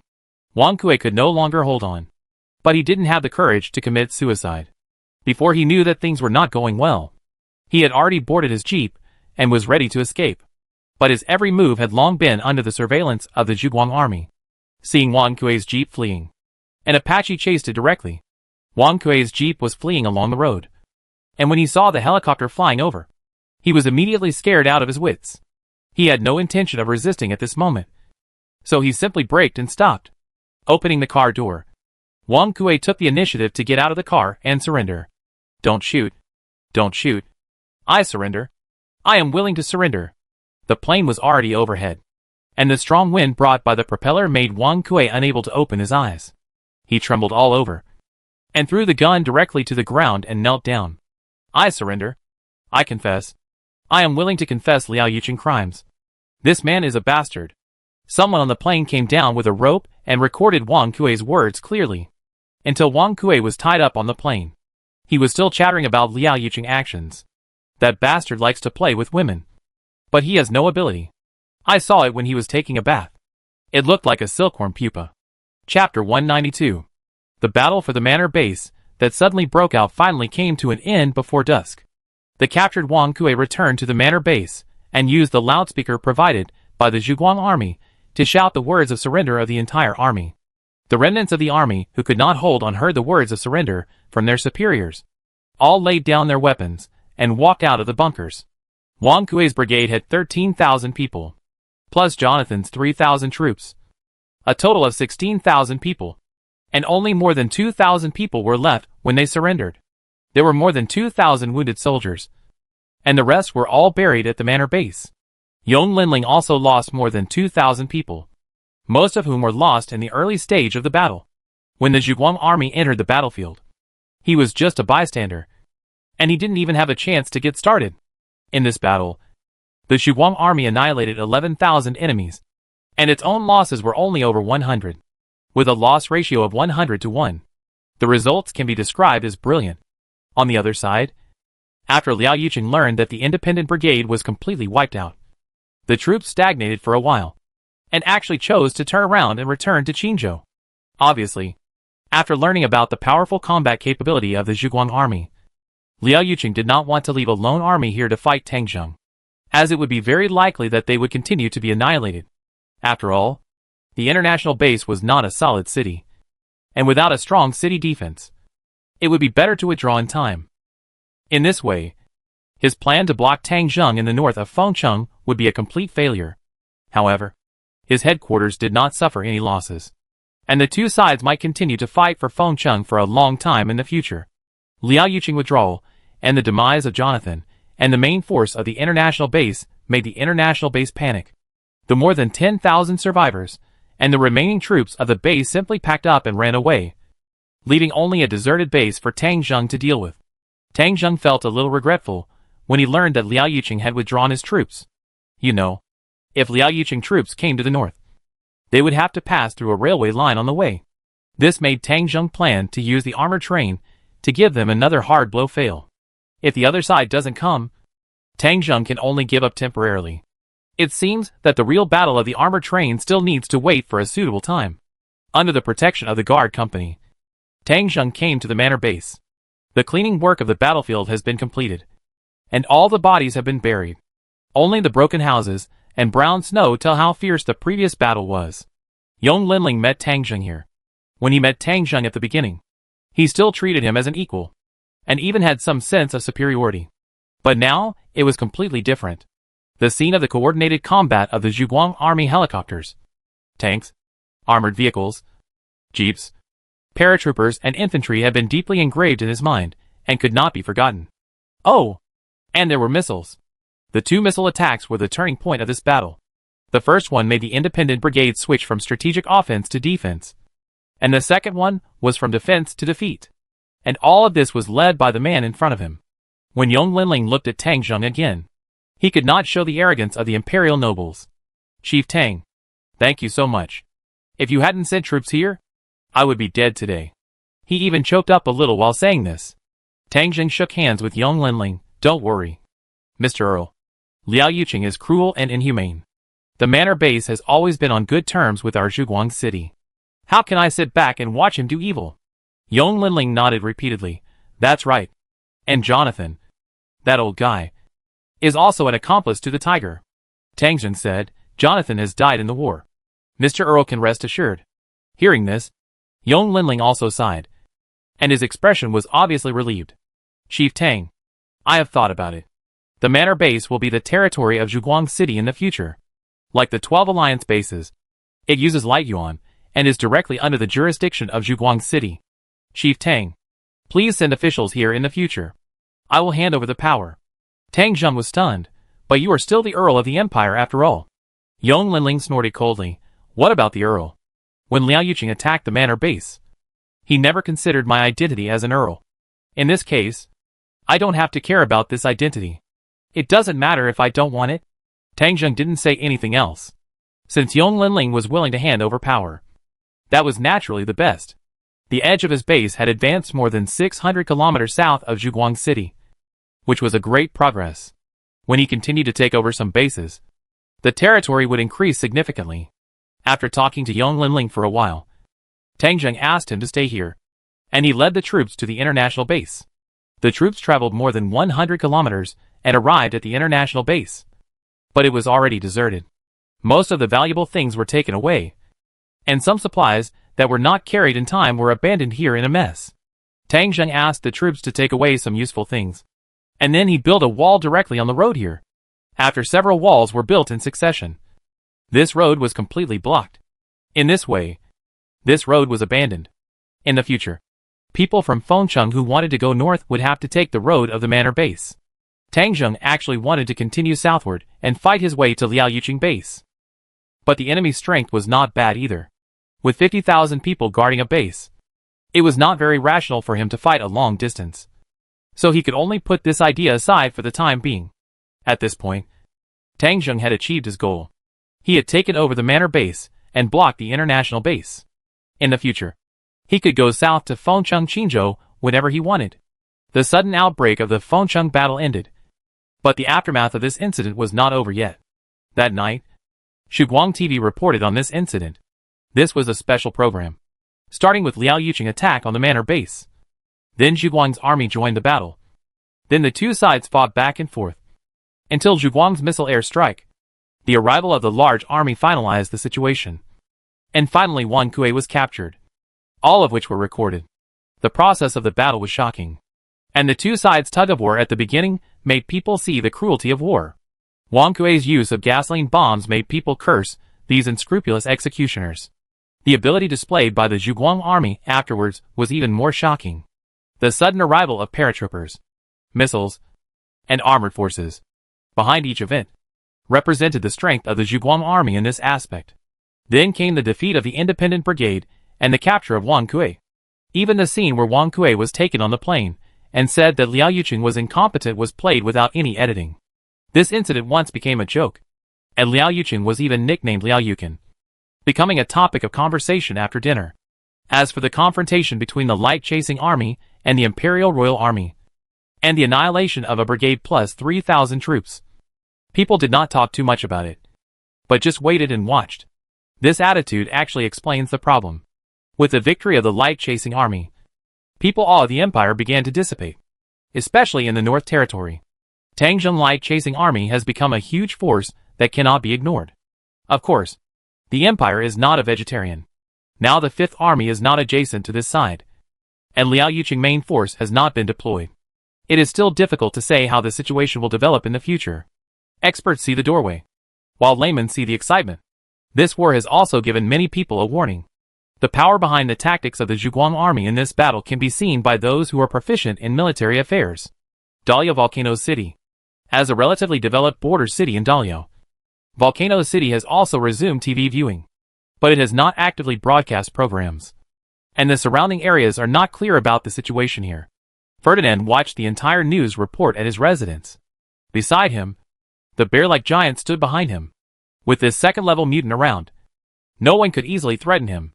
Qin Shaolu was also sitting not far from him. At this moment, Qin Shaolu had become Ferdinand's subordinate, and he was the kind of loyal one. His loyalty was not intentional, but he had been controlled by Ferdinand. He took Ferdinand's people to find the research institute left by Xie Jishan and got the mental hallucination drug. After Ferdinand got the drug, he first controlled Qin Shaolu. The principle of this drug is somewhat similar to that of poison. After using it, you can't get rid of the dependence on the drug. It's just that its efficacy is stronger, and its control is stronger. Without the drug, people would rather die than live. Qin Shaolu was now appointed by Ferdinand as the intelligence director of Volcano City, specifically responsible for managing the intelligence personnel within Tang Zheng's sphere of influence. But now they haven't found the person named Baihu. After watching the show, Ferdinand looked at Qin Shaolu. Director Qin, what do you think of this battle? Qin Shaolu thought for a moment. Lord City Lord. Compared to the past, the combat effectiveness of the Zhuguang army has improved significantly. I don't know how Tang Zheng did it, but there is no doubt that his inner city must have a huge military production line. And even the world-leading helicopters such as Apache can be mass-produced. His potential is huge and terrifying. And this person's ambition has now been exposed. He would rather go to war with the Empire than let the Empire block his way south. This person will definitely become a big trouble for us in the future. I suggest that he should be eradicated as soon as possible. Ferdinand shook his head slightly. I understand what you said, but the actual problem is in front of us. We are separated from Hanwei by the Tontian River. Although I have several cargo ships, it is very difficult to transport a large force across the river. Tang Zheng has also set up an observation post at Beifengdu. Once we move, we will be discovered immediately. At that time, we may be blocked on the river and face danger. Therefore, it is not realistic to attack Tang Zheng territory now. We must think of other ways. Qin Shaolu didn't know how to respond. So he waited for Ferdinand's instructions. Ferdinand said directly, "You haven't found Bai Hu yet?" Qin Xiao was stunned for a moment. "Lord City Lord. I have been actively looking for him.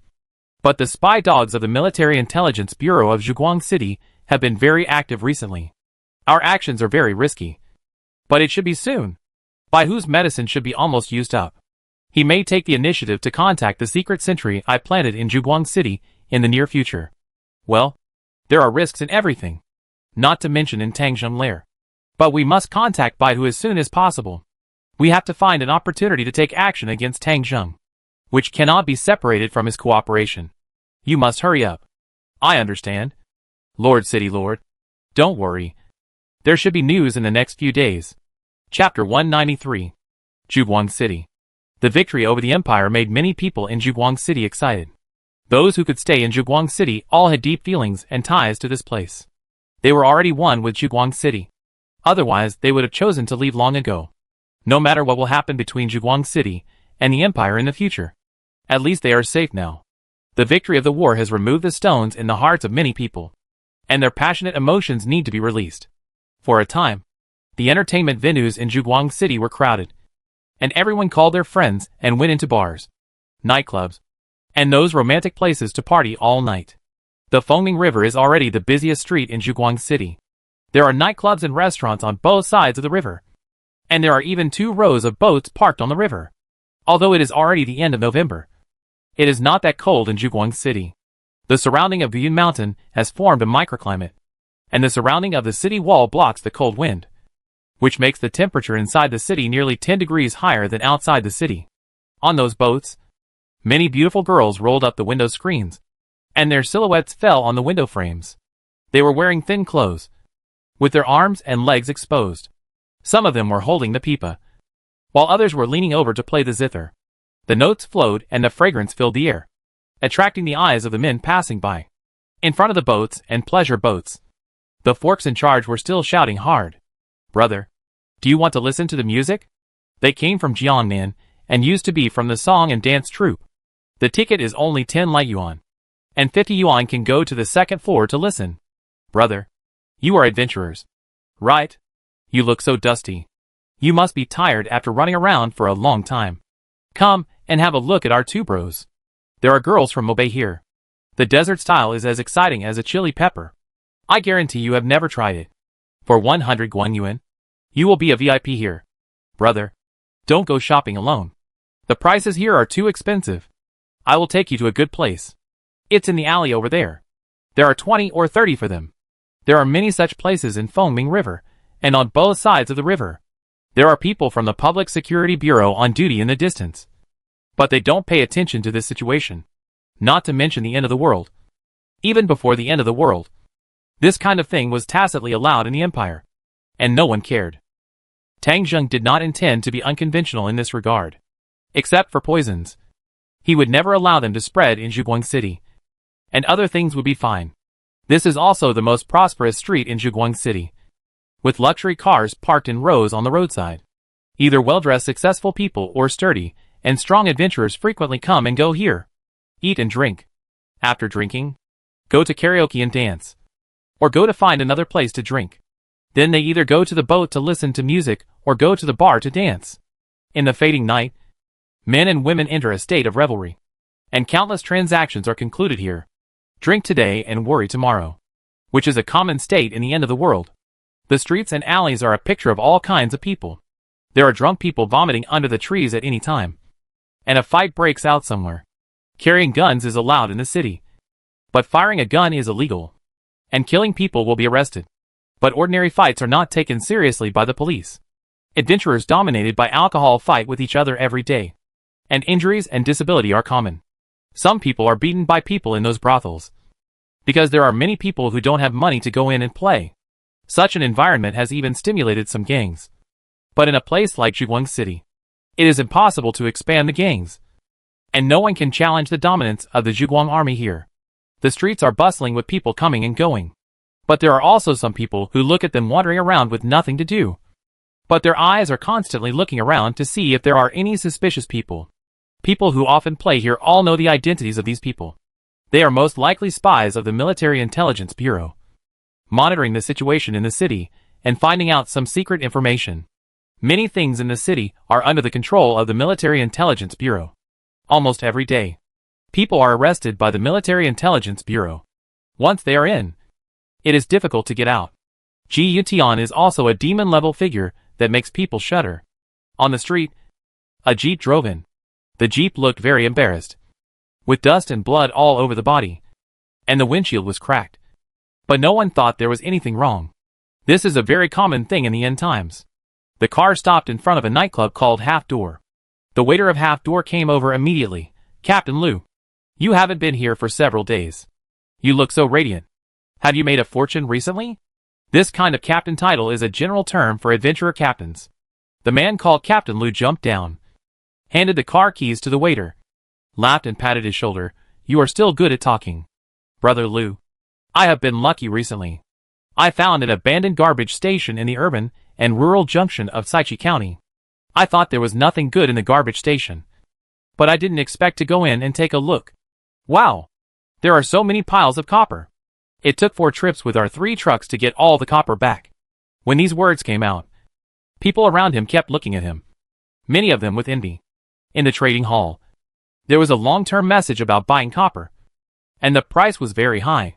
According to this person, he would probably make at least 200,000 light yuan this time. 100,000 light yuan now is at least equivalent to 1 million yuan in the past. And 200,000 light yuan is more than 2 million yuan. This money is enough to buy an antiviral serum. And there is still some left. I didn't expect that this adventurer captain is now a nouveau riche. Captain Lou slapped a 30 light yuan bill into the waiter's hand. "Go! Take my car over and wash it. I need to have a good rest and play in the city during this period. The car can't be too dirty." "Okay, Brother Lou. Just wait and see." The waiter took the bill excitedly. This 30 light yuan was more than his daily salary. He was in charge of parking and washing the car, while Captain Lou led a few of his men into the Half Door nightclub.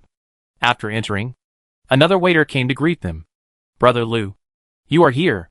Our Shaolinger was still talking about you today. I didn't expect you to come now. It seems that you two are really destined to be together. You two have developed real feelings for each other in this Half Door. Ha ha ha. You are a good talker. Go ahead and open a private room for me. Bring some good wine. See if Shaolinger has any guests. If not, let her come to drink with me. If there are any pretty girls, bring some up so that my brothers can choose." Another 30 yuan tip was given, and the waiter happily ran to work. Captain Lou led a few adventurers into the private room, and boxes of beer and snacks were pushed over by carts. These adventurers who return to the city all want to enjoy themselves, and drinking beer in big gulps is the norm here. The girl dressed up in fancy clothes was also brought to the private room by the waiter, waiting for the guests to choose. The waiter brought the girl in and apologized to Captain Lou. "Brother Lou, I'm sorry. Shaolinger has guests over there now, and she doesn't have time to see you for the time being. How about you pick another girl to accompany you?" Captain Lou's eyes widened immediately. "What? I was out there for days, almost getting bitten by a zombie. And when I came back I ran to her, and she was actually accompanying another guest? What guest is so proud that he dares to snatch a woman from me? Lu Fuhai?" Several men beside him also stood up, their hands on their guns, shouting to help Lu Fuhai find a place. Lu Fuhai waved his hands. "You guys sit down. I'm enough alone. Damn bitch. I have to play with her today. I don't see who dares to stop me." As he said that, Lu Fuhai took out his pistol, stood up angrily, and ran upstairs. Those more famous girls basically don't serve on the first floor. The second floor is the high consumption place. The people around him looked at Lu Fuhai going upstairs with murderous intent, and they all smiled helplessly. It seems that there will be another fight. Such things happen every day, and everyone is used to it. Even a person who was suspected to be a spy on the side withdrew his gaze. It was really boring to see such jealous things too much. Lu Fuhai went all the way to the second floor and went straight to Shaolinger's private boudoir. As soon as Lu Fuhai reached the door, a fierce man walked out. "Brother, where are you from?" Lu Fuhai asked first. The man on the other side was also very tough. "Adventurer. Boss Hua is my big brother. Get out if you know what's good for you." Hearing this, Lu Fuhai immediately had a clue in his heart. Boss Hua was also the leader of an adventurer team. But no matter in terms of scale, strength, or weapons and equipment. He was not as good as his own team. He laughed out loud. Go back and ask your boss what.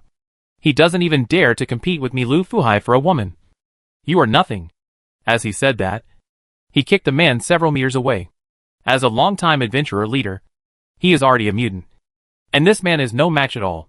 When he heard Lu Fuhai's name, the man was immediately scared, with a look of fear on his face.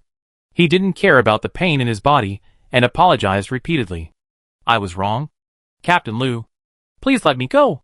I just came here, and I haven't even touched Xiao Linger's hand. Damn it. I got rich today. I won't bother with you. Get out. Lu Fuhai kicked the man's butt twice more, making him roll and crawl, and had to keep apologizing and run away. After the man ran away, Lu Fuhai laughed contentedly, and looked around at some people who opened the door to watch the fun. The people around him didn't dare to look at him, and closed the door one after another. No one was watching him. So Lu Fuhai knocked on Xiao Linger's door. Someone inside asked, Who? I'm Lao Lu, a person who got lost in the end of the world. After a while, someone inside spoke softly.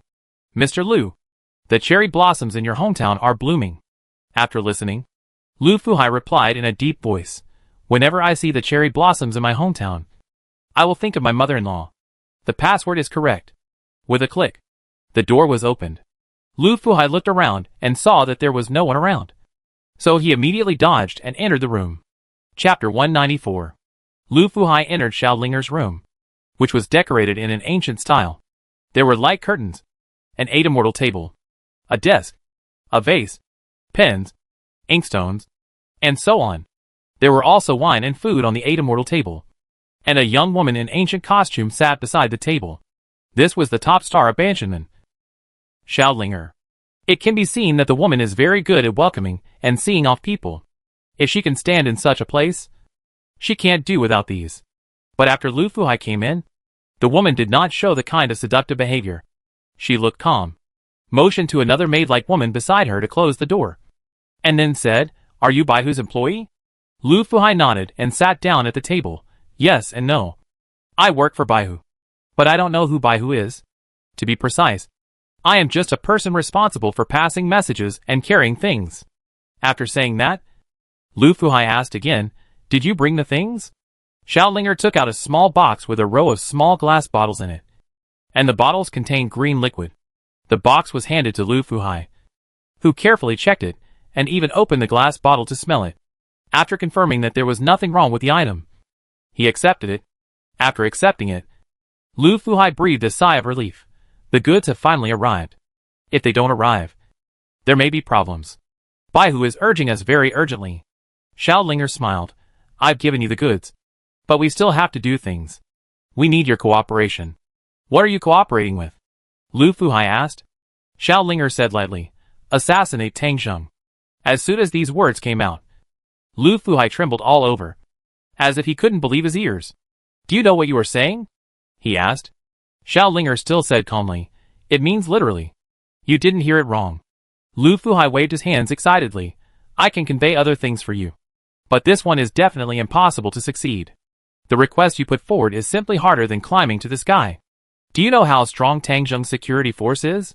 Xiao Linger still said calmly, Then how difficult is it? Lu Fuhai sat down patiently and said to Xiao Linger, Let me tell you this. First of all, Tang Zheng stays in his inner city most of the time and rarely walks out of there to the outer city. You should know the inner city. Except for the people in their Zhuguang army, outsiders are prohibited from entering. You have been in Zhuguang city for a long time, right? Have you heard of anyone entering the inner city? Xiao Linger shook her head slightly. Indeed, no one has entered. Only once when the zombies besieged the city. People from the outer city went in collectively. But that was just a buffer zone, not the real inner city. What is there in the inner city? No one knows. It's good that you know it. And Tang Zheng usually leaves the inner city by helicopter. You know this, right? Yes. Then you should know that the helicopters Tang Zheng rides are all advanced models. Not to mention ordinary pistols and rifles. Even heavy machine guns can't penetrate the armor of the aircraft. In Zhuguang City, heavy machine guns are prohibited from entering the city. So no one here has heavy weapons and can't threaten the aircraft at all. Xiao Linger thought for a moment. Is there no other way? He doesn't have any flaws? I know that his family lives in the outer city area, and Tang Jing sometimes goes there. You are right. But Tang Jing never goes alone. Every time he goes to the outer city area, there will be a large number of troops following him. You should also know that Tang Jing has expanded his army. He always has a company of guards around him. And now he has formed a direct battalion. And his family residence in the outer city area is also guarded by guards 24 hours a day. It is close to the city wall. And the city guards will also take into account the safety there. If you attack his family residence, it is almost like seeking death. Lu Fuhai said earnestly, Tang Jing is indeed our enemy. But we must do things within our capabilities, and not use eggs to hit stones. The current situation of the organization is not ideal. The Zhuguang Military Intelligence Bureau is always tracking us. We must survive safely. Xiao Linger snorted, but if even the people behind us are killed by Tang Jing, what is the meaning of our survival? Tang Jing must be eliminated. Otherwise today's transaction will be terminated. Lu Fuhai was a little anxious. Then you have to come up with a suitable solution.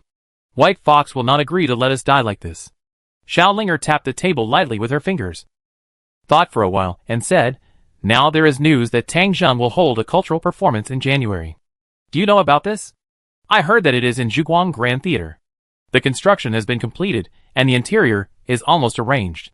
Many people plan to participate in this performance. Many people in Zhuguang City have started to rehearse the program every day. I even heard that there are performance groups from other places coming to participate in this event. This is true. Xiao Linger said again. So, with so many people coming, will Tang Jing go to watch the performance in person? Lu Fuhai was stunned for a moment. He should. But you don't want to fight at the venue. Do you? Xiao Linger asked back. Is it not possible? It's not impossible. But as I just told you, even if Tang Jing comes, the security force will be particularly strong. His guard company, direct battalion, even special forces, and people from the Public Security Bureau will come here to be responsible for the security. It is estimated that hot weapons will be prohibited from entering the venue. It is hard for me to imagine who can assassinate him successfully under such circumstances. Xiao Linger smiled. What about mutants? Lu Fuhai shook his head immediately after hearing this. Don't be too superstitious about the power of mutants. I am a mutant myself. Mutants do exceed the limits of ordinary people. Now every mutant who participates in sports before the end of the world is a world champion. But after all, they are still human and cannot be invulnerable. A few soldiers with live ammunition are enough to kill a mutant. Besides, I also know that Tang Jing guards are all elites in the army. Any one of them is as good as a mutant. So I don't think a few mutants can assassinate Tang Jing successfully. Xiao Linger continued, Have you heard of level 2 mutants? Level 2? I have heard of them. But I have never seen one. Haha. That's it. Level 2 mutants are more powerful than you can imagine. Level 1 mutants are as weak as ants in front of level 2 mutants. Level 2 mutants are the trend of the future. They are all superhuman. If a level 2 mutant suddenly attacks Tang Jing during the performance, he will probably die. Seeing that Lu Fuhai seemed a little unconvinced, Xiao Linger directly took out a mobile phone with a video in it. This video was shot in Ferdinand's banquet hall in Dahlia Volcano City. In the video, a Dahlia man who was as strong as a bear easily killed several people. And the people who were killed looked familiar to Lu Fuhai. Who are these people? Yes, they are the members of the former Alliance Parliament. And each of them is a mutant. Lu Fuhai was shocked to see the man who was invulnerable to swords and guns, who was not even affected by bullets, killing several congressmen like killing chickens, which completely overturned his cognition. This is too strong. Yes, after the second level mutants mutate, their evolutionary directions will also begin to diversify. Some people are power type. Some are speed type. Some people's skin will harden. And some people will even evolve some skills similar to special functions. And their overall quality will be greatly improved. For example, the person in the picture is a mutant with hardened skin. Not to mention a pistol. Even a rifle can't penetrate his body. But his strength has also been greatly improved. Although he is not as strong as a power mutant, it is enough to crush a level 1 mutant. Tell me, if such a person suddenly goes to assassinate Tang Jing, is there a possibility of success? Lu Fuhai listened to Xiao Linger and digested the news for a long time. If it is really as you said, there is a possibility of success. But it is only a possibility. The actual probability of success is not high. After all, he is only one person, and Tang Jing guards are too strong. Who said it was just one person? You may not know that there are more than one level 2 mutants in and around the Northern Territory. Some of them are wandering around, while others are working for some powerful forces. As long as we can find them and offer them a large sum of money, they should be willing to help. Lu Fuhai was stunned for a moment. You said they are wandering around or working for powerful forces. So how can we find them? Xiao Linger smiled. So I asked you to find Baihu. As long as Baihu is willing to help, this matter has the possibility of success. You can go back and tell him now that if he wants to continue to get the potion, then this matter must be done well. Lu Fuhai's face also darkened. This is a threat.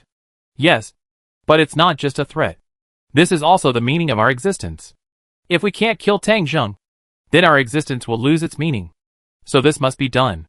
And I can also promise you one thing. That is, after the assassination of Tang Zheng is successful, we will give Baihu the final antidote to let him completely get rid of the control of the drug. What do you think of this condition? After speaking, Xiao Linger poured Lu Fuhai a glass of wine. Then she poured herself another glass, and clinked glasses with Lu Fuhai. Come on. Let's wish for our success in advance. But if Baihu can't do this, I believe this is the last time we meet. Xiao Linger picked up the glass and drank it all. Lu Fuhai drank the glass of wine without any taste. And when he left the half door, he was still a little confused. When the cold air outside blew, he sobered up a little. What a great and difficult task it was. The thought of assassinating Tang Zheng in this seemingly flourishing but actually heavily guarded Zhuguang City made him feel like he was going crazy. But he also realized that if this succeeded, the northern region would probably be in turmoil. And there were many people around who would also like to see this happen. If Baihu really took action himself, there might be a chance of success.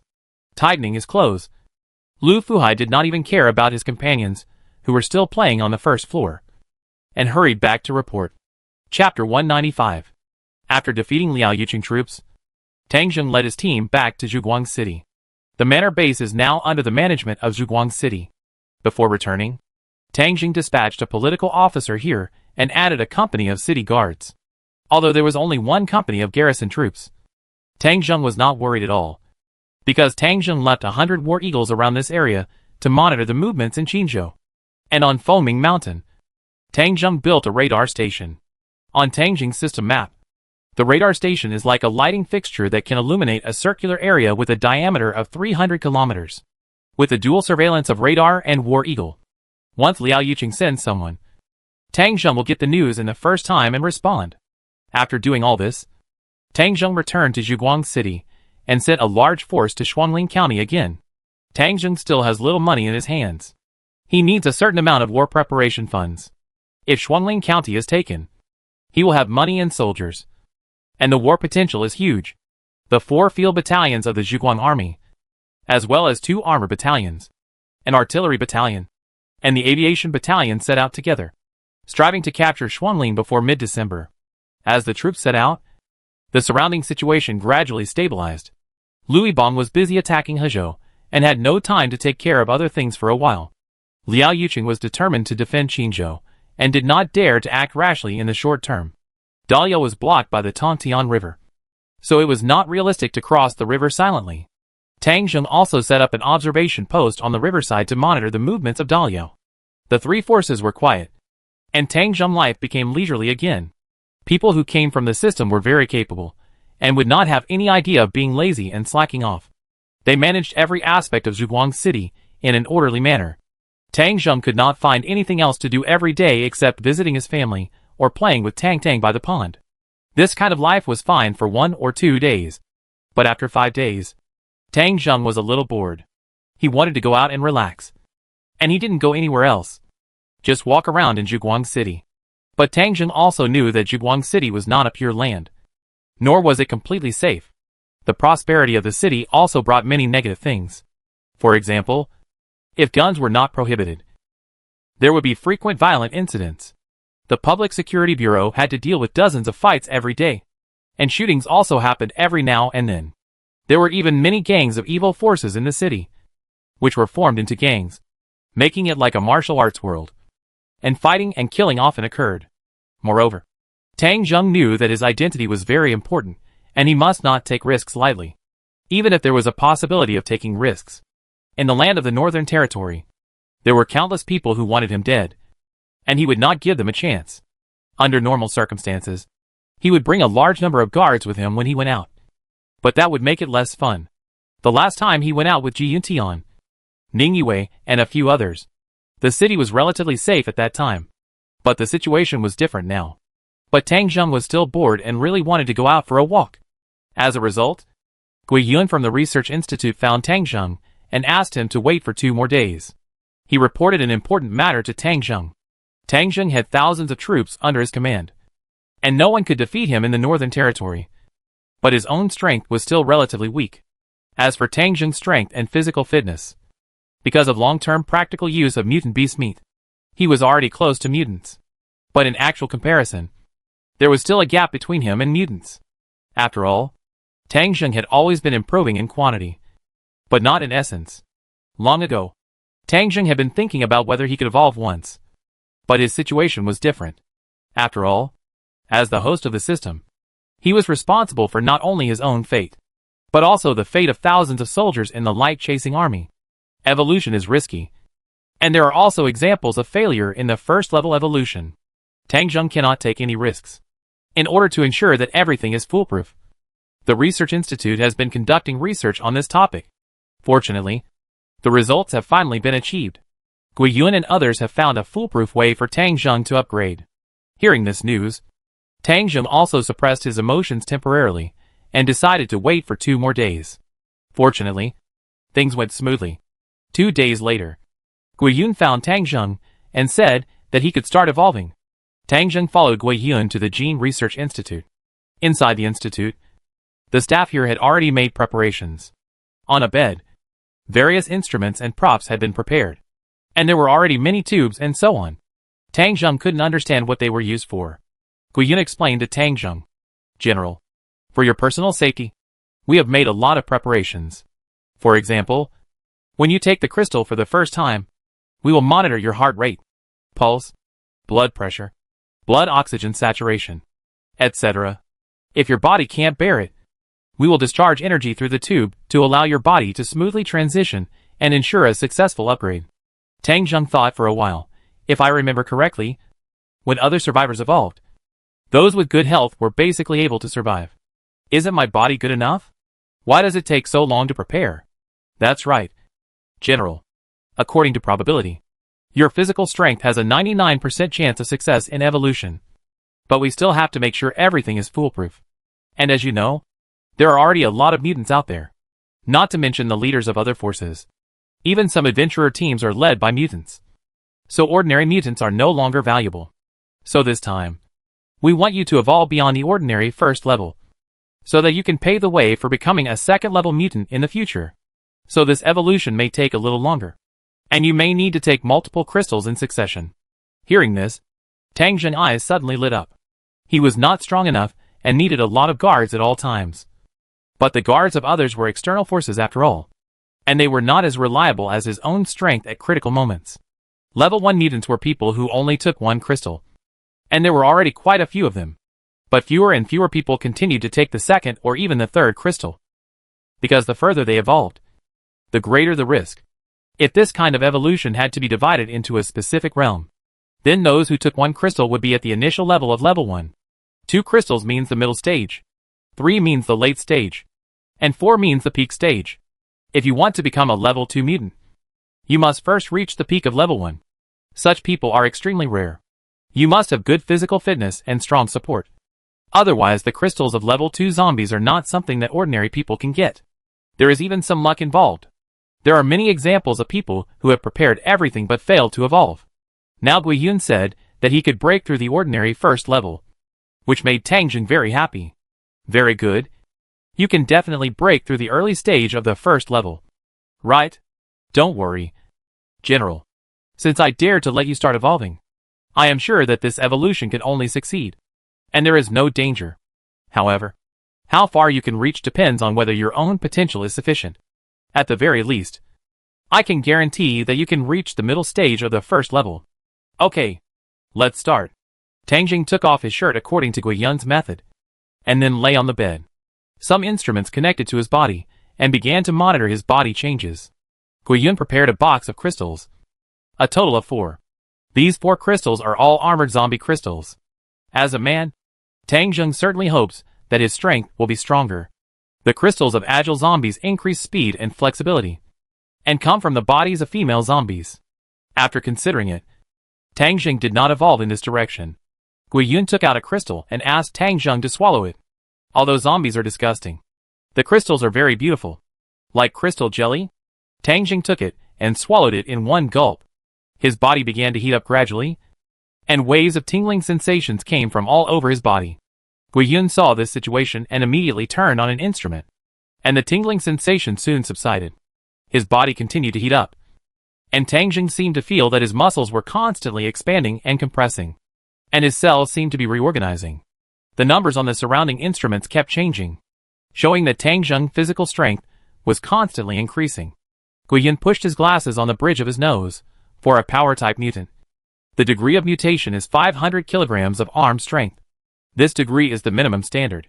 In fact, there will be some differences depending on individual differences. We can see from the monitor that the general's arm strength is increasing.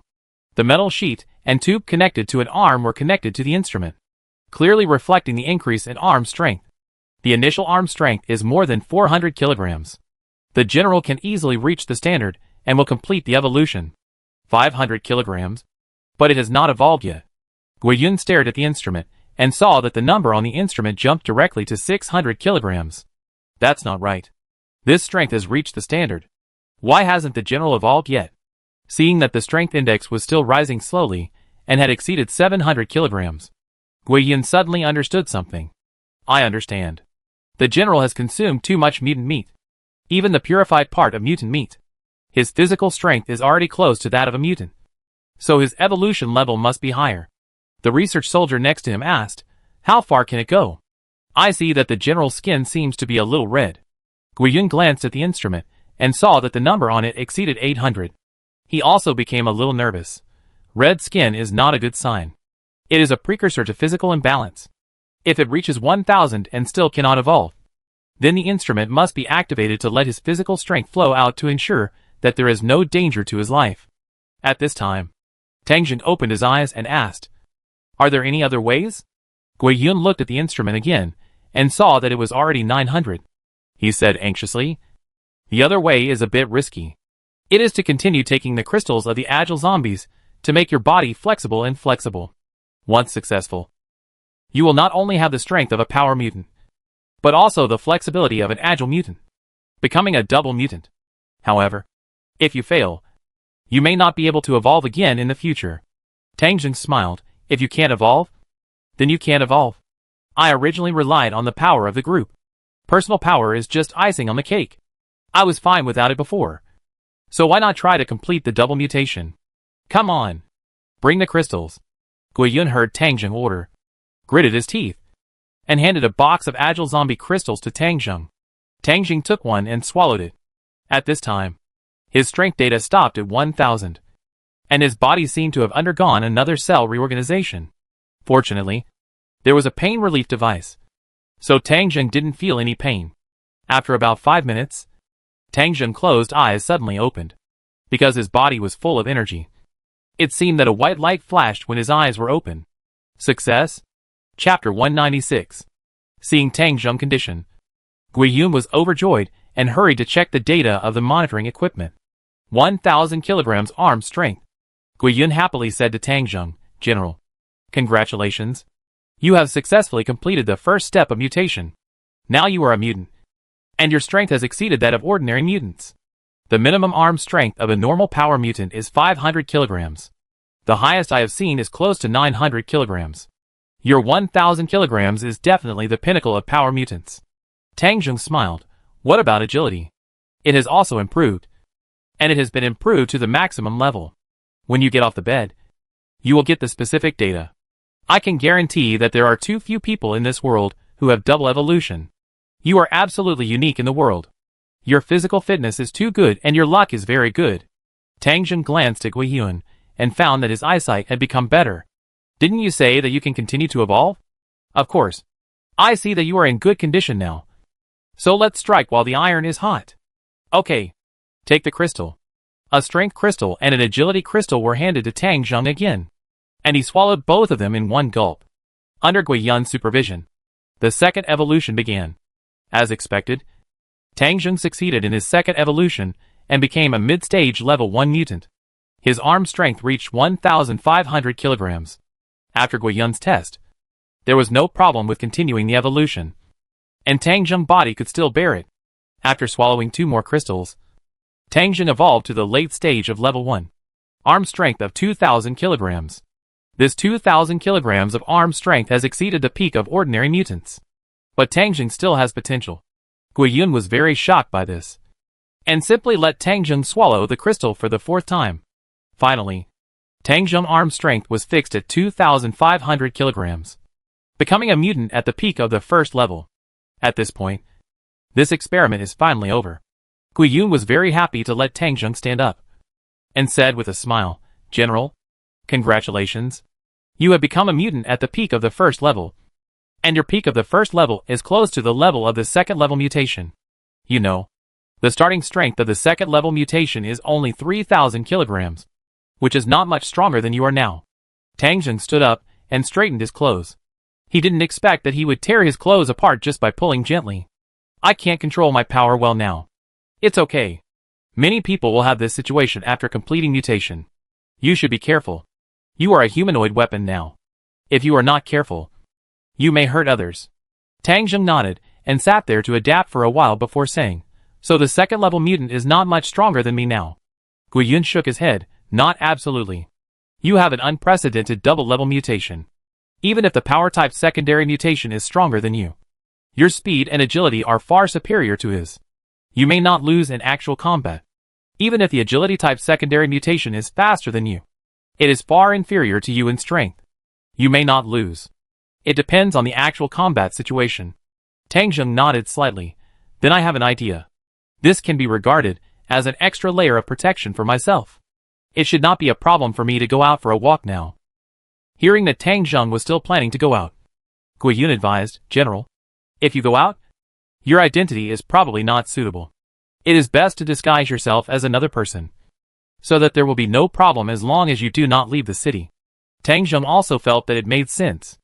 After all, mutants are not invincible. It is safer to change his identity.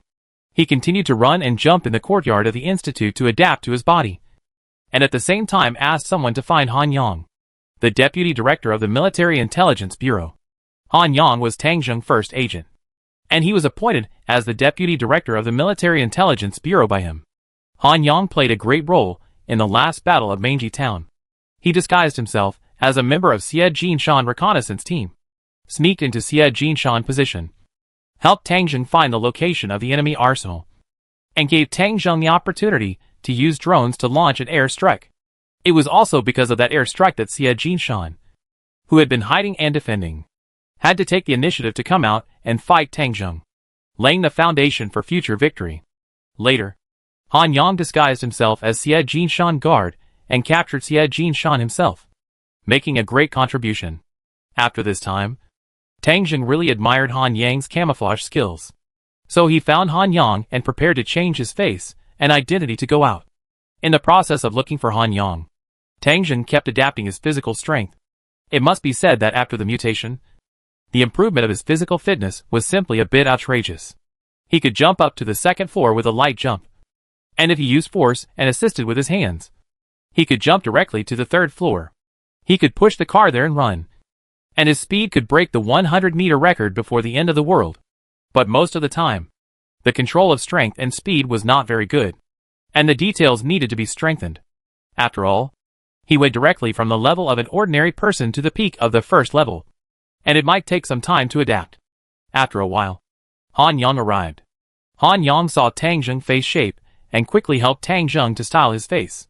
With the help of those special cosmetics, he really changed Tang Zheng's face. Tang Zheng's original face was that of a sunny and handsome boy, tall and straight, like a big brother next door. With the help of Han Yang, Tang Zheng became a cool and handsome man with clear edges and corners. In fact, there are not many changes. Tang Zheng originally had a short haircut, but now he has a wig. His skin is slightly darker, and with a simple makeup, He seems to have changed into a different person, no matter whether they are familiar or not. No one would think that this is Tang Zheng. But if the two faces are carefully compared and the wig is removed, it can still be found that it is the same person. After Han Yang finished with Tang Zheng looked at it and was very satisfied. Okay. No one can tell it's me this way. Seeing that his subordinates were still a little worried, Tang Zheng called his pet war eagle over again. The first war eagle Kunping is now a 4-star war eagle, with its wings spread out. Its wingspan is nearly 5 meters, and it weighs more than 80 kilograms. Many times, Tang Zheng doubted whether this guy could carry people into the sky. He gave Kunping a task, which was to keep an eye on the area where he was from high in the sky. If he was really in danger, it could come down from the sky to support him. With this high-altitude bodyguard, and still in the city, his guards were relieved. He first put on a bulletproof vest and brought his Desert Eagle, then put on a black windbreaker and a hat that looked like a top hat, but was actually a bulletproof helmet. It was December now, and because it was cold outside, Tang Zheng wore a scarf. This scarf was knitted for Tang Zheng by Tang Yanai and her girlfriends. The scarf was lost in Manji town, so Tang Zheng asked Tang Yanai and her girlfriends to knit another one. However, this time, Tang Zheng did not ask them to embroider the words "I love Tang Zheng" the most on it, which seemed a bit narcissistic. This scarf was embroidered with the words "There is love in the world." White scarf, black windbreaker, black hat. This outfit, combined with his cold face and bronze skin, people would believe that he is a killer, and he looks like someone who is not easy to mess with. It was almost the first time that Tang Zheng came out of the northwest gate of the inner city without a guard and slowly entered the street. It was 5 o'clock in the afternoon. In the December weather, it was already dark. The dim lights in Zhuguang City were lit up, and there were not many pedestrians on the streets. After the Imperial Royal Army's commotion, Zhuguang City had some casualties, but it was still a highly densely populated city. There were not many people now, mainly because the weather was a bit cold. Even though the temperature in Zhuguang City was higher than outside, it was still below zero. As for the temperature in the wild, it was already over -10 degrees, and water would freeze. Tang Zheng looked around and decided to go out for a drink. He walked along the street for a while, and a taxi passed by. "Brother, let's take a taxi. It's freezing." Tang Zheng didn't know where to go for a drink, and he had never taken a taxi before. So he asked casually, "Take me to a good place to drink." "How much is it?" "It depends on how far you go. On the South Gate Street in the city, it costs 1 guang yuan. If you go to Fengming River to drink wine, it's a long way, and you have to pay 1.5. If you go outside the city to drink, it starts at 2 guang yuan. Can I go outside the city? Are there places to drink?" Hee. You don't know? Now the outside of the city is a safe area. Some people who want to apply for Zhuguang household registration but can't get in, spontaneously gather outside the city, and have formed some small towns. And there are also some special delicious food. But if you want to go outside the city, you have to hurry. There is a curfew at 7 o'clock. Once the city gate is closed, I can't come back. You have to pay me at least 10 yuan to let me stay outside for 1 night. Tang Zheng waved his hand. He didn't want to be taken advantage of, so he got in the car directly. "Then let's find a more upscale place on Nanmen Street. I won't go to drink wine." "Okay. Sit tight." The taxi started and shuttled through the streets of Zhuguang City. After passing several traffic lights, the car stopped about 10 minutes later. Tang Zheng reached into his pocket and took out 1,000 guang yuan. The driver rolled his eyes. "Brother, this much money. I can't earn it in a month. I can't make the change." Tang Zheng could only take out more coins. Stacks of 1,000, 300, and 100 gold coins, which made the driver's eyes green. After finally finding a 10 yuan note, Tang Zheng paid the fare and had 3 more 3 yuan coins. Pushing the door and getting out of the car, Tang Zheng looked up at the drinking place. It turned out to be a place he had been to before. Guns and beauty. Tang Zheng still remembered that he had eaten here before. There seemed to be a big bar on the 5th floor. Since he was here, he might as well go in and take a look. Pushing the door open, he took the elevator directly to the 5th floor. After entering the 5th floor, Tang Zheng felt an atmosphere he had never felt since the end of the world. The huge floor of thousands of square meters was a huge bar. The lights in the bar were flashing, and the music was blaring. Outside was a bar counter, and a circle of booths. And in the center was a huge dance floor. Countless people were drinking outside. And in the center of the dance floor, a large group of men and women were twisting to the music. At the end of the hall, there was a stage with several charming girls leading the dance. The cold winter night did not affect this place at all. They wore clothes that were almost like swimsuits, with glittering metal sequins on them. And they were wantonly showing off their youthful beauty. Lights, music, wine, and beauties, in the environment of the end of the world, formed a unique carnival scene. Seeing Tang Zheng coming in, a beautiful woman in a bunny girl costume came up to greet him. "Sir, are you alone?" "Yes. Would you like some wine?" Tang Zheng had no shortage of money at this time. He had not touched the money that Zhuguang Bank had given him. And the Ministry of the Interior had recently paid him a salary. The Ministry of the Interior said that according to the standards, as the Supreme Commander, he had 100,000 yuan per month, which was unique in the entire army. Tang Zheng usually has his food and drink supplied by the army, so he doesn't know what to do with this money. Since he's here, he might as well spend some money. Tang Zheng said directly, "Open the best booth for me, and bring a few bottles of the best red wine." The bunny girl's eyes lit up immediately, knowing that a wealthy customer had come. "As you wish. Sir, you seem very happy. Can you tell me why you drink?" Tang Zheng thought for a moment. For freedom. It's not his short-lived freedom now, but he hopes that everyone will be free in the future. "Okay. Then I give you a light-chasing suit." "Okay." Tang Zheng didn't know what a light-chasing suit was, but he didn't want to ask. Under the guidance of the bunny girl, Tang Zheng came to the most luxurious booth here. Chapter 197. Tang Zheng followed the bunny girl into the hall and came to his booth. There are two types of seats in the bar. One is the bar seat, and the other is a separate booth. The booth is charged, and the chair is free. There are tables and luxurious sofas in the booth, and some snacks are provided. The cost of a booth is 50 light yuan. The bunny girl brought Tang Zheng over, and Tang Zheng casually threw her 100 yuan gold coin. Of course, the gold coin is gold-plated, but it is actually copper. But the face value of 100 yuan is real. The bunny girl's eyes lit up instantly. When the gold coin was thrown over, she actually tore open her collar and let the coin fall in. Her movements were extremely skillful. The spring scenery in an instant made Tang Zheng's body feel a little hot. This is the benefit of tipping, which ordinary people cannot enjoy. "Sir, may I ask your last name?" "My last name is Xiao. Xiao Fan." Tang Zheng made up a name casually. "Well, Mr. Xiao, please wait a moment. Your light-chasing set will be here soon."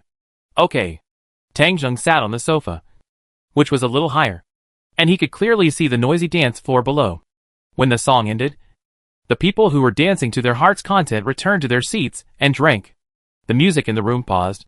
The DJ standing on the stage picked up the microphone and started shouting loudly. "Now, let's give a warm round of applause to Mr. Xiao Fan at Booth 8. Congratulations to Mr. Xiao Fan for winning the Chasing Light set at the Guns and Beauty Bar." Bang bang. Someone set off a paper firework. And then, amid the music, a row of bunny girls carrying trays walked towards the card table where Tang Zheng was. The scene suddenly rang with cheers and applause, mixed with the sound of whistles. The bunny girls gracefully walked in front of Tang Zheng, bent down one by one, and put down bottles of wine in front of Tang Zheng. "Mr. Xiao, this is the first bottle of the Chasing Light set." Sanjiang Fengyan. Tang Zheng was stunned for a moment. On the first bottle of red wine, there was a picture of himself leaving Sanjiang and boating on the Bailong River.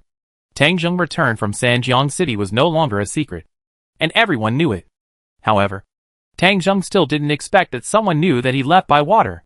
He had to admire people's magical powers. Although the picture was not quite the same as before, the artistic conception was there. Tang Zheng picked up a gold coin and threw it directly to the bunny girl who served the wine. The bunny girl bowed with a smile, then turned and left. The second bunny girl came up. "Mr. Xiao, this is the second bottle of the Chasing Light set. Fengqi Qinzhou."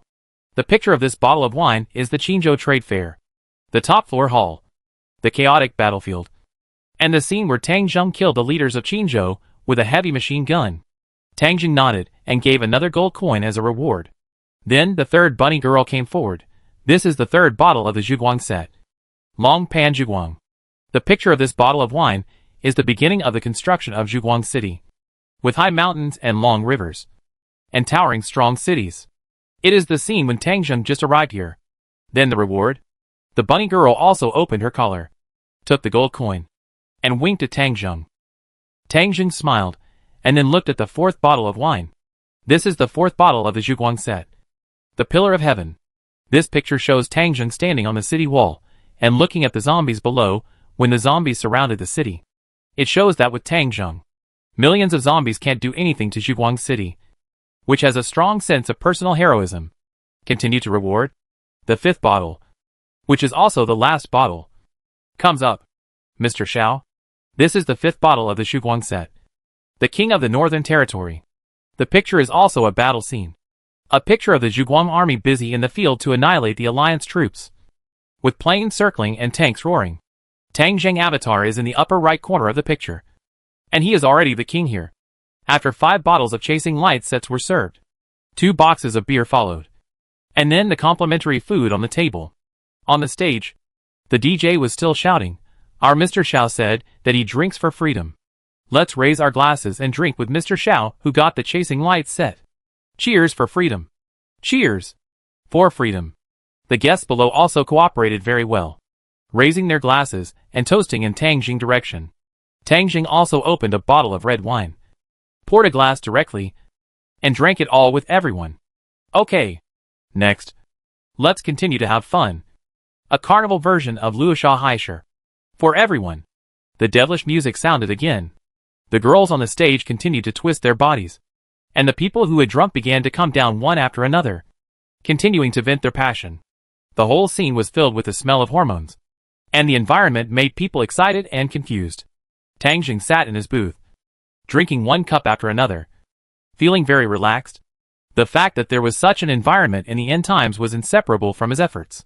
This sense of achievement was very fulfilling. But he couldn't share it with others, so he could only drink. This set of light-chasing red wine does taste good, but the price is also very attractive. With such a big scene, it can't be cheap. The price of a set of red wine is 5,888 light yuan. With the strong purchasing power of light yuan today, this number is absolutely amazing. As a rich man sitting here, of course, there are many beautiful women who come to chat with him. Many beautiful women took the initiative to come over and toast Tang Zheng. Tang Zheng also accepted everyone who came. When they came, he would give them a bottle of beer. The beer here is also top grade, and a bottle costs 10 light yuan. It is really not something that ordinary people can afford to drink. But Tang Zheng would not respond to the beauty's enthusiasm. It's not that he doesn't like women, but he only likes women that he likes. Ordinary women are hard to please him. The beauties also know the rules. Seeing that the rich man gave them face, but didn't show much enthusiasm, they retreated tactfully. After all, rich people at this time are really not easy to mess with. Moreover, the handsome man in front of him even carries a gun. Looking at his stern face, it is enough to make some crazy bees and butterflies retreat. After many beauties failed in succession, fewer people came, but they also gradually became more high-end. There were some top beauties who wanted to try to conquer this young rich man. Just when some top beauties wanted to go out, a woman in a red mermaid dress appeared. The woman came to Tang Zheng's booth with a glass of wine.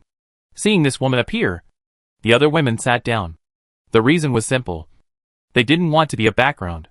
The woman was tall and slender, but she had everything she should have, with a protruding front and a curved back, and her long hair was tied behind her head, reaching her waist. A pair of charming peach blossom eyes with eye makeup. Under the lights of the nightclub, the eyes are flowing like stars. The nose is high and straight. The cherry lips like petals are open, revealing teeth like woven shells. The skin is white as snow, and the small oval face is full of lines. There are emerald earrings on the ears, and a string of black pearls on the snow-white and slender swan neck.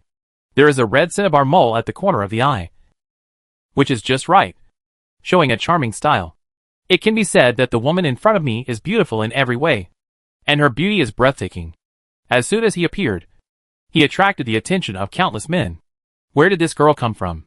I've never seen her before. She's so pretty. She comparable to our imperial princess Li Wuyo. She the best. Based on my years of experience in judging women, she might still be a virgin. It's a bit too bold for such a top-notch girl to come to this place alone. Don't be impulsive. The top-notch women in the last days all have backgrounds. You know that impulsiveness will lead to death soon? Do you think this woman looks familiar? Now that you mention it, it really looks a bit like who? Why can't I remember? The beauty came to Tang Zheng's side and took the initiative to sit down. Without saying much, she poured a glass of wine and said to Tang Zheng, Mr. Xiao, would you like a drink? Tang Zheng looked at the woman and felt that she looked familiar. But it was very strange that he just couldn't remember who she was. Why are you drinking? Tang Zheng asked back. For freedom. My upcoming freedom. After the woman finished speaking, she clinked glasses with Tang Zheng. Tang Zheng looked into the woman's eyes and could clearly feel her emotions. She seemed a little happy, but not so happy. A very complicated emotion. But Tang Zheng instinctively felt that what she said was true. The two of them clinked their glasses and drank them all. The woman poured Tang Zheng wine again and smiled. Mr. Xiao, don't worry. I pay for this table of wine. I just want to find someone to drink with. And I heard you say that you want freedom. So I think I should come and drink with you. This time we drink as much as we can. And we won't go home until we're drunk. Let's see who falls down first. Okay? Feeling the woman's passionate and unrestrained emotions from the bottom of her heart, Tang Zheng was also somewhat infected. He came out to drink today, so it would be nice to indulge himself. That's good. I won't leave until I'm drunk. But you don't need to pay for the drinks. I have plenty of money. The woman smiled. In this bar, no one is richer than me. Do you believe it? Tang Zheng also smiled. In this city, no one is richer than me. Do you believe it? Ha ha ha. You are really interesting. Come and drink. The two raised their glasses and drank again. The atmosphere in the bar was warm and unrestrained. The two did not go down to dance, but just clinked glasses and drank to their heart's content. Xu Guang's 5 bottles of red wine were drunk unconsciously. And the woman even asked for 5 more bottles. Mr. Xiao, are you scared? Tang Zheng was also a little drunk at this moment, and smiled and said, yes? The woman thought for a while. Are you saying that there is no word for fear in your dictionary? Tang Zheng laughed. No. I can't read it all. Ha ha ha. Then let's toast to illiteracy. When a person is drunk, any reason can be used as a reason to drink. After finishing the second round of 5 bottles of red wine, Tang Zheng looked up and found that everyone in the bar had left. Well, did we drink until the bar closed? They didn't even ask us to leave. Tang Zheng checked the time. It was already midnight. But the bar seemed to close a little early today. In the past, this time was the busiest time in Zhuguang City. The woman in the red dress waved her hands, her body swaying a little. Don't worry about the bar. Do we still want to continue drinking? Continue. Tang Zheng also wanted to drink freely for once. Then let's go to another place. I take you to a good place. The woman took the initiative to walk to Tang Zheng's side. Rui took Tang Zheng's hand and walked directly to the bar. When they arrived at the bar, the woman asked for 5 bottles of wine again and asked to take them away. Tang Zheng didn't care either. He took out the money, about 20,000 light yuan, and threw it on the bar. The woman did not stop them, and the two of them left the bar directly from the back door. After leaving the back door, the woman pulled the red mermaid group up to her thighs, and like a naughty boy, she climbed up the fire escape ladder on the wall. Tang Zheng blinked below, feeling that he had seen welfare again. After climbing up the stairs, the woman lowered her head and greeted Tang Zheng with a smile. Xiao Fan. Come up. Chapter 198. Climbing up to the rooftop. Tang Zheng saw the woman ran to the edge of the rooftop and sat on the rooftop, with a pair of snow-white legs directly outside the building, swinging back and forth playfully. Tang Zheng also sat over, the two of them shoulder to shoulder. Sitting down, he found that there was actually a cushion here. Obviously someone often came here to sit. The scenery in front of him also shocked Tang Zheng. He stayed in the inner city all day, and he really had never seen the night view of Zhuguang City. This place is located at the intersection of Nanmen Street and Dongmen Street, which is the prime location of Zhuguang City. From here, you can see the most prosperous street scene in Zhuguang City. The brightly lit Nanmen Street and the Zhuguang Grand Theater in the distance can be clearly seen. Even looking far away, you can see the towering city walls and the twinkling lights on the Sentry Tower. There are not many people on the street on a winter night, but the neon lights are still flashing. Cars are driving on the street, and the occasional car horn sound is particularly rare in this end of the world.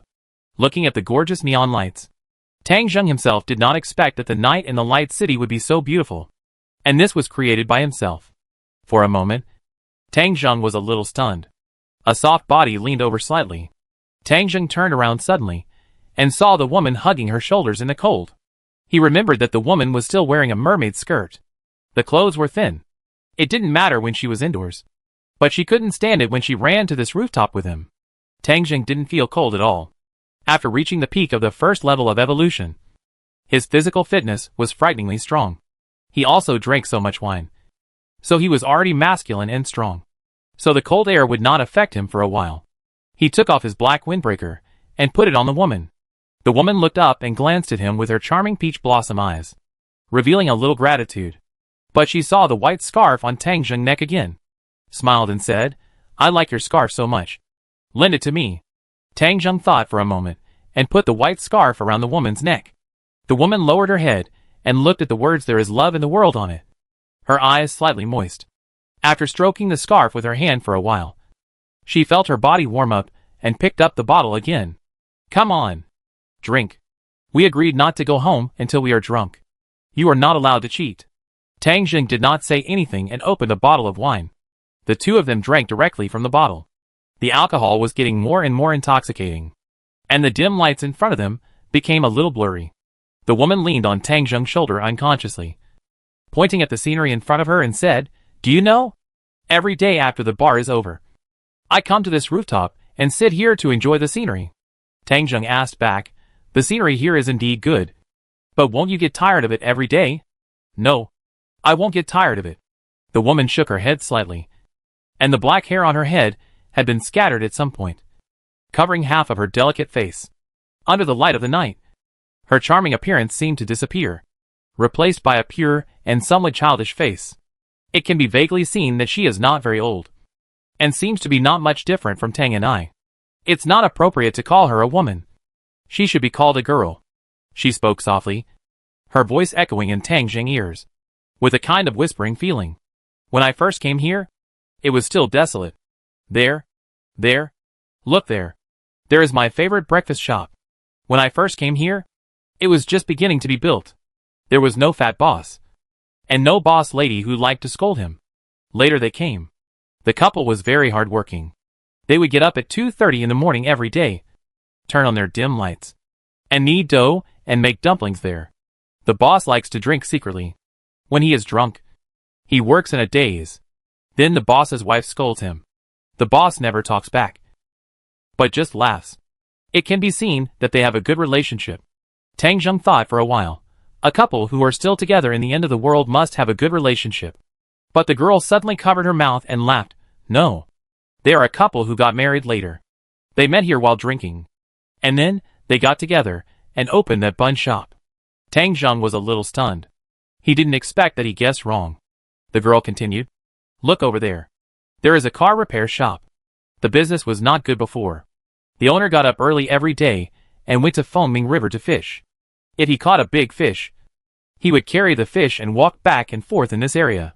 He would greet people whether he knew them or not and show off his fish." Tang Zheng also knew that the car repair shop did not have good business at the beginning because the road outside Zhuguang City was not yet complete. The girl continued, "But then one day he suddenly came back and said he saw a water monster. He said he would not go fishing no matter what and wanted to leave here. But later the road was repaired.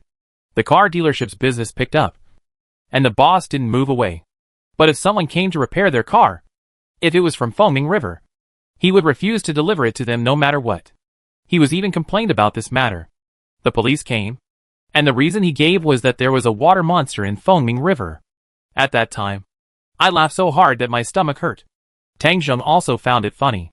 The more you appreciate this kind of life, the more interesting it is. "And over there, you know the corner of the wall over there? When I came here, it was paved with bluestone slabs. I saw with my own eyes that an unknown small wild flower grew in the gap of the bluestone slabs.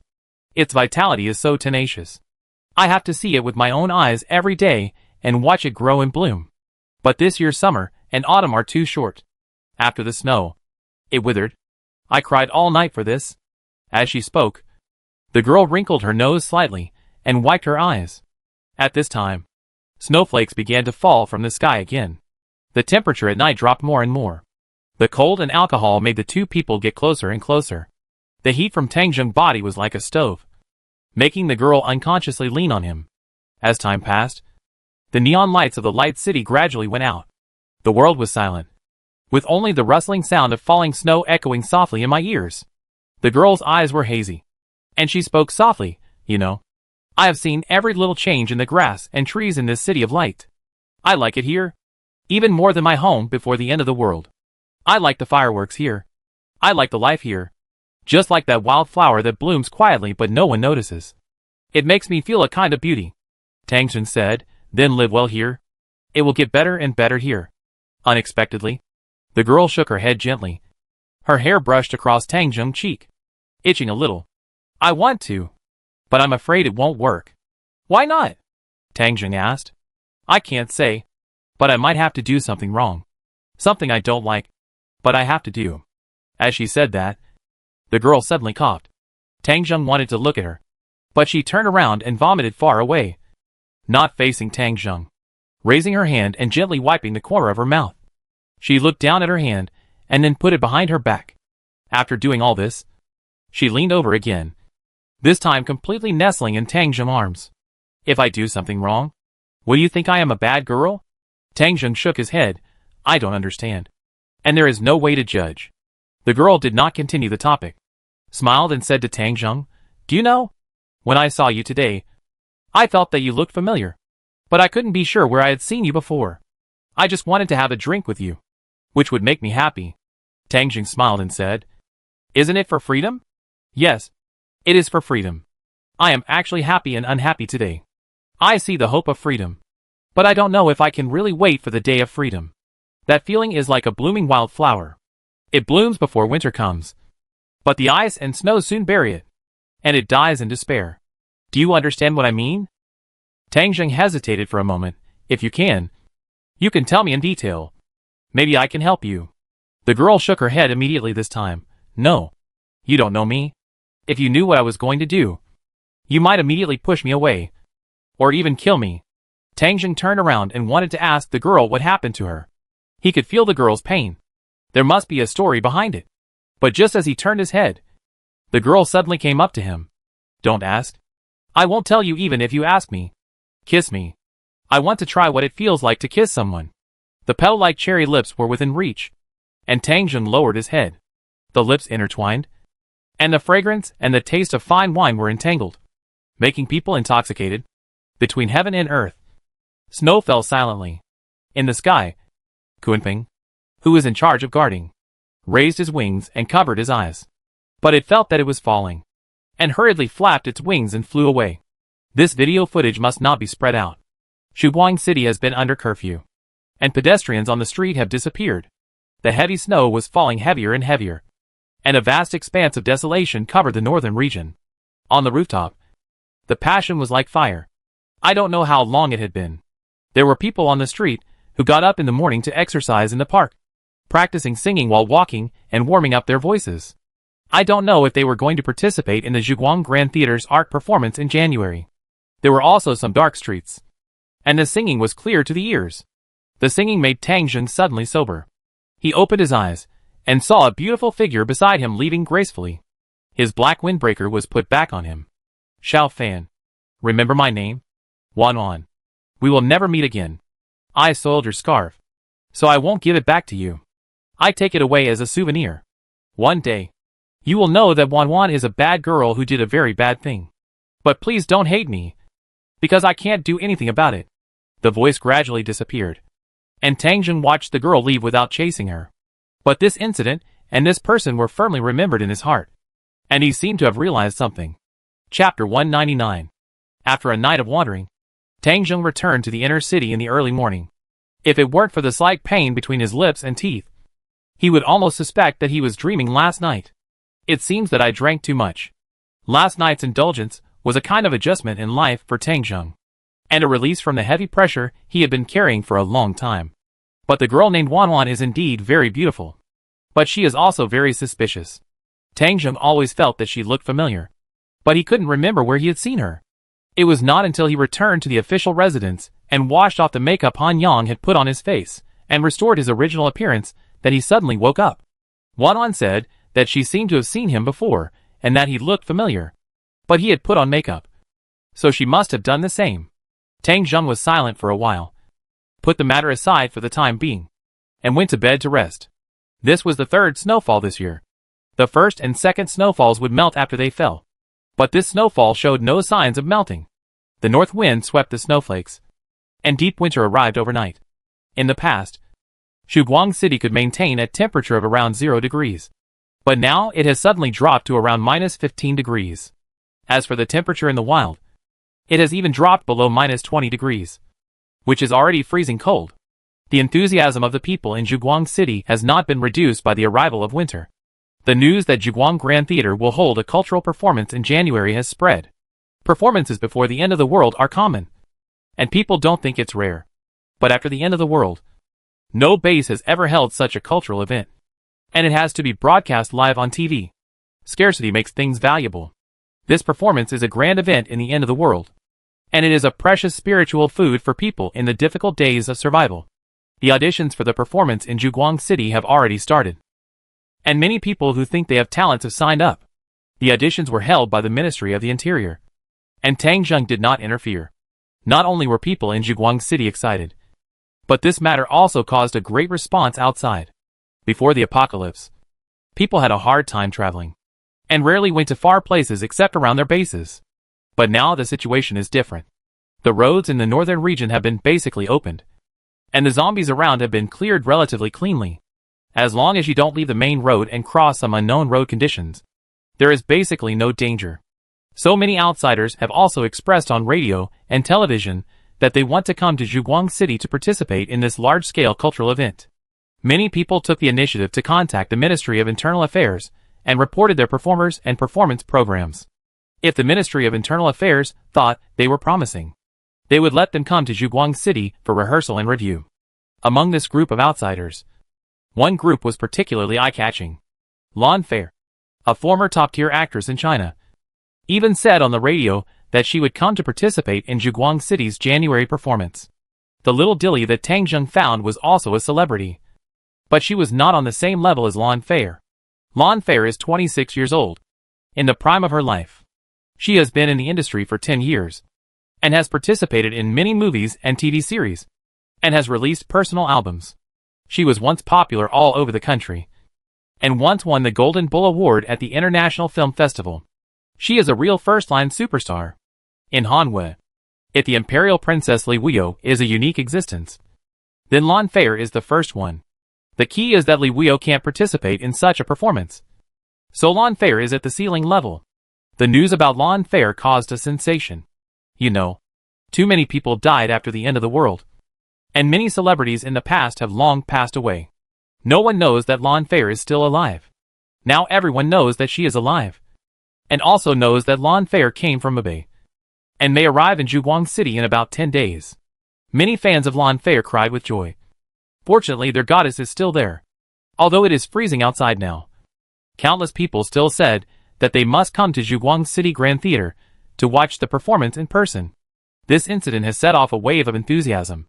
People can be heard talking about this news on TV and radio every day. It seems that by the first day of January, Zhuguang City will be crowded. Zhuguang Grand Theater has been completed half a month ago. It is located on the west bank of Fengming River, close to Fengming River Park. In front of the theater is a medium-sized square, which is a place for citizens to relax. Nowadays, Zhuguang City is very expensive, and it is very rare to have such a place. Construction is also underway here. People from the Ministry of the Interior are building a large screen here. There are only 20,000 seats in Zhuguang Theater, not to mention the needs of outsiders. Even the needs of Zhuguang City residents cannot be met. When the performance comes, many people will definitely not be able to enter the venue. So it is necessary to build a large screen to provide it to the people who come. The TV station has installed multiple cameras around here, preparing to report this event from all angles. Because of this incident, many departments in Zhuguang City have become busy. Not only the Ministry of the Interior and the TV station, but also the Public Security Bureau and the city guards are stepping up their guard and patrols to prevent any trouble. There are also people from the Zhuguang Military Intelligence Bureau who have been working overtime these days to eliminate hidden dangers, because they have already noticed that under this prosperous scene, There is an undercurrent quietly surging in unknown places. Director G. Based on our repeated investigations, we can now basically confirm that there is a hidden force in Zhuguang City that is stirring up trouble and preparing to cause trouble during the art performance. In the Military Intelligence Bureau, Han Yang was communicating with Ji Yutian. Ji Yutian was a little worried these days. The art performance was good, but the danger was not small. Someone was planning to make trouble on a certain day, but he didn't know who the other party was. He had sent out capable people from the Military Intelligence Bureau to wander around every corner of Zhuguang City to get information. But a city with a population of more than 400,000 was not so easy to investigate. He only found out through some clues that someone was taking action, but he couldn't catch anyone. Hearing Han Yang coming to report to him, Ji Yutian scratched his messy hair. Can you identify the person? Han Yang shook his head slightly. The person behind the scenes has never appeared. We have also caught a few minions, but each of them only knows a little bit of the situation and does a little bit of work. Their upline and downline contacts are not direct. The people we caught don't know who the upline is, let alone follow the clues to find the mastermind behind the scenes. Ji Yutian frowned slightly. Don't you have any direction at all? That's not it. There are some directions. We can confirm that the other party intends to send out level 2 mutants this time. During the art performance, they may directly attack the general. Level 2 mutants? Who are they? Han Yang took out another list. Director, I don't know which level 2 mutant will attack at that time, but I have pulled out the list of all level 2 mutants in the North Territory and the surrounding areas. It will definitely be one or several of these people. Please take a look first. Ji Yutian took the list, which had 10 people on it. The first one, Dahlia Volcano City, Snow Bear Vesta, a skin-hardening mutant. There was also a foreign country marked under this name, and it was the only foreigner on the list. The second one, Jinghe County, the 5th Army Special Forces, Gun King Moni, an agile mutant. This person was the soldier king of the 5th Army, and also Liu Bang trusted subordinate, the only second-level mutant there. The third one, Mobay Area, the leader of the Rattler mercenary group, Viper Yang Feng, an agile mutant. Fourth, Fengcheng Area, Ma Nini, the magic fox, a female mutant, agile mutation. Fifth, Gaianshan Area, Jian Yidao, the tiger of the mountain, a power mutation. Sixth, Fengcheng Area, Robot Manta, skin hardening mutation. Seventh, Qinzhou Area, Yen Rong, the butcher, the mutation direction is unknown. Eighth, Hushou Area, Lu Letian, the clown, the mutation direction is unknown. Ninth, Mobay Area, Tulip, the Black Widow, pseudonym, the mutation direction is unknown. 10th, Lombard Area, Li San, the Eagle of the Grassland, pseudonym, the mutation direction is unknown. Han Yang saw Ji Yutian finish reading and introduced him. These 10 people are the list of all the second-level mutants in the North Territory and the surrounding areas that we have sorted out from various channels during this period. Among them, the probability of Snow Bear Vesta from the Dahlia taking action is not high. That person is more than 2 meters tall and weighs more than 300 kilograms like a bear. No makeup can cover up his dignity, so he can basically be ruled out. Ji Yutian looked at the second one, Gun King Moni, Liu Bang subordinate. Is this person likely to take action? Han Yang hesitated. It's hard to say. Whether Moni will take action depends mainly on Liu Bang's opinion. Our Zhuguang army and Liao Yuqing have been in a state of war for many days. But Liu Bang himself has never expressed his position on this matter. He only released some news through the TV station and did not show any inclination. Although he secretly supports Liao Yuqing weapons, his attitude is still worth pondering. After all, Princess Li Wuyo is behind him. What is the specific attitude of the Empire towards us? It remains to be discussed. Ji Yutian nodded. We can't ignore it. A soldier king who plays with guns has become a second-level mutant. The threat is too great. Han Yang nodded in agreement, and then said to Ji Yutian, except for these 2 people, the remaining 8 people are basically from the civilian population. Although it is hard to say whether they are really from the civilian population. Their identities on the surface are like this. Ji Yutian thought for a while. We can think about it from their perspective. If we are the one who leads this matter behind the scenes, then I will definitely try to invite these second-level mutants. But it is hard to say how many people can come, so we have to prepare for the worst. take the most serious attitude, and be on high alert. Han Yang immediately said, I have already made arrangements. There is no way to act in advance. We can only wait until the day of the art performance. All people entering and leaving the theater will be strictly checked, and the security standards will be the highest. However, Director, I think it is still impossible to be foolproof. Let's report this to the general. Ji Yuntian also knew the seriousness of the matter. He stopped talking to Han Yang and went to find Tang Zheng with the list. Chapter 200. Tang Zheng was busy when he received Ji Yuntian's report. During this period, Guiyun completed 4 maps and handed them to Tang Zheng. These 4 maps are all about people livelihood. Namely, Court contains a code, which is a basic code generated by combining Hanwei law and the situation of the end of the world. It can be used as a current law and can be amended at any time according to the situation. The price is 500,000 gold. Agricultural Machinery Maintenance Center. You can bring back corroded agricultural machinery and siege machinery and refurbish and repair them at any time. The price is 500,000 gold. Multifunctional Mining Field. Can mine gold, silver, rare metals, gems, coal and other mineral resources. The price is 300,000 gold. Note, need to find minerals in advance.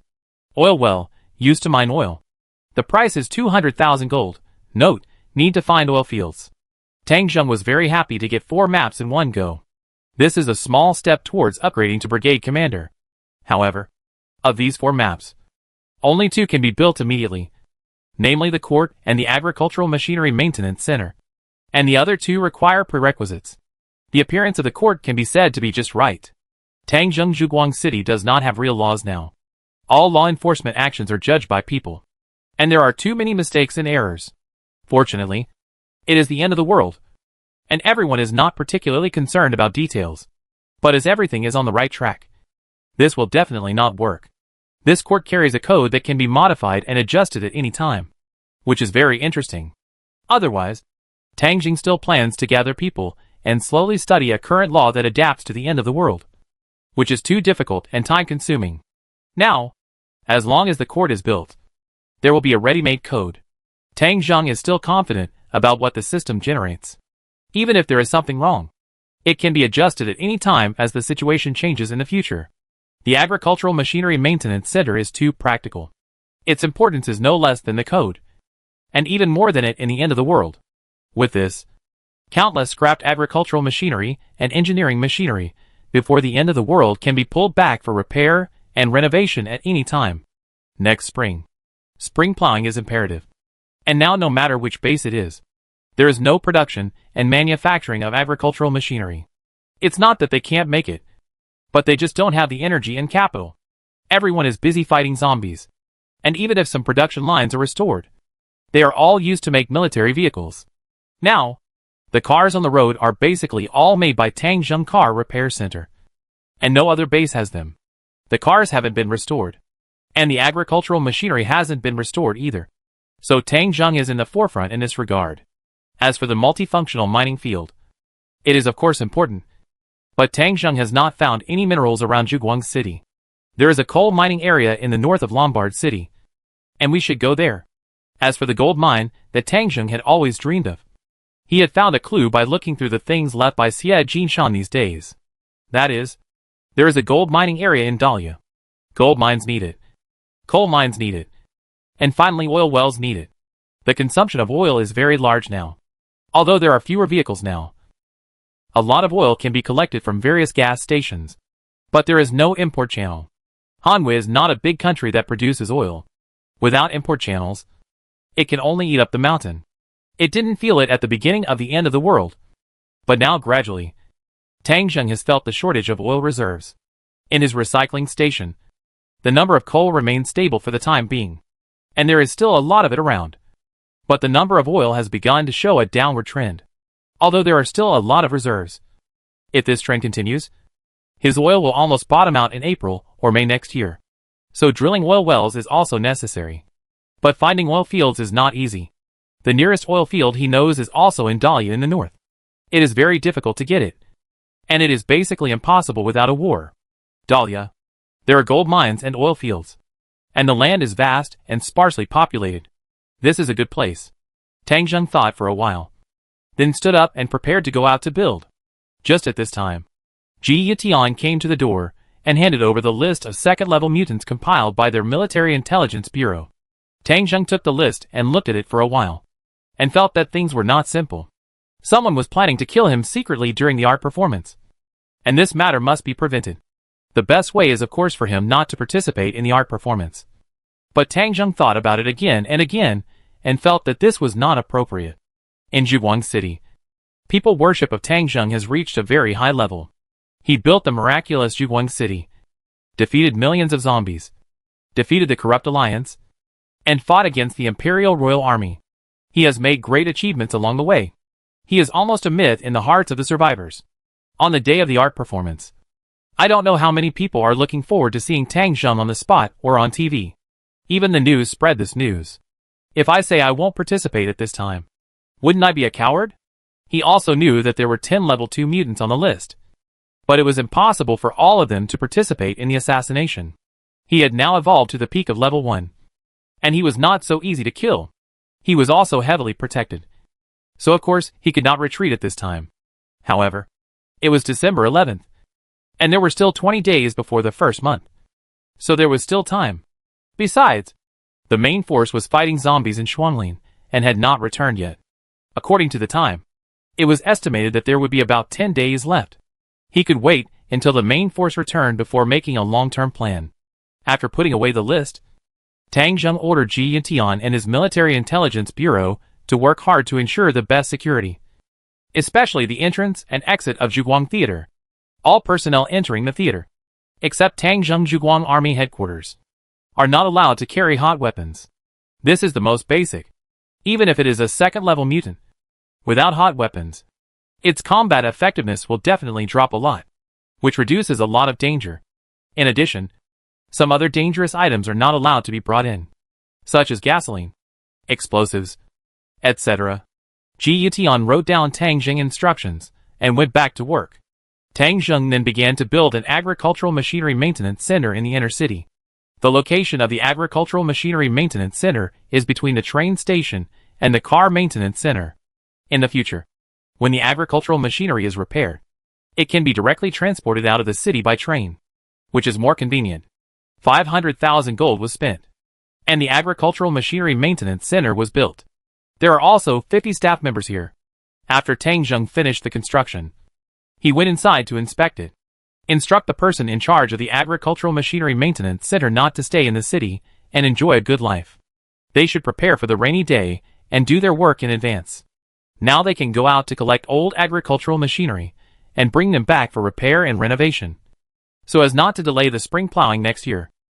The people in the agricultural machinery maintenance center also remembered the general's instructions, wrote them down, and said they would go out to work after dinner. Tang Zheng left the agricultural machinery maintenance center and came to the back of Zhuguang Bank in the outer city. This is the last unused land in the outer city. It has been under martial law and has never been open to the public. No one knows what is here. Tang Zheng was here, setting up the court. A court worth 500,000 gold appeared. This building was located at the southeast corner of the city wall, at the end of the financial street. The building was 7 stories high and majestic. There was also a sign of the Zhuguang army at the entrance of the court. When Tang Zheng arrived, 50 staff members came out to greet him. The chief judge was also the president of the court, and his name was Qin Wei. Qin Wei was a middle-aged man with a square face, who looked quite majestic. After Tang Zheng arrived, he saluted Tang Zheng respectfully. General Qin Wei, the president and chief judge of the Zhuguang court, reports to you.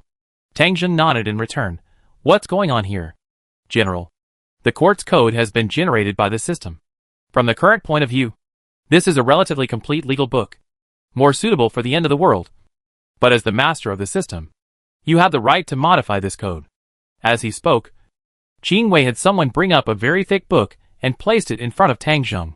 The 4 large golden characters of the Zhuguang code looked very solemn. Tang Zheng opened the code.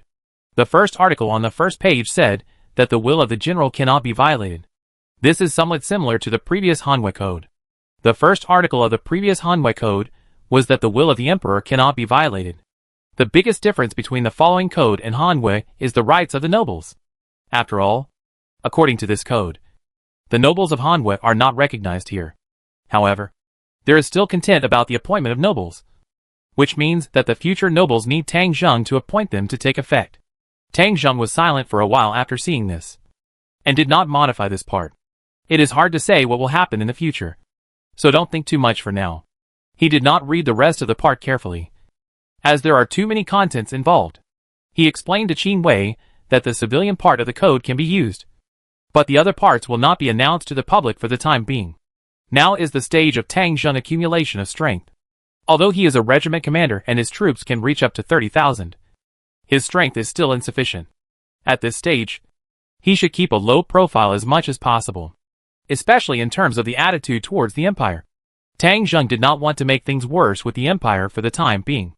After all, the 5th army of the Empire was there, and there was no reason for the other armies not to be there. If the 10 major armies were there, then the Empire would still be a behemoth and could not be underestimated. After explaining to Qin Wei, Tang Zheng left Zhuguang City again and went to the University City base. Going north from the University City base, more than 300 kilometers deep into the grassland province, there is an abandoned coal mining area. When Tang Zheng arrived here, he immediately established a coal mining site. Winter is coming. Zhuguang City needs coal. The 12th base needs coal. And the newly joined manor base under Tang Zheng also needs coal. This mining farm is just in time. The mining farm is built with a complete production line, mechanical equipment, and ground workshops. And it has 500 miners, which is the largest number of people in the system. The cost of the mine is not too high. Only 300,000 gold. Obviously, in the judgment of the system, the value of a coal mine is not enough to compare with a factory that can continuously restore vehicles, or accord with laws. This mine was far from the city, so Tang Zheng had to leave a cooking team and a medical team here to take care of their logistics. He also bought a city guard platoon, built a sentry tower and several bunkers here, and equipped some chariots as a defensive force. At this point, Tang Zheng construction came to a temporary end. He finally completed half of the 10 maps that the system required to be upgraded.